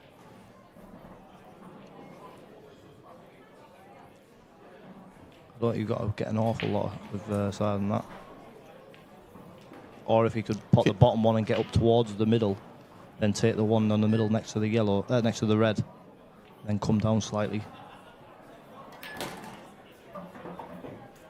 I feel like he's under hit that a bit. He's going to have to get towards the red. Yeah, I think he needs to just be in front of the red, doesn't he? Yeah. I was just thinking there, could he have just brought the cue ball back and then dropped the plant into the left middle? The one just left of the black spot, and then... I wonder if he could play this plant now. Yeah, up the top. Yeah. Or even the bottom plant there, he looks pretty straight on that, doesn't he? Yeah, you're right. He needs to get close to this red. Yeah, it's perfect. I don't know. I think he can kill it. I think he can just kill it nice and soft. Yeah, because worst case, if he lands slightly high, you can just maybe screw off the face of the red slightly. Yeah. But you don't want to land to... So you see the 2 yellows at the top for the plant. You don't want to land on the right-hand side of the table. No. Well, just off angle. Yes, played that nice. Yeah, good shot. I think if he's going to land on the right-hand side of the table, I think he needs to be quite high. Yeah. So he can play the plant and come off the side rail. I think the line he's on right now, if he was on the plant but higher, would be just about perfect. Yeah, because what he doesn't want to land on the right-hand side of it and be going the wrong way, so he's pushing the yellow towards the red.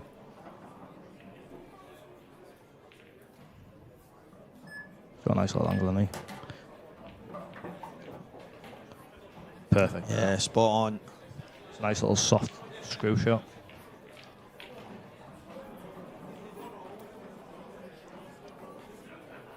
Looking in the zone. Made these look easy, hasn't he? Yeah, it has. It's hard to tell, isn't it, sometimes when he comes, like, do you need to move the ball or... No, I know. It's one of the things probably getting a wee bit better at, because you're getting used to seeing the same kind of angles over and over on the screen, and then you can think, oh, this doesn't go, and then all of a sudden they just bang it in. Yeah. But it's like this shot now, from our angle, you can't really tell if he can top it and miss the red. Like, you can't tell if he can screw it straight back across the face of the black. I mean, he looks slightly off angle, doesn't he, from where we are sat, but I wonder if he can just nip it. Yeah, can maybe just nip straight back, or even pop through the gap between the red and the black, but I think he'll just come straight back. Yeah. Yeah, like, he looked like he was going further to the right there, but... For the first time in this match, Liam Dunster is in front. It's 4 frames to 3. Morgan is going to have to fire back now. Yeah, I always feel with Dunster, you need to be aware. Like, when he gets a couple of drives, you need to be like 5-1 or, like go 4-5-1 up and just give yourself a little bit of daylight, because you'll always kind of like nip at your heels and never sort of give up. Yeah, he just doesn't go away. He's just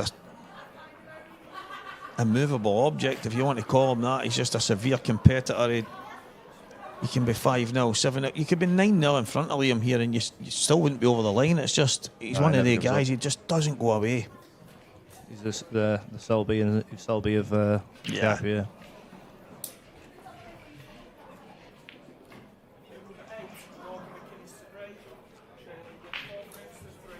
Let's have another look at the Morgan break. Don't seem to be happy with the line sometimes, do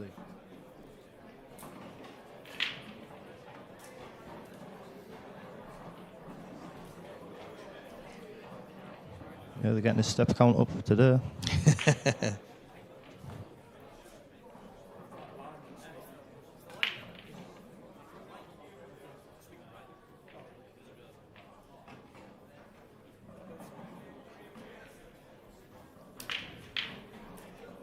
We're all whingers, aren't we, us Bill players?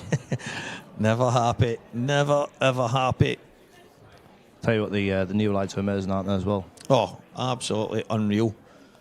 I think the sort of sharpness it gives on the stream makes it look so much better also. Yeah, I mentioned the other day, it really is. It sounds like a pun, but it's night and day. Yeah. It really is. They're the sort of things that you don't want to happen. Yeah, what a time. But you know, from that opportunity where we could have went 3-0 up. Yeah. And all of a sudden, the match has turned on its head. Look at the reds and the black goes. I feel like with it, you always have to you have to be perfect. And I don't think you can probably, if in a race of 10, you can't really make more than 3-4 mistakes and still win the match. Yeah, I think even though it is a slightly longer race, Liam won't make a lot of mistakes. No, he definitely won't. Definitely won't. You have to minimise yours, and breaking dry, I suppose in the world that we're in right now, and it's so important, you can kind of count it as a mistake.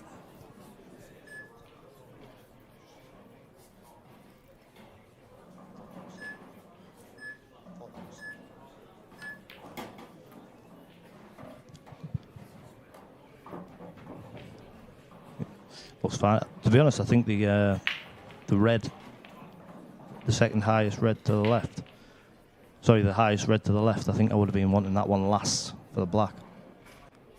If you can land anywhere near straight there and you just kill it.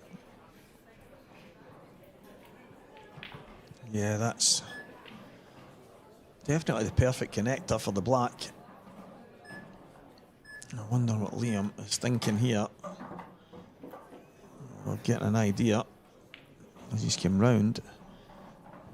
I'm not convinced. Yeah, I think he was not maybe where he wants to be here, is he? No, I think he was playing for the one he's closest to. But Yeah, he's in came the top too corner. far. Yeah. I think if he could have landed sort of to the right and played that in the top and then breezed across the blue spot and played the red below the yellow. Yeah. And sort of play these two last, that's where he would want to be.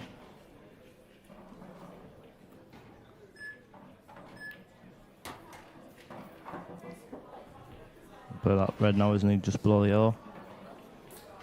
I feel like he doesn't want to be leaving the top red to the last. If you land the wrong side, you're sort of going away from the black. I think you might pot this one now, just below the yellow, and screw to the side rail and take these bottom two reds last.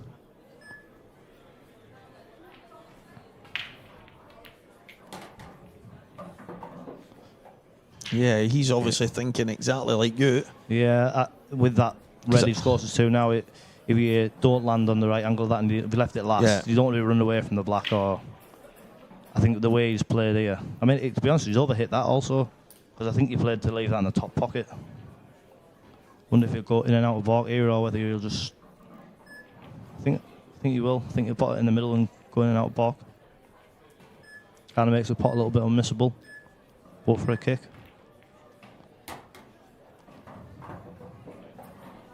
I think I would have preferred this red over the bag for sort of my last ball. Yeah, you're just basically one cushion and just playing towards the black. Yeah, and not after like screw or anything, and just use the side to sort of flick it 100%. in the way you want. And then it's easier to sort of come inside of that yellow. I mean, he's so precise. Like, I feel here as well, I would rather land high so I can then come off the bottom cushion than have to screw it. He's underhit that, but I think he's still got enough. You might have to power this off two cushions. I think you would have wanted it about an inch or maybe inch and a half higher. Unless the camera's doing us a dodgy one. No, I think he's going to have to power this in and go bottom cushion, right hand side cushion. Probably not far away from where he is right now. You don't want to get into this too much. Yeah, he's good.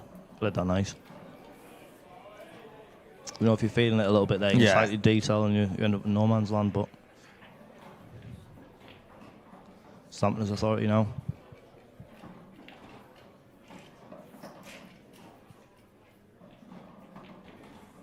Chance for a bit of daylight here and a 2-frame lead. Such a pivotal moment in this match. So a dry break, Morgan. It is 5-3 Liam.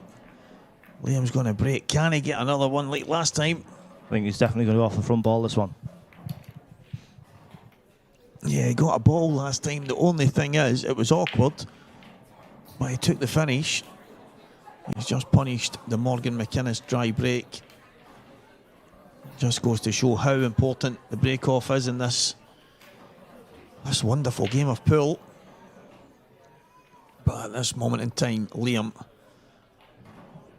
he really is a competition machine. He just doesn't go anywhere. He's just one of the guys that, here he comes. He's had his check. He's as happy as Liam can be.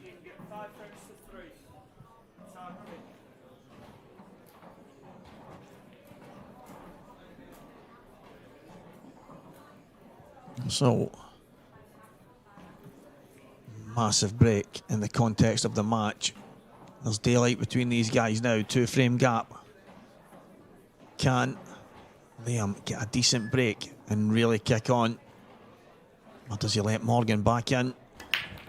Surprised he's gone cut again, but yeah, he's got the corner ball and he's got that middle ball as well. That's done him a favour, you know, that little flicking that off the bottom rail.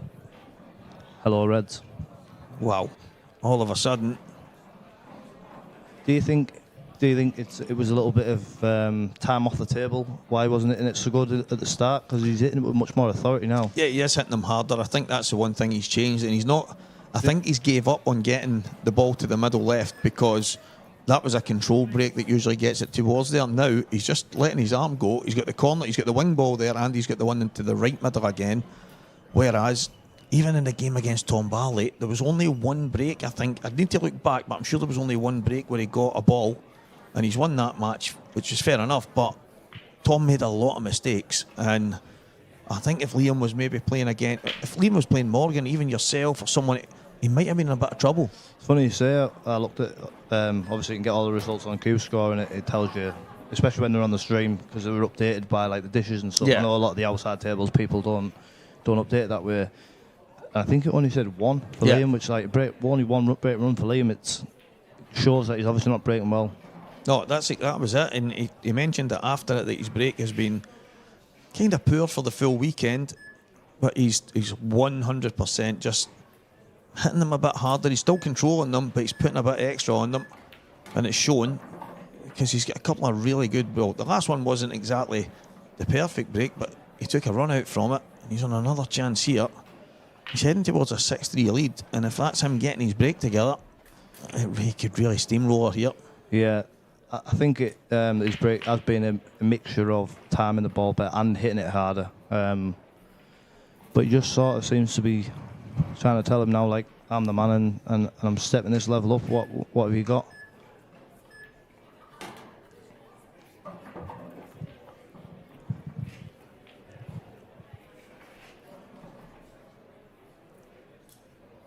I'm not entirely sure where it'll put Liam in the rankings, but I think he won't be far off knocking on the door, will he? Yeah, I think he's already quite close from what I heard.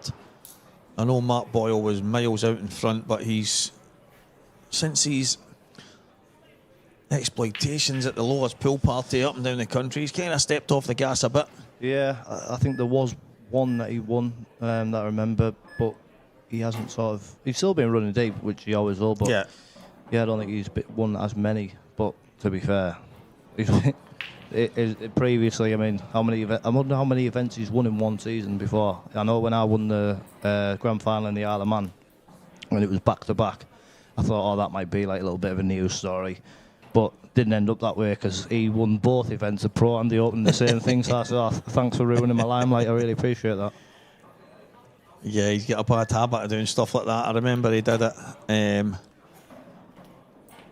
think it was in Coventry, and it was not long after Laura had passed away, and he hadn't really played a lot of pool, and he went, you know what, I'll go, and next thing you know, he won both events, and they got the coloured ribbons on the trophies and stuff for him, and it was a bit of a special moment. And he said, I remember that. Yeah, it was really emotional. He was kind of like, listen, I don't know where that came from. All I can say is maybe someone was looking down on me, kind of thing, and it was. Chokes you up, doesn't it? Yeah. I mean, I've had family members myself pass away at the awful illness, and yeah, it really chokes you up to hear a story like that, and for what he's doing for cancer charities and Lola's and all that sort of thing. It shows the type of man he is. Yeah, second to none. And Liam Dunster right now is looking like a runaway train. Can Morgan somehow hold on to the coattails? It's crazy, you know. Obviously, he had that chance when he was 2-0 up, and at the time, you sort of don't think of the severity of the mistake that you've made. But I don't really think he's had anything to go at since. No. That's I actually think that's 3 dishes in a row from Liam. Yeah, like I say, he hasn't done anything wrong since. But if he did take that frame, and the same thing happened, it's only 5-4. Yeah. So them little swings are huge, and all of a sudden, Morgan's got a little bit of pressure on. Yeah, so 2 breaking runs and 1 reverse. It's been a good standard. Like it's been open, hasn't it? Which I think we all want, don't we? We want to see fireworks, want to see tack and pull. I know the tables sort of make it that way nowadays, with the finer cloths and the good balls and stuff. They frustrate me breaks like that. You know, when you haven't hit them that well, and you get 2 balls where you can break and have 4. Like I had a break a couple of weeks ago, and I literally had 1 ball in the top half of the table, and I was dry. I'm like, sorry, all the balls were in the top half of the table next to the baulk end, and there was 1 next to the black spot, and didn't get a ball. It's like it's mad. As you say, you can absolutely cream them, and balls fly everywhere, and nothing even troubles a pocket, and then you don't hit them too clean. They don't open great, but a couple of balls fly in, and it's going to be yellows anyway. I don't think they're not too bad, these, you know. Yeah, they've all got a pocket. They all go. I quite like when you sort of do have a little break like that. The root sort of picks itself a little bit. I mean, if he the can biggest drop, issue here is potentially the black. If he can drop this and hold it like he's looking there. Yeah, and just run through on the one that's just below the red and get the one in the middle. But I do feel like he needs to land good on the black, doesn't he? Short there, isn't he? Yeah, he is. I think he might be able to screw off a side rail though and go back in between the 3. And I think that's probably the shot for me if he can, because even if he goes too far and he's on the one on the outside right, the yellow just next to the black spot will go in the bottom left. So I think that's a shot. Screw off 1 cushion and through the gap. Yep, absolutely. And you're playing in a little area then, aren't you? You've got a couple of options, which for young kids that are sort of learning to play, I would until you get obviously a lot higher level, I would recommend sort of trying to play in areas and give yourself a few options. 100%, and that's exactly what Morgan's did there. He's given himself a great chance here. It was a strange break, but a couple of balls flew in, but it was slightly awkward. There was always a bit of work to do. I think, you know, these scenarios, you sort of think, I wish I wasn't on a shot clock. Because you just want to literally evaluate every option that's like kind of possible to you. But if he's straight 8 and just run this through slightly, put the yellow on the left into this bottom left corner and just stun between the gap of the black and the reds and put the black in the bottom right as we're looking. Tell you what, if he does manage to get this little frame here, he'll be happy with that, because they looked a little bit messy at first glance. I don't mind that. I think I'm just screwing into the right hand side of the red. Yeah. Because even if you miss the red, you're still all right. Yeah, just give yourself a shot. How often are you sitting there thinking, I should have just gave myself a shot, I was too greedy? Yeah. And this is one of the moments. Just make sure you've got to go on this black. nicely controlled. Yeah, that's the way. I always think like, what's the worst case scenario I'm going to be if I play the shot here, and how many times will I back myself to get it? It's all about percentages. Percentages are absolutely huge. It's one of the big coaching mantras from Alan Reynolds. Yeah, he's a very knowledgeable guy. And one that I do like listening to. Good finish. He's here for the fight, isn't he? He's not giving up. Yeah. He needed that one. He got it. Do you think sometimes it can reverse where you think, well, he's away, yeah, I'll just keep playing and let my arm go. But it's not over, is it? Like 6-4.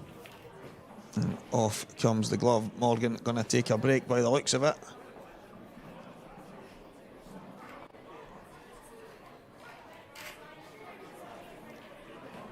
So it is 6-4.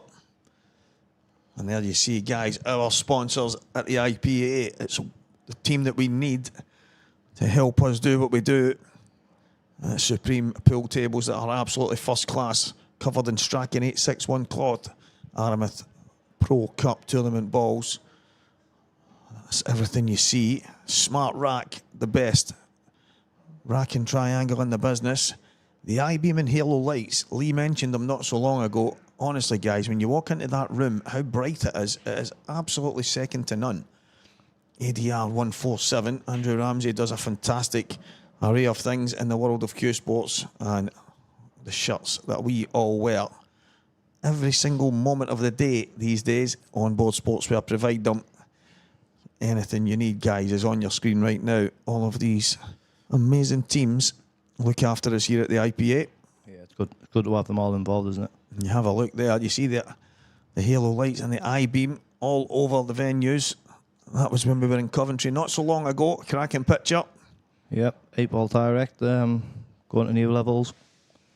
And we've also got the UK Open event getting played at the minute, haven't we? Some matches going on as we speak. Got Darren Cook there, professional, currently beating the former amateur champion Keith Robertson. Was it the first event Keith won? Yeah, Keith won the first event. He also won the amateur series last year as well.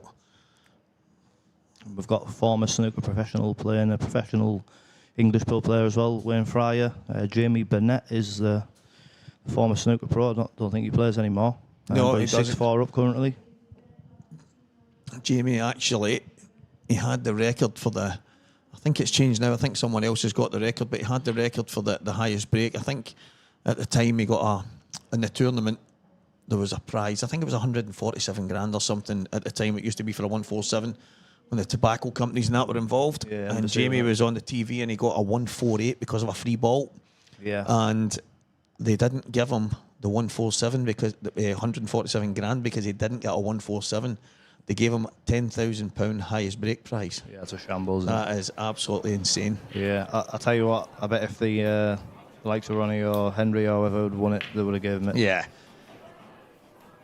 Still, see, even just speaking about it now, it still blows my mind that they could actually do that. Yeah. I know the used to be a guy from, I think he was from Stoke, Jamie Cope, do you remember him? Yeah. And I think he had a 155 in a, I'm not sure if it was a pro tournament. Well, thinking about it, I think it was. But I think he ended up suffering with the yips. And that's why he sort of dropped away and doesn't really play much anymore. But they reckoned he was one of the biggest talents that Snoop was ever seen.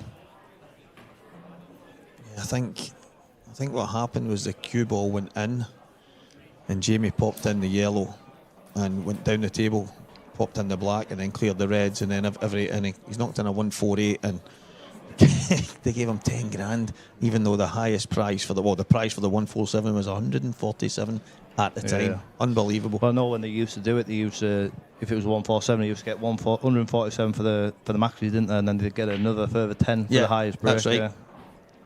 I remember when Ronnie, the famous one against Mark King, when he said how much is the prize for the maximum. That's right. And they said, oh, it's like 10 grand or whatever. He said, oh, there's no extra bonus. I said, there isn't one, so he wasn't going to pot the black, was he? And only when I think it was Jan Verhaas said he's going to pot the black. And he literally rifled it off a spot and it bounced up and he spat out the pocket. Yeah, there was a day I mean, maybe we can bring something in that I know we don't all. Well, this is a thing. It's so hard to police. I was going to say the person that gets the most dishes throughout the course of a weekend, but people could be just putting run out on every frame that they win, so it's too hard to police. But he's in off, and all of a sudden, is there a momentum swift? I mean, this could. We talk really, about this all the time, don't we? Yeah. You know, 1 minute ago it was 6-3, the next it could be 6-5. And to be honest, I know there's a little bit of working out to do, but they're all pretty open, barring the red towards the bottom next to the yellows.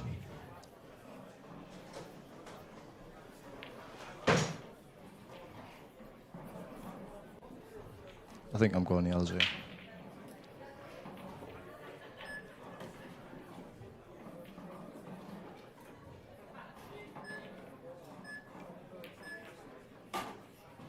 Nice shot. Yeah, that's a good shot. Tell you what, I might be tempted to use a red on the yellow again here, you know. Yeah, and then that you don't need that bottom corner after that. No. It's cleared out. Yeah.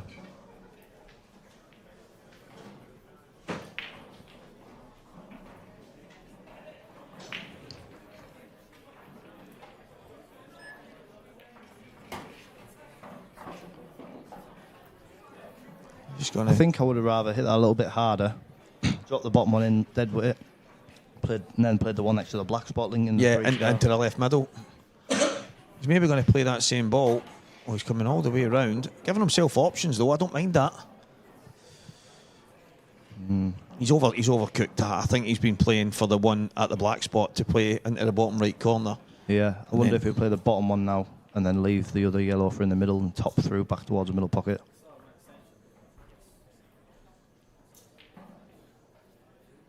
I think it's hard to know what people like. Yeah. You know, like people like certain shots and they like certain routes and stuff.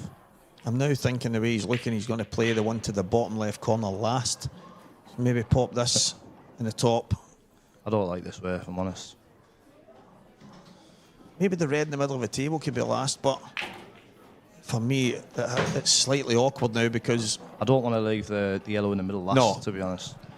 Sorry, at the top of the screen. No, I would have liked, if he's going to go this way, take that, play on it now, take the one to the bottom right, bottom left, just a little screw up the table, and it's a lot more straightforward, but I mean, he's got a positional shot to play now. Yeah, it's one of them where you think you can pick the bones out a little bit, but no. It's very unlikely that it's going to go wrong, I think. No, I mean, he's absolutely okay. It's just a case of, I think I'm never a fan, and I never have been. It doesn't mean I don't do it. See, going up and down, up and down. I like to kind of clean my work at each side, and then I agree. Yeah, well, unless you like got a little black over the pocket. But there's that cue action that you're talking about through the left-hand side. Very left-eye dominant, and he's under-hit that. You're still all right, though. Just don't catch the red here.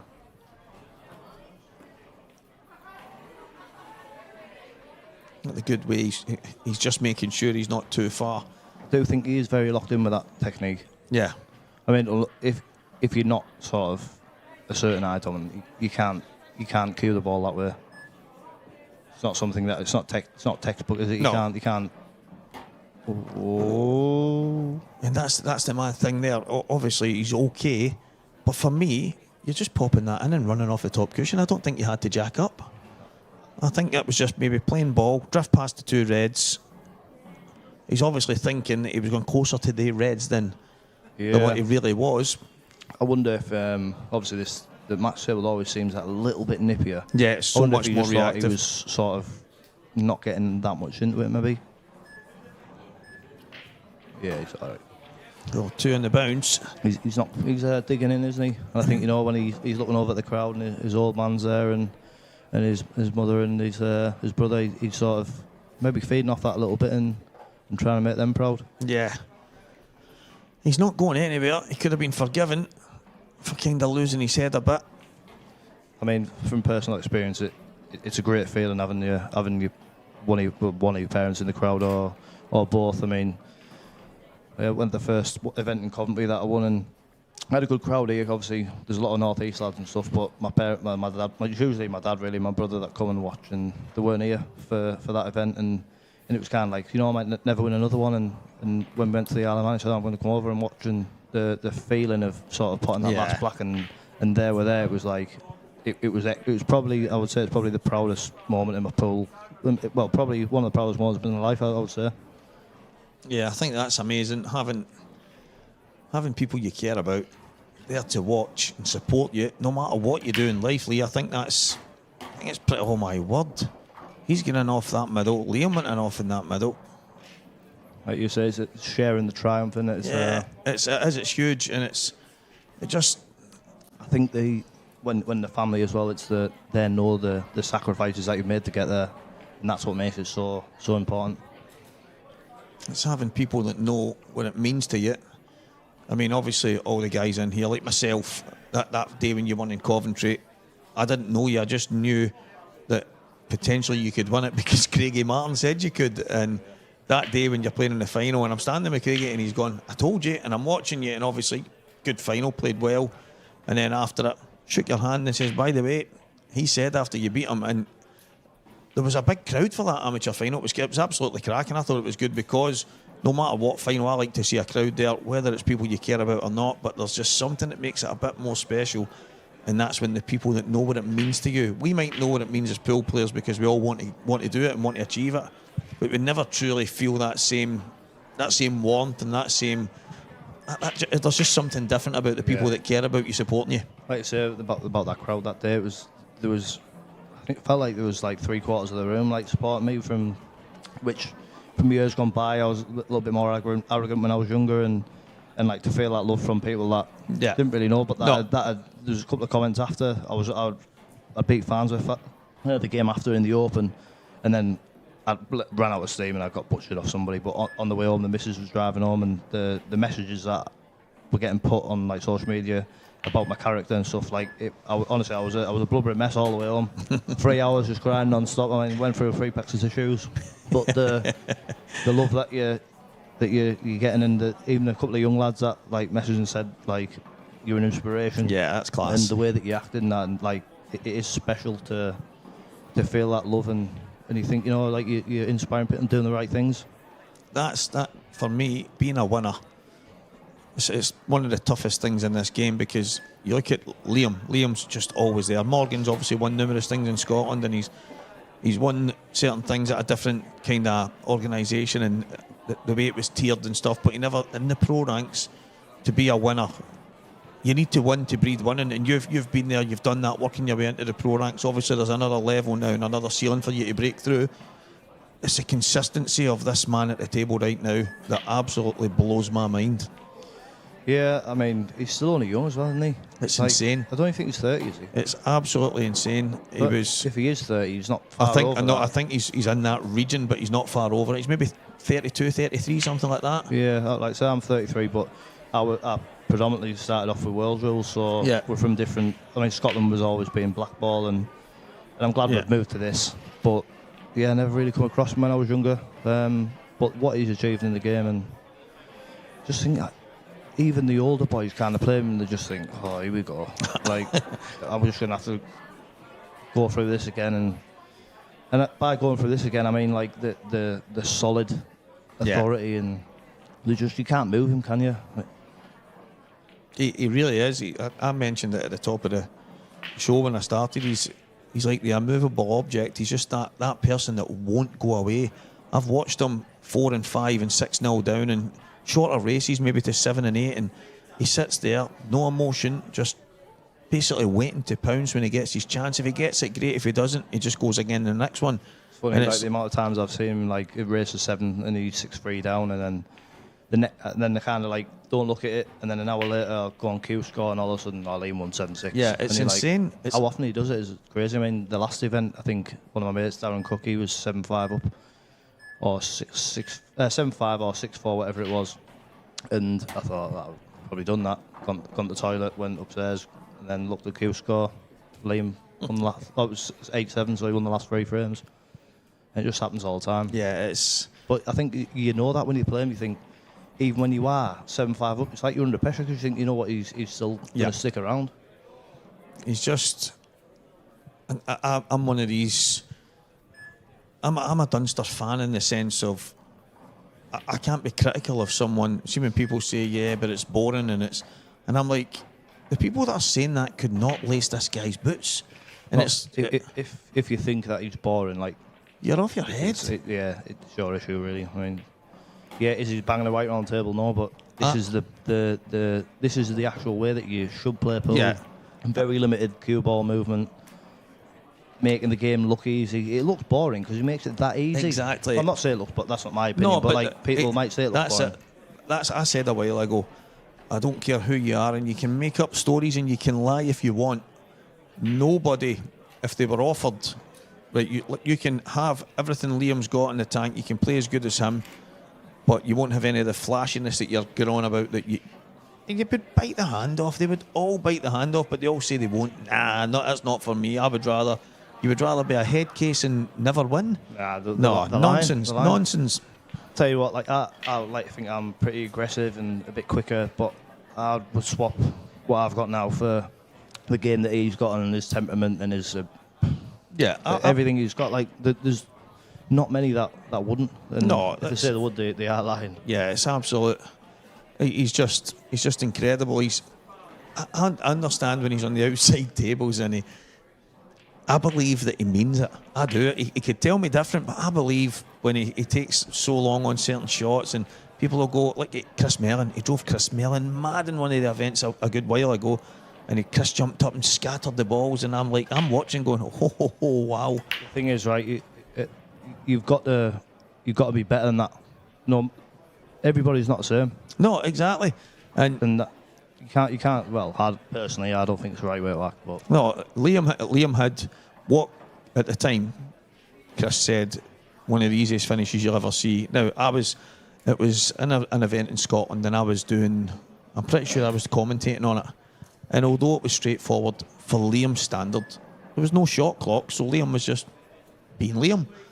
But I kind of looked and I thought, he's got him here. And Liam, I believe he means it. I really do. He might say different, but Liam says when there's no shot clock, who says I need to hurry up?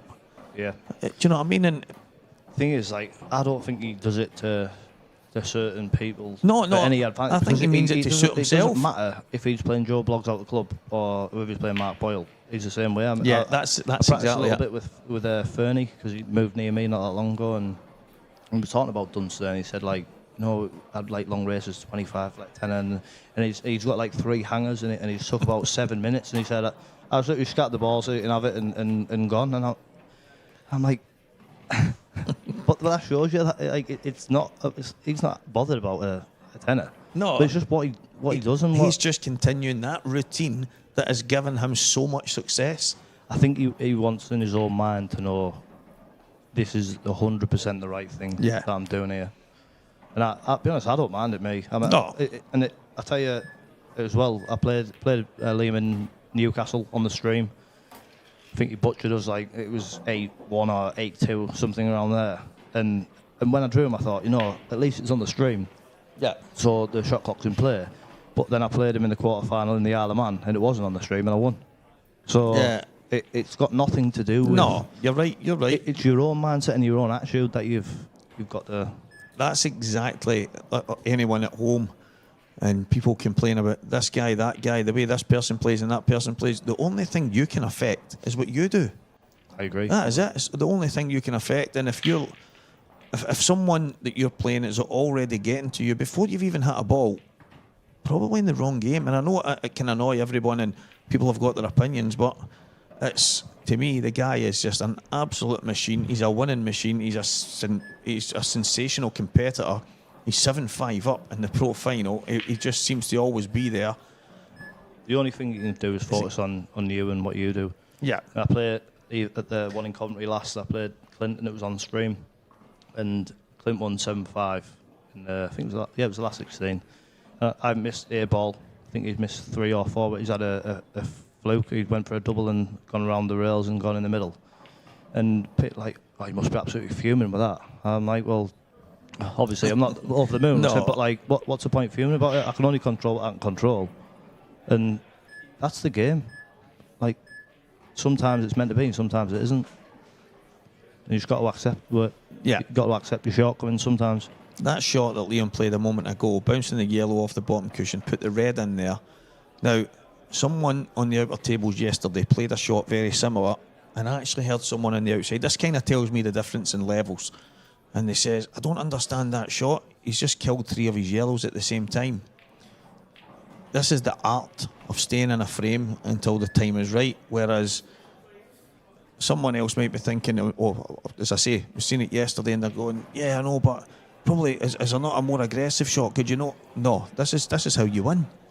You don't do it by being crazy. You don't win by being overly aggressive, and that's. I think when you're in front, you don't need to be aggressive. Yeah, exactly. You pick your moments. Yeah, absolutely. I always find, in deciding and stuff, when the balls are really, really scrappy, like don't go for them and give it away. Let someone win the frame from you.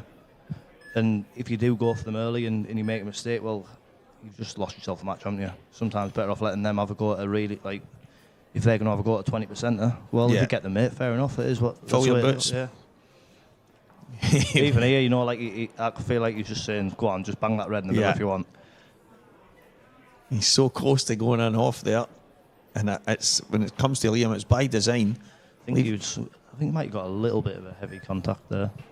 Yeah, but this is the thing. You've hit the nail. Look, Morgan's going to play this now, but that red won't come out. Nah, I think he's going to do the yellow. Oh, that's okay. I just feel like Morgan's just like going to play shots here, and Liam's just going to get the balls where he wants them with each visit. Yeah, he's so calculated the way he plays the game. I think he's going to clip off that bottom one and try and go back behind it, or push it right over the pocket. Just maybe leave cue ball on the side cushion. That's exactly what he's done.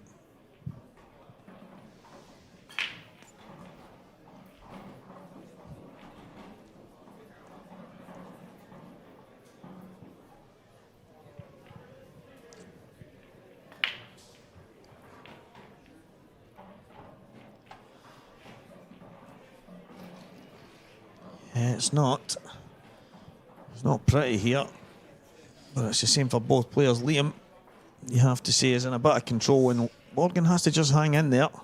I think the position that Morgan's in as well, like, even if you were ultra aggressive, where does the red go? I mean, unless you hit the 3 yellows there, if you could hit the top one pretty full, you might make a bit of a 3-ball plant towards this corner.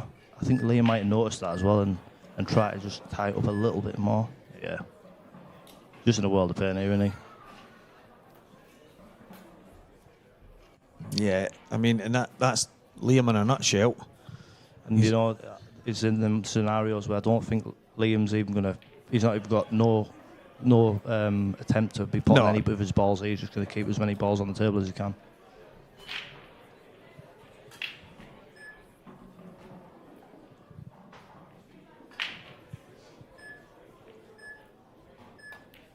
I knew Morgan was going to do that there.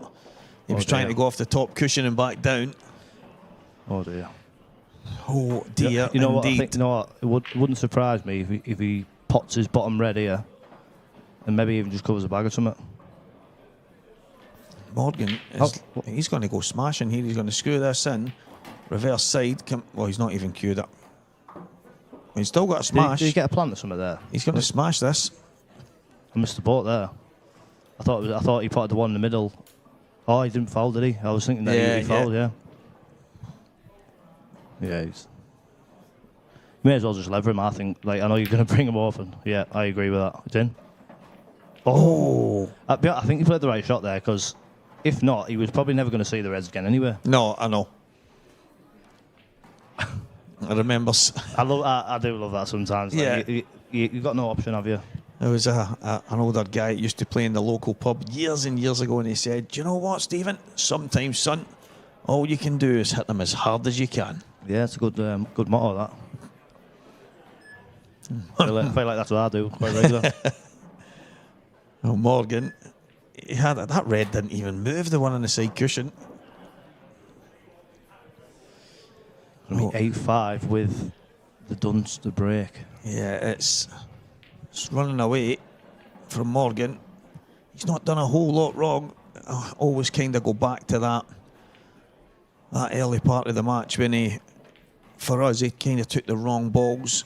Don't get me wrong, he still had a chance, but all of a sudden the match flipped on its head at that point, and then from there he's kind of been second best, yeah. Would you want to take this bottom one now before you go back up the table? Yeah, and I think that's... I like that way, like you said before about going up and down, up and down.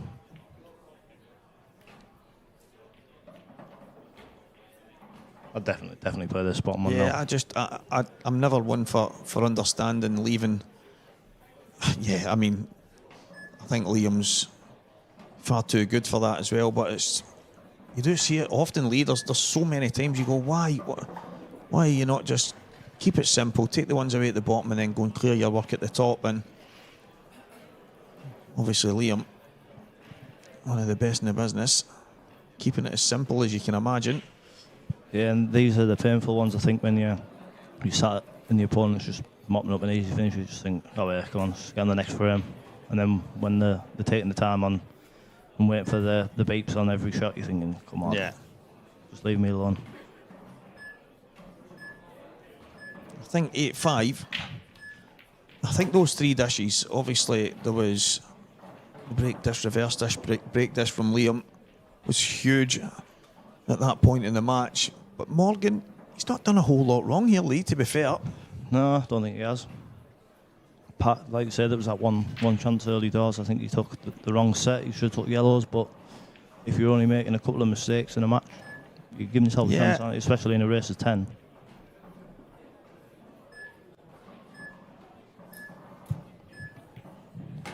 I did think you'd overhit that last shot. Yeah. Because if you get a little bit of slide here in the end, up without much angle, or even the other side, the red, I think you'd land high, wouldn't you? It's a shot. This is one of these shots that the new balls and cloth can kind of catch you out. Yeah, they push a little bit thicker, don't they, if you play on the side, but I think it'll be all right, yeah. And he's banged that in. It's good. Loads of pace, making sure he gets out. Well, it's like 8-5, and with Liam hitting that break a little bit better, Morgan will be worried, I think. And I always feel if you can get on the hill with a little bit of daylight, it's sort of, it just gives you always think, well, I'm going to get one chance. Whereas if you're two away, you still feel like it's quite far, the line's quite far away.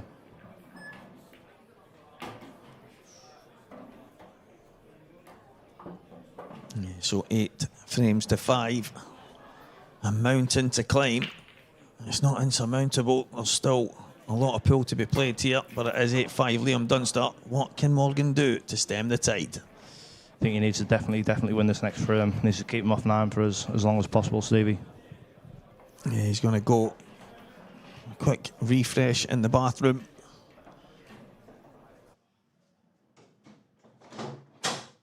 And there is a 2025 tour dates on the screen for you guys. As you can see, we are in the Normandy Hotel in Glasgow. And next up, we will be heading in September the 19th to the 21st, the International Open, which is in the Hilton Doubletree in Coventry.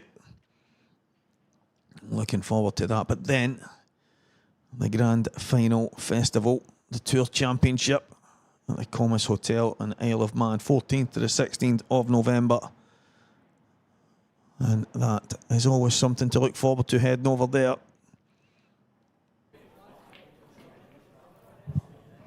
And there's the legend, Andy Lucas. Sitting next to a trailblazer in the world of Cuesports, the referee, Michaela Tabb, the mother of young Morgan McInnes playing in this match. Keeping a close eye, and there's Billy Stirling and his wife Donna. Billy, he's obviously feeling it. Oh, that's the yawning is catching. Young Stephen Allison, he's had a good weekend as well, playing some good stuff. And there he is himself, Alan Reynolds and young Preston McInnes. Alan, who has coached young Preston and Liam and Morgan. So he's had a bit to say in how these guys are playing in this final and completely in their pool careers right now. Shows the level of knowledge he's got, the players that he's got under his wing as well. Yeah, he's one of the guys. He's just got away with words. Lee, he got me a long time ago. We were playing in the local. Basically, it was the pub leagues. That's where everybody starts, and he just had a way of saying things. He brings you into a good team full of good players. Tells you, listen, you've got a lot to learn, but I want you in here to learn off these guys. You might not play much, but if you listen and learn, then we'll see how it goes. And every day is a school day with Renzi. Honestly, every day is a school day. He's just got a way of making you feel 10 feet tall. And I think when you step onto the table and someone makes you feel as confident and as comfortable as that, it's second to none as a coach. Yeah, it's crazy. I mean, obviously we've got a background in football as well, and Yeah. it doesn't always take a good player to make a good coach. Or No, that's it. It's not saying that he's not. But no, but he was a top player as well. He was obviously a men's A-team internationalist. He's won numerous titles as well, and he used to play on the older tour. I think he was a PPPO professional back in the day. It was the old professional tour. Yeah. But yeah, I mean, he was a class act himself, but his way of playing pool, very methodical, and it's kind of the way he's. I mean, you see a lot of what Renzi believes in Liam. Yeah. But obviously Morgan, very, very similar in how they go about things. I just don't think there's another Liam Dunster out there. So no, he is one of a kind, isn't he? this is massive, and it's going to be dry once again. Well, Look at all those balls. You know, when Morgan just sat here thinking, well, even if I get a goal, I know I'm going to be in pain. Yeah. Like, I feel sometimes myself, I'd play a shot here and maybe try and feel like I'm taking control, but it'd be a little bit of a nothing shot, like towards an end plan. Yeah. Whereas with Liam, he's about 8 or 9 shots in front of the game. Yeah, it's the old saying. Liam is playing chess while everyone else is playing checkers. Yeah, you bang on there, bang on. I think for Morgan as well, sat here at 8-5, he's probably thinking that I'm going to do well to get enough chances now, I think, to win this match. Yeah, and the big chances are on your break. You really have to be getting. I mean, listen, it's. We've watched numerous matches. We've played numerous matches. It's not the easiest thing in the world to break the balls wide open and have roll-ins, but the break in the last couple, he's went in off twice. He's broken dry there. In the start of the match, it was Liam's break that wasn't going well, and it's amazing how momentum can change things. Yeah, that's how it happens, isn't it? I think Morgan will be a bit frustrated. He probably feels a little bit frozen out. But I think when you do play these top boys, you can come away thinking, well, I don't really know what I could have done different to win. And it's not like, sometimes you might come off and think, I missed 3 blacks or went in off on a couple of breaks. I think Morgan probably knows what's happened here, really.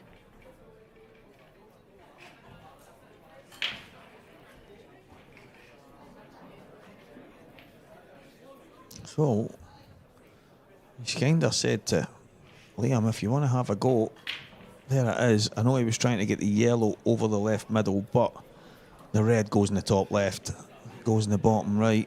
Plenty of opportunities for Liam to drop on it. It's not straightforward. There is work to be done.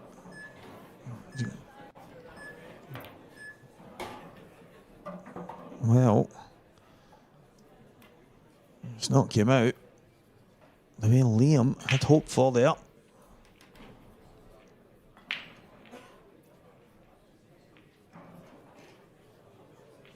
Looks like it's welded to that yellow on the left-hand side. Maybe a tiny gap, but he's not really getting much of a shot, Liam. Just be bouncing this red out. Maybe get it towards the right-hand side.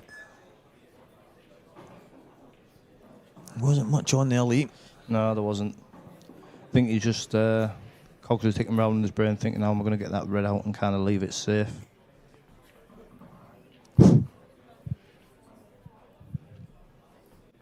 Good crowd in tonight. Looks like there's a lot of people really engrossed in the match as well. There's not many that are sort of looking around the room or talking about other things. They're well invested in this. With it being a the UK Open in Scotland as well, having 2 Scottish lads. I think that'll be a proud moment for the country and for the IPA also. Yeah, I mean, I think if you were going to write it and say, right, we're going to be bringing the IPA to Scotland, the tourists travelling north of the border once again, I think everyone up here would be saying, well, hopefully we get a Scottish one up, but it's one of the... There's just so much ability in the IPA that whoever wins it, usually you have to earn it. Yep. And I think that Morgan is going to be really struggling in this frame. If he'd just got that yellow red that was over the corner there and clipped it in, he wasn't far away from that. Yeah. You've seen his father, Ross McInnes, standing next to Dave McNamara there. I wonder what their sort of relationship is with Poole, you know, because like we were on about with coaching our sons at football, it's you always want to try and make the dad proud, but you don't always want to, you know, when you've been there and done it yourself, and they're sort of looking to say, all right, Dad, like, you're not always right. I would honestly, I wish Ross was in here right now. Now, the viewers at home would maybe have to bleep a lot of the stuff out, but he is absolutely mad when he's watching them. Is he? Oh, he's crazy. I'll tell you what, like, I think Preston, he really impressed me, and like, I watched him at, I think it was Newcastle, one of my first event as pro, when I was watching him, and I just thought he's got something, this lad. His shot selection, his demeanour, just the way he's walking around the table, you can see the authority in him. Yeah, his dad has told everyone that'll listen that Preston is going to be 10 times the player of him and Morgan combined. I think he's got the most ability out of him and Morgan, like the way he cues the ball and stuff like that. But I just think Morgan's got something I think you can't teach. He's got a grit about him, and you know what I've always loved, the same as when like a coach and stuff like that. I just love people that try hard. Yeah. And you have to peel them away, and you know that competitive edge where nothing less than sort of giving my best is enough. And you can forgive people for not being the most talented or having the most ability, but not trying or not giving it your absolute, like quitting. Like no, that's quitting's I find quitting unacceptable in anything really. And I think from a coaching perspective, you're not coaching sort of, you're coaching young people for life going forward, aren't you? No, that's exactly it. There's so much more to it. It's not just basically dishing out information. There's a lot of life lessons in there. And I think Morgan, for me, that's it. That grit, that determination. He's obviously got bags of ability, but he works hard. He works hard at his game. If things aren't going right for him, he likes to dig deep and try and figure out a way to improve it. And he's had a lot of success, and he'll have a lot more success. He's up against an absolute demon in Liam Dunster. There's no let up. There's just, he's basically only got one setting, and that's just like turning on destroy mode every single time he steps to the table. It's insane. Yeah. And it is weird, like say for people who watch lads in the club where like they screw the right all the way over there on the table and they think, oh, he's really good, like he's good Dave, like what he can do with the cue ball and that, and they'd think that he'd beat Liam just because of the shots that they think are good shots, but the shots that Liam plays are, like I'd love to know if obviously you're never going to get them stats, but like the lack of white ball movement, I think he would be travelling the least out of every player in probably in the full event really. I think one shot that he doesn't often play as well is, you know, like a screw shot across maybe like 3 or 4 feet. He always uses a rail to sort of kill the white, and he never sort of trusts like the speed control screwing across the bed of the cloth, which I think that's something to be said. And it's 9 frames to 5. Liam, no mistake. We don't expect him to make mistakes, but there is massive pressure. I don't care who you are to win these titles. Liam just doesn't seem to feel it like most players. I think he would tell you inside he'll have something different, but Morgan's, for me, hasn't done a whole lot wrong. A few things haven't gone his way. He's kind of forced the issue a couple of times when he's had to. Tried to maybe nudge a few balls, and he's went in off a couple of times on the break. He's been dry, and he's went in off in the middle of that frame as well. When it rains, sometimes it pours. Yeah, I think Liam Dunster's about. That's just the way it seems to go. I think for Morgan, his breaks have gone like slightly scrappy, so Dunster's then picked him off. Yeah. And then with Dunster's break, it's gone a bit better and a bit more aggressive, and he's took them out. So that's been the sort of change in the match, really. And Morgan needs kind of, you know, when he breaks or Liam breaks, I think he needs to be in front in the frame.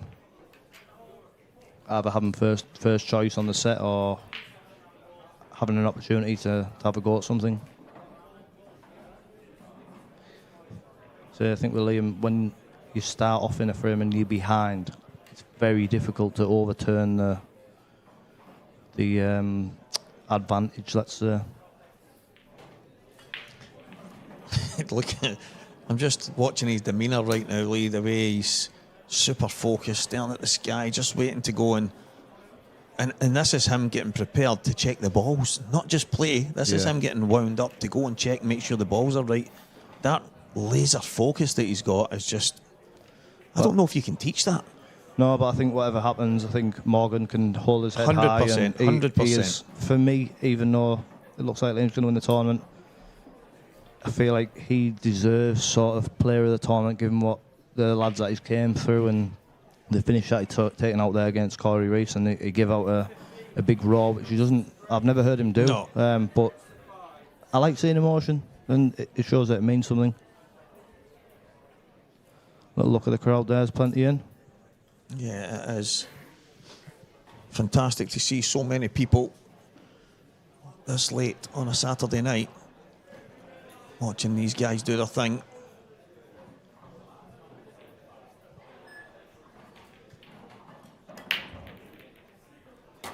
And all of a sudden, the Liam Dunster break working just fine.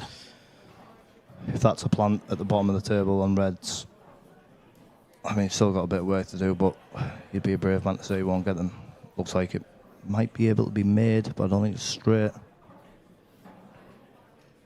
Yeah, he's maybe just got a little bit of work to do. He's got a chance. He's at the table. He is looking at that plant right now. I think it's makeable, as you say. I think he would rather be slightly high side, but the red at the bottom left, not straightforward either. I think you want to probably play it earlier rather than later, don't you? Yeah. I don't think it goes from the angle where he is now, like, does it? I wouldn't have thought so, but it must. I thought it was like the other way he needed to be going because they're not close. He was out of the pocket. Now, does he take the one into the middle and open the one to the bottom left? Yeah, I think if he can come real first and just kiss the bottom of the red, that's the way to go. To be honest, it's a pretty big target, given the fact that he's got a red over the middle, as well as sort of if he does hit the left-hand side of the red, I think he'd do very well not to be on the ball there. I don't think the shot is to go direct. This is a key shot. Yep. And all of a sudden, I think the writing might just be on the wall. Yep, I think you need to get your running shoes on, Stevie. I might be heading for a presentation very soon. Liam Dunster. I think it'll potentially wrap up a really good event. I think there's been a couple of outstanding performers, obviously Liam being one, Morgan. Corey Reese has had another good event, but you know, when we were talking about Corey, saying he's had a lot of semi-finals, I think, after beating Farnsworth, kind of feel like he might have thought, got a good chance of getting the final here. But you don't always get what you deserve in this game, but I think the right man is going to win here, I think. That's red. He's obviously onto the top left. Are you coming down through the gap, or are you going down the left-hand side here? I think I'll play check side and go the other side of it, but it's a nice little wordplay, I suppose. Yeah, I wasn't sure if he could. That's the right way actually, because he left that as a connector, hasn't he, for the. So bottom left, bottom right, middle right. Thank you very much. Yeah, The trophy, I'm in the car. And the party's over. Well, he won't be in the car, because he'll be probably waiting to try and pick up the Open Event trophy also. But there's a little birdie, Ollie Shepherd, that might try and stop him doing that. Yeah, if I win my first game in the morning, I played Liam, so there's no chance of him having a heavy night tonight, I don't think. No, I can't see Liam getting involved in any champagne receptions. No. He's far too professional for that. I do think there's a possibility that we might see a smile though. But he is as far as pool playing goes, his credit to Scotland, and the IPA are lucky to have him. He's slightly short on that. I think he can just hold. Just Yeah, drop he it can. bag weight, but I think worst case he's going to maybe be in line with the yellow and the black in the middle of them too. I wouldn't risk running them. No. He wouldn't anyway, would he? Just bag weight, nice and easy. Probably land pretty straight, there the you angle's go. done us. Yeah. So this match, moments from being over. It's been a good final. The standard's been pretty good. Morgan, he's not done a whole lot wrong. Just a few moments that changed this match, and Liam Dunster is the UK Open champion here at the IPA in Glasgow. And we are going to head out, guys, for the presentation. We will be back very, very soon.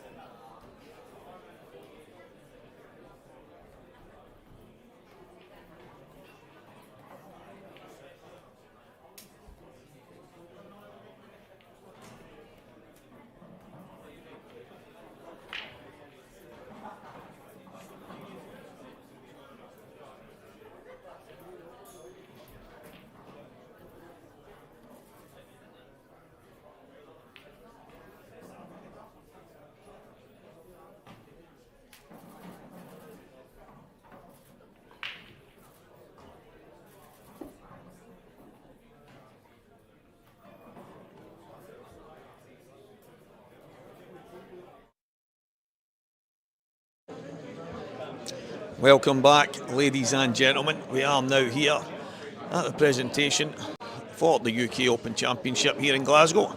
Please, guys, make some noise for the finalists.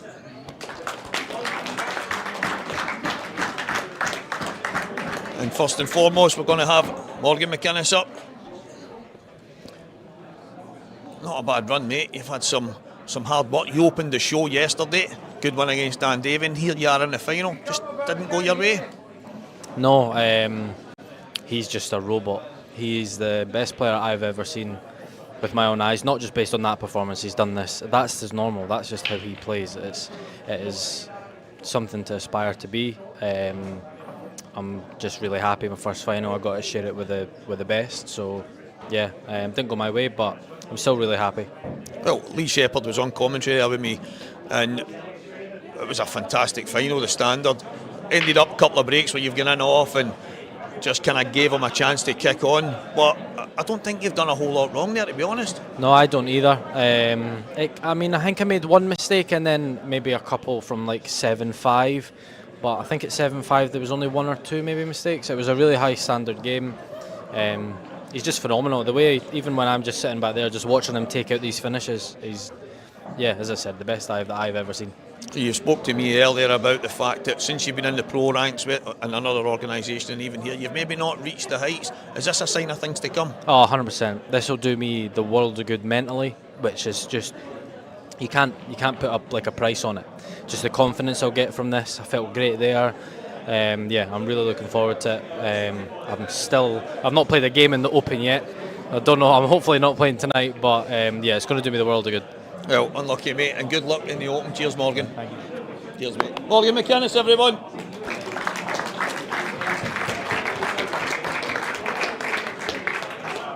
And now, our champion, Liam Dunster.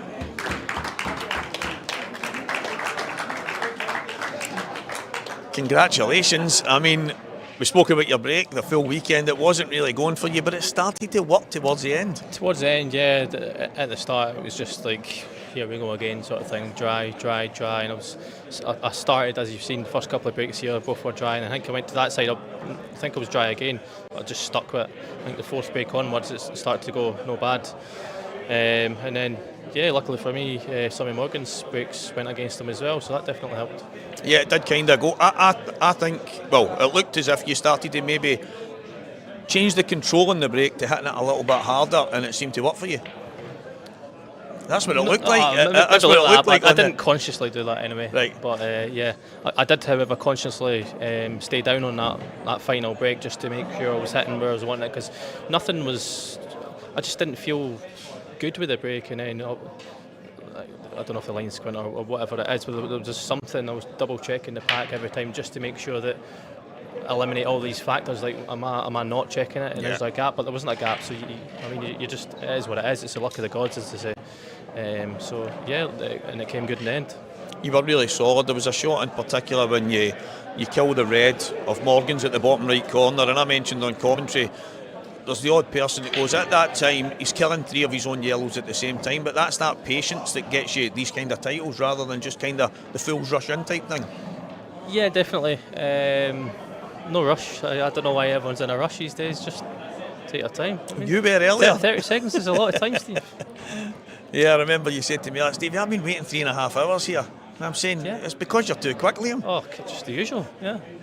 Yeah, listen, this has been, for me, we spoke about your break, we spoke about the trials and tribulations you've had here, but yet again, here you are as the champion of the UK Open. Liam Dunster, you are the winner. Thank you. Cheers. We've got to get the trophy presentation here. Well done, Liam.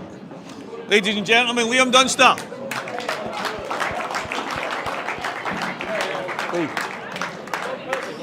We'll just step to the side right now and have a wee chat. Liam just seems to know what it takes to get these things done. He just seems to always get over the line. Yeah, it's one of them. You don't get sick of saying it, but I asked him there, I said, how many pro titles is that? He said, I don't really know. I said, you must have a bit of a clue. I said, is it more than 15? He said, oh, it's more than 15. So that tells you all you need to know. He's one of these guys that is so meticulous. I would imagine he's probably got a bedpost with a mark on it. He's just one of these guys. He knows. He knows. He absolutely knows. I mean, he knows everything about everything he wants to know about. So I think he's a credit to the IPA, and for him to wrap this title up in Scotland and being an all-Scottish fan, I think it's a nice moment. And a word for Morgan is that he deserves it as well. He'll be gutted that he didn't get over the line, but his first pro final, unbelievable. Yeah, I think Morgan, as you say, he deserves a lot of credit. I asked him there, is this a sign of things to come? And he said, yeah, most definitely, because it's not easy getting to a final, never mind winning, but it's the building blocks for success. Yeah, I mean, I feel like when I looked over at him there, he looked hurt.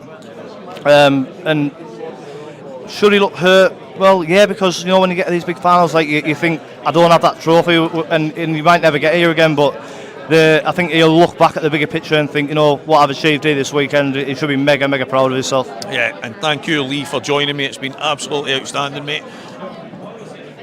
So, guys, it is the end of the show for today. We've just crowned our champion, Liam Dunster. He has been absolutely phenomenal. It's Liam at his best. Well, not at his best. His break wasn't great, but he's came through. He is a UK Open champion. Liam Dunster's been absolutely sensational. He's got another title. But tomorrow we're going to crown a couple more titles. We're going to have the amateur final at 12 o'clock tomorrow, the men's amateur, and that is when the show gets started. So we will see you guys then.